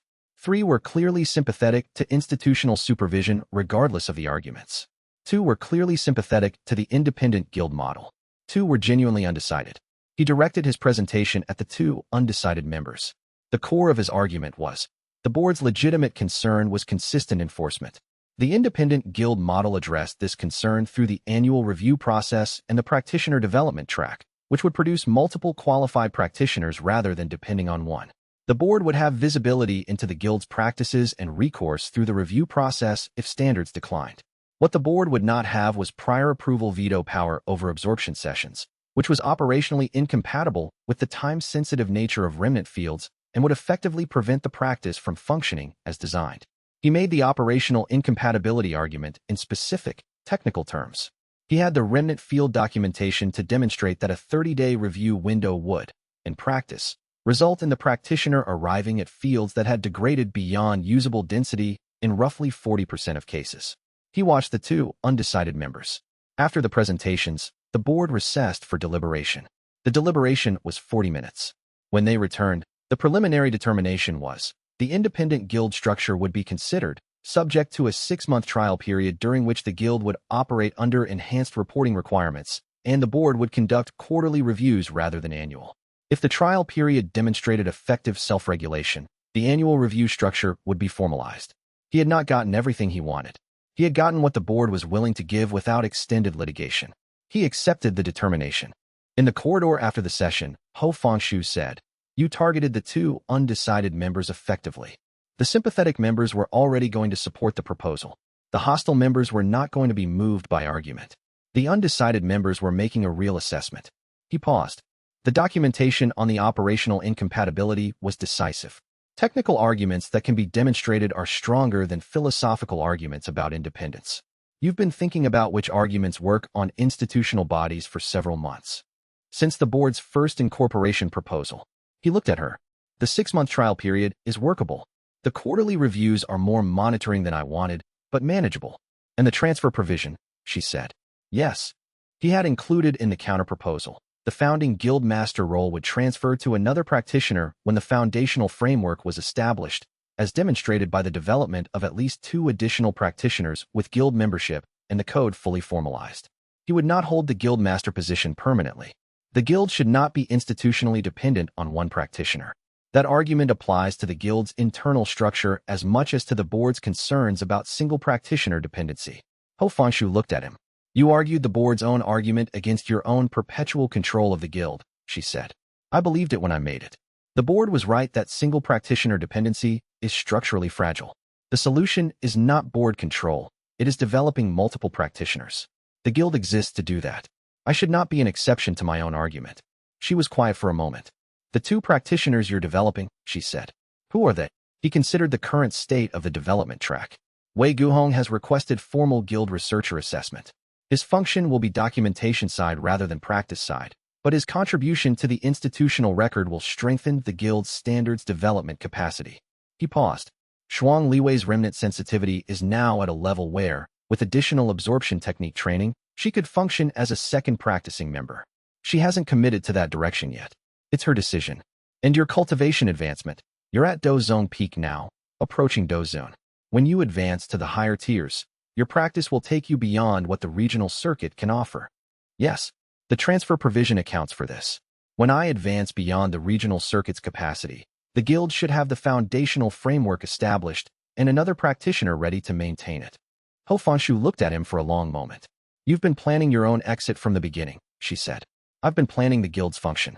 My involvement is in service of the function, not the other way around." He paused. "The guild should outlast my active regional presence. It should outlast me, eventually." She looked at him. "All right," she said. They walked out of the board's administrative complex into the early evening, and he noted in the documentation, *guild trial period, approved. 6 months, quarterly review. Independent structure preserved.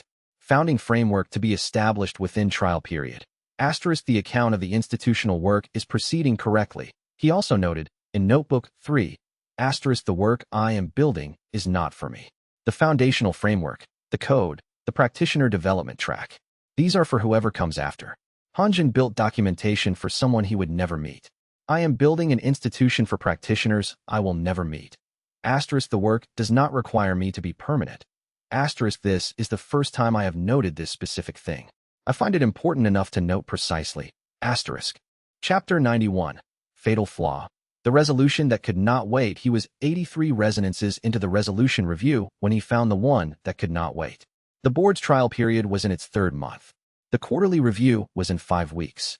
He had been conducting the resolution work alongside the guild's foundational documentation work, the management mechanism revisions to the resonance records, and the regular meetings with Ho Fangshu, Do Xiuhan, and, with increasing regularity, Yao Lao. He had developed a working pace that maintained stable progress on all fronts. The 84th resonance disrupted that pace. The residence belonged to a practitioner whose abandoned cultivation path had contained an obligation, a formal cultivation debt to a specific person who was not only still living but was, according to the residence's encoding, now in danger because the debt had been left unpaid. The original practitioner had owed cultivation guidance and protection to a younger practitioner in their care. When the original practitioner abandoned their path, the younger practitioner had been left without the promised guidance at a critical development stage. The younger practitioner, now an adult, was still at that critical stage, which had stalled. The residence's autonomous intention pressure was the most acute he had encountered. It was not directing him toward a location. It was directing him with urgency. This person needs the guidance now, not eventually. Now. He documented this immediately. He also did the thing he had told himself he would not do without careful evaluation. He identified the practitioner from the residence's encoding. The autonomous intention direction in the resonance was specific enough to produce a name and a general location. He had not used this kind of direction before. He had been documenting the direction and analyzing it, not following it. Using the direction felt like following the resonance rather than his own judgment. He sat with this for 4 hours. The evaluation went as follows. Question 1. Is this direction aligned with the remnant path's proper function? Yes. A practitioner at a critical development stage who has been left without promised guidance falls within the scope of the abandoned cultivation obligations the guild is structured to address. Question 2. Would resolving this account serve the practitioner whose resonance is directing him? Yes. The original practitioner's obligation was specific and real. The younger practitioner's situation is genuinely precarious, and the resolution pathway is achievable. Question 3. Does his own judgment align with following this direction? He sat with this question for 2 hours. The answer he arrived at was, yes, his judgment aligned, but he could not be certain whether his judgment had been influenced by the resonance's pressure or whether his judgment was genuinely independent. The resonance was strong. The case for intervention was real. He could not fully separate the two. He wrote in Notebook 1, Case 84, Cultivation Obligation Resonance. Younger practitioner in active danger from unpaid obligation. Autonomous intention pressure, highest recorded. Direction, urgent. Evaluation, 3-question analysis produces affirmative. Uncertainty, cannot confirm whether judgment is independent of resonance pressure. This is the case Hanjin warned about. The case where the direction feels like my own motivation. The documentation has identified the uncertainty. I cannot resolve the uncertainty from inside the resonance. He consulted Shuangli Wei. She arrived at the guild office that afternoon, and he showed her the documentation. She reviewed it carefully. The quarterly review is in 5 weeks, she said. Yes. When Yinming's intelligence says the practitioner is at a cultivation site 12 days travel away. Yes. You want to go? I believe the intervention is warranted. I cannot confirm whether the belief is independent of the resonance's direction. She looked at the documentation for a long moment. Tell me what you would think, she said, if this case arrived as a guild assessment request rather than as a resonance direction. The same facts. No resonance pressure. Just a practitioner who needs cultivation guidance at a critical stage, and an obligation that was never discharged. He considered this. I would evaluate it as a high-priority case and schedule an intervention, he said. The obligation is real. The need is acute. The resolution pathway is achievable. And you would go. Yes. With appropriate preparation. She looked at him. Then the resonance is giving you the same answer your independent judgment gives you. The question of whether the resonance is influencing the timing is real, but the underlying decision is consistent with what you would do regardless. He sat with this. The quarterly review, he said, is in 5 weeks. 12 days travel means you could be back in time if you leave within the week. The resolution work at the site will take, I don't know how long. The practitioner needs actual cultivation guidance, not just an obligation discharge. Then you may not make the quarterly review. He looked at his documentation. The quarterly review was with the board's oversight committee. Missing it would put the guild's trial period at risk. He had spent 3 months building the institutional case for independent operation. A missed quarterly review could give the board grounds to challenge the trial period's validity. He should not go. The institutional stakes were too high. He was going to go anyway. He knew this with the clarity that arrived, rarely, when the documentation review produced an unambiguous result despite the operational cost. He wrote in Notebook 1, Decision, proceed with intervention. The obligation is real. The practitioner is in need. The resolution pathway is available. The quarterly review will be missed. The institutional cost is real and I am accepting it. I cannot leave this account open. The practitioner needed guidance 4 years ago, and was left without it. The obligation is in the resonance. The resonance is directing me accurately. My judgment and the direction agree. This is the mechanism Han Jun described, direction that feels like my own motivation. In this case, the direction and my motivation are both valid. I am choosing to trust the alignment rather than refuse to act because the resonance also wants me to act. He notified Ho Fengshu of his situation. He explained the case, the conflict with the quarterly review timeline, and his decision. Her response came within hours. The case sounds genuine. Go. I will submit a preliminary quarterly report on the guild's behalf with the documentation available from the past 3 months. It will not be as complete as you would prepare, but it will satisfy the minimum review requirement. He wrote back. Thank you. I'll be in contact from the road. He left within 3 days. The 12-day journey was exactly 12 days. The intervention itself took 3 weeks. The young practitioner's stalled development had created a complex structural problem, not a simple guidance issue, but a foundational misalignment that had been building for 4 years without correction. He worked carefully, using every relevant technique fragment from the register and 4 years of accumulated cultivation guidance experience. The practitioner advanced. The resonance released completely. He was 47 days from his departure when he returned. The quarterly review had been submitted. Ho Fengshu's preliminary version, thin but accurate, with a notation that a supplementary report would follow. The board had accepted it. He wrote in Notebook 1, case 84 resolved. Obligation discharged.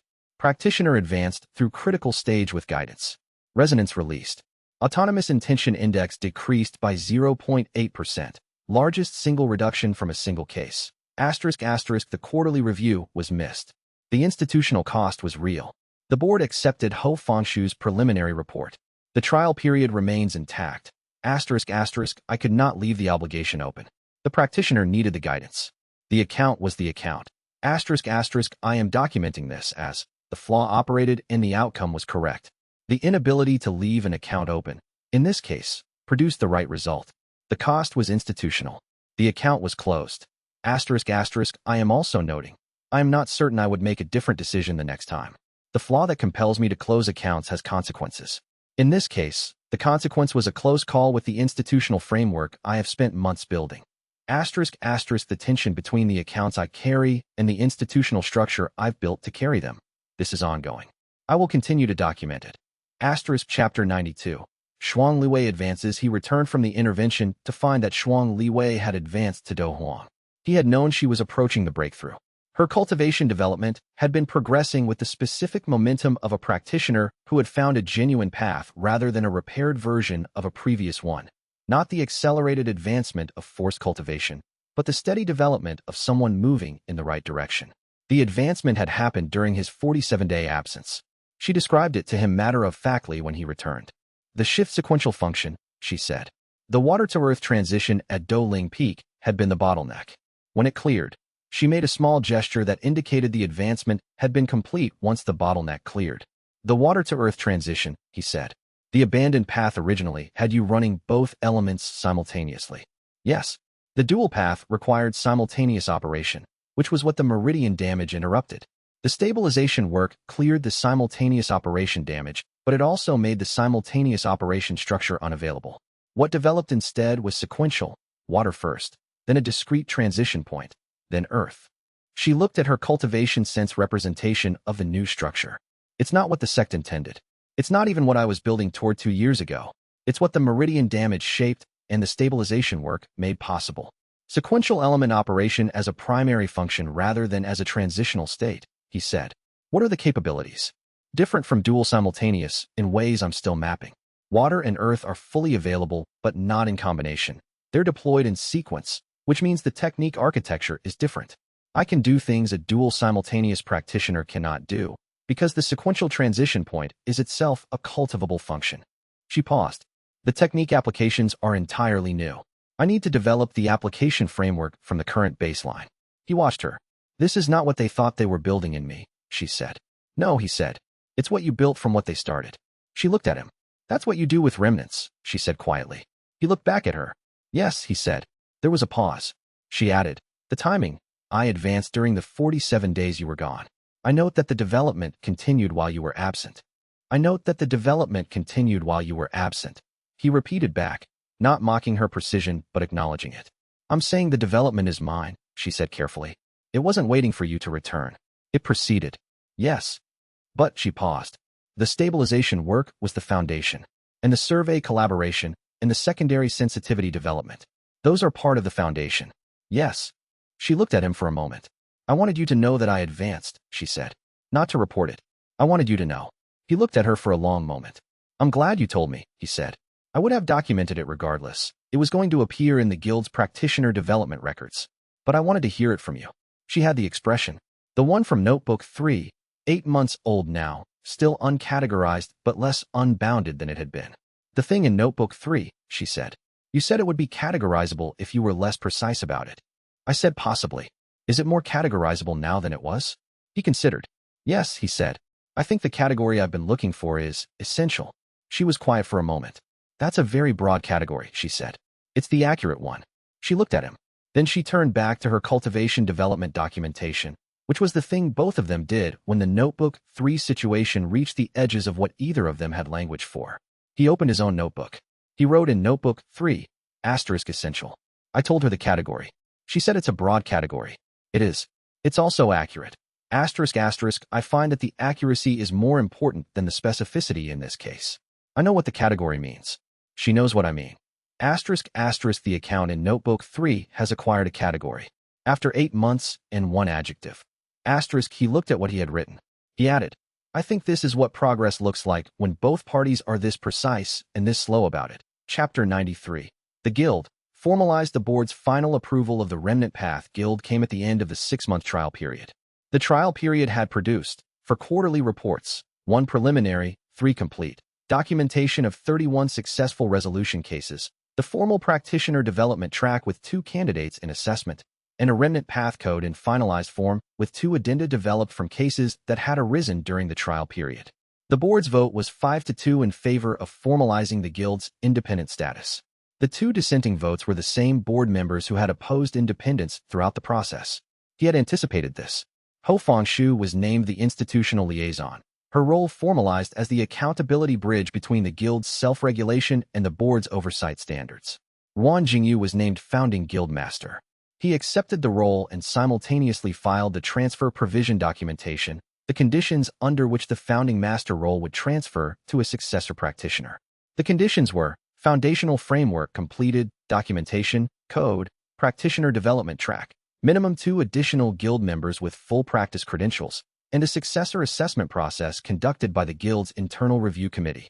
He estimated the transfer conditions would be met within 2 years. He wrote in Notebook 1, Guild formalized. Independent status confirmed. Founding master me. Transfer provision filed. The Guild now exists as an institutional entity independent of my participation.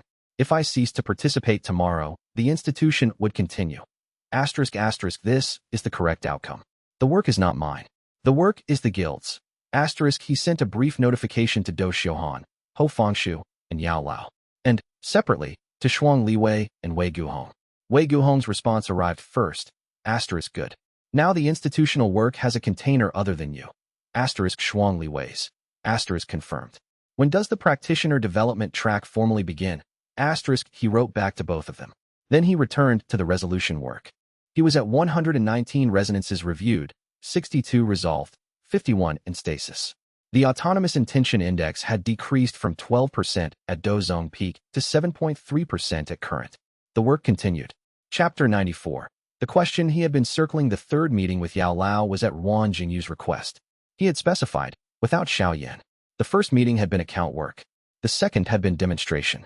This one was a specific question he had been circling for years, and he wanted to ask it without the additional layer of audience.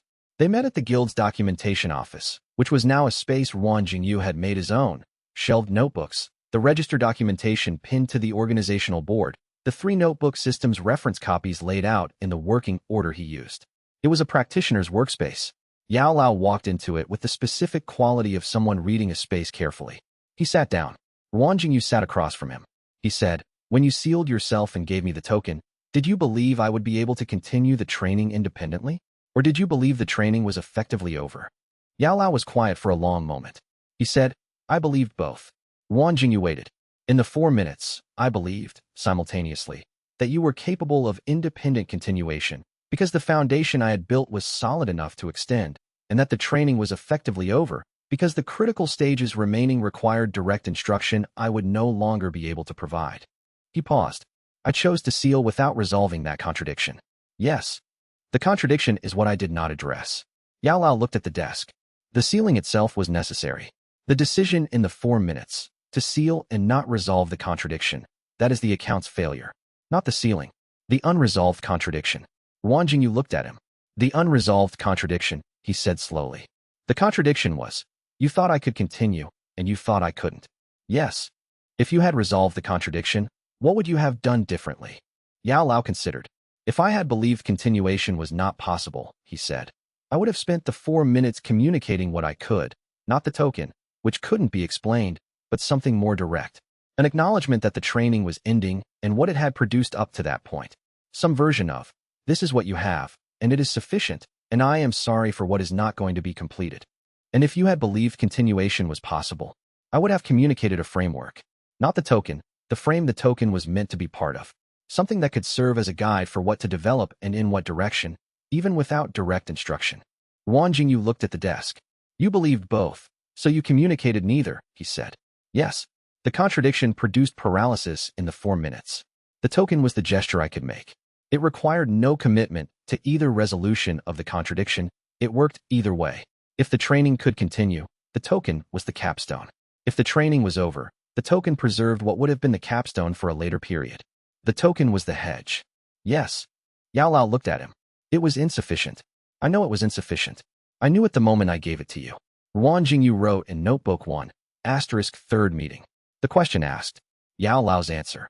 He believed both, that I could continue and that I couldn't. He chose to seal without resolving the contradiction. The contradiction produced paralysis. The token was the hedge. He knew it was insufficient. He looked at what he had written. He said, the documentation section headed account of what happened is complete. Yao Lao looked at him. I've been writing the account for 4 years. The missing piece was this, what the contradiction was and why you didn't resolve it. I had reconstructed everything else from available information. This is the piece I could not reconstruct. And now the account is accurate. He paused. The cost of the unresolved contradiction is still in the record. The accurate explanation of why the contradiction was unresolved is now in the record as well. He looked at Yao Lao. The account doesn't close because of the explanation, but it's accurate now. Yao Lao was quiet for a long moment. I wanted to tell you this 3 years ago, he said. When I first became aware that you were in the region, I had worked through the account sufficiently to know what the failure was and to be able to say it. But I could not determine a form for the telling that seemed adequate. You waited for adequate and found the wait was longer than the inadequacy would have been. A pause. Yes, Yao Lao said. He looked at the account section in his notebook. We have that in common, he said. Chapter 95. The full version. He spent an hour after the initial exchange writing the documentation. Yao Lao did not leave. He remained in the guild office and watched Wang Jingyu write with the quality of someone who had expected the documentation habit, but was still, in some way, encountering it as a specific thing rather than an abstract characteristic. After the first entries were complete, Wang Jingyu looked up and said, You wanted to tell me the full version? Yes. The sealing circumstances? Yes. He set the pen down. Yao Lao told him. The threat had been a cultivation group that Yao Lao had been in conflict with for years, a dispute with deep roots that Wang Jingyu had been aware of in general terms during the training period, but had not understood in detail. The group had been building toward a specific method for capturing and extracting cultivation heritage from established practitioners. Yao Lao had possessed cultivation knowledge they wanted.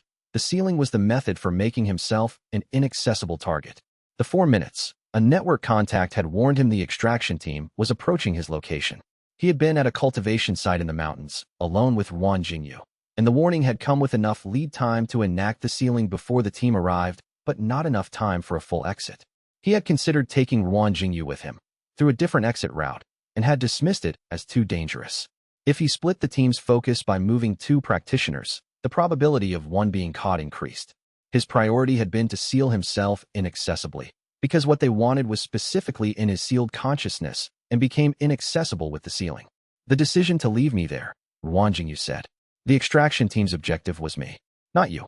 Leaving you at the site was the safer choice for you, even though it resulted in the situation it resulted in. Wang Jingyu wrote this down. The calculation was correct in the sense that I was not harmed, he said. Yes.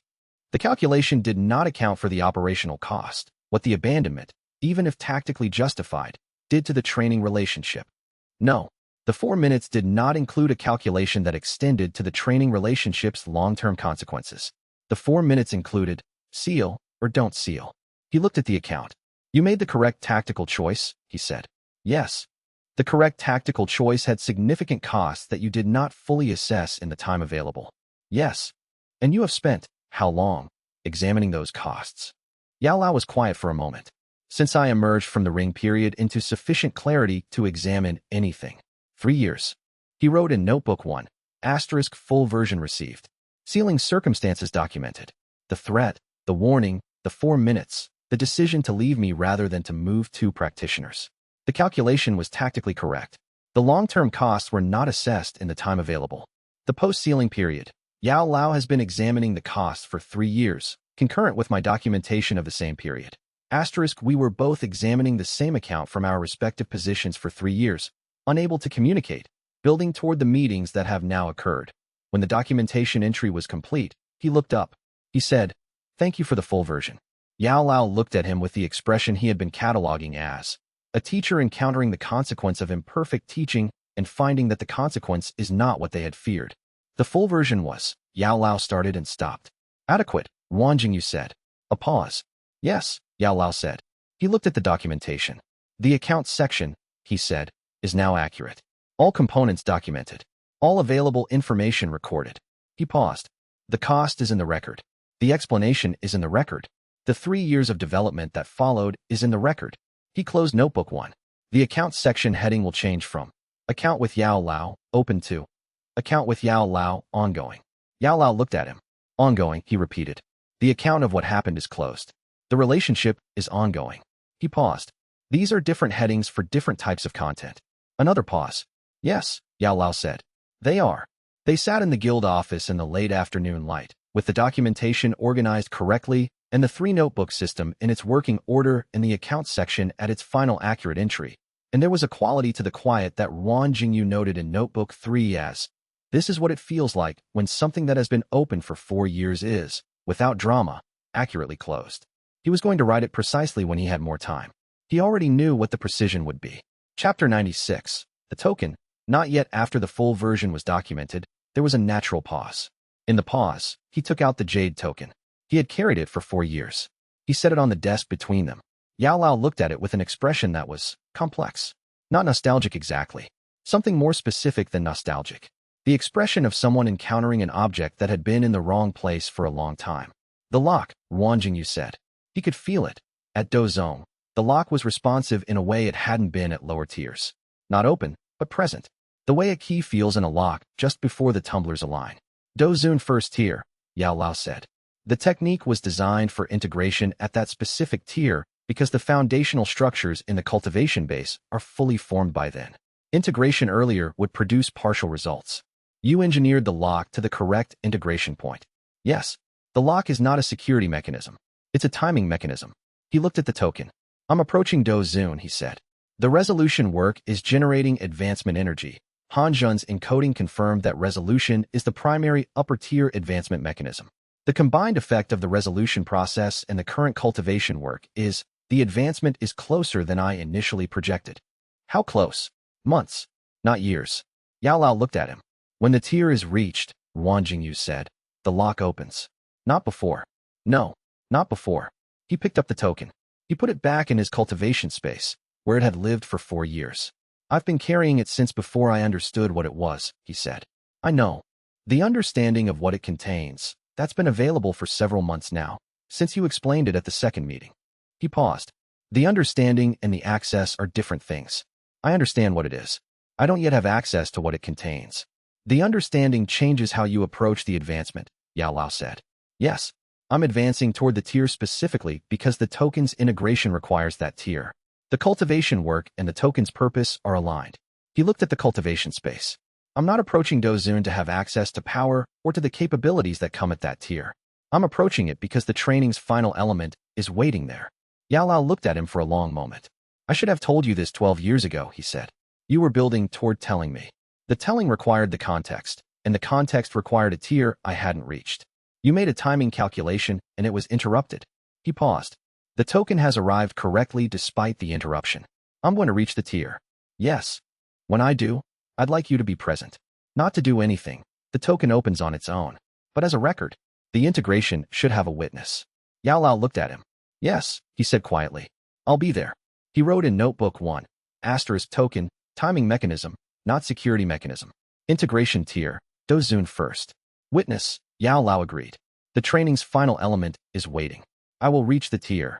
Chapter 97. The register in Yao Lao's hands at the third meeting's end, Yao Lao said. Would you show me the register? Not the technique demonstration. He had seen that at the second meeting. He wanted to see the documentation. The register as a document. He handed over Notebook 2. Yao Lao read through it for 2 hours. He read the way a skilled practitioner reads technical documentation. Not quickly, but with the specific rhythm of someone who reads something, evaluates it against their existing knowledge, cross-references, and then continues.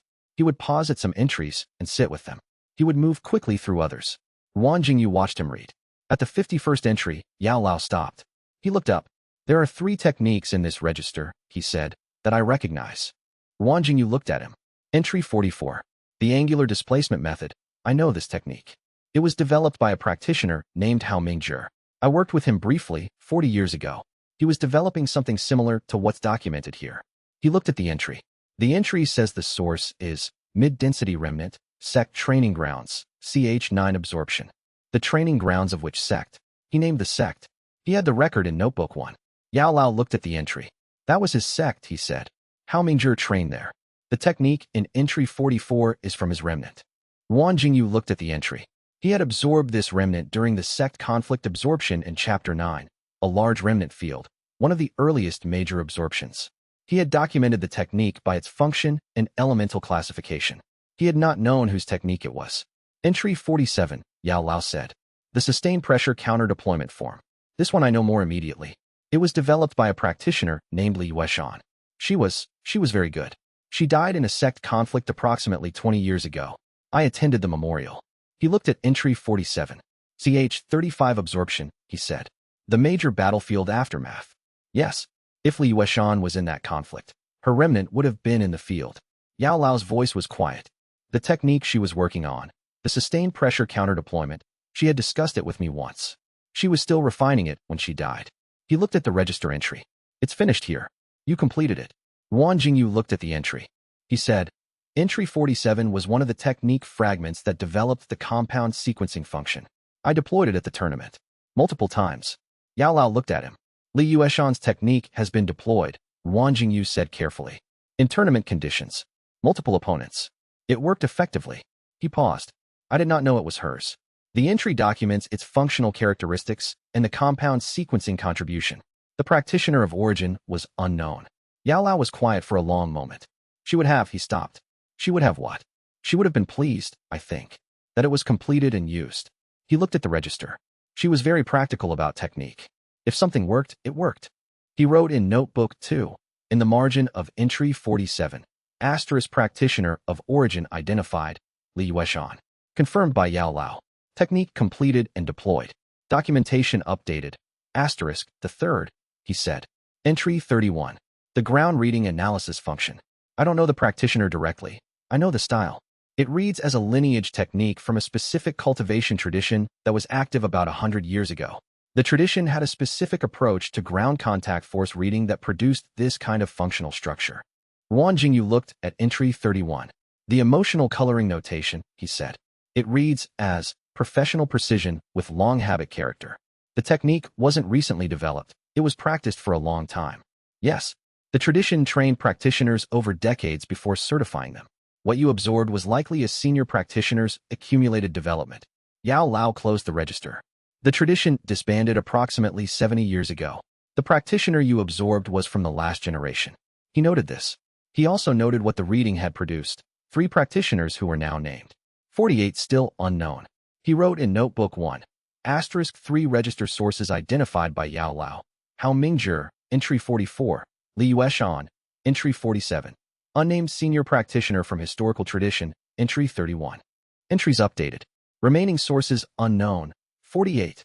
Asterisk asterisk, I did not know their names when I carried their techniques. I know 3 names now. Asterisk asterisk, the account of what Yao Lao knew about the practitioners in his world and what their techniques produced in mine. This is ongoing. He is a source of identification that I had not anticipated. The meetings have purposes I had not mapped in advance. Asterisk chapter 98. The count the resolution work reached a milestone at the beginning of the 7th month. He had been working through the 217 resonances systematically, resolving what could be resolved, holding in stasis what could not. The work was slower than the absorption had been. Resolution required individual attention in a way that absorption, once the technique was developed, could approach in sequence. At the 7th month's beginning, the count was 150 reviewed, 81 resolved, 69 in stasis. He documented the milestone in Notebook 1 with the standard metrics: autonomous intention index, resolve count, stasis count, cultivation advancement generated by resolution work.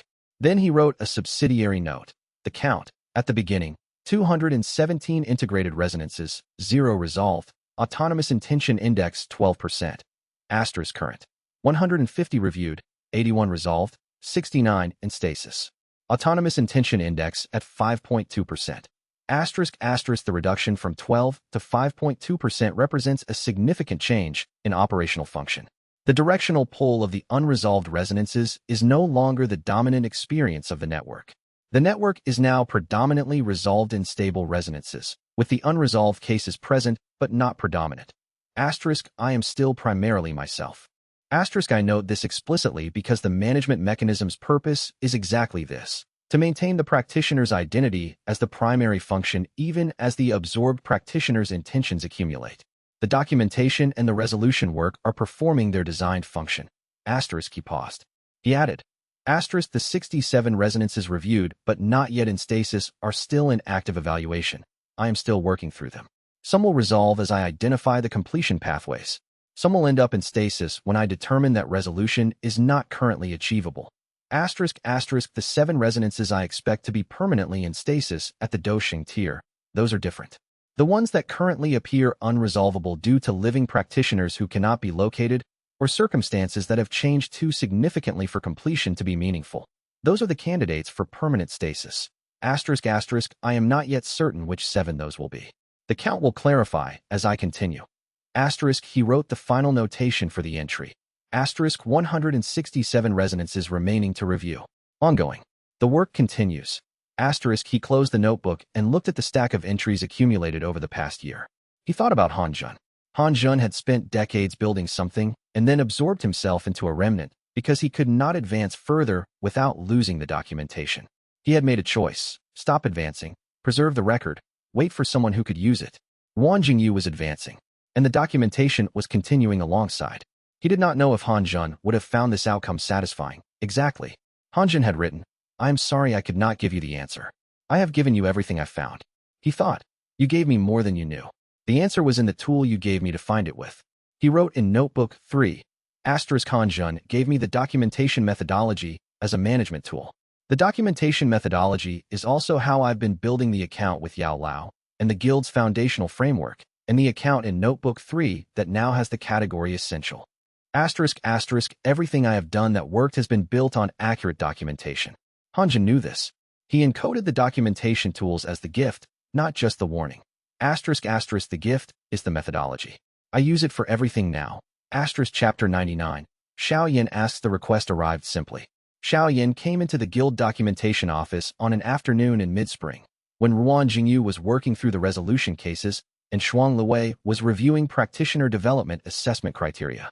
Wei Guhong was in the archive section, as was usually the case. Xiao Yan did not preface. He said, I have a cultivation problem I want to ask you about. Not as Yao Lao's student asking Yao Lao's previous student. Not with any of the structural weight of that framing. He said it as a practitioner asking another practitioner about a problem, which was what he was. Wang Jingyu set down his documentation. What's the problem? Xiao Yan described it. A technique he had been developing. Not one Yao Lao had taught him. Something he was building independently, was producing an instability at a specific application depth. The instability manifested as force dispersion beyond the target zone, which created both technique waste and unpredictable collateral effects. He listened to the description carefully. He said, show me the technique structure. Xiao Yan demonstrated. It was brief, A cultivation manifestation in the documentation space, low intensity. He watched the force dispersion. He had seen this pattern before. Not from this technique specifically, but from the structural dynamic. A technique that was attempting to concentrate force at a specific depth ran into resistance from the force's natural tendency to equalize across the path of least resistance, and the concentration fell apart at the equalization point.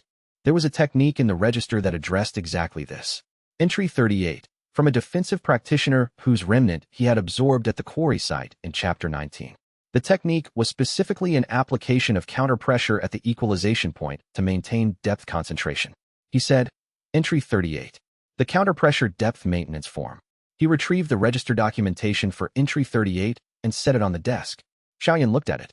He read through the technique structure carefully, with the specific reading quality of a practitioner who understood what he was reading, which was Yao Lao's training visible at the foundation. The counterpressure application, Xiao Yan said. At the equalization point specifically. Yes, the force dispersion is happening because the technique has no counterpressure at the depth where equalization is occurring. The form in Entry 38 was developed for exactly this structural problem. Xiao Yan was quiet for a moment, processing the technique structure against his current development. Can I adapt it? He asked. My technique architecture is different from what this was designed for. Yes. The adaptation points are, he took a pen and marked 3 locations in the technique structure documentation. These 3 nodes are the architecture-specific interfaces. The core counterpressure mechanism can stay as is. The interfaces need to be calibrated to your technique's specific force routing. Xiao Yan looked at the 3 marked nodes for a long moment. He said, I'll try it.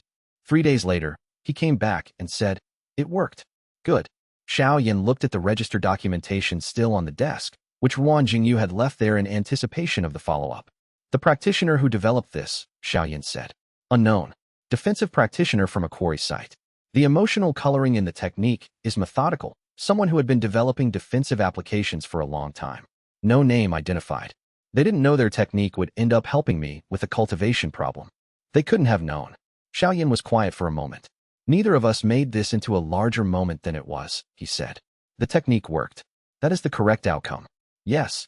Xiao Yan put the documentation on the desk. Thanks. He left. Ruan Jingyu looked at Entry 38. He wrote in the margin, *first deployment in response to a direct practitioner request from Xiao Yan. Technique worked as documented. Application successful. Account. Note added.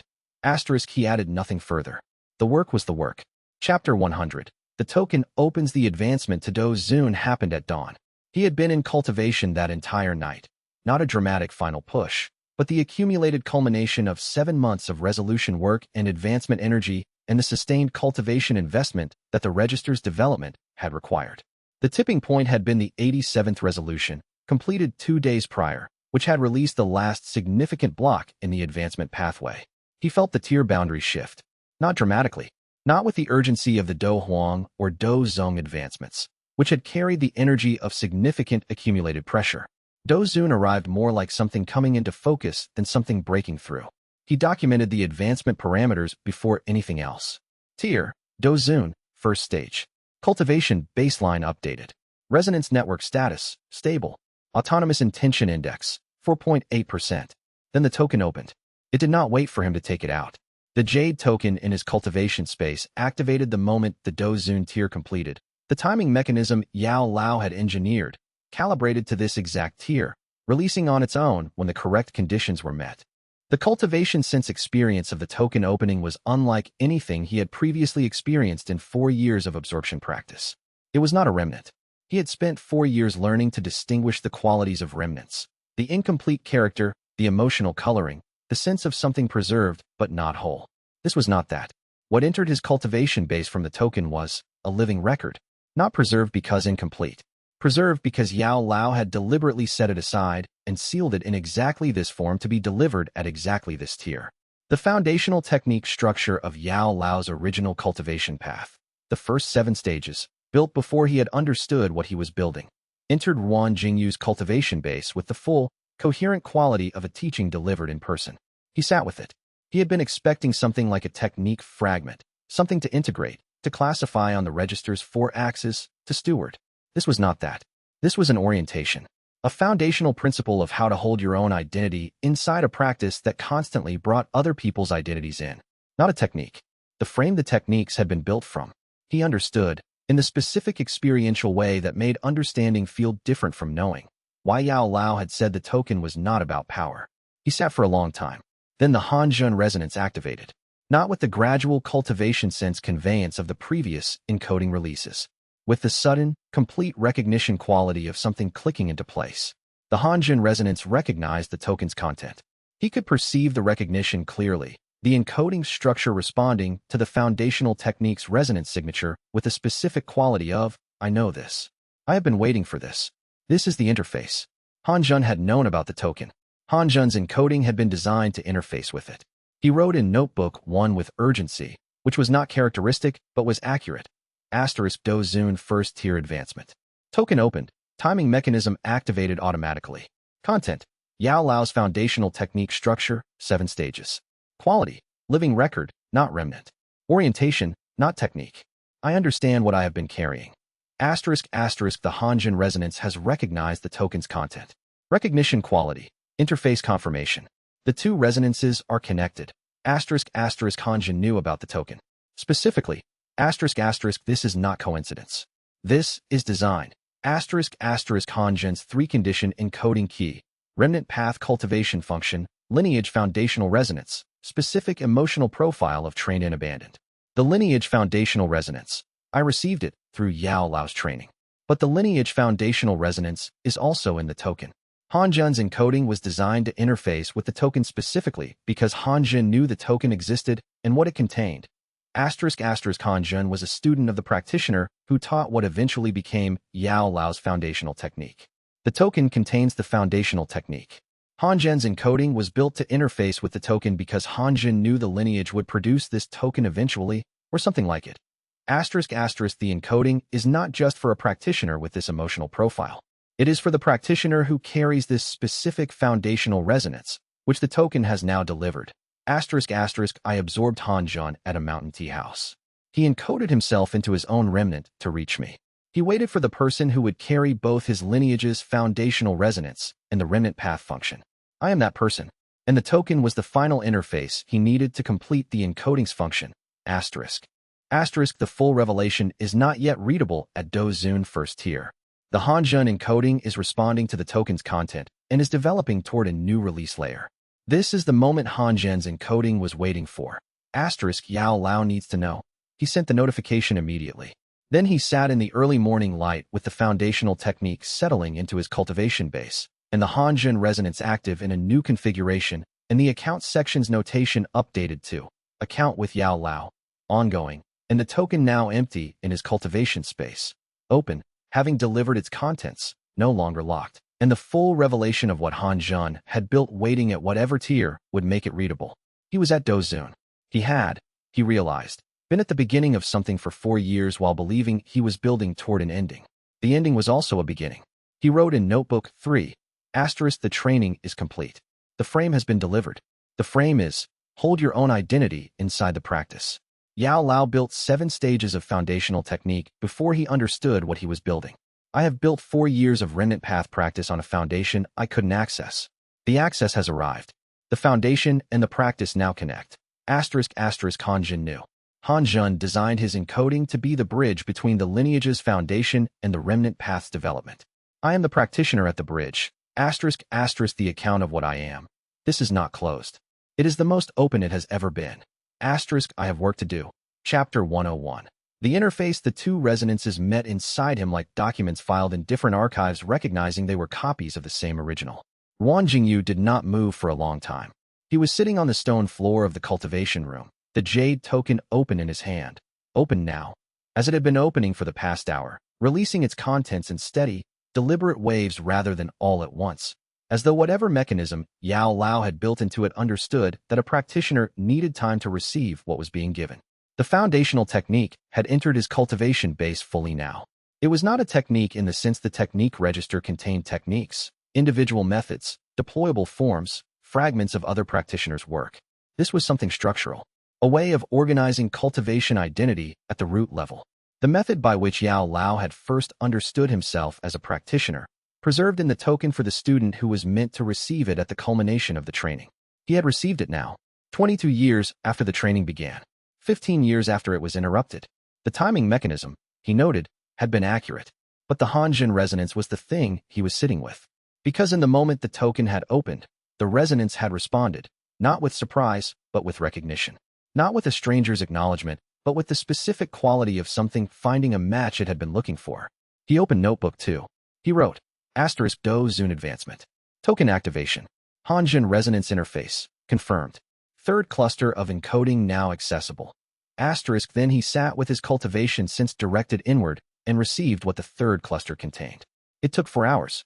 Yao Lao had fallen asleep in the chair by the window. He had stayed through the token's opening, watching with the quality of a teacher present for the final delivery of something long prepared, and then exhaustion had taken him somewhere around hour 2.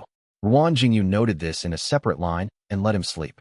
The Hanjin encoding's third cluster was not a warning. It was a manual. Complete. Methodical.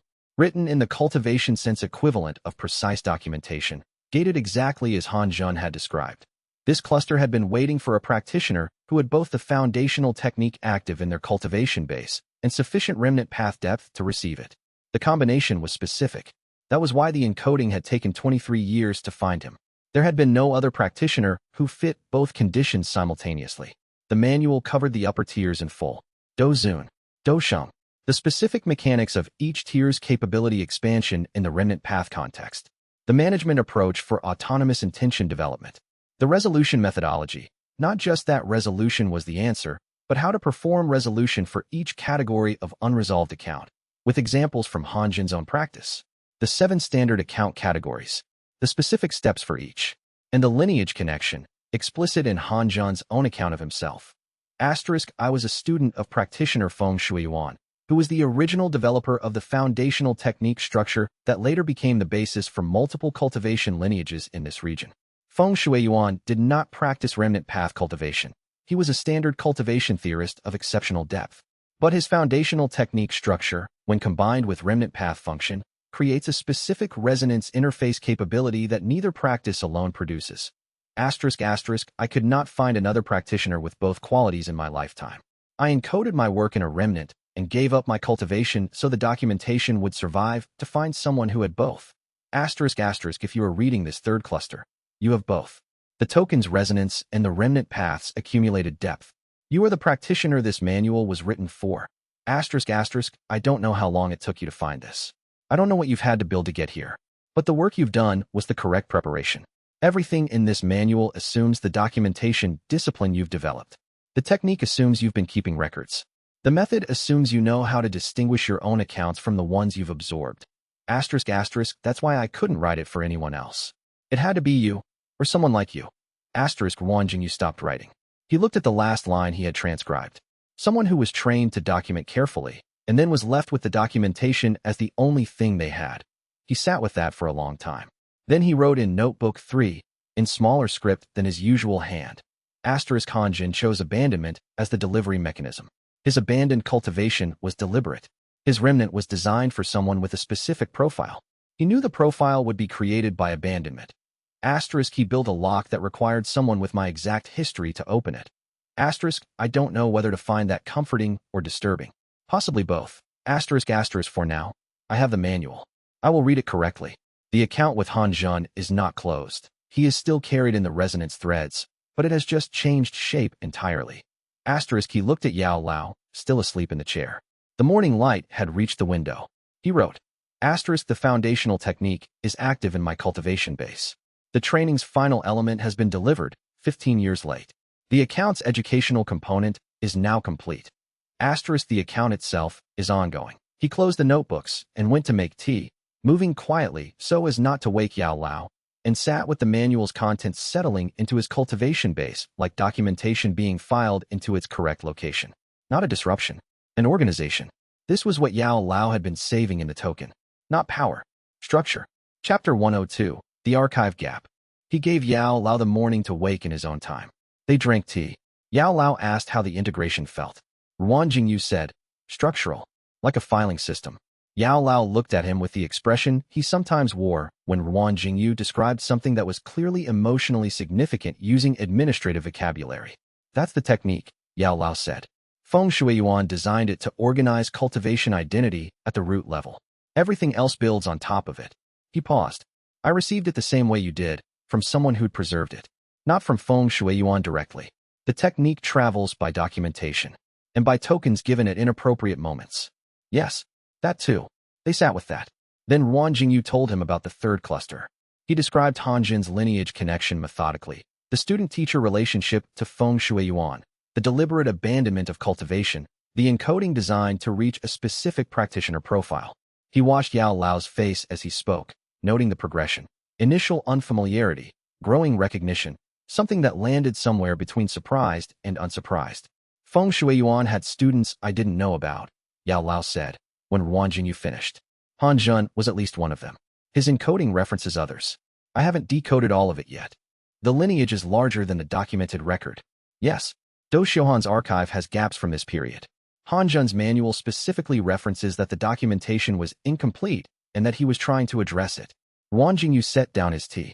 I'd like to bring Do Xiuhan in for this. The manual belongs in the guild archive, but the lineage documentation belongs in the Academy's historical record as well. The gap is too significant to address unilaterally. Yao Lao was quiet for a moment. When did you start thinking about who things belong to in institutional terms?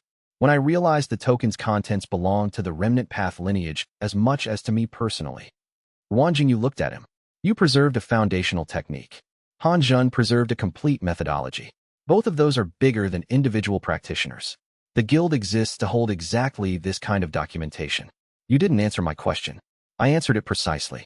Yao Lao looked at him with the expression that meant he had identified what Wang Jingyu was doing and had decided to let it go. It was, Wang Jingyu noted, a very familiar expression. They brought Do Xiuhan in that afternoon. The archivist arrived with the quality of someone who had received a message that made him abandon 3 other projects and travel with unusual haste.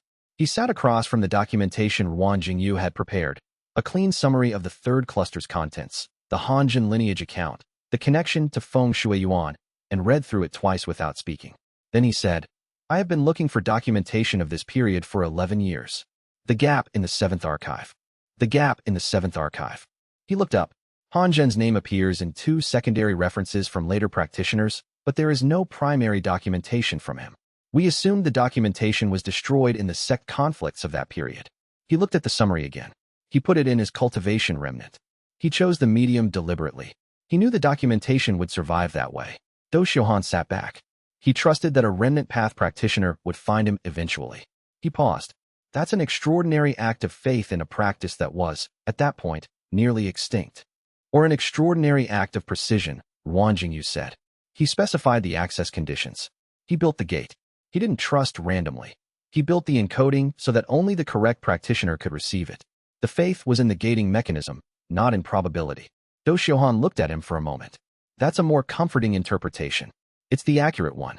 He sent a message to Ho Fengshu that evening. A formal summary, shorter than the one he'd prepared for Do Xiuhan, focused on the guild implications. The manual's methodology would require integration into the guild's training standards.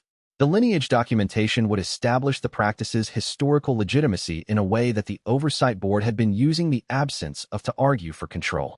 Ho Fengshu's response came before he had finished writing the follow-up notes. Asterisk, the board's argument that remnant path lacks historical precedent just lost its primary support. I assume you're aware of this. Asterisk, he replied. Asterisk, yes. I didn't discover the manual to undercut the board. I discovered it because I advanced to the tier where it became accessible. Asterisk, asterisk, I know. I'm pointing it out because the board will assume you did it strategically. You should be prepared for that. Asterisk, being prepared for it and having done it strategically are different things. From the outside, they look the same. He wrote in Notebook 1. Asterisk, Ho Fengshu is correct that the board will read strategic intent into coincidental timing. I can document the timeline. Whether documentation is persuasive to practitioners who have already decided on an interpretation is a separate question. Asterisk, asterisk, the account with the board is ongoing. I am not going to misrepresent the discovery's timing to make their interpretation easier to resist. The documentation stands as it is. Asterisk, he closed the notebook and moved to the cultivation room to begin the resolution work. He had 217 resonance threads. He had a manual that explained how to resolve them correctly. He had, Han Zhen had specified, exactly enough time. If he began now. He began. Chapter 103. The direction problem 3 weeks after the Do Zun advancement. He noticed the first one. He had been working through the resolution manual's methodology systematically. reviewing each resonance thread by category, identifying which accounts were resolvable through technique completion versus resource acquisition versus witness involvement. He had documented 41 threads in the first week, completed preliminary resolution work on 11 of them, and was in the middle of a consolidation period when he became aware that his cultivation attention kept returning to a single resonance thread without his instruction. He documented this in Notebook 2, Autonomous Intention Index, active. Resonance thread 87 is redirecting my cultivation attention without instruction. I am aware of this and have not responded to the direction. Duration of observation, 6 hours. Thread 87 was a female practitioner named Ru Yanqing. She had abandoned her cultivation path 30 years ago to discharge a family obligation. Her younger brother had been injured, and the care costs required her to trade her cultivation future for the resources needed. The abandonment was not fully voluntary. The resonance carried it with the specific weight of something that felt like a choice because all alternatives had been foreclosed first. She had died 11 years ago. The family obligation was therefore, in his initial assessment, impossible to discharge. He had marked thread 87 as unresolvable and filed it in the stasis category. The resonance disagreed. He sat with the disagreement for 2 more days before he could identify precisely what the disagreement was. The resonance was not directing him to discharge Ru Yanqing's obligation to her family. It was directing him toward the brother. Ru Yanqing's brother, now in his 50s, who had built his life on a foundation of knowing his sister had given up everything for him. The obligation was not a transaction that needed completion. It was a knowledge gap that needed addressing. The brother did not know what she had given up. He wrote, the account Ru Yanqing could not close in her lifetime was not the resource transfer. She completed that. The account she could not close was the communication, telling her brother what the full cost had been. She gave up her cultivation future and accepted the account as closed without the other person knowing the full terms. The resonance is not directing me to complete the resource transfer. It is directing me to complete the communication. He sat with this for another day before making the decision. The problem was timing. He was in the middle of the guild's quarterly review preparation, which Ho Fengshu had specifically asked him to prioritize because the Oversight Board's formal challenge to the guild's independent status had just been filed. The review documentation was critical. The thread 87 direction was not, in any objective analysis of competing priorities, the more urgent task. The autonomous intention pull did not operate according to an objective analysis of competing priorities. He noticed, over the following days, that his consolidation sessions were being disrupted.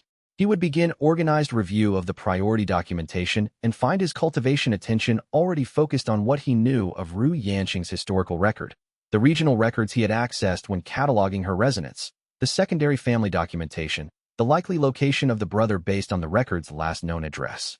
He had not authorized this attention. It was happening without him. He documented, Autonomous Intention Index, approximately 14%. This is above the baseline and above the post-resolution work low of 5.2%. The direction is specific. The pull is consistent. This is exactly what Hanjin described. The manual's guidance. Unresolvable accounts in stasis do not remain passive indefinitely at Dozun tier.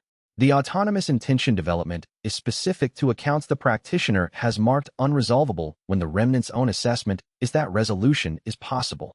Thread 87 believes it can be resolved. My assessment that it cannot may have been premature.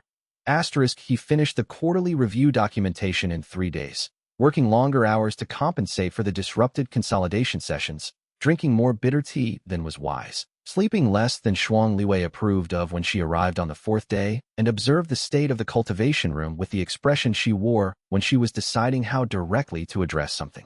You look like someone who has been arguing with themselves for a week, she said. I have. Are you winning? I have not yet determined whether there is a winning position. She looked at the documentation spread across the table, then at him. The direction problem. The direction problem. He had told her about it 3 weeks ago, when the manual's contents were still settling in. Thread 87 is insisting. I marked it unresolvable. The marking may have been incorrect. What does the resolution require? Traveling to the Yuanfang province. Finding a man named Ru Pengfei. Telling him, on behalf of his dead sister, what she gave up for him 30 years ago. He paused. And then leaving, because that is the account. Not providing consolation. Not repairing anything. Delivering the accurate record. Shuang Liwei sat down across from him. That sounds like something you'd be good at. It requires missing the board challenge preparation period. Ho Fengshu can prepare the board challenge response. Ho Fengshu asked me to. to prioritize the documentation. You did. She gestured at the table. You finished it. Now the thread 87 problem remains, and you're disrupting your consolidation trying to ignore it. She looked at him steadily. You know what the correct decision is. You've known for days. You're circling. He did not answer immediately. She said, more quietly, the account is asking you to close it. You can close it. Not closing it because the timing is inconvenient is not the practice I built. No. He looked at the documentation on the table. The quarterly review, complete. The thread 87 resonance, pressing at the edges of his cultivation base with the patient insistence of something that had waited 30 years already and would wait however long it took. He wrote in Notebook 1, * departing for Yuanfang Province. Thread 87 resolution. Estimated duration, 8 to 12 days. Ho Fengshu to handle board challenge preparation in my absence. I am making this decision because the assessment was wrong and the thread is resolvable. I am also making this decision because the autonomous intention pressure is increasing and the correct response to an accurate assessment from the resonance is to act on it, not resist it. ***, I have been resisting it for 7 days. The resistance was the error. ***, he closed the notebook. Shuang Liwei said, how long have you known the correct decision? He looked at her. 6 days. She did not say anything else. She did not need to. Chapter 104. Ru Pengfei, the Yuanfang province, was a 12-day journey east. Too far for the cultivation services network to make practical and far enough that the regional records he had used to locate Ru Pengfei were 12 years out of date. He spent the first 4 days of travel updating his information through local contacts. Ru Pengfei had moved twice since the last documented address. He was 61 years old, worked as a mid-tier trading house administrator, had 3 children and a surviving wife. He had a reputation in his district for being dependable. Ruan Jingyu found him at his office on a clear morning in the 11th day of the journey, introduced himself as a practitioner with a legacy message from a deceased cultivator, and requested a private meeting. Ru Pengfei looked at him with the specific quality of someone who had, at some point in their life, been waiting for something and had stopped expecting it to arrive. He said, my sister. Yes. She's been dead for 11 years. I know. The message is older than that. The meeting was in a small back room that smelled of ink and old wood, and the particular dry storage smell of a trading house's archive section. Ru Pengfei sat with his hands on the table and listened without interrupting. Ruan Jingyu told him, plainly and in full, what the record contained. Not what Ru Yanqing had felt. He did not have access to her feelings, only her cultivation state and the specific weight of what she had carried. He reported what the account showed. The cultivation trajectory she had been on before the abandonment, the tier she had reached, the advancement that had been developing, the point at which the resource decision had been made. He described the choice not as sacrifice or heroism, but as transaction. She had traded a cultivation future for a resource transfer. The transaction had been completed, and she had closed the account from her side without the other party knowing the full terms. She never told me, Ru Pengfei said. No. I knew she had cultivation ability. She never said she gave it up for. He stopped. Started again. She said she stopped because the practice wasn't right for her. That's what the record she gave you contained. The full record is different. Ru Pengfei was quiet for a long time. The room was very still. Outside, the trading house made its ordinary sounds. Why are you telling me this now, he said. After 11 years. Because I absorbed her cultivation remnant, and the account she left open was this conversation. She wanted you to know the full terms. She could not tell you herself. He paused. I am not here to make you feel a particular way about what she did. I'm here to deliver the accurate record. She was a better cultivator than she let on. She was at the second stage Dowang level at the point of abandonment. Based on her development trajectory, she had a significant advancement ceiling remaining. He said this without emphasis. Facts were facts. Ru Pengfei looked at his hands. He was quiet for a long time.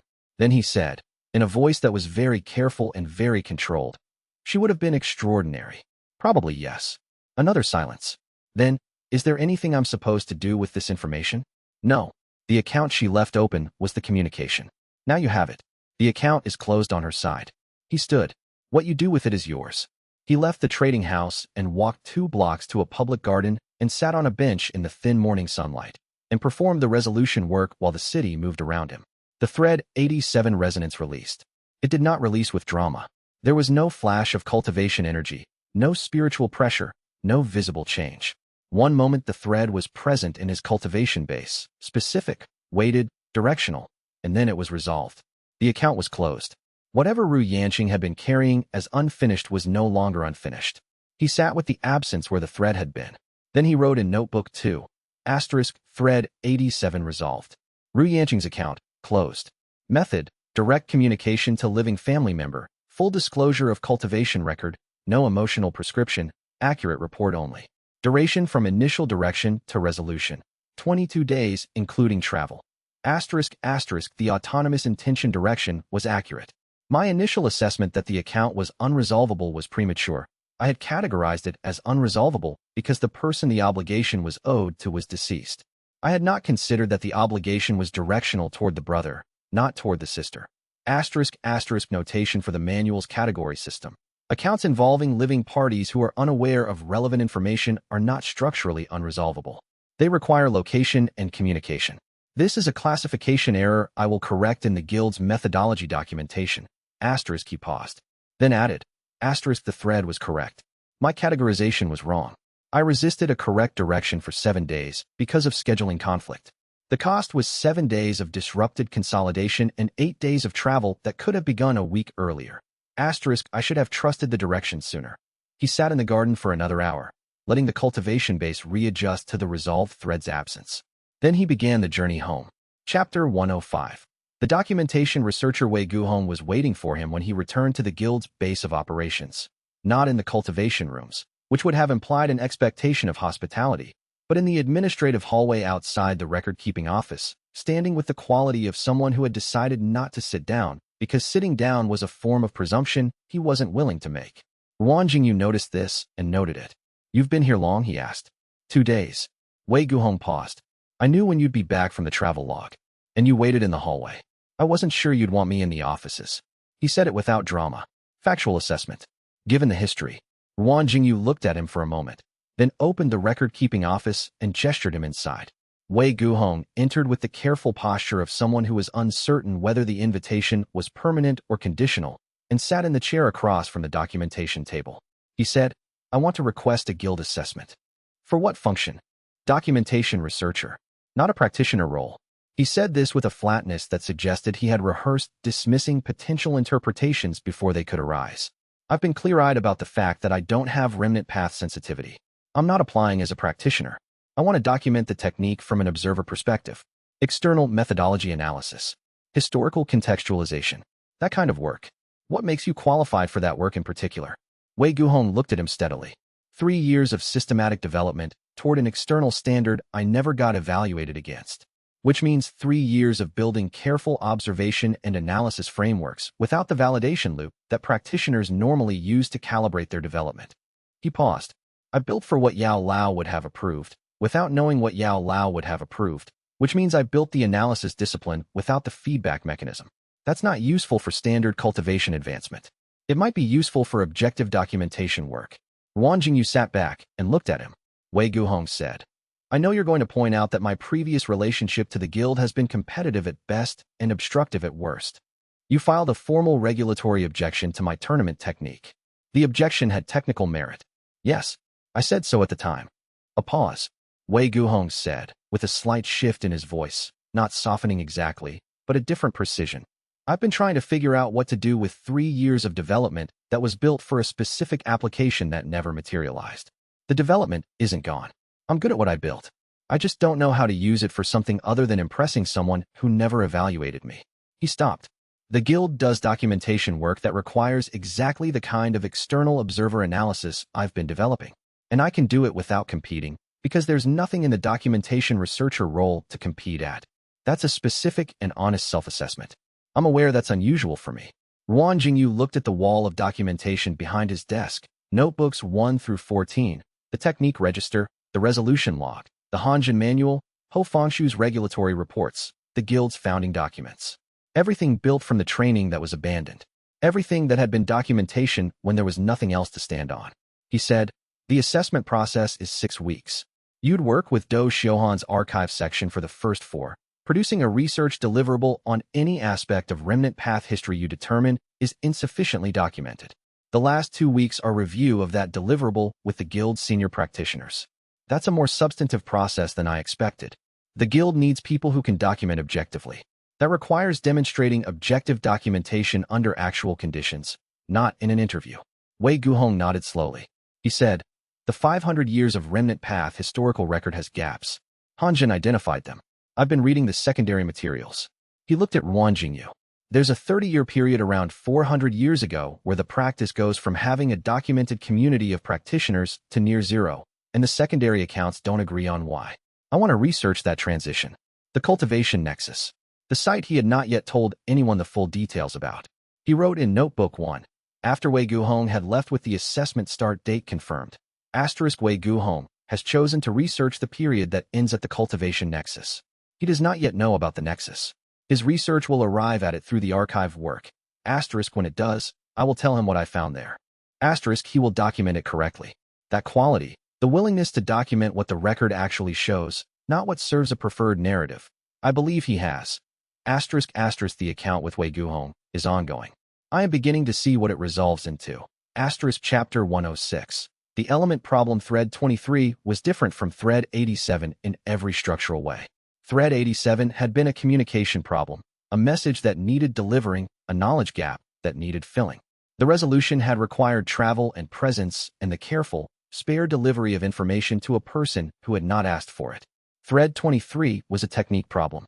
The practitioner was named Gu Baishan. He had been a form developer, a specialist in creating original cultivation forms rather than deploying existing ones. And he had spent 11 years developing a water element technique that used mineral saturation feedback to stabilize deep water cultivation pressure. The technique was 83% complete when he died. He had been waiting for a specific rare element, deep channel jade, extracted from underground mineral streams at a depth standard mining techniques couldn't reach, to complete the final calibration stage. He had not found it. He had died with the technique incomplete. The technique fragment in the technique register was thread 23. Ruan Jingyu had been carrying it for 4 years. It had always been categorized as unresolvable because completing the technique required the element, and he had not, in 4 years, found it. After the Ru Yanqing resolution, he went back through his unresolvable categorizations with the specific lens the manual had provided, not whether the resolution condition was theoretically impossible, but whether he had actually tried to fulfill it. The answer for thread 23 was, not seriously. He had encountered one reference to deep channel jade in passing, noted its rarity as a barrier, and filed the account as unresolvable without investigation. That had been 3 years ago. He had not investigated. He had assumed. He wrote, thread 23 categorized as unresolvable based on insufficient investigation. I did not attempt to locate deep channel jade before closing the category. This is a classification error identical in structure to the thread 87 error. I am not resolving accounts correctly. I am resolving the accounts that present no obstacles and filing the rest as impossible. Hanjin's manual is specific. Unresolvable accounts are accounts where every reasonable resolution path has been attempted and has failed, not accounts where the first path looks difficult. He spent a week mapping deep channel jade's known sources. The mineral was genuinely rare, fewer than 12 known extraction sites across the cultivation world, most of them in heavily contested resource territory. One site was in the Yuanfang province, which he had just returned from. He had passed within 4 days' journey of it without knowing. He did not go back immediately. He would have gone back immediately, but he had the guild's board challenge response period to manage, and Ho Fengshu had taken on the preparation work in his absence with the specific competence of someone who was not going to accept being left out of the presentation. He brought Ho Fengshu the draft materials. They reviewed them together over 3 days of close documentation work, and he noted that she had improved 2 of his arguments and correctly identified a structural weakness in his lineage evidence section that he had missed. He revised. She approved. They filed the response to the board together. Then he went back to the Yuanfang province. The deep channel jade extraction site was 3 days south of Ru Pengfei's district. He found it without trouble. The local cultivator network knew it as a contested resource site that changed territorial control every few years, currently held by a mid-tier sect with a reputation for aggressive extraction methods and minimal documentation of what they were taking. He arrived, introduced himself as a guild practitioner with a cultivation research interest in deep channel jade's mineral properties, and negotiated access to the extraction site in exchange for a formal assessment of the site's long-term yield sustainability. The sect elder in charge was skeptical but agreed. The assessment had value. The request was specific and limited, and Ruan Jingyu had the documentation to back the guild's institutional standing. He was in the extraction tunnels for 1 day. The jade itself was cold to the touch, dense, dark green, with a faint mineral resonance that hummed against his cultivation sense at a frequency that matched thread 23's incomplete technique like a key fitting a lock. He extracted a measured quantity. He completed the formal sustainability assessment as agreed. He left. The technique completion took 5 hours in a cultivation room rented at the nearest city inn. He worked through it using the technique register's reconstruction function, not from memory, but from the thread 23 fragment, extended now by the presence of the element, which provided the calibration data the technique had been waiting for. Gu Baishan had built 83% of something excellent. The remaining 17% was precise technical work, not creative work. He brought it to completion. The thread resolved. The release was different from thread 87's. Thread 87 had released with the quality of a message finally delivered, a going quiet. Thread 23 released with something more like satisfaction. Gu Baishan's technique was finished. The form was complete. It existed now in the technique register as a complete entry rather than a fragment. He wrote in Notebook 2, thread 23 resolved. Gu Baishan's account, closed. Method, element acquisition, technique completion. Duration, 3 weeks including board response period and travel. Then, carefully. 46 resonances resolved. 171 remaining. He added. The correct number of unresolvable accounts is not what I initially filed. I need to review all 171 remaining threads with the manual's correct standard. How many of these did I mark unresolvable based on insufficient investigation? He did not have the answer yet. He suspected it was more than he wanted. Chapter 107. Weight and aggregate. Shuang Liwei arrived 2 days after he returned from the second Yuanfang trip, carrying a travel bag and the specific expression of someone who had determined that a visit was overdue and had acted on the determination. She sat in the cultivation room with him while he ran through the initial review pass on the remaining threads, not helping, exactly, but present in the way that meant the work would be interrupted periodically by observations she was going to make whether he welcomed them or not. He welcomed them. He did not say so. After an hour, she said, "You've resolved 46. You're reviewing the categorization on the other 171. Preliminary review. Identifying threads where the unresolvable categorization may have been premature. How many so far? 17 additional threads where the categorization was based on a single inconvenience rather than genuine impossibility." She was quiet for a moment.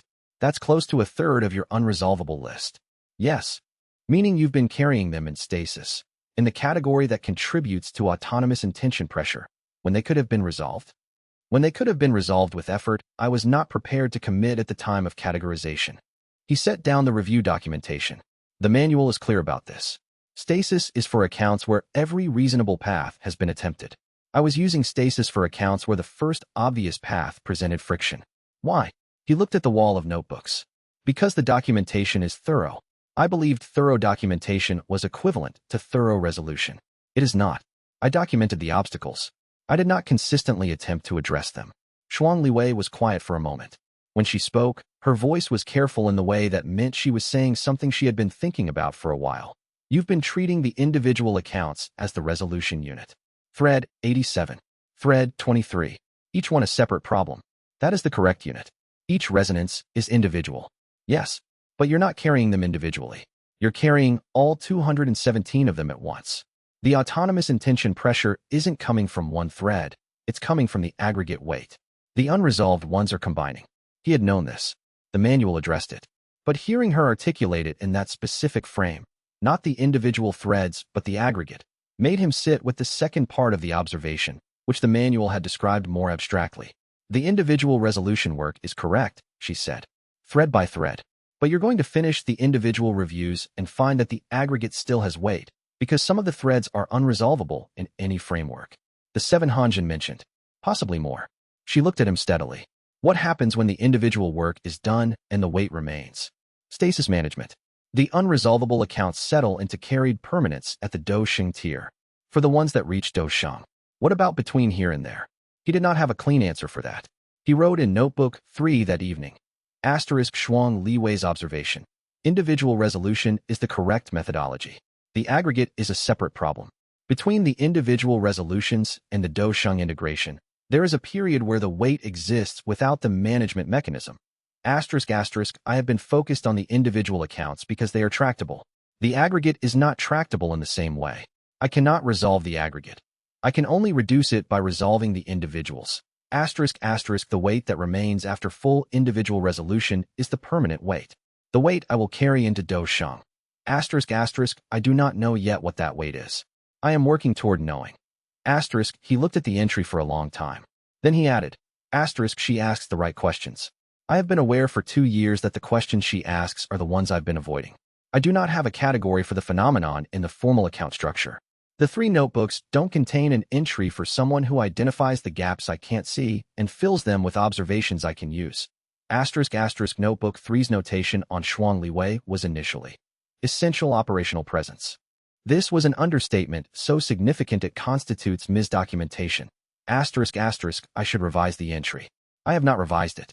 This is also data. Asterisk chapter 108. The advancement that runs backwards. He had been resolving threads for 6 weeks when the advancement happened, and it happened in a way that surprised him despite the manual's explicit description of exactly this phenomenon. He was in the middle of a standard consolidation session, reviewing thread 112, a practitioner who had died mid-technique and left a combat form that was 90% complete when the cultivation base shifted. Not the standard sensation of tier advancement, which he had experienced 5 times before in various forms. The expansion, the opening, the sudden new clarity of a function that hadn't existed the moment before. This was something different.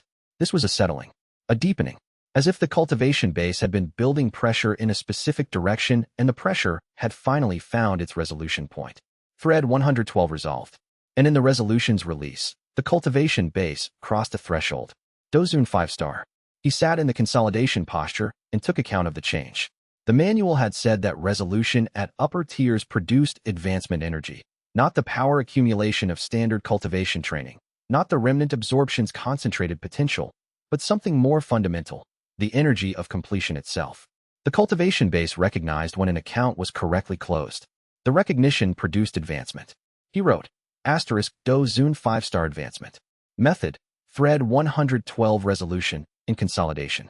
Not through absorption, not through training, through resolution. Asterisk asterisk the practice's advancement mechanism has reversed. For the first time, I am advancing by reducing what I carry, not by adding to it. Asterisk asterisk the Hanjin manual described this in theoretical terms.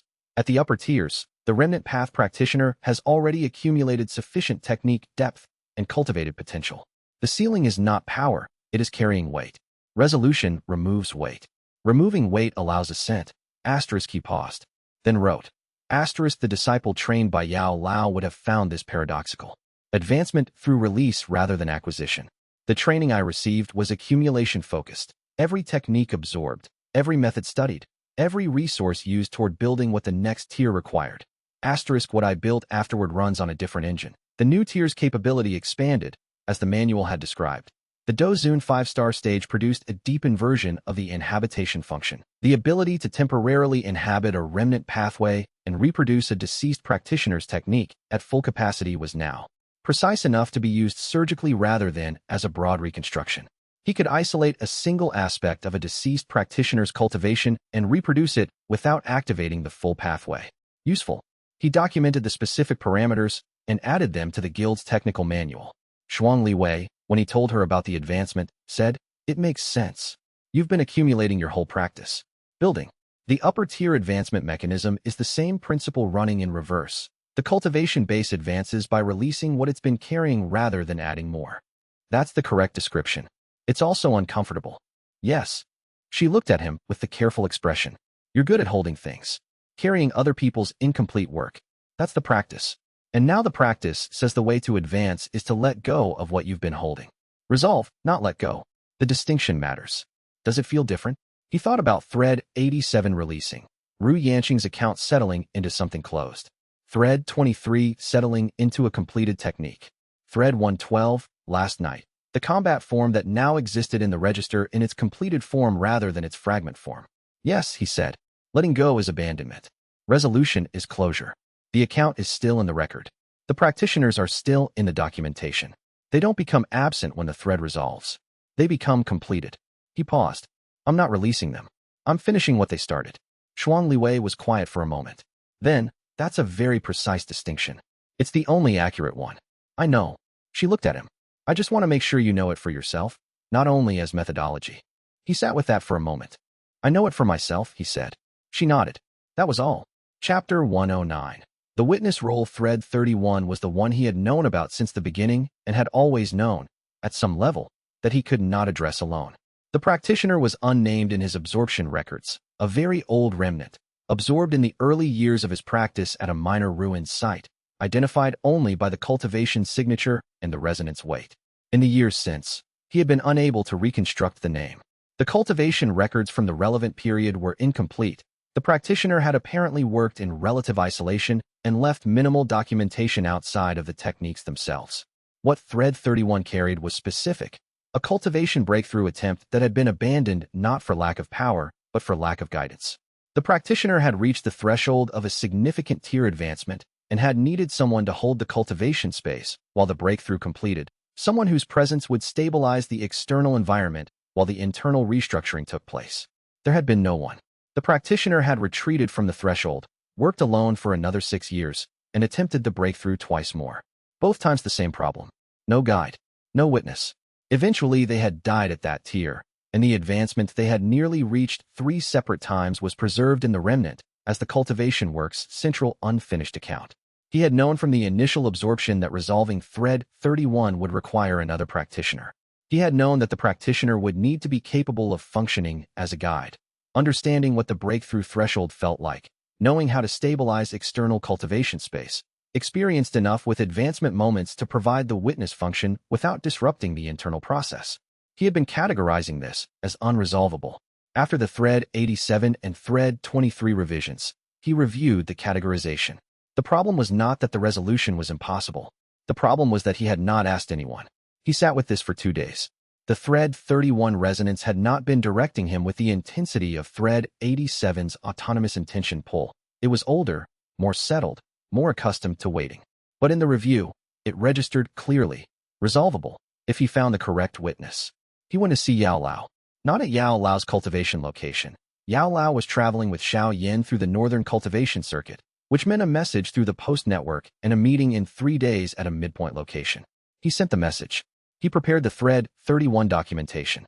When they met, he presented the case plainly. An unnamed historical practitioner, 3 failed advancement attempts for the same reason. The thread carried for 4 years. The resolution required someone with the guide function. Yao Lao listened with the specific quality he brought to technical problems, attention that organized what it received, filing and evaluating simultaneously, not interrupting until he had the full picture. When Ruan Jingyu finished, Yao Lao said, "What does the witness function require exactly?" Cultivation space stabilization during the internal restructuring period. Presence that signals the external environment is held. Not active assistance, passive anchoring. He paused. The practitioner in Thread 31 wasn't failing at the internal advancement work. They were failing at maintaining external stability during it. Every time they reached the threshold, external cultivation pressure destabilized, and the breakthrough collapsed. And you need someone present who can hold that stability. Someone experienced enough with advancement moments that their presence is steady rather than reactive. He looked at Yao Lao.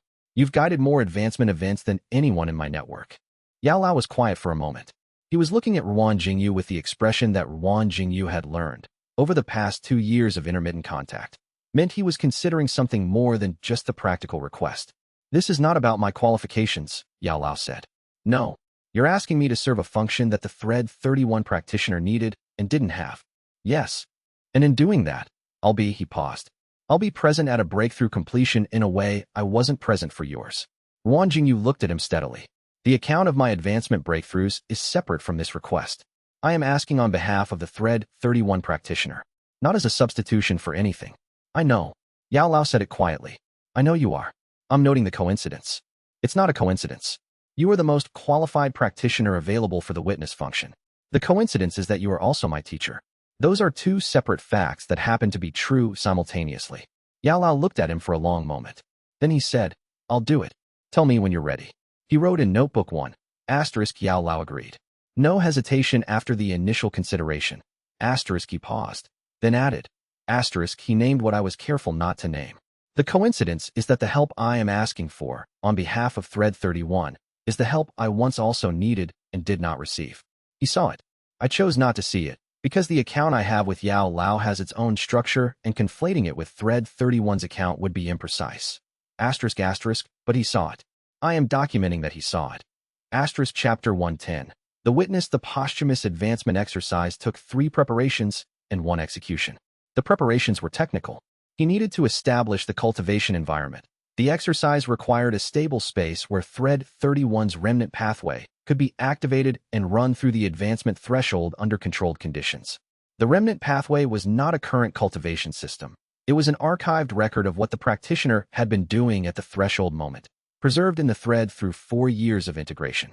At Dozun 5-star, his inhabitation function was precise enough to activate the pathway in a contained simulation, not to actually run it himself, but to externalize it into the cultivation space where a witness could observe and stabilize while the pathway ran through its intended sequence. The first preparation was running the pathway alone in an empty cultivation space to establish the baseline. The pathway ran to the threshold and collapsed, exactly as the original had. He documented the collapse point. He documented the external pressure spike that preceded it, the moment when the cultivation environment destabilized and the breakthrough failed. The second preparation was establishing the cultivation space parameters.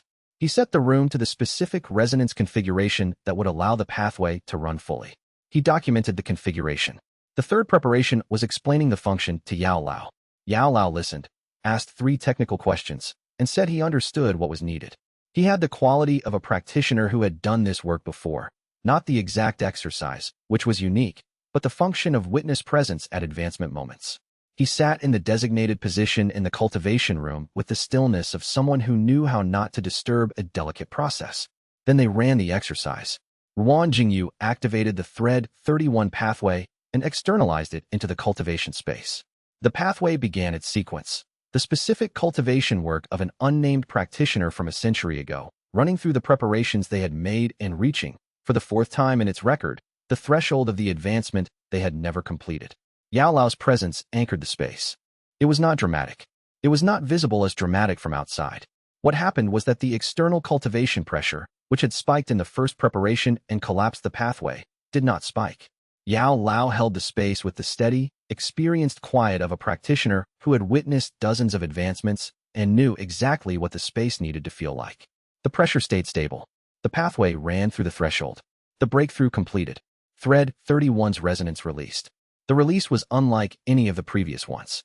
Not quiet, like Thread 87. Not satisfied, like Thread 23. This was something older, the specific quality of something that had been waiting for a very long time and had believed, in whatever way a remnant can believe, that the waiting would continue indefinitely. It had not continued indefinitely. The thread released. The account was closed. Ruan Jingyu sat in the cultivation room and wrote, with a steadiness that was not the absence of feeling but the deliberate organization of it. Thread 31 resolved. Unnamed practitioner, account closed. Method, posthumous advancement exercise. Witness function, Yao Lao. Duration of exercise, 8 hours. The breakthrough was real. The pathway completed its intended sequence. Whatever the practitioner had spent 6 years working toward and 3 advancement attempts failing at, it happened. A century late. In a borrowed cultivation space. With a witness who arrived long after there was anyone to receive the arrival. The witness came. The account's central failure, no one was there, was addressed. He looked at what he had written. Then he added, the witness came 100 years after. The documentation of this account is, their patience was not wasted. He closed notebook 2. Yao Lao was sitting in his chair with the specific quiet of someone who had just participated in something that had no precedent in his experience. He said, after a moment, how many of the threads have that kind of account? Of the 217, approximately 40 require witness function of some kind. Most of those are smaller, technique completion witnesses, not full breakthrough witnesses. He paused. Thread 31 is the oldest and the most complex. Will you ask me for others? He looked at Yao Lao. For the ones that require your specific function. Yes. He considered how to say the next part.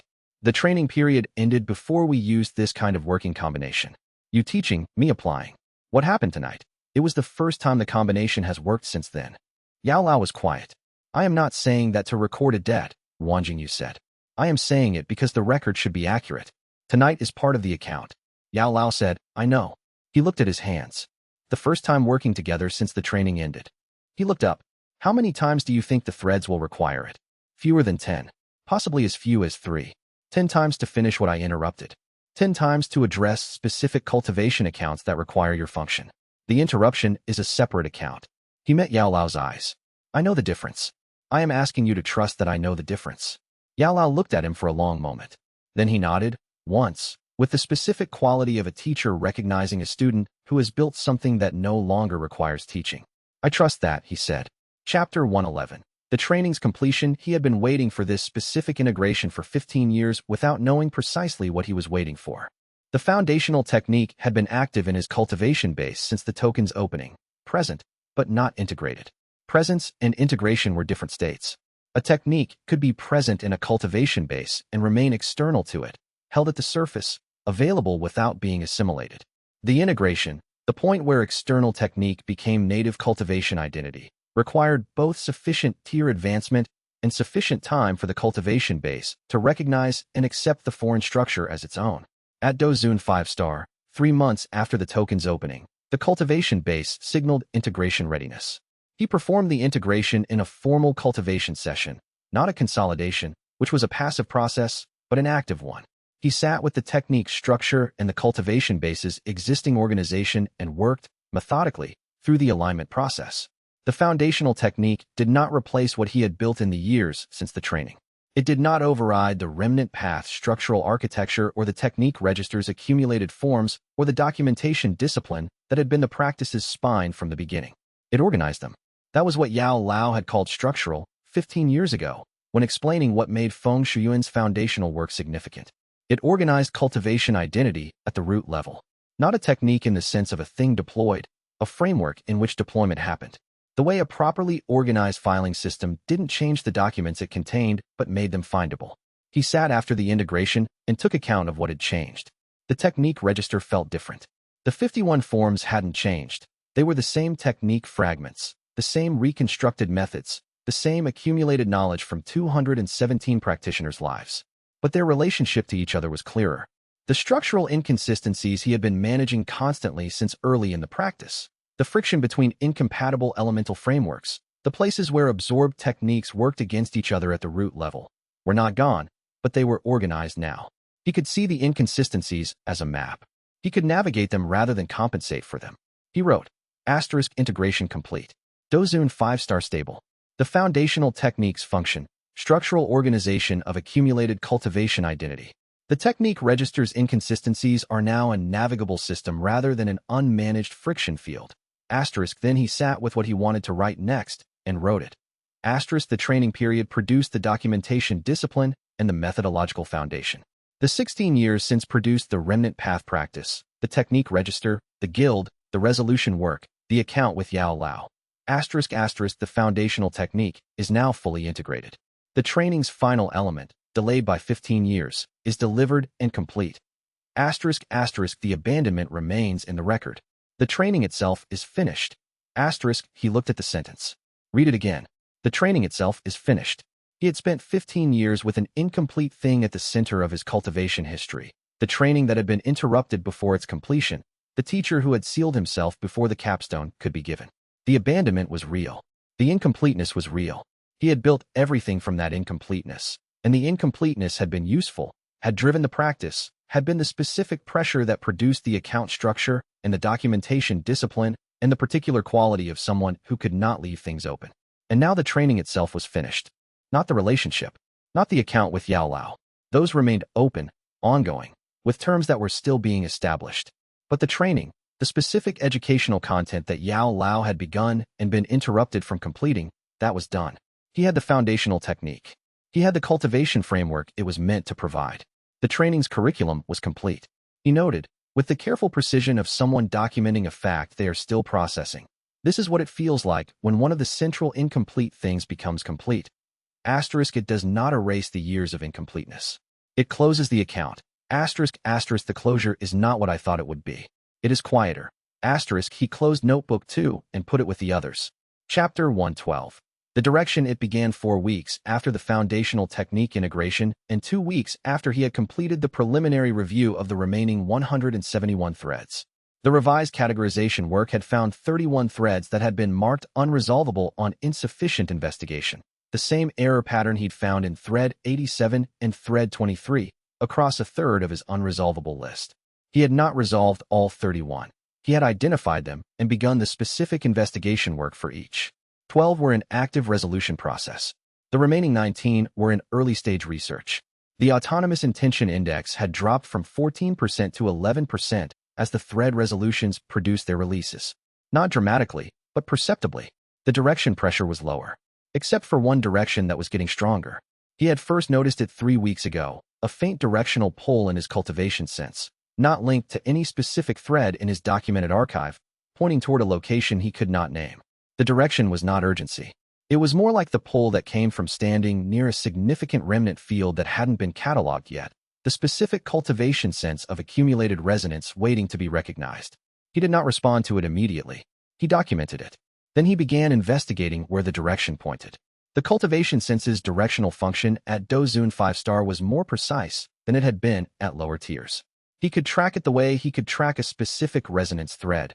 Follow the direction, note the bearing, cross-reference with what he knew about the regional cultivation geography. The direction was consistent. Southeast. Several days' travel. An old site. The cultivation sense had the specific quality he associated with very old resonance accumulations, the kind that had been building for centuries rather than years. He pulled the Academy Archive's regional historical records with Do Xiuhan's access. What he found was not in the primary documentation.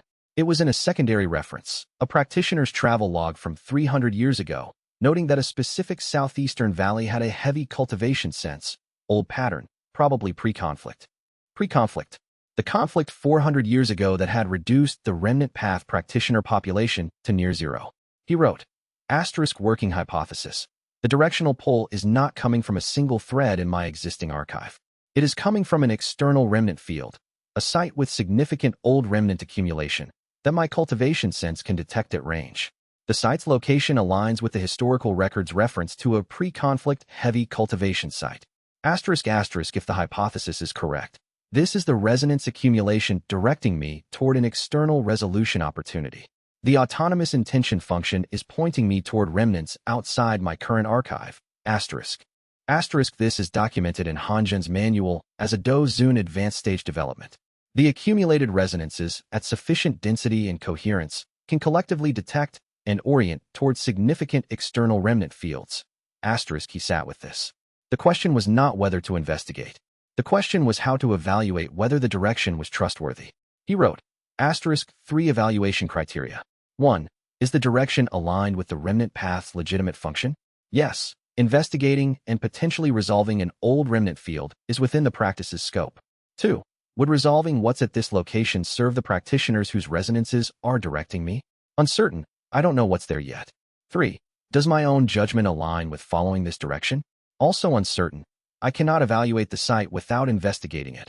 ***, the correct sequence is, investigate first. Determine what is there. Then evaluate whether resolution is appropriate and whether the direction should be followed.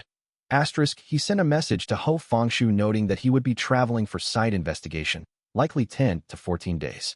He sent a shorter message to Shuangli Wei. He packed his documentation materials. He did not send a message to Yao Lao. He noted this in Notebook 1 and noted also that he had noticed himself not sending it and had decided not to send it anyway, and that the reason was, he wanted to see what the site contained before bringing anyone else into the account. If it was what he thought it was, he would tell Yao Lao everything. He left the following morning, before the cultivation sense's directional pull could become something he was responding to rather than choosing. Chapter 113. What the direction knows. He traveled for 9 days. The directional pull stayed consistent throughout, southeast, then east, then into a mountain valley region that the current cultivation maps listed as historically significant, but currently unoccupied. The valley had a name in the old records, the Tsangren Valley. The new records called it the Hollow Passage, which told him that the name had been changed at some point and the reason for changing it had probably not been documented. He arrived on the 9th evening and set up his notation tools at the valley's entrance before entering. The cultivation since the moment he crossed the valley's threshold was unlike anything he had experienced in a remnant field. It was not intense, it was saturated, like the difference between a room with several things in it and a room that was filled, floor to ceiling, every surface covered, no space between. The remnants were old and dense and numerous, and they had been there for a very long time without anyone recognizing them as residual. He stood in the valley entrance for a long time and just documented what the cultivation sense was receiving. Then he did the analysis. He wrote, * preliminary assessment, Tsangren Valley. Remnant density, the highest I have encountered in any single location. Age, consistent with the 400-year-old historical record of the sect conflict that eliminated the remnant path practitioner cohort. Pattern, not random death remnants. These are practitioners who were severed, paths forcibly ended, not simply killed. The resonance signature of forced path severance is distinct from death in combat. *** Working conclusion. This is the site of the mass cultivation path severance that Han Zhan's encoding referenced. This is where the remnant path practitioner community was destroyed. ***, The autonomous intention direction was accurate. What is here is exactly the scope of unresolved accounts I suspected. He had known, when the direction began, that this was the most likely destination. He had come anyway. He was not surprised by what he found. But standing in the valley, with the cultivation sense taking in the accumulated resonance of 400 years of unresolved accounts, was different from knowing intellectually that the accounts existed. He wrote in Notebook 3, **It is one thing to know that the remnant path almost ceased to exist. It is another to stand in the place where it almost ceased to exist and feel the weight of all the practitioners who were severed here. They were not killed. Their paths were taken from them. There is a specific quality to forced severance in the resonance record, different from the grief of abandonment, different from the resolution of death, specific to the experience of having the cultivation work actively removed. ***, I have been absorbing remnants for 15 years. I have carried hundreds of threads. I have not previously encountered forced severance at scale. This is what the autonomous intention direction was pointing me toward. Not a resolution I could perform from a distance. A resolution that required me to be here. He made the decision the same way he had made the Thread 87 decision, by confirming that all three evaluation criteria aligned. The direction was legitimate. Resolution served the practitioners represented by the resonances. His own judgment agreed with following it. He had been resisting the direction for 3 weeks. Standing in the valley, he recognized the pattern. He wrote, **I was evaluating whether the direction was trustworthy. This was correct. Autonomous intention direction should be evaluated, not followed automatically. But the evaluation process was complete within the first week. The remaining 2 weeks of resistance were the same pattern as Thread 87. Avoidance framed as careful consideration. ***, the direction knew before I acknowledged it. That is the function it serves at this tier. Not command. Information. ***, I am here. I will do the work. He found a sheltered position partway into the valley, set up his consolidation tools, and began. Chapter 114. For 100 years, he worked for 3 days without leaving the valley. The site required a different methodology than the individual thread resolutions. The Songren Valley remnants were not separate accounts in the way his absorbed threads were separate. They were a collective, for 100 years of shared waiting, the specific resonance of practitioners who had been severed together in a single event. They had not dispersed the way individual death remnants dispersed. They had cohered. They had, over 4 centuries, developed the kind of structured collective resonance that Han Zhan's encoding had described as the highest risk configuration. Enough coherence to develop autonomous intention at scale. The valley had been exerting direction on remnant path practitioners for 400 years. He was not the first practitioner who had felt the pull. He was the first to come. He understood, by the end of the first day, why none of the others had come. You had to have sufficient tier to enter the resonance field without being overwhelmed by it. The collective resonance at the valley's center was the equivalent of a high-tier cultivation attack in terms of pressure. Not aggressive, passive. But the weight of 400 years of collective waiting was not something a practitioner below Dozun could endure without loss. He was Dozun 5-star with a foundational technique that organized cultivation identity at the root level. He was, the cultivation sense told him with precise professional assessment, exactly at the minimum tier required. He worked through the accounts methodically. The forced severance accounts were not like standard death remnants. With death remnants, the account was about what had been left undone. With forced severance, the account was about what had been taken. The resolution methodology for these accounts was different.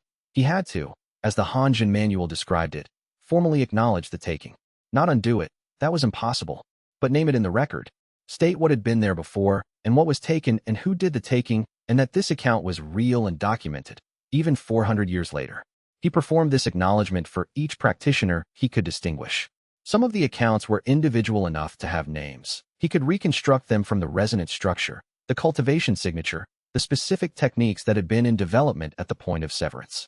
Most were less specific. The forced severance had disrupted the individual patterns, leaving collective resonance where individual accounts had been. For those, he documented what he could. The cultivation tier at time of severance, the general technique category, the direction of development. He acknowledged each one. He named what had been taken. The consolidation work was not absorption. He did not take these accounts into himself. He resolved them in place. That was the distinction Han Zhen's manual drew between site resolution and thread resolution. The threads he carried inside him. The site accounts he closed at the site, leaving the record in the location's cultivation sense rather than in his cultivation base. By the third day, the valley was quieter, not silent. There would always be cultivation history in a site with this much accumulated resonance. But the autonomous weight was lifting. The 4-century pull that had been drawing remnant path practitioners toward this location was losing its force as the accounts it represented were acknowledged and documented and formally closed. At the end of the third day, he sat in the valley's center and let the cultivation base register what the 3 days' work had produced. The advancement happened gently. Dozun 8-star. Not through power. Through the resolution of accounts 400 years older than he was. The cultivation base advanced because the weight of the site's unresolved accounts, now resolved, had released something, not just in the site, but in him. He had carried, for 3 days, the awareness of what happened here. He had done the documentation work. He had acknowledged what was owed to the practitioners who had been severed. The acknowledgement itself was the cultivation work. The advancement was the cultivation base's response to completion at scale. He wrote, Day 3. Valley resolution complete. Songren Valley accounts. Approximately 240 individual resolutions performed, 1,400 collective acknowledgements for non-individuatable accounts. Advancement, Dozun 8-star. Method, site resolution at scale. The 4 severance accounts required a different acknowledgement than the standard death or abandonment accounts. I named what was taken. I documented the taking. I closed the accounts in place. This is in the record now. The practitioners who were severed here are in the record. Chapter 115. What ended here, he spent one more day in the valley before leaving. Not doing resolution work, which was complete, but doing documentation work of a different kind. The residual resonance, after 3 days of resolution, was quieter but still present. In the absence of the autonomous intention weight, he could perceive the underlying structure more clearly. The Songren Valley's resonance field was not simply the remnants of practitioners who died here. It was the remnants of a community. He walked the valley carefully, his cultivation sense reading the site's topography, and documented what he found. There had been, approximately 400 years ago, a small settlement in the upper valley. The foundations were still there, overgrown, barely distinguishable from the surrounding terrain, but the cultivation sense could read the echo of what had been built there. Cultivation rooms. A documentation space. The specific resonance of a space where records had been kept. Training areas marked by the cultivation energy still residual in the stones. This had been, he realized, the remnant path's last significant practitioner community. Not a sect in the standard sense. No formal hierarchy, no large membership, no institutional structure of the kind he had been building with the guild. A community of practitioners, working together, documenting collectively, teaching the practice to each other in the lateral way that small groups of unusual practitioners worked when the usual institutional channels were unavailable. Han Zhen had described the period in his encoding, the practice's most active historical period. He had not described what the practice's most active historical period had looked like from the inside. It had looked like this: a valley, a settlement, a group of practitioners who had found each other and were doing the work. Until the conflict, until the severance. He sat on the settlement's foundation stones and wrote in Notebook 3, not the cultivation analysis notebook, not the account log, but the one where the things that didn't have categories went. The remnant path had a community. It was here. 400 years ago, practitioners who understood this work gathered in a valley in the southeastern mountain region and built something together. Not large, not formally recognized, but real. The sect conflict that eliminated them was not targeting the remnant path specifically. They were casualties. The community was in the wrong location at the wrong time, and the conflict's path severance techniques were indiscriminate. Kanjin survived because he was not here when it happened. He encoded himself to find someone who would come eventually. He believed someone would come. I have now come. The practice that almost ended here did not end here. It continued through Han Zhen's encoding and through the practitioners who followed without knowing there was a tradition behind them, and through me, who absorbed Han Zhen's remnant at a mountain tea house without knowing what I was receiving. The community was destroyed. The practice survived. Those are 2 separate accounts, and both of them are real. He looked at the valley around him. Quiet now, the heavy cultivation sense reduced to something you could breathe in without pressure. The morning light was coming over the eastern ridge and touching the overgrown foundation stones. He wrote, This is the account that was 400 years old. It is now closed. The practitioners who practiced this path before me are in the record. He stood. He walked down through the valley and out through the entrance. He noted, as he crossed the threshold, that the pull that had drawn him here for weeks was gone. The valley still had its cultivation history. The autonomous intention pressure did not. He traveled north and west toward the city where the guild was located, and he wrote for most of the first day's journey, filling 3 sections of Notebook 1 and 2 sections of Notebook 2, because the documentation of what had happened in the valley required both the account log and the cultivation analysis before it would be organized correctly.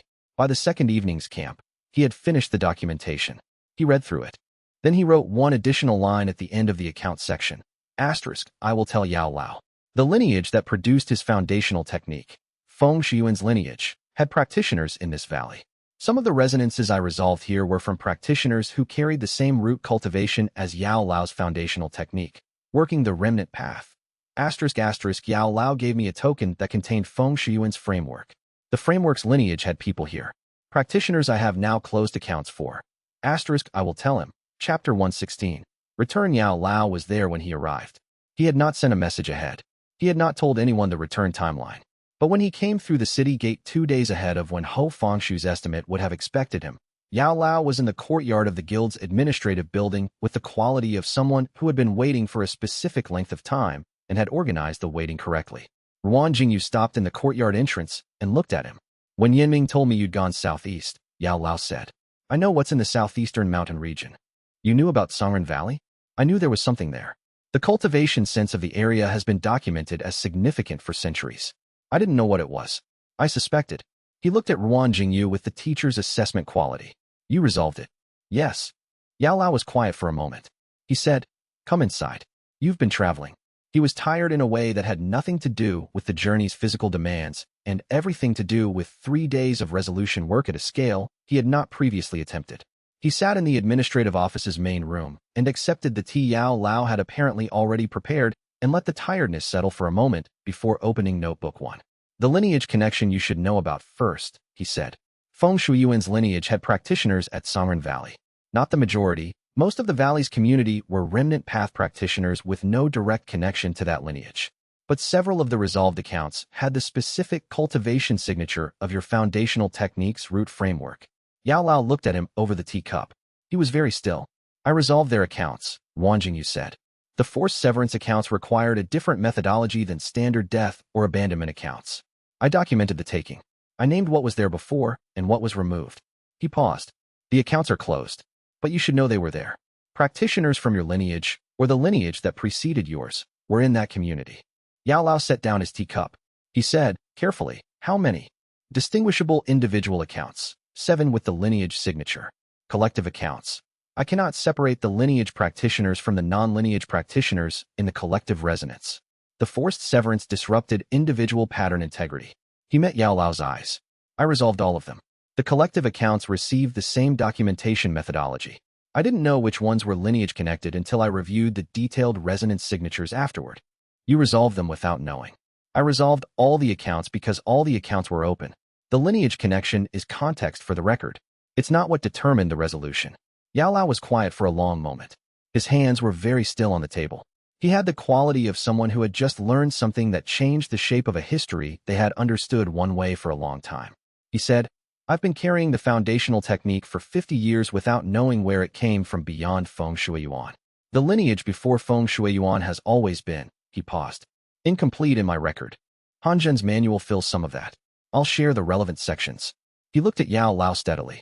The cultivation lineage had practitioners who did this work. That's documented now. Another silence. Then Yao Lao asked quietly, How do you feel? He considered the question with the seriousness it deserved.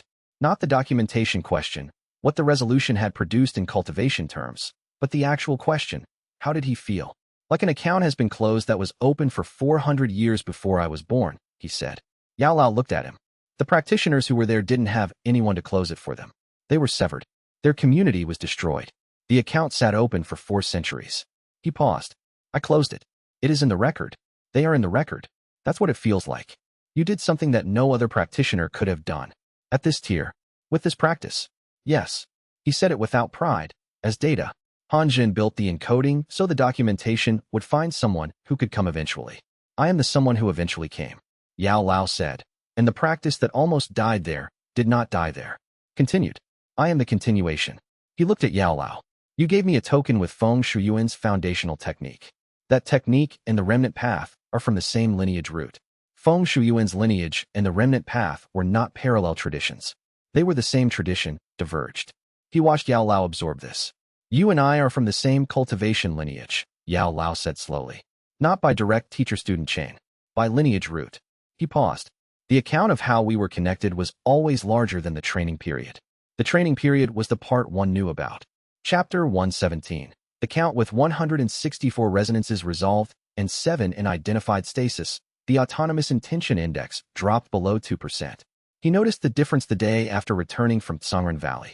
He was sitting in his documentation room, working through the administrative backlog that had accumulated during the travel period. Guild correspondence, a research question from Wei Guhong's archive work, a regulatory update from Ho Fengshu about the board's ongoing formal challenge review, and he became aware that the cultivation base was quiet in a way it had not been for years. Not empty. The 7 stasis accounts were still present, held carefully in the bounded cultivation space he had developed for the unresolvable threads. The technique register's 51 forms were still there, still requiring management.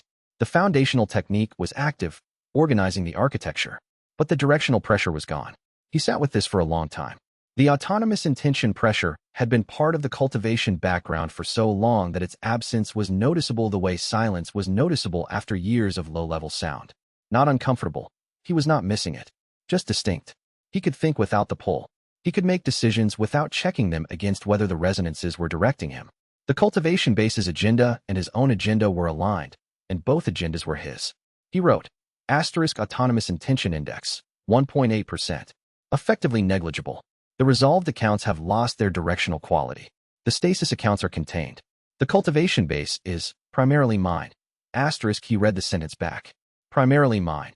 He had written those words in the documentation earlier in this process, around the step 5 notes, when the index had dropped from 12 to 5%, and the words had felt like a report on an ongoing condition. Now they felt like a conclusion. He was primarily himself. He put Notebook 2 down. He looked at the wall of notebooks. 17 of them now, spanning 15 years of documentation. He wrote in Notebook 3, I should take account of my own incomplete things. The resonance threads were other practitioners' incomplete things. I have been carrying them. I have been resolving them. I have not recently taken a thorough account of which incomplete things are mine. He made the list. The training period and the account with Yao Lao, partially resolved. The foundational technique was delivered and integrated. The sealing circumstances were documented. The central question, the unresolved contradiction Yao Lao had named, was in the record. The relationship was ongoing, with terms established. Partial. Wen Yiming's loyalty, never formally acknowledged. Wen Yiming had found him 3 years after the abandonment and had been a continuous presence since, bringing intelligence, arriving at difficult moments, tracking his trajectory from outside the cultivation work. He had documented Wen Yiming's presence. He had not told Wen Yiming directly what the presence had meant. He noted, this is a communication gap of the same type as Ru Yanqing's account. Not a transaction requiring discharge. A knowledge gap requiring addressing. I have not told Wen Yiming the accurate account of what his loyalty has contributed to. He should know. Shuang Liwei's position in his life. Documented in the record, not directly addressed in direct communication with any completeness. He had revised the Notebook 3 entry from essential operational presence to something more accurate in the session after the careful documentation moment. But the revision was in the notebook. He had said some things to her directly. Not everything. He noted, I have been approaching this the way I approached thread 87, knowing what the record contains, not telling the other party the full terms. I am aware of the pattern. Wei Guhong's arc, ongoing. The guild documentation researcher assessment was in its 3rd week. The research on the Songren Valley period was, Wei Guhong had indicated in his last update, producing results he hadn't expected. The Remnant Path, guild's foundational framework, in progress. He looked at the list. The list was manageable. That was the correct assessment. The list was manageable. He had spent 15 years carrying other practitioners' incomplete things as the practice's primary fuel. The practice had advanced. The accounts had closed. And underneath the practice, held in careful secondary attention while the remnant pathwork occupied the primary cultivation functions. His own incomplete things had been accumulating the same way the resonance threads had accumulated, documented, identified, not resolved. He wrote, the method is the same. Individual accounts. One at a time. The correct sequence. I begin with Wen Yinming. Chapter 118. The remaining things Wen Yinming was not difficult to find. He was never difficult to find. He had a tea house in a mid-tier city 3 days' travel from the guild's base of operations, a permanent location he had maintained for 20 years, and he received visitors with the specific quality of someone who expected them and was never quite right about who would arrive. Wang Jingyu sent a message ahead. He arrived on the expected day.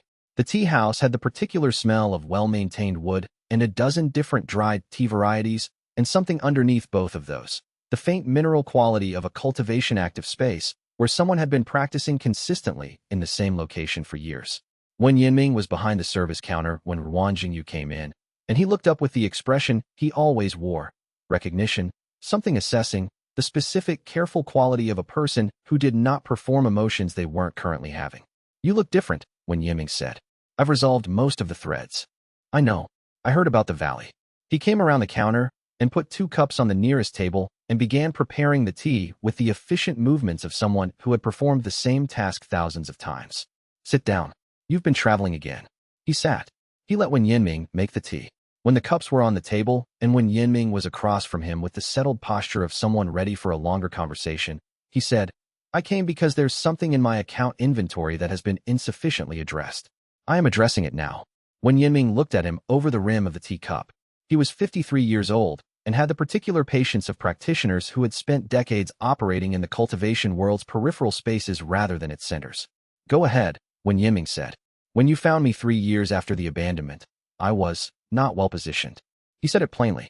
I was surviving at the margins of the cultivation world with a practice I didn't have documentation for and an account I couldn't yet address. You brought intelligence. You continued bringing it. You arrived when things were developing and when they weren't. You told me when Yao Lao's status changed in ways that mattered for the account. I know what I did. I know you know. The part one haven't told you is what it contributed. He looked at Wen Yinming steadily. The account structure I built, the account with Yao Lao, the approach to what was owed and how to address it, was possible in part because you kept the account from going cold. A practitioner who doesn't have access to the relevant information cannot address the account correctly. You provided the information. Wen Yinming was quiet. Additionally, Wang Jingyu continued. You are the only person from the training period who treated what was built in the years since the abandonment as having independent value, not as a substitute for the training that ended, not as a symptom of a difficult period, as a thing built with its own weight. He paused. That is accurate perception. It is also rare. I want you to know that I have documented it, and that the documentation understates the contribution. Wen Yinming said, You came to tell me I'm in the notebook. I came to tell you what the notebook says. He looked at him. The notebook says, without Wen Yinming's continuous presence in the account would have been addressed less accurately and less completely. That is the full version of what's in the record. Wen Yinming was quiet for a long moment. He drank his tea. He set the cup down with the careful precision of someone who is taking time to organize a response. He said, You are genuinely the strangest person I have ever extended loyalty to. I am aware. And also, he stopped. Started again. I've been watching you build this for 15 years.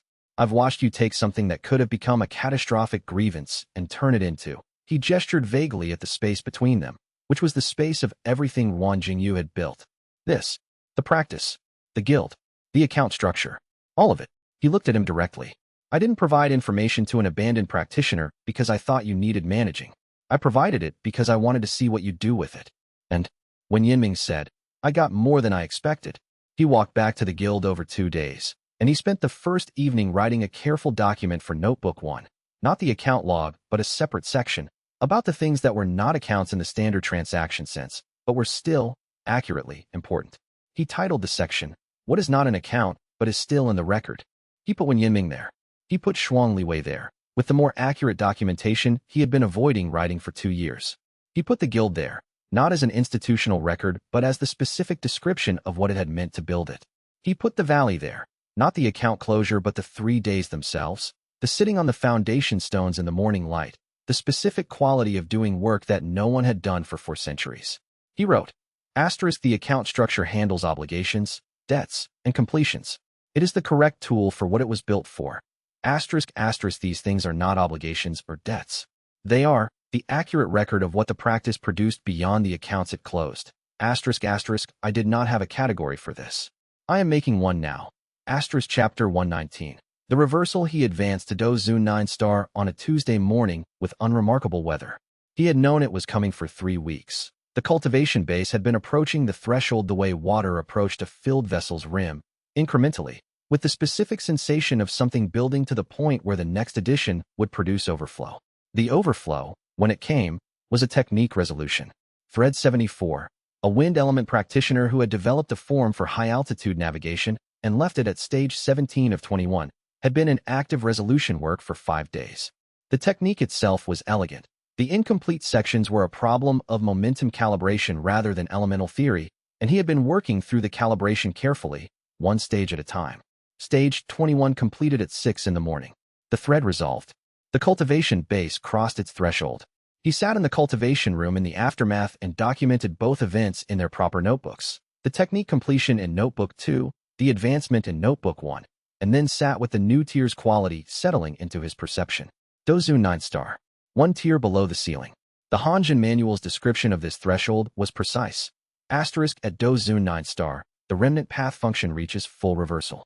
Resolution of accounts now produces more advancement energy than absorption of new remnants. The engine of the practice has inverted. The practitioner ascends by completing what they carry rather than by acquiring more to carry. Asterisk, he had known this since reading the manual. Standing in it was different from knowing it. He had been acquiring since the beginning.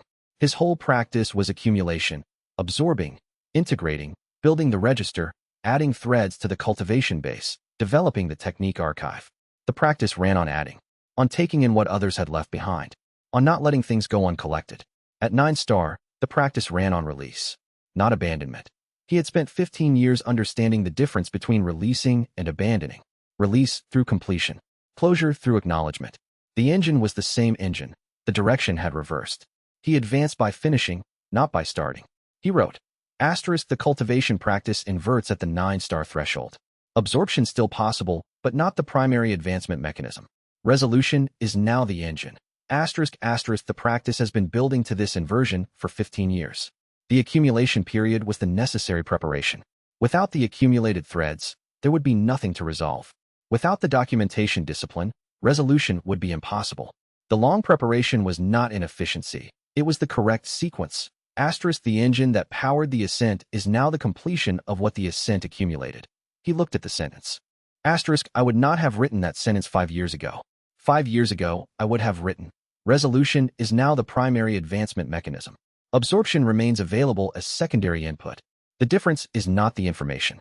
The difference is that I have been in the practice long enough to know what the practice is. Asterisk, Shuang Liwei arrived that afternoon.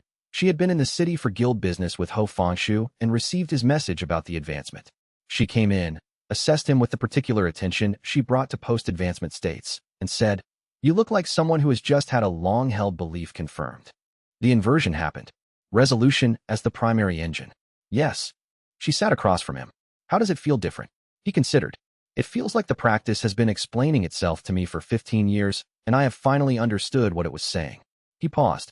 The disciple Yao Lao trained was taught to accumulate, absorb, integrate, build. Every cultivation tradition I've encountered operates on that engine. Take in more, advance. He looked at her.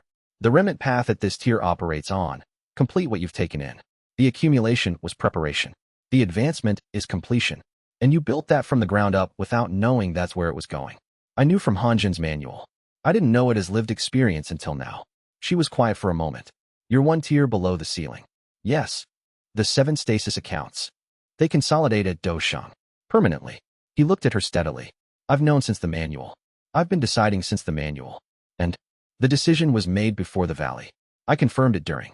He paused. 7 accounts I cannot close. They become permanent. That's what the final tier costs. The question was whether what the final tier enables is worth the permanent carrying. She said, is it? He was quiet. Yes, he said. Chapter 120. The cohesion. He had not expected the stasis accounts to move. They had been stable for weeks. 7 resonance threads held in the bounded cultivation space he had developed specifically for the unresolvable category, present but not active, contained rather than resolving. Stasis was a specific state. The accounts were acknowledged, the autonomous intention quality had been managed, the threads were carried in documented awareness rather than urgent pressure. They were not supposed to develop new behavior. He noticed it first as a change in the cultivation base's texture around the bounded space. Not a breach, the containment was intact. But the cultivation sense around the 7 threads had a different quality than it had 3 weeks ago. A slight coherence. A faint resonance between the threads that had not previously been there. He documented it immediately and then sat with the documentation for a day before acting on it. Because acting immediately on every new cultivation development was not how he operated. What the observation showed. The 7 stasis accounts were not remaining separate.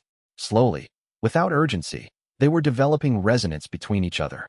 Thread 3 and Thread 47, which had nothing in common in terms of practitioner profile, technique type, or period, were producing a faint sympathetic resonance. Thread 61, which he had thought was the most isolated of the 7, was showing the same phenomenon with Thread 82. They were recognizing each other. He pulled the Hanjin manual section on stasis management and reread it carefully.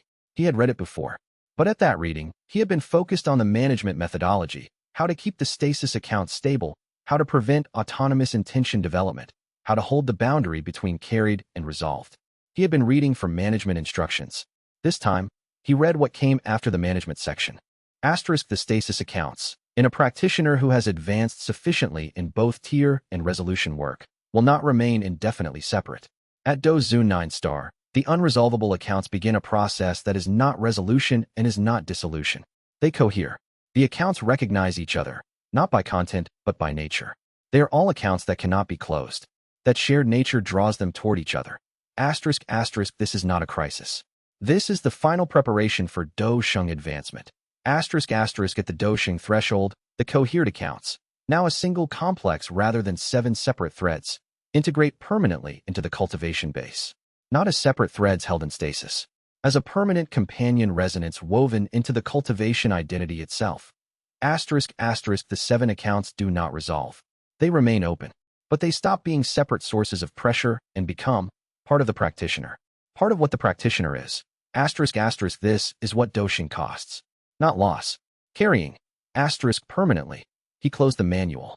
He sat in the cultivation room in the late afternoon light, which came through the narrow window at an angle that put a long shadow across the far wall, and he thought about 7 practitioners he had carried for months or years without being able to close their accounts. An obligation that couldn't be discharged because the living party couldn't be found. A technique that required conditions he hadn't been able to meet. A breakthrough that needed a guide who had died before it was possible. A lineage connection so tangled that no individual closure point existed. 3 others he had cataloged with similar permanent stasis determinations. 7 accounts. 7 practitioners. He had been carrying them. At Do Sheng, he would carry them permanently. He wrote in Notebook 3, asterisk the 7 stasis accounts are cohering. Hanjin's manual describes this as the final preparation for Do Sheng. They are not resolving. They are becoming a companion resonance. Asterisk I have been thinking about the cost of the final tier as 7 accounts I cannot close, permanently carried. Asterisk the manual's language is different. Not carried, woven into the practitioner. Asterisk I need to sit with the difference between carrying something and being someone who contains it. He read the line back. 7 practitioners' unresolved accounts. Not as burdens on top of him, as part of what he was. The practice had always been building from incompleteness. The abandoned paths. The severed cultivations. The practitioners who hadn't finished. He had been carrying their work forward. At Do Sheng, 7 of them would not just be carried. They would be part of him. He wrote, asterisk 7 accounts I cannot close. They become permanent. That is what the final tier costs. Asterisk the question I need to answer before advancing is, have I understood the cost correctly? Asterisk not. Is the cost worth it? That decision was made. Asterisk but, do I know what I am agreeing to?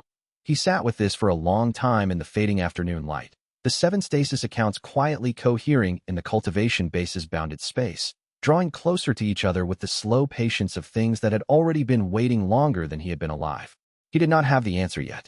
He would need to know the 7 accounts better than he currently did. He reached for Notebook 2. He began. Chapter 121. The known cost. He spent 2 weeks learning the 7 accounts more thoroughly than he had learned anything since he first taught himself to read cultivation remnants. Not because the accounts were complex. He had documented them thoroughly when he first identified them as unresolvable. He knew their contents. He had known their contents for months. But knowing the contents of an account and knowing who the account belonged to were different things, and he had been treating the 7 stasis accounts primarily as categories: unresolvable, held, managed, rather than as the specific practitioners who had lived specific lives and left specific things undone. If they were going to become part of him, he needed to know them as people. He went back to the original absorption records, the original resonance documentation, every piece of information he had assembled when each thread was first absorbed and cataloged.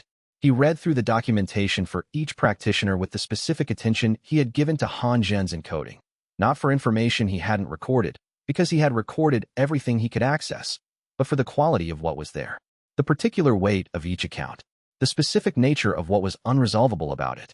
Thread 8 was a practitioner named Feng Ruochen, a fire element form developer who had died before completing a teaching sequence she had designed for young practitioners.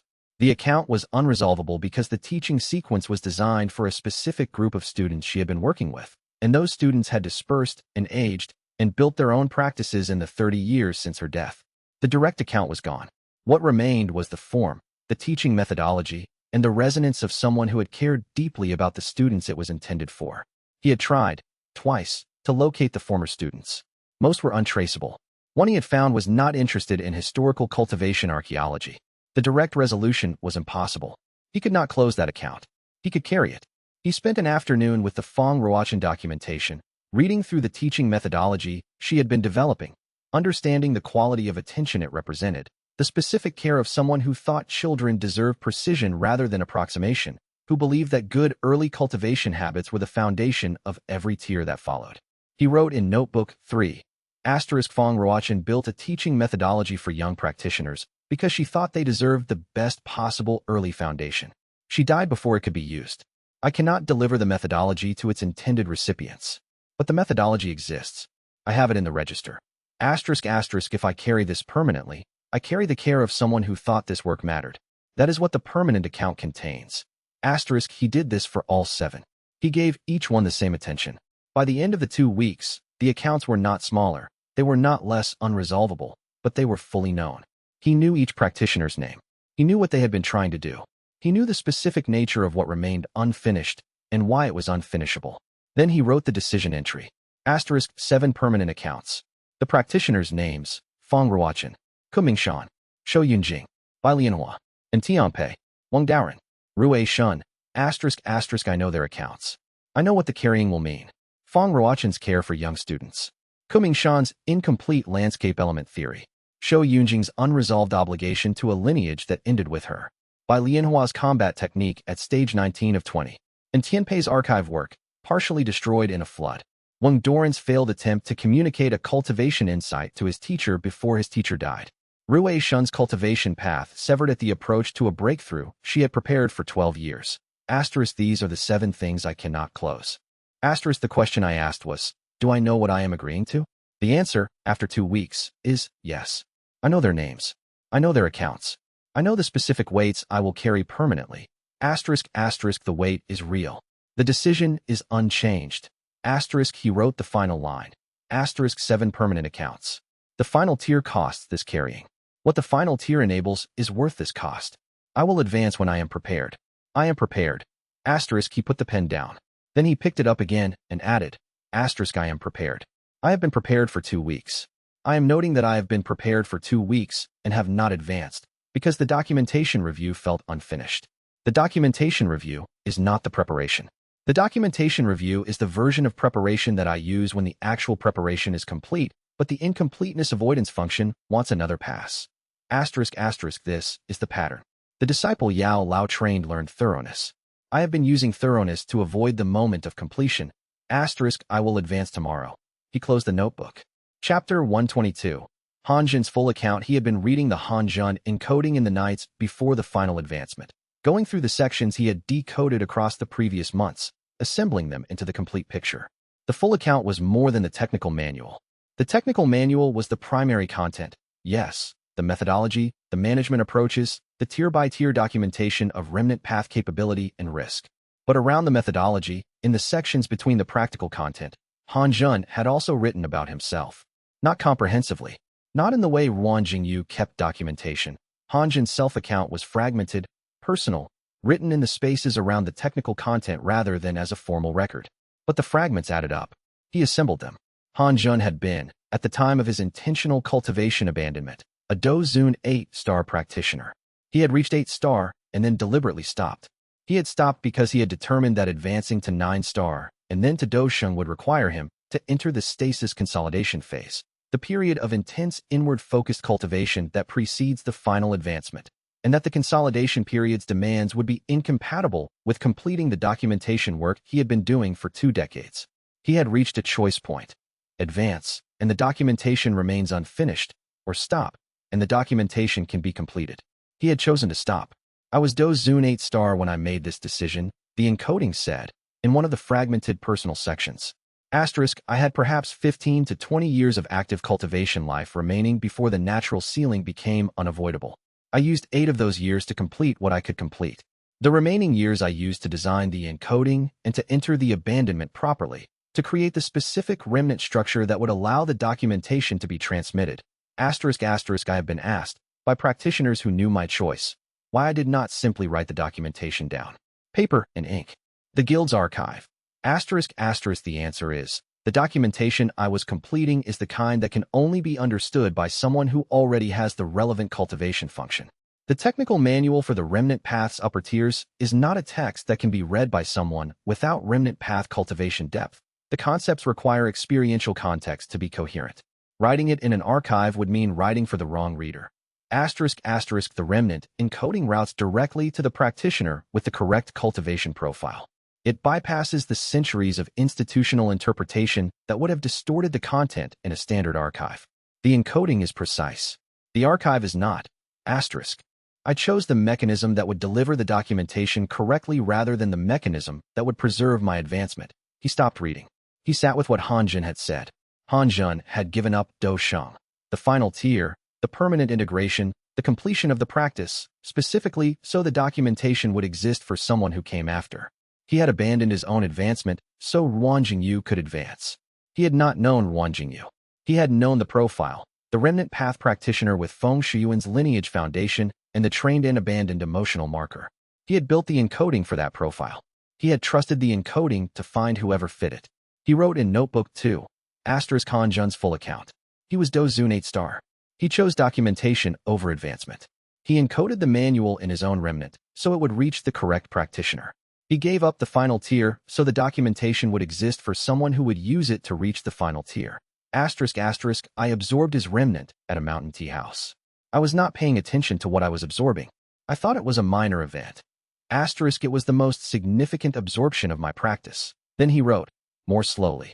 Asterisk, Han Jun abandoned his cultivation to complete the documentation. I have been noting this without addressing what it means for my account with him.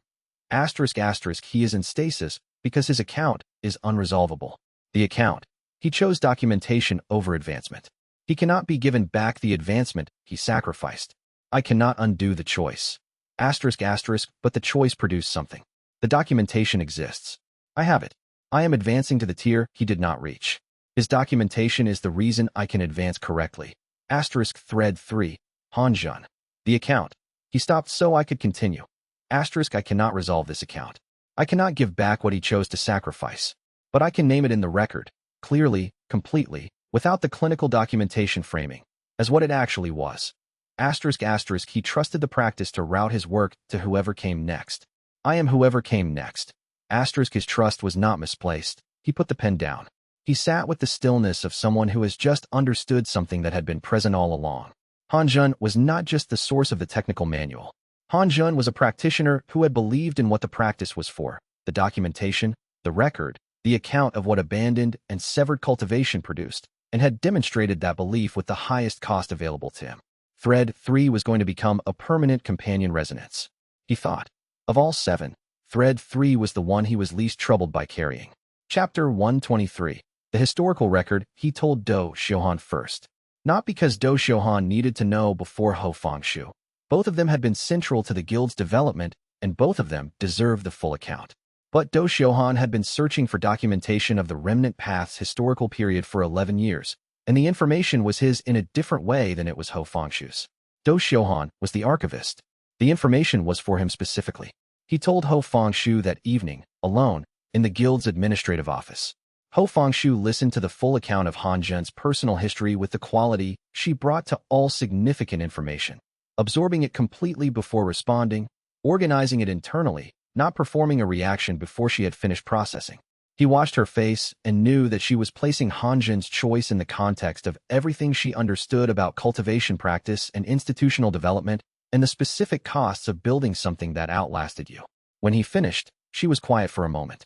Then she said, "He built the transmission mechanism himself." Yes, the remnant encoding was designed specifically to route the documentation to a practitioner with the correct profile. He couldn't know you would exist. He trusted that eventually someone would. Yes. And the decision to stop advancing, to give up the final tier, he made that knowing the encoding might not find anyone in his lifetime, or in several lifetimes. The encoding is gated to require specific cultivation conditions that don't appear frequently. He knew the wait might be very long. Ho Fengshu looked at the documentation Wang Jingyu had prepared, the full account summary, the decoded sections of Han Zhen's personal writing, the technical manual's key contents organized for archive integration. She was quiet for a longer time. She said, "You're going to advance to Dosheng." "Yes." "When?" "Soon. The preparation is complete." She looked at him steadily. She had known him for, he counted in his mind, 4 years of working relationship now. 4 years of regulatory negotiation, institutional development, the Sha Wenru case, the guild's founding framework, the board challenge. For years during which she had moved from skeptical observer to the institutional liaison who made the guild's regulatory compliance functional. She said, "I want to formally note, for the institutional record, that you have handled the Han Zhen encoding's implications with the same documentation discipline that you've applied to every other account in this practice. The historical gap has been filled correctly. The lineage connection has been documented. The technical manual is being integrated into the guild archive." She paused. "I am saying this now because after you advance, the conversation about the guild's foundational work becomes about the institution rather than about you specifically, and I want this period documented from both sides before that transition happens." He looked at her. "You're saying this for the record," he said. "I'm saying it for the record." "Yes." He wrote it down. She watched him write it down. Then she said, with the specific dry quality she deployed when she was being both precise and personal, "I'm also saying it because it's true. But I know you need it documented to hear it. You have an accurate understanding of how I process information. I've had for years." He told Do Xiuhan 3 days later, traveling to the academy specifically for the conversation. Do Xiuhan was in the 7th archive when he arrived, the same archive where the historical gap had been identified, where the secondary references to Han Zhen's name had existed without primary documentation for 11 years. He handed Do Xiuhan the summary document and watched the archivist read it. The reading took 20 minutes. Do Xiuhan was thorough in the way archivists were thorough, systematic, checking each reference, following the implications, connecting the Han Zhen documentation to what he already knew about the period. When he finished, he looked up. "The gap is filled," he said. "Yes." The transmission mechanism he used, the remnant encoding, it's in the technical manual. The full methodology is documented. The guild archive will have the complete record. Do Xiuhan looked at the summary again. Then he said, he gave up his advancement so the documentation would survive. He said it simply, not with drama, the way he said everything, as a fact being processed rather than a statement being made. "Yes." "And you absorbed his remnant without knowing what you were receiving." "Yes, 13 years ago. And you've been carrying his documentation since then, gated behind tier advancements, receiving it incrementally." "Yes." Do Xiuhan was quiet. He looked at the shelves of the 7th archive, the carefully maintained records, the documentation of hundreds of years of cultivation history, the work of generations of archivists who had believed the record should be preserved accurately. He said, he was, in a sense, an archivist. He was precisely that. Wang Jingyu looked at him steadily. He documented what he knew, in the medium that would deliver it correctly, and trusted that someone would receive it eventually. That's what archivists do. "Yes." Do Xiuhan set the summary document down on the archive table with the careful precision of someone placing a significant document in its permanent location. He said, "The record is complete. For this period." "Yes." Chapter 124. The logbooks. Yao Lao arrived at the guild's base of operations 3 days before Wang Jingyu had told anyone the advancement timeline, which meant that either when Yanming had provided information or Yao Lao's own cultivation sense had informed him. Possibly both. He came in the evening, when the guild's administrative business was done and the cultivation rooms were quiet. He sat in the main documentation room and looked at the notebooks on the wall, Notebooks 1 through 17, the technique register binders, the resolution log, the Hanjin manual, the remnant path code documentation, the guild's founding records, the regulatory correspondence, everything, assembled over 15 years from a training period that ended without completion to the night before the final tier. He said, "May I?" Wang Jingyu looked at him for a moment. Then he gestured at the shelves. Yao Lao spent 2 days with the documentation. He read methodically and without interruption, working through the notebooks in order, not the administrative records first but the personal ones, starting with Notebook 1's early entries from the years immediately after the sealing. He read the account section that had been titled, "Not Yet," and then, when ready, he read the entries from the Sha Wanru period, the Wei Guhong sparring match documentation, the tournament arc, the regulatory negotiation with Ho Fengshu. He read the account of the first meeting with Xiao Yan and the first direct Xiao Yan conversation, with the documentation of what had been said. He read the correspondence section, the 8 drafts of the first formal letter. He read the entry about Shuang Liwei deciding not to return to her sect. He read the Tsangren Valley account. On the second evening, he returned the notebooks to the shelves in their correct order. Wang Jingyu had watched from across the room to see if the ordering would be maintained, and it was, perfectly, and sat down. He was quiet for a long moment. "The documentation discipline," he said finally. "I taught you that." "Yes.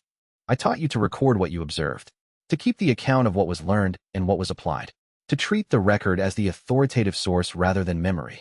He looked at his hands. "I taught you the practice of thorough documentation because I believed it was the correct methodological discipline for someone with the kind of mind you had." "Yes. The rest," he looked up.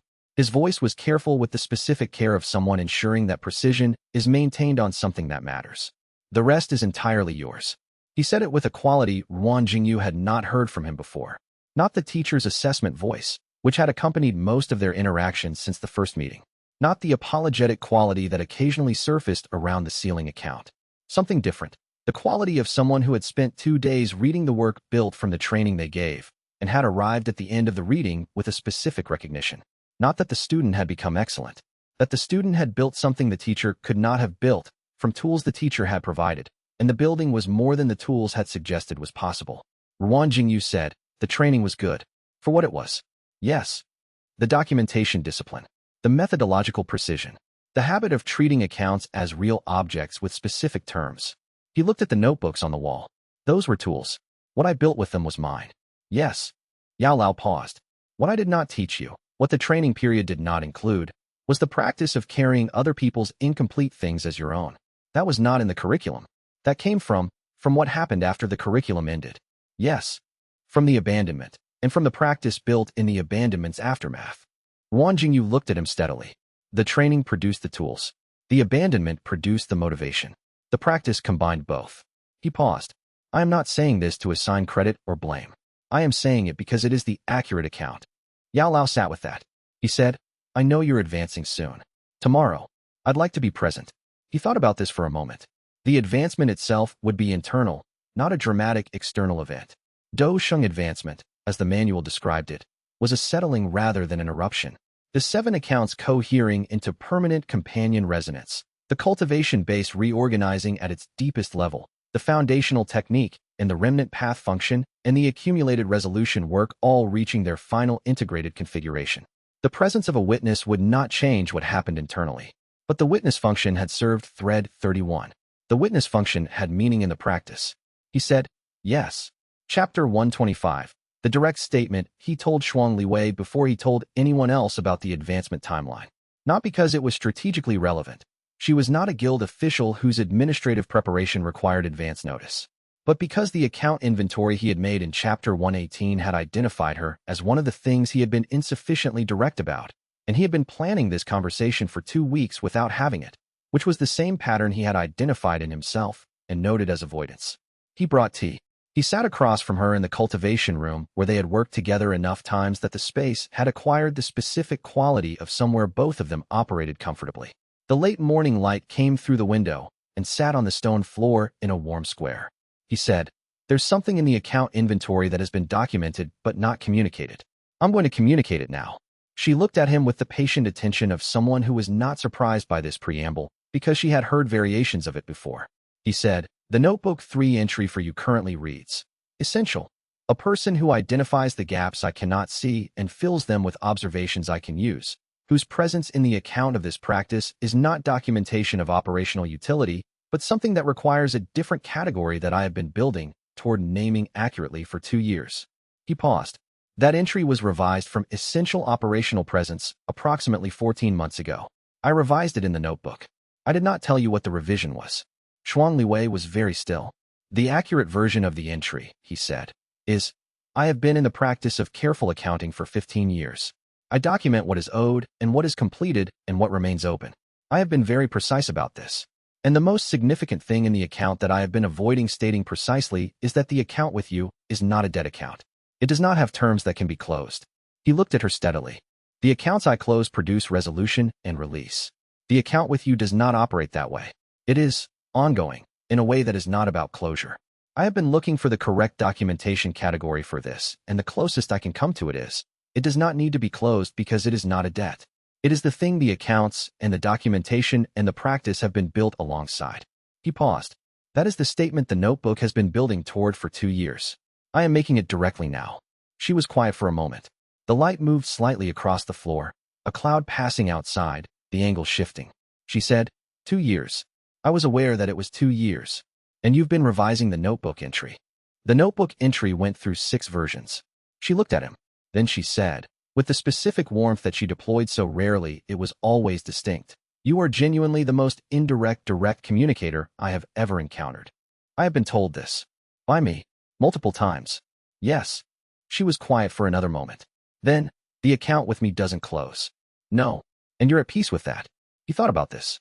He thought about the 7 permanent accounts, the 7 practitioners who would become part of him, whose incomplete things would be woven into what he was. He thought about accounts that did not close and what it meant to carry them not as burdens, but as the specific permanent weight of things that mattered. I am very much at peace with that, he said. She said, I've known what the record said. I was waiting to see if you would say it out loud. I said it out loud. Yes. She looked at him with the expression she wore when she was holding something that was more significant than she was going to perform. For what it's worth, the account from my side has a similar structure. It doesn't close. It's ongoing. She paused. I have been waiting for you to say the direct version for approximately 2 years. I know. That's data about me. Yes. They sat with the morning light on the stone floor, which was warm now and would stay warm for another 2 hours before the angle changed again. He said, I advance tomorrow. Yao Lao will be present. She said, I want to be there too. He looked at her. Yes, he said. Chapter 126. What was built for itself. Wei Guhong delivered his research paper to the Guild archive on a morning in the 3rd week of his assessment, for days ahead of the scheduled completion date. This was, Ruan Jingyu noted when Ho Fengshu mentioned it, characteristic of Wei Guhong's actual work style when he was not competing. He finished when he finished rather than managing to deadlines. The early delivery was a sign that the work was complete rather than a display of efficiency. He read the paper that afternoon. The title was, Technique Fragment Archaeology as Historical Record, a study of remnant path form discontinuation patterns across the 400-year gap. The full paper was 47 pages, meticulously cited, with 3 appendices and a visual analysis of the form fragment distribution patterns that Wei Guhong had identified in the archive's secondary documents. The core argument was not what Ruan Jingyu had expected. He had expected a historical survey, the kind of archival synthesis that would establish Wei Guhong's ability to organize secondary evidence without bringing personal agenda into the analysis. Competent, potentially significant, if the archive held surprises. What Wei Guhong had produced was a forensic reconstruction. He had taken the scattered references to remnant path techniques in the historical record, secondary mentions, third-party documentation, technique fragments that appeared in later practitioners' work without attribution, and traced them backward to source practitioners and source locations. He had mapped the distribution of these fragments across the cultivation world, and the map, when assembled, showed a pattern that matched precisely with what Ruan Jingyu had documented from inside the Songren Valley resonance field. The practitioners who had been severed in the conflict were not isolated individuals, but a network, connected by technique exchange and collaborative development across multiple regions. The remnant path community 400 years ago had been larger than a single valley settlement. The valley had been one node. There had been others. Wei Guhong's conclusion, written in the clean, analytical voice of someone who was reporting what the evidence showed rather than arguing for an outcome. Asterisk the historical record, when fragments are traced to their source practitioners, indicates a remnant path practitioner network of between 40 and 60 individuals operating across at least 7 regional locations in the period before the sect conflict.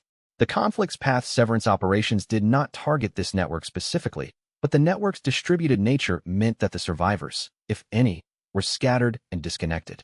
The technique fragments that appear in subsequent centuries' practitioner work without attribution are consistent with remnant path technique fragments being absorbed by surviving practitioners who encountered the original practitioner's remnants in the aftermath. In other words, remnant path technique has been present in the cultivation world's tradition for 400 years, carried unwittingly by practitioners who absorbed remnants without understanding what they were absorbing.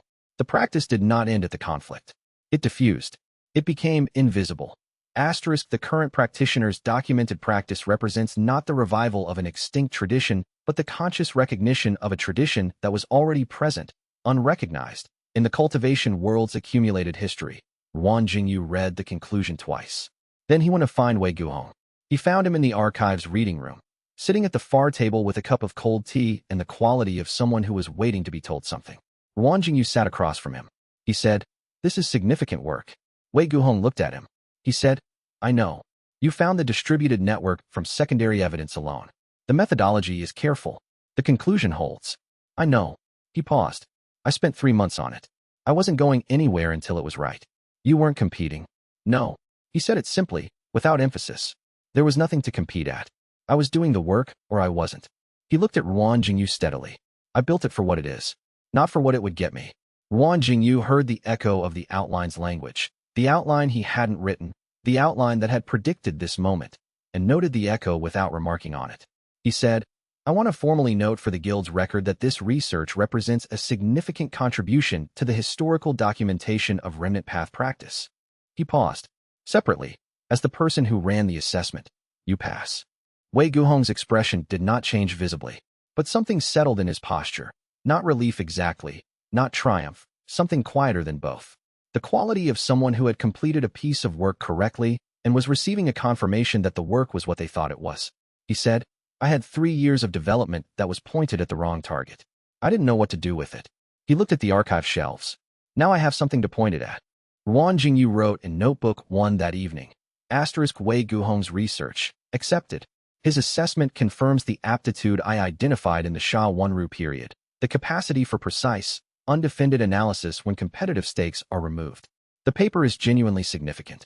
It will go in the Guild archive alongside the Hanjin Manual. The account with Wei Guhong has resolved into this. Not friendship. I am not certain either of us operates through that category. But a practitioner who builds work that the practice needs, placed in a role that fits the work, without the distortion of competing for something unavailable. The account is not closed. It is no longer the kind of account that requires closure. Chapter 127. The preparation that would not end. He reached Ban Shengtier on a Wednesday. The advancement from Dozun 9-star was the last standard cultivation advancement he would make. The tier before the final one, the ceiling before Do Sheng, where the practice changed from the ascent mechanism to the completion mechanism. He had known it was coming. The cultivation base had been building to it for 2 weeks, the resolution work producing steady advancement energy, the 7 cohering stasis accounts adding their particular quality to the base's configuration. The advancement happened during a consolidation session. No drama, no externalized disturbance. Just the cultivation base crossing a threshold it had been approaching carefully. He wrote, Bansheng, the final threshold before Dosheng. Advancement, resolution energy accumulation over 2 weeks. 7 stasis accounts, cohered, stable, ready. He put the pen down. He was ready to advance. He had said this in CH-121's documentation. He had communicated it to Shuang Liwei and Yao Lao. The preparation was complete. He knew the 7 accounts fully. He had decided to carry them. He sat in the cultivation room and was aware that the decision was made and the preparation was complete, and there was nothing left to do but advance. Then he opened Notebook 1 and started reading from the beginning. He told himself this was the final review, a complete pass through the documentation before the advancement to ensure nothing had been left unaddressed. He had performed complete reviews before. The practice required thoroughness. The final advancement was the most significant cultivation event he would undertake. It deserved the most thorough preparation. He read for 3 days. Then he read the technique register. Then he went through the resolution log, account by account, confirming that each closed account was correctly closed and each stasis account was correctly bounded. He had been at Bansheng for 11 days when Shuang Liwei appeared in the cultivation room doorway with the specific expression she wore when she had been patient for a period she considered sufficient and was no longer going to maintain the patience without comment. "You've been ready for 11 days, she said. "I've been completing the final documentation review. You've been reading your own notebooks. The documentation review requires Wan Jingyu." She said his name in the specific way that meant she was using it as punctuation rather than address. "You wrote in Notebook 1 11 days ago that you were prepared and that you had identified the preparation review as avoidance and that you would advance the following day." He looked at her. "I know," he said. "And then you didn't advance. You started reading from the beginning. The documentation review is the same avoidance pattern you identified and documented 11 days ago." She came into the room and sat across from him. "You know you're doing it." "Yes." "What is it about?" She said it without frustration, genuinely asking. He thought about this carefully. He sat with the question instead of the documentation. The 7 accounts would become permanent. That was the advancement's cost. He had decided the cost was worth it. He knew who the 7 practitioners were. He had spent 2 weeks learning them. But reading the documentation, going back through the full record of what had been built, was its different kind of completion. He was not avoiding the advancement. He was circling back through everything before the advancement changed what he would be.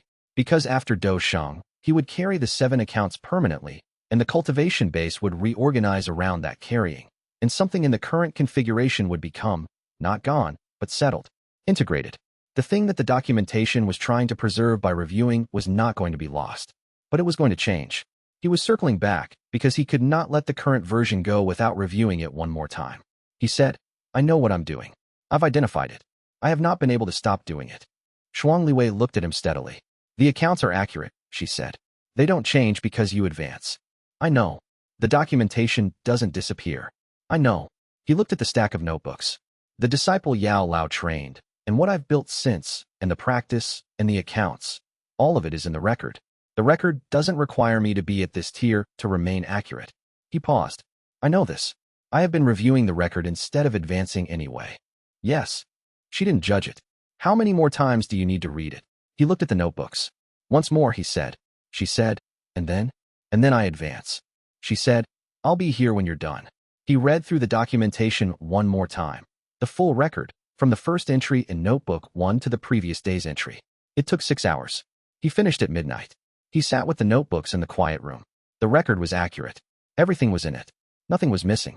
He closed Notebook 1 for the last time at this tier. He picked up a pen and wrote, in the margin of the final entry, *, "This is the avoidance pattern.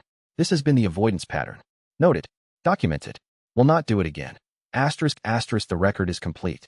I will advance now. *, he put the pen down. He advanced in the morning. Chapter 128.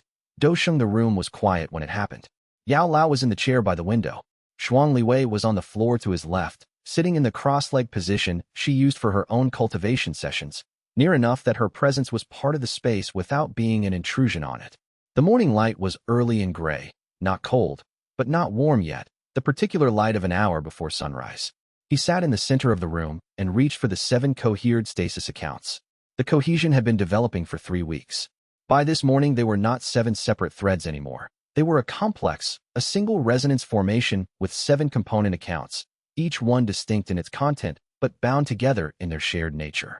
Accounts that could not be closed. 7 practitioners whose incomplete things had been waiting. He reached for the complex and pulled it inward. The integration was not like the token's activation. The token had been a structured delivery, organized, sequential, each element entering the cultivation base in deliberate order. This was something else. The 7 accounts did not enter in sequence.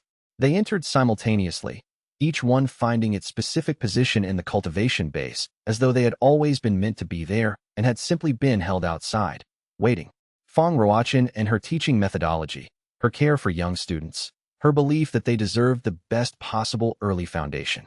Ku Mingshan and his landscape element theory, incomplete at the point of deepest development.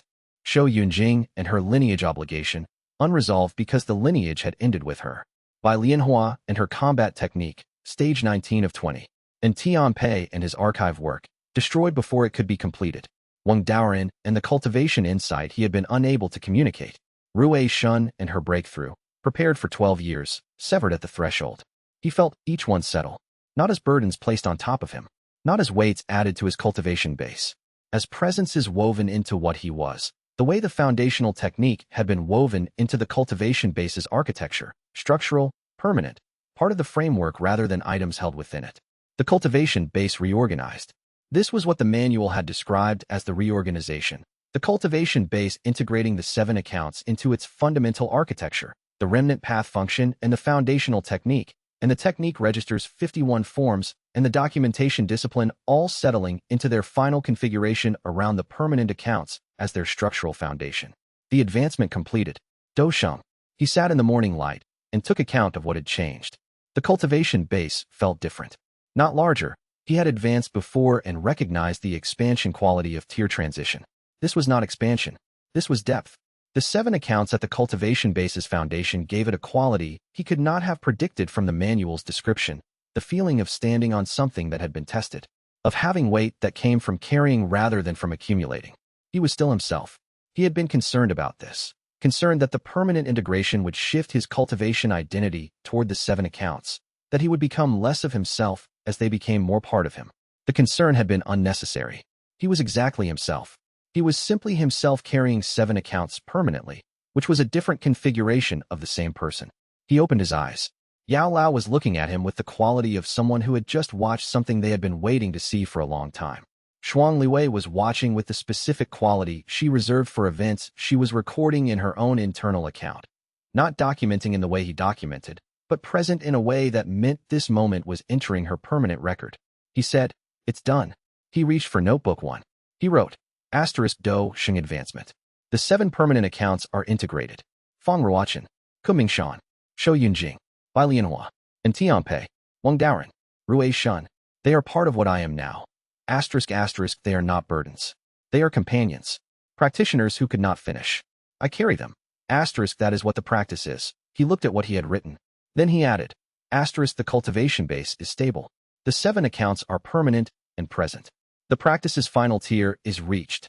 The account of the training period and everything built after, completed. Not closed. The relationship with Yao Lao remains open. The guild continues. The work continues. But the practice's arc is complete.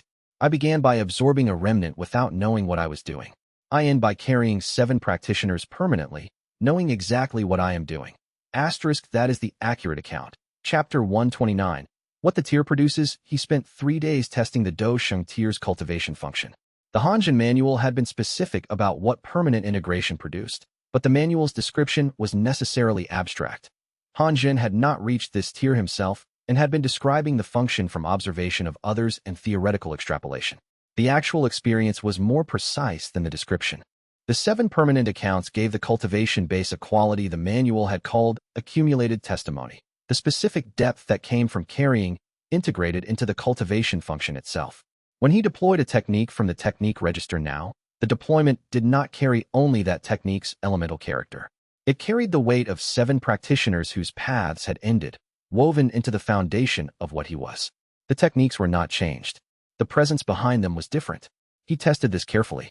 The wind element navigation form from thread 74. The technique he had resolved to complete Do Zun 9 star, deployed cleanly, as it always had, with the specific precision of a form that had been developed with technical care. But the cultivation presence behind the deployment was different. Not louder, more authoritative. The quality of something backed by weight rather than by power alone. He documented, Do Sheng function assessment. Technique deployment. Qualitatively different from previous tiers in the following specific way. The cultivation presence behind deployment is weighted rather than merely powerful. The 7 permanent accounts contribute a depth that is not additional power but additional authority. He went outside to test at scale. The cultivation sense had expanded, not dramatically, but perceptibly. At Do Zun, he had been able to detect remnant fields at significant range. At Do Sheng, the range had extended and the detection quality had changed. He could distinguish, at range, not just that a remnant field existed, but something of the account structure within it. Whether the remnants were from practitioners who had died peacefully, been severed, abandoned their paths voluntarily, been killed with unfinished cultivation work. The quality of the account was readable from distance. He could, at this tier, assess whether a remnant field held accounts that needed addressing without entering it. He wrote, Do Sheng range assessment.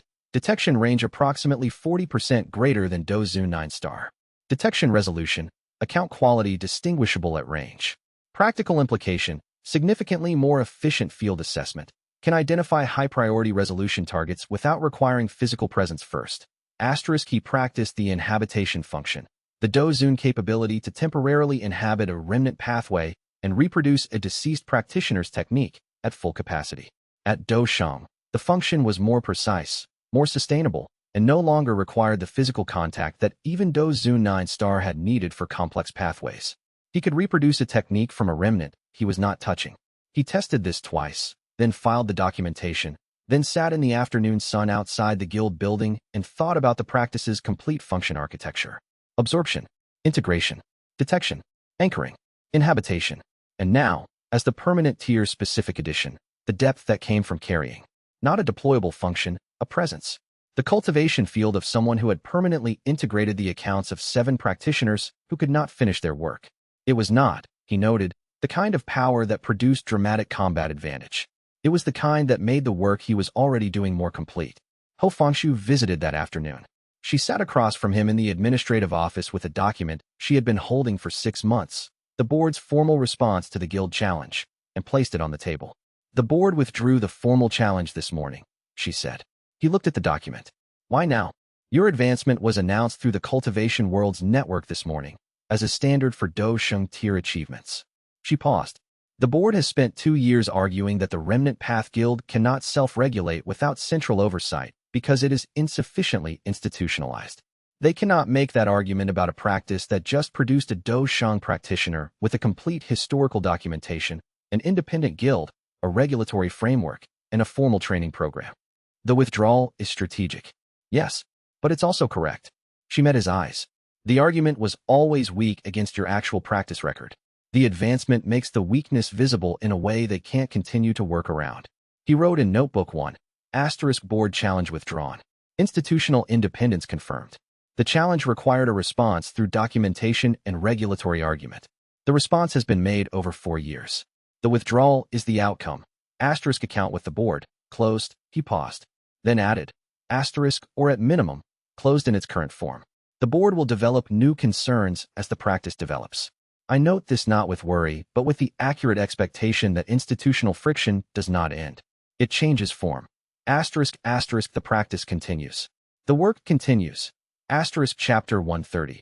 What was not designed. Yao Lao arrived the morning after the board challenge withdrawal, which told Ruan Jingyu that Yao Lao had either been waiting for the withdrawal news or had been traveling for the past 2 days and had timed the arrival for the day after the advancement deliberately. Possibly both. He came into the documentation room with the quality he had on the second day of reading the notebooks, having processed something and arrived at the other side of the processing, with a specific thing to say. He sat down. He looked at Ruan Jingyu directly. He said, the foundational technique I preserved in that token was intended to bring you to a tier where you could receive it. Yes. The tier I intended was Dozun, the final stage of the training curriculum, the tier where the foundational techniques function would be most useful, where the cultivation base would have the architecture to integrate it properly. He paused. You reached that tier through a path I did not design and could not have designed. Ruan Jingyu looked at him. The remnant path, the technique register, the guild, the Tsangren Valley resolution, the 7 permanent accounts. Yao Lao looked at his hands. The training I gave you was 6 years. What you built after was 15 years and produced something the 6 years didn't contain. The ratio is disproportionate. You've mentioned this. I want to be specific about what I mean. He looked up. When I sealed myself and gave you the token, I believe the training was the significant contribution, that the foundational technique would be what shaped your development. I understood the training as the primary input and you as the practitioner who would develop from it. He paused. The token was a tool. The training was the foundation. That was my model. Ruan Jingyu waited. The model was wrong, Yao Lao said. The training was preparation for a practitioner who would go on to build something the training could not have predicted. The foundational technique was a component of a cultivation practice that did not exist when I began teaching you. The 6 years were not the primary input. They were the correct starting condition for what you needed to build. He said it with the specific quality of a great teacher recognizing that the student's work had surpassed the teaching's frame, and recognizing this not with pride, but with accurate accounting. Ruan Jingyu said, the training was good. For what it was. It was good. It was not what made this.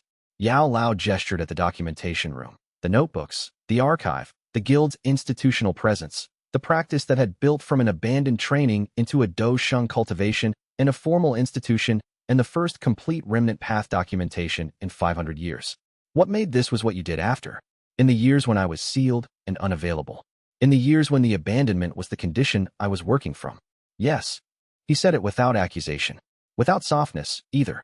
Just the plain account. Yao Lao said, the account of what was owed is closed. Wang Jingyu looked at him steadily.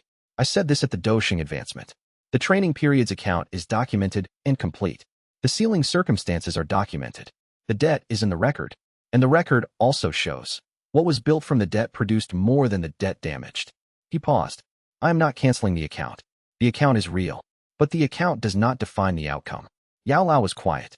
The outcome, Wang Jingyu said, is this practice, this guild, this documentation, that Songren Valley resolved, the Hanjun encoding received and transmitted, 7 permanent accounts known and carried. That is what was built. He picked up a pen. He wrote a single line in Notebook 1. Asterisk the training produced the tools.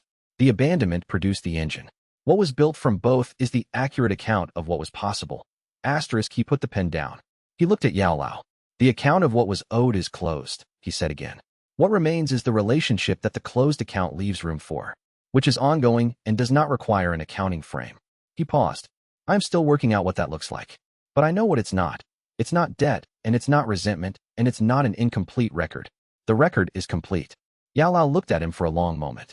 He said, you are remarkable. Wang Jingyu said, I am well documented. Yao Lao laughed, quietly, briefly, with the specific quality of someone surprised into it rather than choosing it. The sound was unexpected in the documentation room. It filled the space differently than speech did. He said, yes, you are also that. Chapter 131. The Observer's Record. Xiao Yan arrived at the guild's base of operations 3 weeks after the dosheng advancement with 2 travel bags, a slight sunburn from the northern cultivation circuit, and the quality of someone who had been thinking about something for a long time and had decided to act on it. He said, at the door, I want to formalize my observer status. Wang Jingyu stepped aside to let him in. You've been attending sessions informally for 6 months, he said. 7 months. 7 months. You haven't needed formal status to attend. I know. Xiao Yan sat down in the chair across from the documentation table with the particular ease of someone who had been in this room enough times that the chair was familiar. But I want to be in the record. Not as a practitioner with remnant path function. I don't have the sensitivity for full absorption and I've accepted this. He said it without self-pity. Factual assessment. But as a practitioner who has contributed to the guild's development context. I've been in conversations that informed how the code was written. I observed the posthumous advancement exercise with Thread 31. I was present for the Songren Valley aftermath briefing. He looked at Wang Jingyu directly. That's not nothing. I want it documented. Wang Jingyu said, it's already in the documentation. Xiao Yan blinked once. Every session you've attended is in the attendance records. Every observation you've contributed is in the relevant meeting notes. The posthumous advancement exercise documentation lists all present. The Songren Valley aftermath briefing has a participant record. He looked at Xiao Yan steadily. The guild's documentation practice is comprehensive. You have been in the record since the 7th month of your informal observation period began. Xiao Yan looked at him for a moment. He said, of course it is. Formal observer status requires a different category of record, an ongoing participation acknowledgement, a quarterly update mechanism, access to the guild's technical documentation at the observer tier. If you want formal observer status for those access rights, that's the functional argument for it. He pulled a document from the correspondence stack. I prepared the observer status form 6 weeks ago when the pattern of your attendance made the formal status a reasonable prediction. Xiao Yan looked at the form. He said, you prepared it 6 weeks ago. The documentation anticipates patterns. When patterns are clear, documentation can precede formal request. Xiao Yan took the form. He read it through. Wang Jingyu noted that he read documents completely before signing them, which had not been apparent when they first met and which he had come to consider characteristic in the years since. He signed it. He passed it back. He said, does the foundational technique integration feel different at dosheng? Structurally, yes. In daily function, it feels like the correct organization that was always possible but not yet achieved. And the 7 accounts. Present. Permanent. They feel like, he thought about how to say it accurately. They feel like the difference between a room with objects in it and a room built around specific objects. They're not additional weight. They're part of the architecture. Xiao Yan sat with this for a moment. He had the quality he always brought to remnant path discussions. Genuine interest without full comprehension, the particular attention of someone who understood that something significant was happening and wanted to understand it, as well as his cultivation function allowed. He said, when Yao Lao was teaching me, he would sometimes reference how he'd taught things differently the first time. Not by name. He'd say, I learned from the previous attempt that, and then explain an approach that was different from what he was showing me. He looked at Ruan Jingyu. I understood for a long time that the previous attempt was you. I just didn't know what the attempt had produced. And now I've seen what it produced. He gestured at the room, the notebooks, the archive, the practice. He started something and sealed before finishing it. The sealing was the engine. That's the part I've been thinking about. He paused. What was started with me has a different engine. I don't know yet what it produces. Ruan Jingyu looked at him. He said, the accurate account of what your training produces is not yet complete. You're still in it. I know. Xiao Yan stood. He picked up the copy of the observer status document Ruan Jingyu had prepared for his records. That's not a complaint. I'm documenting my own account in my own way. I wanted you to know that the conversation about how things end up, how they're recorded, it landed somewhere useful. He left with the document and the sunburn and the 7 months of informally documented attendance, and Ruan Jingyu wrote in Notebook 1, Xiao Yan. Formal observer status filed. He understands more of the practice's conceptual frame than he had the context for when we met. The account of what he and I are to each other, not adversarial, not brotherly, not collegial in the standard sense, continues to be in the not yet fully categorized section of Notebook 3, asterisk. Asterisk, I am leaving it there. Some accounts take a long time to find their correct category. Asterisk Chapter 132. The documentation contest the Cultivation World's Oversight Board filed its formal objection to the Remnant Path Guild's permanent independent status 3 months after the Doshing advancement, 6 months after withdrawing the previous formal challenge. Ruan Jingyu read the objection filing and noted that the board had been more careful this time. The first challenge had argued that the guild lacked sufficient institutional structure to self-regulate without oversight, an argument the practice's 4-year operational record had dismantled on evidentiary grounds. The second challenge was different. It argued that the Remnant Path Guild, as the sole institution governing a cultivation practice with the documented potential for practitioner identity destabilization, constituted a public safety risk regardless of the guild's demonstrated discipline, because the risk potential depended on the founder's specific cultivation depth and would not automatically transfer to successor practitioners. The argument was not wrong. It was, in fact, a more sophisticated version of the structural dependency concern he had addressed in the original board challenge. They had found the correct argument on the second attempt. He sent a message to Ho Fengshu. Asterisk, the board found the good argument. We need to prepare a thorough response. Asterisk, her reply. Asterisk, I read it this morning. The air problem. We've known this was coming. Asterisk, asterisk, yes. I want the full operational record assembled. Every resolution case, every absorption session, every training session under the practitioner development track, every piece of documented evidence that the practice has been running institutionally, not personally, for at least 3 years. Asterisk, that's several hundred documents. Yes, the preparation took 6 weeks. Ho Fengshu managed the document assembly. Ruan Jingyu wrote the formal response. The response was the longest formal document he had produced for institutional purposes, 48 pages, meticulously organized, with 6 supporting appendices. He made 2 arguments. The first was evidentiary. The guild's practitioner development track had, over the 3 years since its establishment, produced 7 practitioners with sufficient foundational training to implement the code's core monitoring functions independently. The guild's institutional function did not depend on a single practitioner's cultivation depth. It depended on the documented regulatory framework and the trained practitioner cohort that could implement it. He submitted the training records for all 7 practitioners, their individual competency assessments, and the operational records of monitoring activities they had conducted without Ruan Jingyu's involvement. The second argument was structural. The board's concern that the risk potential depended on the founder's specific cultivation depth was accurate in one sense and inaccurate in another.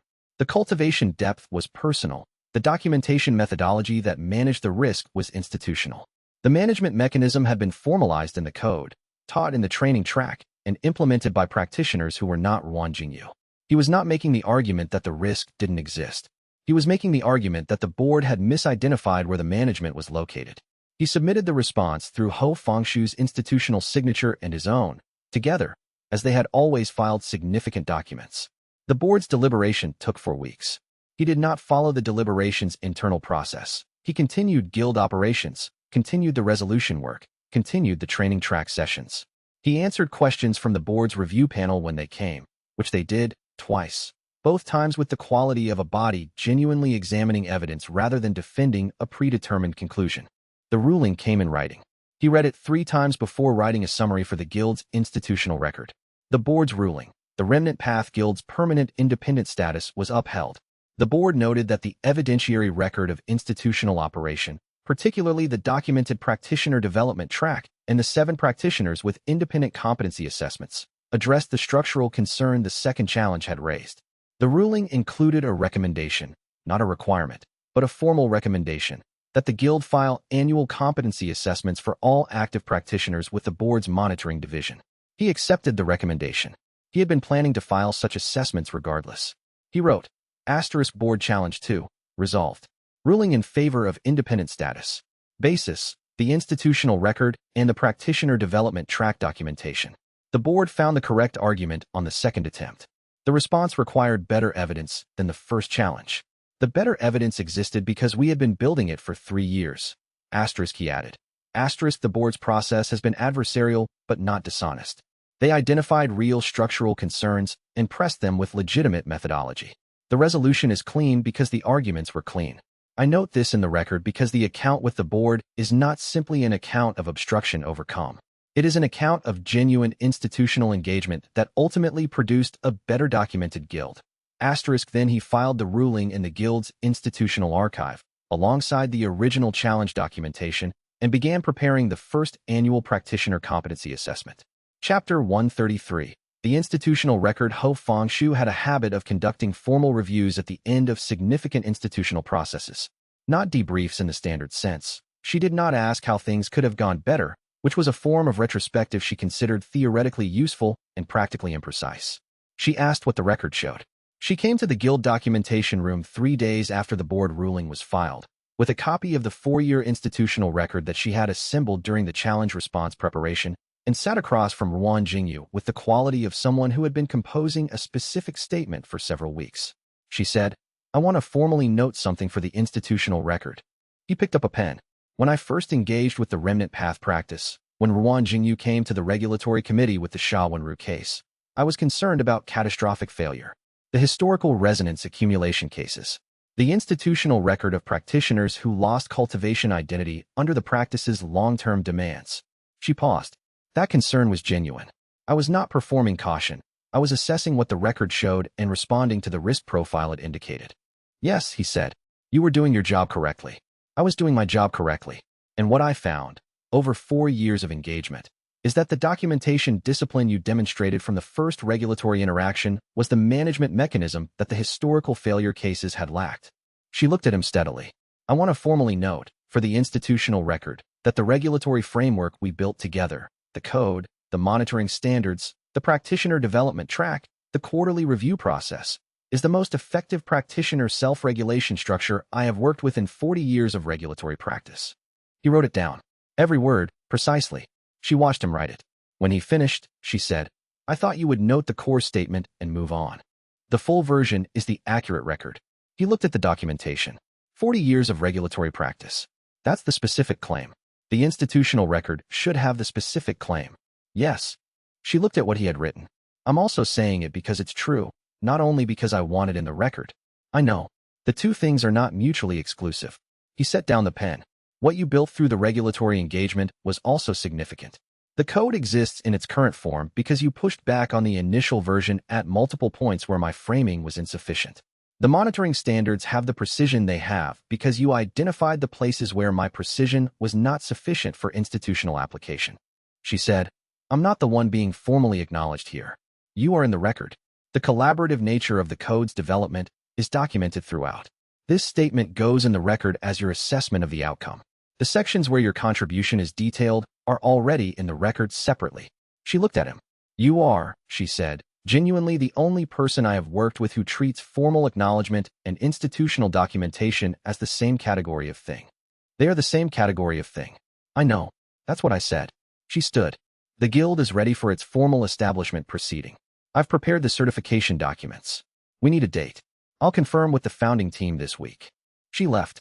He wrote in Notebook 1, asterisk Ho Fengshu's formal statement documented and filed. The account with Ho Fengshu, which began as institutional friction and is now the functional core of the guild's regulatory legitimacy, is one of the accounts in the record that I did not predict at the beginning and do not know how to categorize in the standard frameworks. Asterisk she is in the what is not an account, but is still in the records section. Asterisk that section keeps getting larger. I find I am not troubled by this. Asterisk chapter 134. The final accounting. He had been thinking about how to structure the final formal accounting with Yao Lao for 3 months. Not the conversation. Conversations with Yao Lao had been frequent and productive for the past 2 years, and the conversational dynamic was established and comfortable in the way that relationships become comfortable when the foundational tensions have been addressed correctly. The formal accounting was different. The formal accounting was the structure of the account itself, the training period, the ceiling, the token, the 3 years of absence, the correspondence, the meetings, the posthumous advancement exercise. The account was in the record. He had been waiting to review it with Yao Lao directly, line by line, not because anything in it was disputed, but because a formal accounting required the participation of both parties. He sent a message asking for a dedicated session. Yao Lao replied within a day, which was faster than his average response time, which told Ruan Jingyu that Yao Lao had also been thinking about this and had been waiting for the request. They met in the cultivation room, where Ruan Jingyu had advanced to Dosheng. He had chosen this room deliberately. The space of the final advancement was the correct frame for the final formal accounting. He had prepared a summary document, the account's major entries, organized chronologically, with the key resolutions and outstanding elements clearly identified. He had prepared it not because Yao Lao needed the document to remember the account, but because the documentation format was how he organized formal reviews, and Yao Lao had been reading his documentation for long enough to know how to engage with it. He presented the document. Yao Lao read through it. They reviewed it together. The 6-year training period, what it had produced, what it had not completed, what had been left at the ceiling. The ceiling itself, the 4-minute window, the extraction team, the choice not to move the other practitioners, the token as the available gesture, the 3 years of no contact, the first letter, the meetings, the posthumous advancement exercise, the Tsangren Valley, the 7 permanent accounts, the Dosheng advancement. They went through each element. Yao Lao confirmed or corrected where his memory held details. Ruan Jingyu confirmed or corrected where his documentation held details the memory had softened. At the end of the process, the document had 4 additional notations in the margins and 1 corrected date. Yao Lao said, "The full account is now documented." Yes. Ruan Jingyu looked at the document. Both sides confirmed. All major elements addressed. What does that mean? Yao Lao looked at him. For the ongoing, he paused, choosing the word. Relationship. Ruan Jingyu said, "It means the account is accurate. It doesn't close the relationship. It establishes its terms." Yao Lao was quiet. The relationship doesn't have the account's debt structure anymore. The account is real. The training happened. The ceiling happened. The abandonment happened. And the account is in the record. But the terms of the ongoing relationship are not determined by the account's debt. They're determined by what we've built since the account was formally opened and what we continue to build. He looked at Yao Lao directly. I don't know the full terms of the ongoing relationship yet. The account review establishes that the ongoing relationship has clean foundations. What it builds on those foundations is not determined yet. That's less closed than I expected from you. Ongoing relationships are not closed. That's what makes them ongoing. He paused. The disciple Yao Lao trained would have wanted the account closed completely and the relationship defined precisely. I want the account accurate and the relationship open. He looked at him. I have been the person Yao Lao trained. I am also someone else now. The second person allows for ongoing relationships that don't require precision to be real. Yao Lao said, the Tsangren Valley practitioners, the ones from the lineage. Yes. I've been thinking about them. 7 of the individual accounts that I recognized from the resonance signatures. Practitioners who were building on Feng Shuyuan's foundational work when they were severed. He paused. I didn't know they existed. I didn't know the lineage had continued in that direction. And they were resolved, closed, by the student I trained and then sealed. Yes. The account I have with them is, he stopped. Theirs was resolved when I resolved it. Whatever connection you have to the lineage they were part of doesn't create a debt between you and them. They were practitioners who came before you and built on the same foundational work. The account that was open was between them and the resolution function. I provided the resolution function. Ruan Jingyu looked at him. Your account with the lineage is your own to determine. It's not part of the account between you and me. Yao Lao said quietly, I know. I'm still processing. Yes. He paused. Some things take time to organize correctly. That's what you always say when you're being generous. He looked at Yao Lao. That's also accurate, he said. Chapter 135. The formal establishment. The certification ceremony was small. This was intentional. The formal establishment of the Remnant Path Guild as a permanent cultivation institution under the cultivation world's regulatory framework required witnesses, institutional witnesses, and personal witnesses, a minimum of 5 from each category. It did not require spectacle. He had prepared the documentation carefully. The founding charter, the code in its current version, the practitioner development track's curriculum, the regulatory agreement with the board, the institutional liaison agreement with the academy, the transfer provision for the guild master role. The personal witnesses, Ho Fangshu, Do Xiuhan, Yao Lao, Xiao Yan, Wen Yinming, Shuang Liwei. He had sent the invitations without announcement. Everyone who received one arrived. The institutional witnesses were the board's regulatory representative and 4 members of the cultivation world's certified institutional oversight registry. They came with the professional quality of people who attended formal certification ceremonies as part of their function and intended to ensure the documentation was correct. The room was the guild's main documentation space, where it had always been. The notebooks on the wall, the technique register binders, the Hanjin manual in the guild archive section, the code, framed on the south wall, the resolution log, in its binder, on the desk. He read the founding charter aloud. The certification representative confirmed the board's approval of the independent status. Ho Fangshu signed as institutional liaison. Do Xiuhan signed as historical verification. The board representative signed. The institutional witnesses signed. Then Ruan Jingyu signed as founding guild master. He put the pen down. He looked at the signed document for a moment. The founding charter was in the record. The institution was established. The Remnant Path Guild existed as an institutional entity independent of any single practitioner's participation. He looked at the people in the room. Ho Fangshu, who had spent 4 years building the regulatory framework alongside him. Do Xiuhan, whose archive had been the historical grounding for the practice's legitimacy. Yao Lao, who had started the training and sealed before finishing it and had, in the years since, been present for every major development in the account's resolution. Xiao Yan, who had formalized his observer status and whose understanding of the account between them continued to develop. Wen Yinming, who had been the continuous presence from the beginning. Shuang Liwei, who had identified the gaps he couldn't see and filled them with observations he could use and whose account with him was in the category that did not require closure. He said, "The institution is built. It should run without me in the center of it." Ho Fangshu said, "That's why the transfer provision is in the founding charter." Yes. He picked up the pen again. He signed the transfer provision separately. The provision that named Ho Fangshu as the successor guild master when the founding framework was fully established and operational. The transfer was not immediate. The provision established the conditions under which it would activate. But the conditions were clear. The transfer was real. He handed the transfer document to Ho Fangshu. She looked at it with the particular expression she wore when something had gone according to plan and she was checking the plan rather than performing surprise. "The founding framework is established," she said, "by the provision's terms. The transfer activates when the practitioner development track has produced 3 cohorts under independent supervision without the founding master's involvement. The first cohort has been running for 2 years.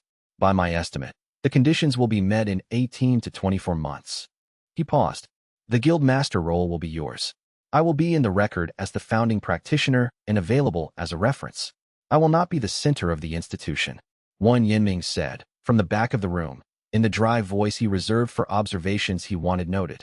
"That's going to be the strangest 18 months of the guild's operation." Ruan Jingyu looked at him. "Why?" "Because you are constitutionally incapable of not being involved in things you built." He said it without malice. "Factual assessment. You'll be in the documentation even when you're not in the center." Shuang Liwei said, "He's not wrong." "I am aware," Ruan Jingyu said. "I have a separate section of Notebook 1 for this." Do Xiuhan said, "Of course you do." The certification representative coughed politely. He signed the final institutional witness line. The document was complete. Ruan Jingyu wrote the day's entry in Notebook 1 that evening.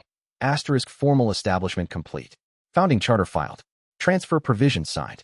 The Remnant Path Guild is now a permanent cultivation institution. Asterisk he sat with the sentence. Then he added, asterisk the institution exists independent of my participation. The account of what the practice has produced, the trainings tools applied to the abandonments engine, is now institutional, not personal. It will outlast me. Asterisk Han Jun encoded his documentation in his own remnant, because he believed the practice would continue after he was gone. He was right. I encoded the practice in an institution because I believe the practice will continue after I am gone. Asterisk, asterisk, the encoding took a different form. The faith is the same. Asterisk, chapter 136. The site now he went back to the Tsangren Valley alone in the early weeks after the formal establishment, when the administrative work of the certification had settled and the guild's first independent supervision cohort had taken over its second-week session without requiring his involvement. He told Shuang Liwei where he was going. He told Ho Fengshu the approximate duration, 5 days, possibly 6. He did not explain why. He understood, in the planning, that he was going because he wanted to and not because the account required it. The account had been closed. The resolution work was complete. The Tsangren Valley's autonomous intention weight was gone. There was nothing remaining in the valley that needed him specifically. He was going because the site was part of his practice's history, and he had never returned to it simply to see it. The journey took 8 days, longer than the first time, because he was not following a directional pull that shortened the path through cultivation instinct. He traveled at a traveler's pace, with the particular attention of someone moving through landscape rather than through urgency. He entered the valley on the 9th morning. The first thing he noticed was the silence, not the absence of sound. The valley's natural sounds were present, the same bird populations and wind patterns and water movement that would have been there before the conflict and after it, and in the years of heavy cultivation resonance. The silence was in the cultivation sense. The valley's resonance field, which had been saturated with accumulated weight for centuries deep, was quiet, not empty. He could feel the valley's cultivation history in the same way he could feel any site where significant cultivation events had occurred. A depth, a texture, the sense of having walked into a space where things had happened that mattered. But the weight was archaeological now rather than urgent. The accounts had been closed. The resonance was the record of what had been here rather than the pressure of what hadn't been finished. He walked through the valley. He went to the settlement's foundation stones in the upper section, where the overgrown remains of the remnant path community's buildings were still visible to the cultivation sense. He sat on the stones in the late morning light. The morning light here was the same as the morning light anywhere. That was what he had noticed during the resolution work, that the valley's natural world had continued its ordinary operation throughout the 400 years of cultivation weight that had accumulated in the resonance field. The birds had been there. The valley grass had grown and died and grown again. The stones had held the frost and the sun in every season. The cultivation account was 400 years old and was now closed. The valley had been here before and during and after. He opened Notebook 3. He wrote, asterisk Tsangren Valley, second visit. The site now, asterisk asterisk the resonance field is quiet. The 4th-century cultivation weight is resolved. What remains? The valley's natural history, the archaeological resonance of significant events, the specific quality of a site where something important happened and the important thing has been addressed. Asterisk asterisk the community that was here, their buildings are ruins. Their accounts are closed. The site holds the record of their work without the pressure of their unfinished things. Asterisk asterisk this is what it looks like when an account is resolved and the site remains. The site was not the account. The account was something that happened in the site. The site continues. Asterisk he sat for a long time. He thought about all the things that had happened in particular places. The first absorption at the sect ruins, the mountain tea house where he had met Han Zhan, the cultivation room where the token had opened, the valley where he had entered the practice's terminal tier, the room where he had advanced to Doshang. The places had been the container for the account, not the account itself. He wrote, asterisk the account was 400 years old. It is now closed. Asterisk asterisk the practitioners who practiced this path before me are in the record. This is their site. It will continue to be their site after I am gone. Asterisk I am glad I came back. He walked out of the valley in the late afternoon, with the cultivation sense resting in a way it had not rested in years, and began the journey home. Chapter 137. Shuang Liwei's account. He arrived back to find a note on his documentation room door, in Shuang Liwei's handwriting. Her particular script, which was precise in a way that looked like someone had decided to be precise rather than a person who had been trained to write precisely, which was accurate. She had taught herself the cultivation documentation format after the first year of working alongside him, to improve the quality of her technique journals. The note said, come to the Eastern Training Courtyard when you return. He went. She was there, standing in the courtyard center, in the mid-afternoon light, with the quality of someone who had arrived at a specific place after a long approach. He stopped at the courtyard entrance. He knew immediately what he was looking at. He had seen 4 breakthrough states at close range, had witnessed them, had been present for them, had been in the room when the cultivation base restructured. Each one was distinct. This was distinct. Shuang Liwei was at the threshold of a tier advancement. he had been watching approach for 2 years. He came into the courtyard quietly and took a position to her right, at the correct distance for a witness, close enough that the cultivation field registered his presence, far enough that his presence was anchoring rather than intrusive. She did not look at him. She was internal, fully concentrated, the particular stillness of a practitioner at the threshold of something that could not be rushed. He waited. The breakthrough happened over the course of 40 minutes. Not dramatic externally. Her cultivation practice had always been internal, sequential, the movement between element types that her own development had produced rather than what her original sect had built. The external sign was a slight disturbance in the courtyard's air, not spiritual pressure in the large-scale way that high-tier advancements sometimes produced, but a subtle quality, like the air recognizing that something in it had shifted. Dozun. She opened her eyes. She looked at him. He was where he had been since he entered the courtyard, to her right, at witness distance. She said, "You arrived at the right moment. You sent the note correctly. I wasn't sure I'd have enough time. The threshold was close. You had approximately 40 minutes. He paused. You've been approaching this tier for 2 years. The threshold's timing was not uncertain. The stabilization work we did 4 years ago produced a specific development trajectory. The trajectory arrived on schedule." She looked at him with the expression she wore when he said something that was precise and also managed to be touching without appearing to intend to be touching. She said, "The abandoned path stabilization is what produced the advancement trajectory, yes." He walked toward her. "The dual element sensitivity your sect originally built, stabilized rather than abandoned, developed over 4 years into the sequential element capability, which is yours. I stabilized the foundation. The cultivation was built by you." She stood in the courtyard and was quiet for a moment. The afternoon light was on the eastern wall. "I've been noting, in my own records, what this development has been," she said. "Not cultivation records. I keep those separately. I mean the account of what the past 4 years have been." She looked at him. The abandoned path didn't end. It went sideways, into something that wasn't what was started but is its own thing now. "Yes, that's what you do with remnants." "Yes," she said. "I've been understanding more of the practice from the inside by living it than I would have understood from the outside studying it." She paused. "I want to write it up. The experience of abandoned path stabilization from the practitioner's perspective, not the remnant path practitioner's perspective. There's documentation of what you do. There's less documentation of what it's like to be the practitioner whose abandoned path gets stabilized." He looked at her. "That belongs in the guild archive," he said. "I know. That's why I'm telling you." He wrote in Notebook 1 that evening. Shuang Li Wei, Dozun. The advancement I had been tracking for 2 years arrived. The abandoned path stabilization 4 years ago was the infrastructure. The cultivation she built in the space the stabilization opened is fully her own account. She is going to document the experience from the practitioner's perspective. This is exactly the documentation the guild archive needs and has not yet had. The founding practitioner's documentation of what the practice does is not the same as the documentation of what it feels like to be affected by the practice from outside. I had not asked for this documentation. She identified the gap herself. That is the quality I have been trying to name accurately for 4 years. She identifies what's missing and builds toward it. That is not the same as documentation skill. That is something else. I am still building the category. Chapter 138, their names. He wrote the 7 permanent accounts, a full entry each, in a single session that ran from late evening through the first hours of the following morning. He had been composing the entries in his cultivation awareness for 3 months, since the decision point, since the preparation, since the advancement itself. But he had not written them as complete entries. He had written individual elements in Notebook 2's cultivation records, the names, the cultivation profiles, the account structures. This was different. This was the complete entry, not the cultivation record. He opened Notebook 3. He wrote, the 7 practitioners I carry permanently.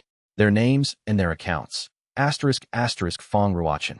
She was a fire element form developer who cared, with the specific intensity of someone who believes their subject matters, about the cultivation foundations of young practitioners. She designed a teaching methodology for children entering their first cultivation studies, built over 8 years, tested carefully, refined. She died before the methodology could be deployed at scale. I carry the methodology in the technique register, and I carry the care that built it. Her care for young students is part of what I am now. When I work with the Guild's practitioner development track, when I think about how to teach the foundational principles so they land rather than just transmit, I am working with something she built and I am carrying. Kamingshan. He was developing a theory of landscape element cultivation that proposed using large-scale natural formations as cultivation amplifiers, the resonance of mountain ranges and river systems as cultivation resources rather than simply environments. The theory was at its deepest development when he died. There were 8 chapters of reasoning left to write. I carry the 8 unwritten chapters. I don't know what they would have said. I carry the space where they should be. Xiao Yan. Her cultivation path was developed in the service of a lineage responsibility she inherited without choosing, a lineage that ended with her, because she was the last. The path was built for the lineage's function. When the lineage ended, the path had no inheritor, and she continued carrying it for 17 years until her death. I carry her continued carrying. The lineage is gone. The responsibility is resolved insofar as resolved is possible when the resolution requires something that no longer exists. I carry the record of what the lineage was, by Lianhua. Stage 19 of 20. One stage from completion. Her combat technique was specifically designed for practitioners in her exact body type and cultivation approach, a narrow applicability, which is why it appears nowhere in the standard archive. She reached stage 19 and died of an unrelated illness before the final stage could be developed. The technique fragment is in the technique register. Stage 19 is as complete as it will ever be. I carry the practitioner who reached stage 19, in Tianpei. He documented. Like me, he was building a personal archive of cultivation techniques from his regional network, not the guild's comprehensive methodology, but a specific regional tradition that no one else was systematically recording. A flood destroyed 60% of the completed archive. The remaining 40% is in my cultivation base as technique fragments. The 60% is gone. I carry the practitioner who documented and what happened to the documentation. Wang Daoren. He had an insight about cultivation advancement that he needed to communicate to his teacher before he could advance properly. The insight was foundational to his advancement, required his teacher's specific understanding to validate and complete, and his teacher died before Wang Daoren could find the words to explain it. He never advanced. He spent his remaining cultivation years looking for a way to communicate the insight and not finding one. I carry the insight, which I can read in the resonance but which I cannot deploy because it was built in the specific relationship between a student and a teacher who is no longer present. Rui Shan. She prepared for her breakthrough for 12 years. She was ready. The cultivation work was complete. The breakthrough was at the threshold. Her path was forcibly severed 1 week before the advancement was scheduled to begin. She was at Songren Valley. She was one of the practitioners I resolved in the resolution work. I carry her directly. He stopped writing. He looked at the 7 entries. He said their names aloud. In the cultivation room in the early morning. Fang Ruochen. Kumingshan. Shou Yunjing. Bai Lianhua. And Tianpei. Wang Daoren. Rui Shan. The cultivation base's response to hearing the names said aloud was subtle, a slight settling, a slight warmth. As if the permanent accounts recognized being named directly rather than documented. As if the difference between the documentation and the direct address was perceptible even at this level of integration. He wrote, their names said aloud. Complete. They are part of what I am. I know who they are. I have said their names. The account of who I carry is documented. Chapter 139. Both students, the 3 of them, ended up in the same room 3 weeks after the formal establishment, which was not planned. Xiao Yan came to the guild for an observer session. One of Do Shohan's historical archive discussions that he attended in his formal observer role. Yao Lao came to review the Hanjin manual sections that were being incorporated into the guild's formal training curriculum. Ruan Jingyu was in the documentation room preparing the practitioner development track's 3rd cohort intake materials. All 3 of them arrived within the same hour. He noted this when Yao Lao walked in and found Xiao Yan already sitting at the archive table with one of Do Shohan's research notes.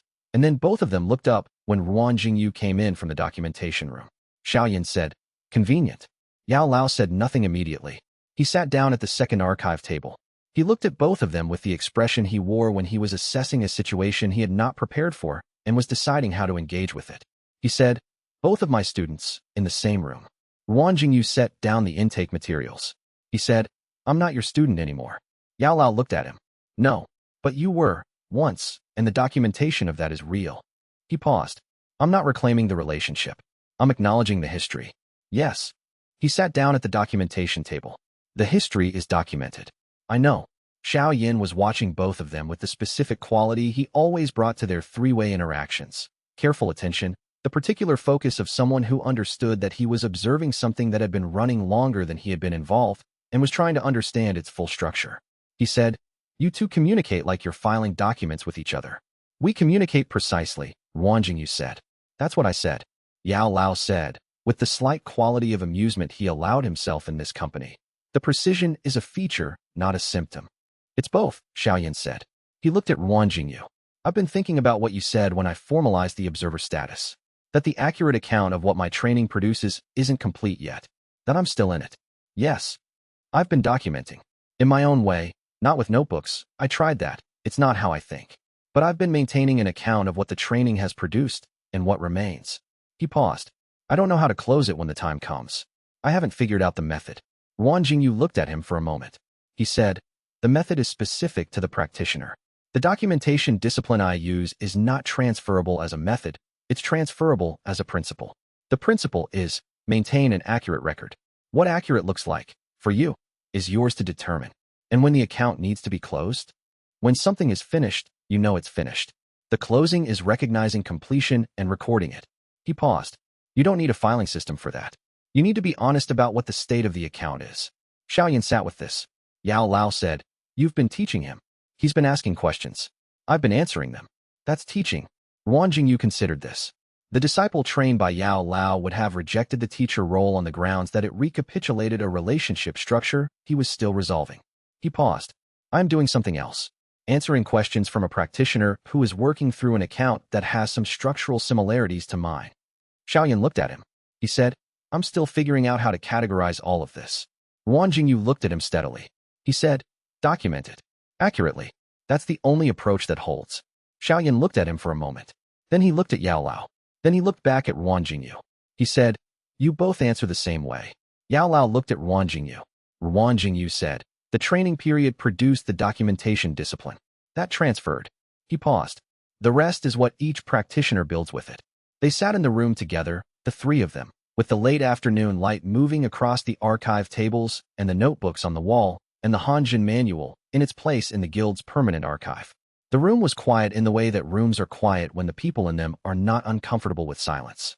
After a while, Xiao Yan picked up the research note he had been reading. Yao Lao pulled the Hanjin manual section toward him. Wang Jingyu returned to the intake materials. They worked. Chapter 140. Year 5. The morning of Year 5 of the guild's formal operation began with a message from a practitioner 3 regions east who had read the technical manual and wanted to request an assessment interview. He wrote back before doing anything else. Assessment interviews were scheduled through the intake materials. Forms were attached. Response time was typically 3 weeks. He CC'd the administrative record. Then he sat in the documentation room in the early morning light. The room smelled of ink and paper and the faint mineral quality that cultivation spaces accumulated over years of active practice. The light came through the east window at the angle that meant morning, specific to this room, at this hour, a light he knew because he had been in this room at this hour for 5 years. He looked at the wall. 17 account books. The technique register binders, 51 forms, documented individually, updated as the practice developed. The Hanjin manual, in the guild archives designated section, protected and accessible and indexed correctly. The remnant path code, framed on the south wall, in its current version, 7th revision, incorporating the updates from the 3rd cohort's training feedback. The resolution log. The historical records from Do Xiuhan's archive. Wei Guhong's research paper, filed alongside the primary documentation of the Tsangren Valley account. The 3 notebooks. 1. Dates, tallies, account log. 2. Technique and cultivation records. 3. Things that don't fit categories. Notebook 3 had 15 entries in it now. He opened it. The first entry, the training period and what it meant, written 3 years into the practice. The second, Wen Yinming. The third, the first acknowledgement of the pattern that would eventually be identified as avoidance. The fourth, Hanjin's deliberate abandonment as the delivery mechanism. The fifth, the Tsangren Valley, what it felt like to do work that had not been done for 4 centuries. All of them, in sequence. Things that did not have the account framework's vocabulary but were still, accurately, in the record. He opened Notebook 1 to the current dates page. He wrote, Year 5. The guild's formal operation, 5th year. Practitioner development track, 3rd cohort, in 2nd month. Resolution documentation, ongoing, non-urgent. The 7 permanent accounts are stable and integrated, The external resolution work continues as the cultivation sense identifies new fields. Institutional status. Independent. Board challenge resolved. Regulatory framework current. Asterisk he paused. He wrote. Asterisk the account with Yao Lao. Open. Ongoing. Terms established. The training period is documented and complete. The relationship continues without the debt structure. Asterisk, he looked at the sentence. Read it again. Then, asterisk Shuang Li Wei, advancing. Dozun and continuing. Her documentation of the abandoned path experience from the practitioner's perspective is in its 4th draft. The Guild archive will have it before year 6. Asterisk then. Asterisk when Yinming sent a letter last week. He has a new cultivator in the tea house network he thinks would benefit from an assessment interview. I will follow up through the standard intake process and also send him a personal reply. Asterisk, he closed notebook 1. He sat with the early morning quiet. Outside, in the guild's courtyard, he could hear the first practitioners arriving for the morning sessions, the sequential footsteps of people coming to work, the particular sound of a cultivation space in use. Shuang Liwei's sensitivity training class would begin in 20 minutes. She had redesigned it twice in the past year based on participant feedback, each redesign improving the intake assessment process. Wei Guhong's documentation methodology workshop ran Tuesdays and Thursdays and had a waiting list for the first time this cycle. 3 letters in the correspondence pile from distant regions. Practitioners who had read the technical manual through the Cultivation World's distribution network and wanted information about the assessment process. The accounts kept opening. He reached for a clean page in notebook 1. He wrote, asterisk year 5. The work continues, asterisk he dated it. He underlined it once. Then he reached for the first letter in the correspondence pile, opened it, and began to read. The account of a practitioner 3 regions north who had absorbed a remnant at a site no one had previously cataloged, and did not know what to do with what they had received, and had found the guild's documentation and written to ask if there was someone who could help them understand. There was. He would answer today. End.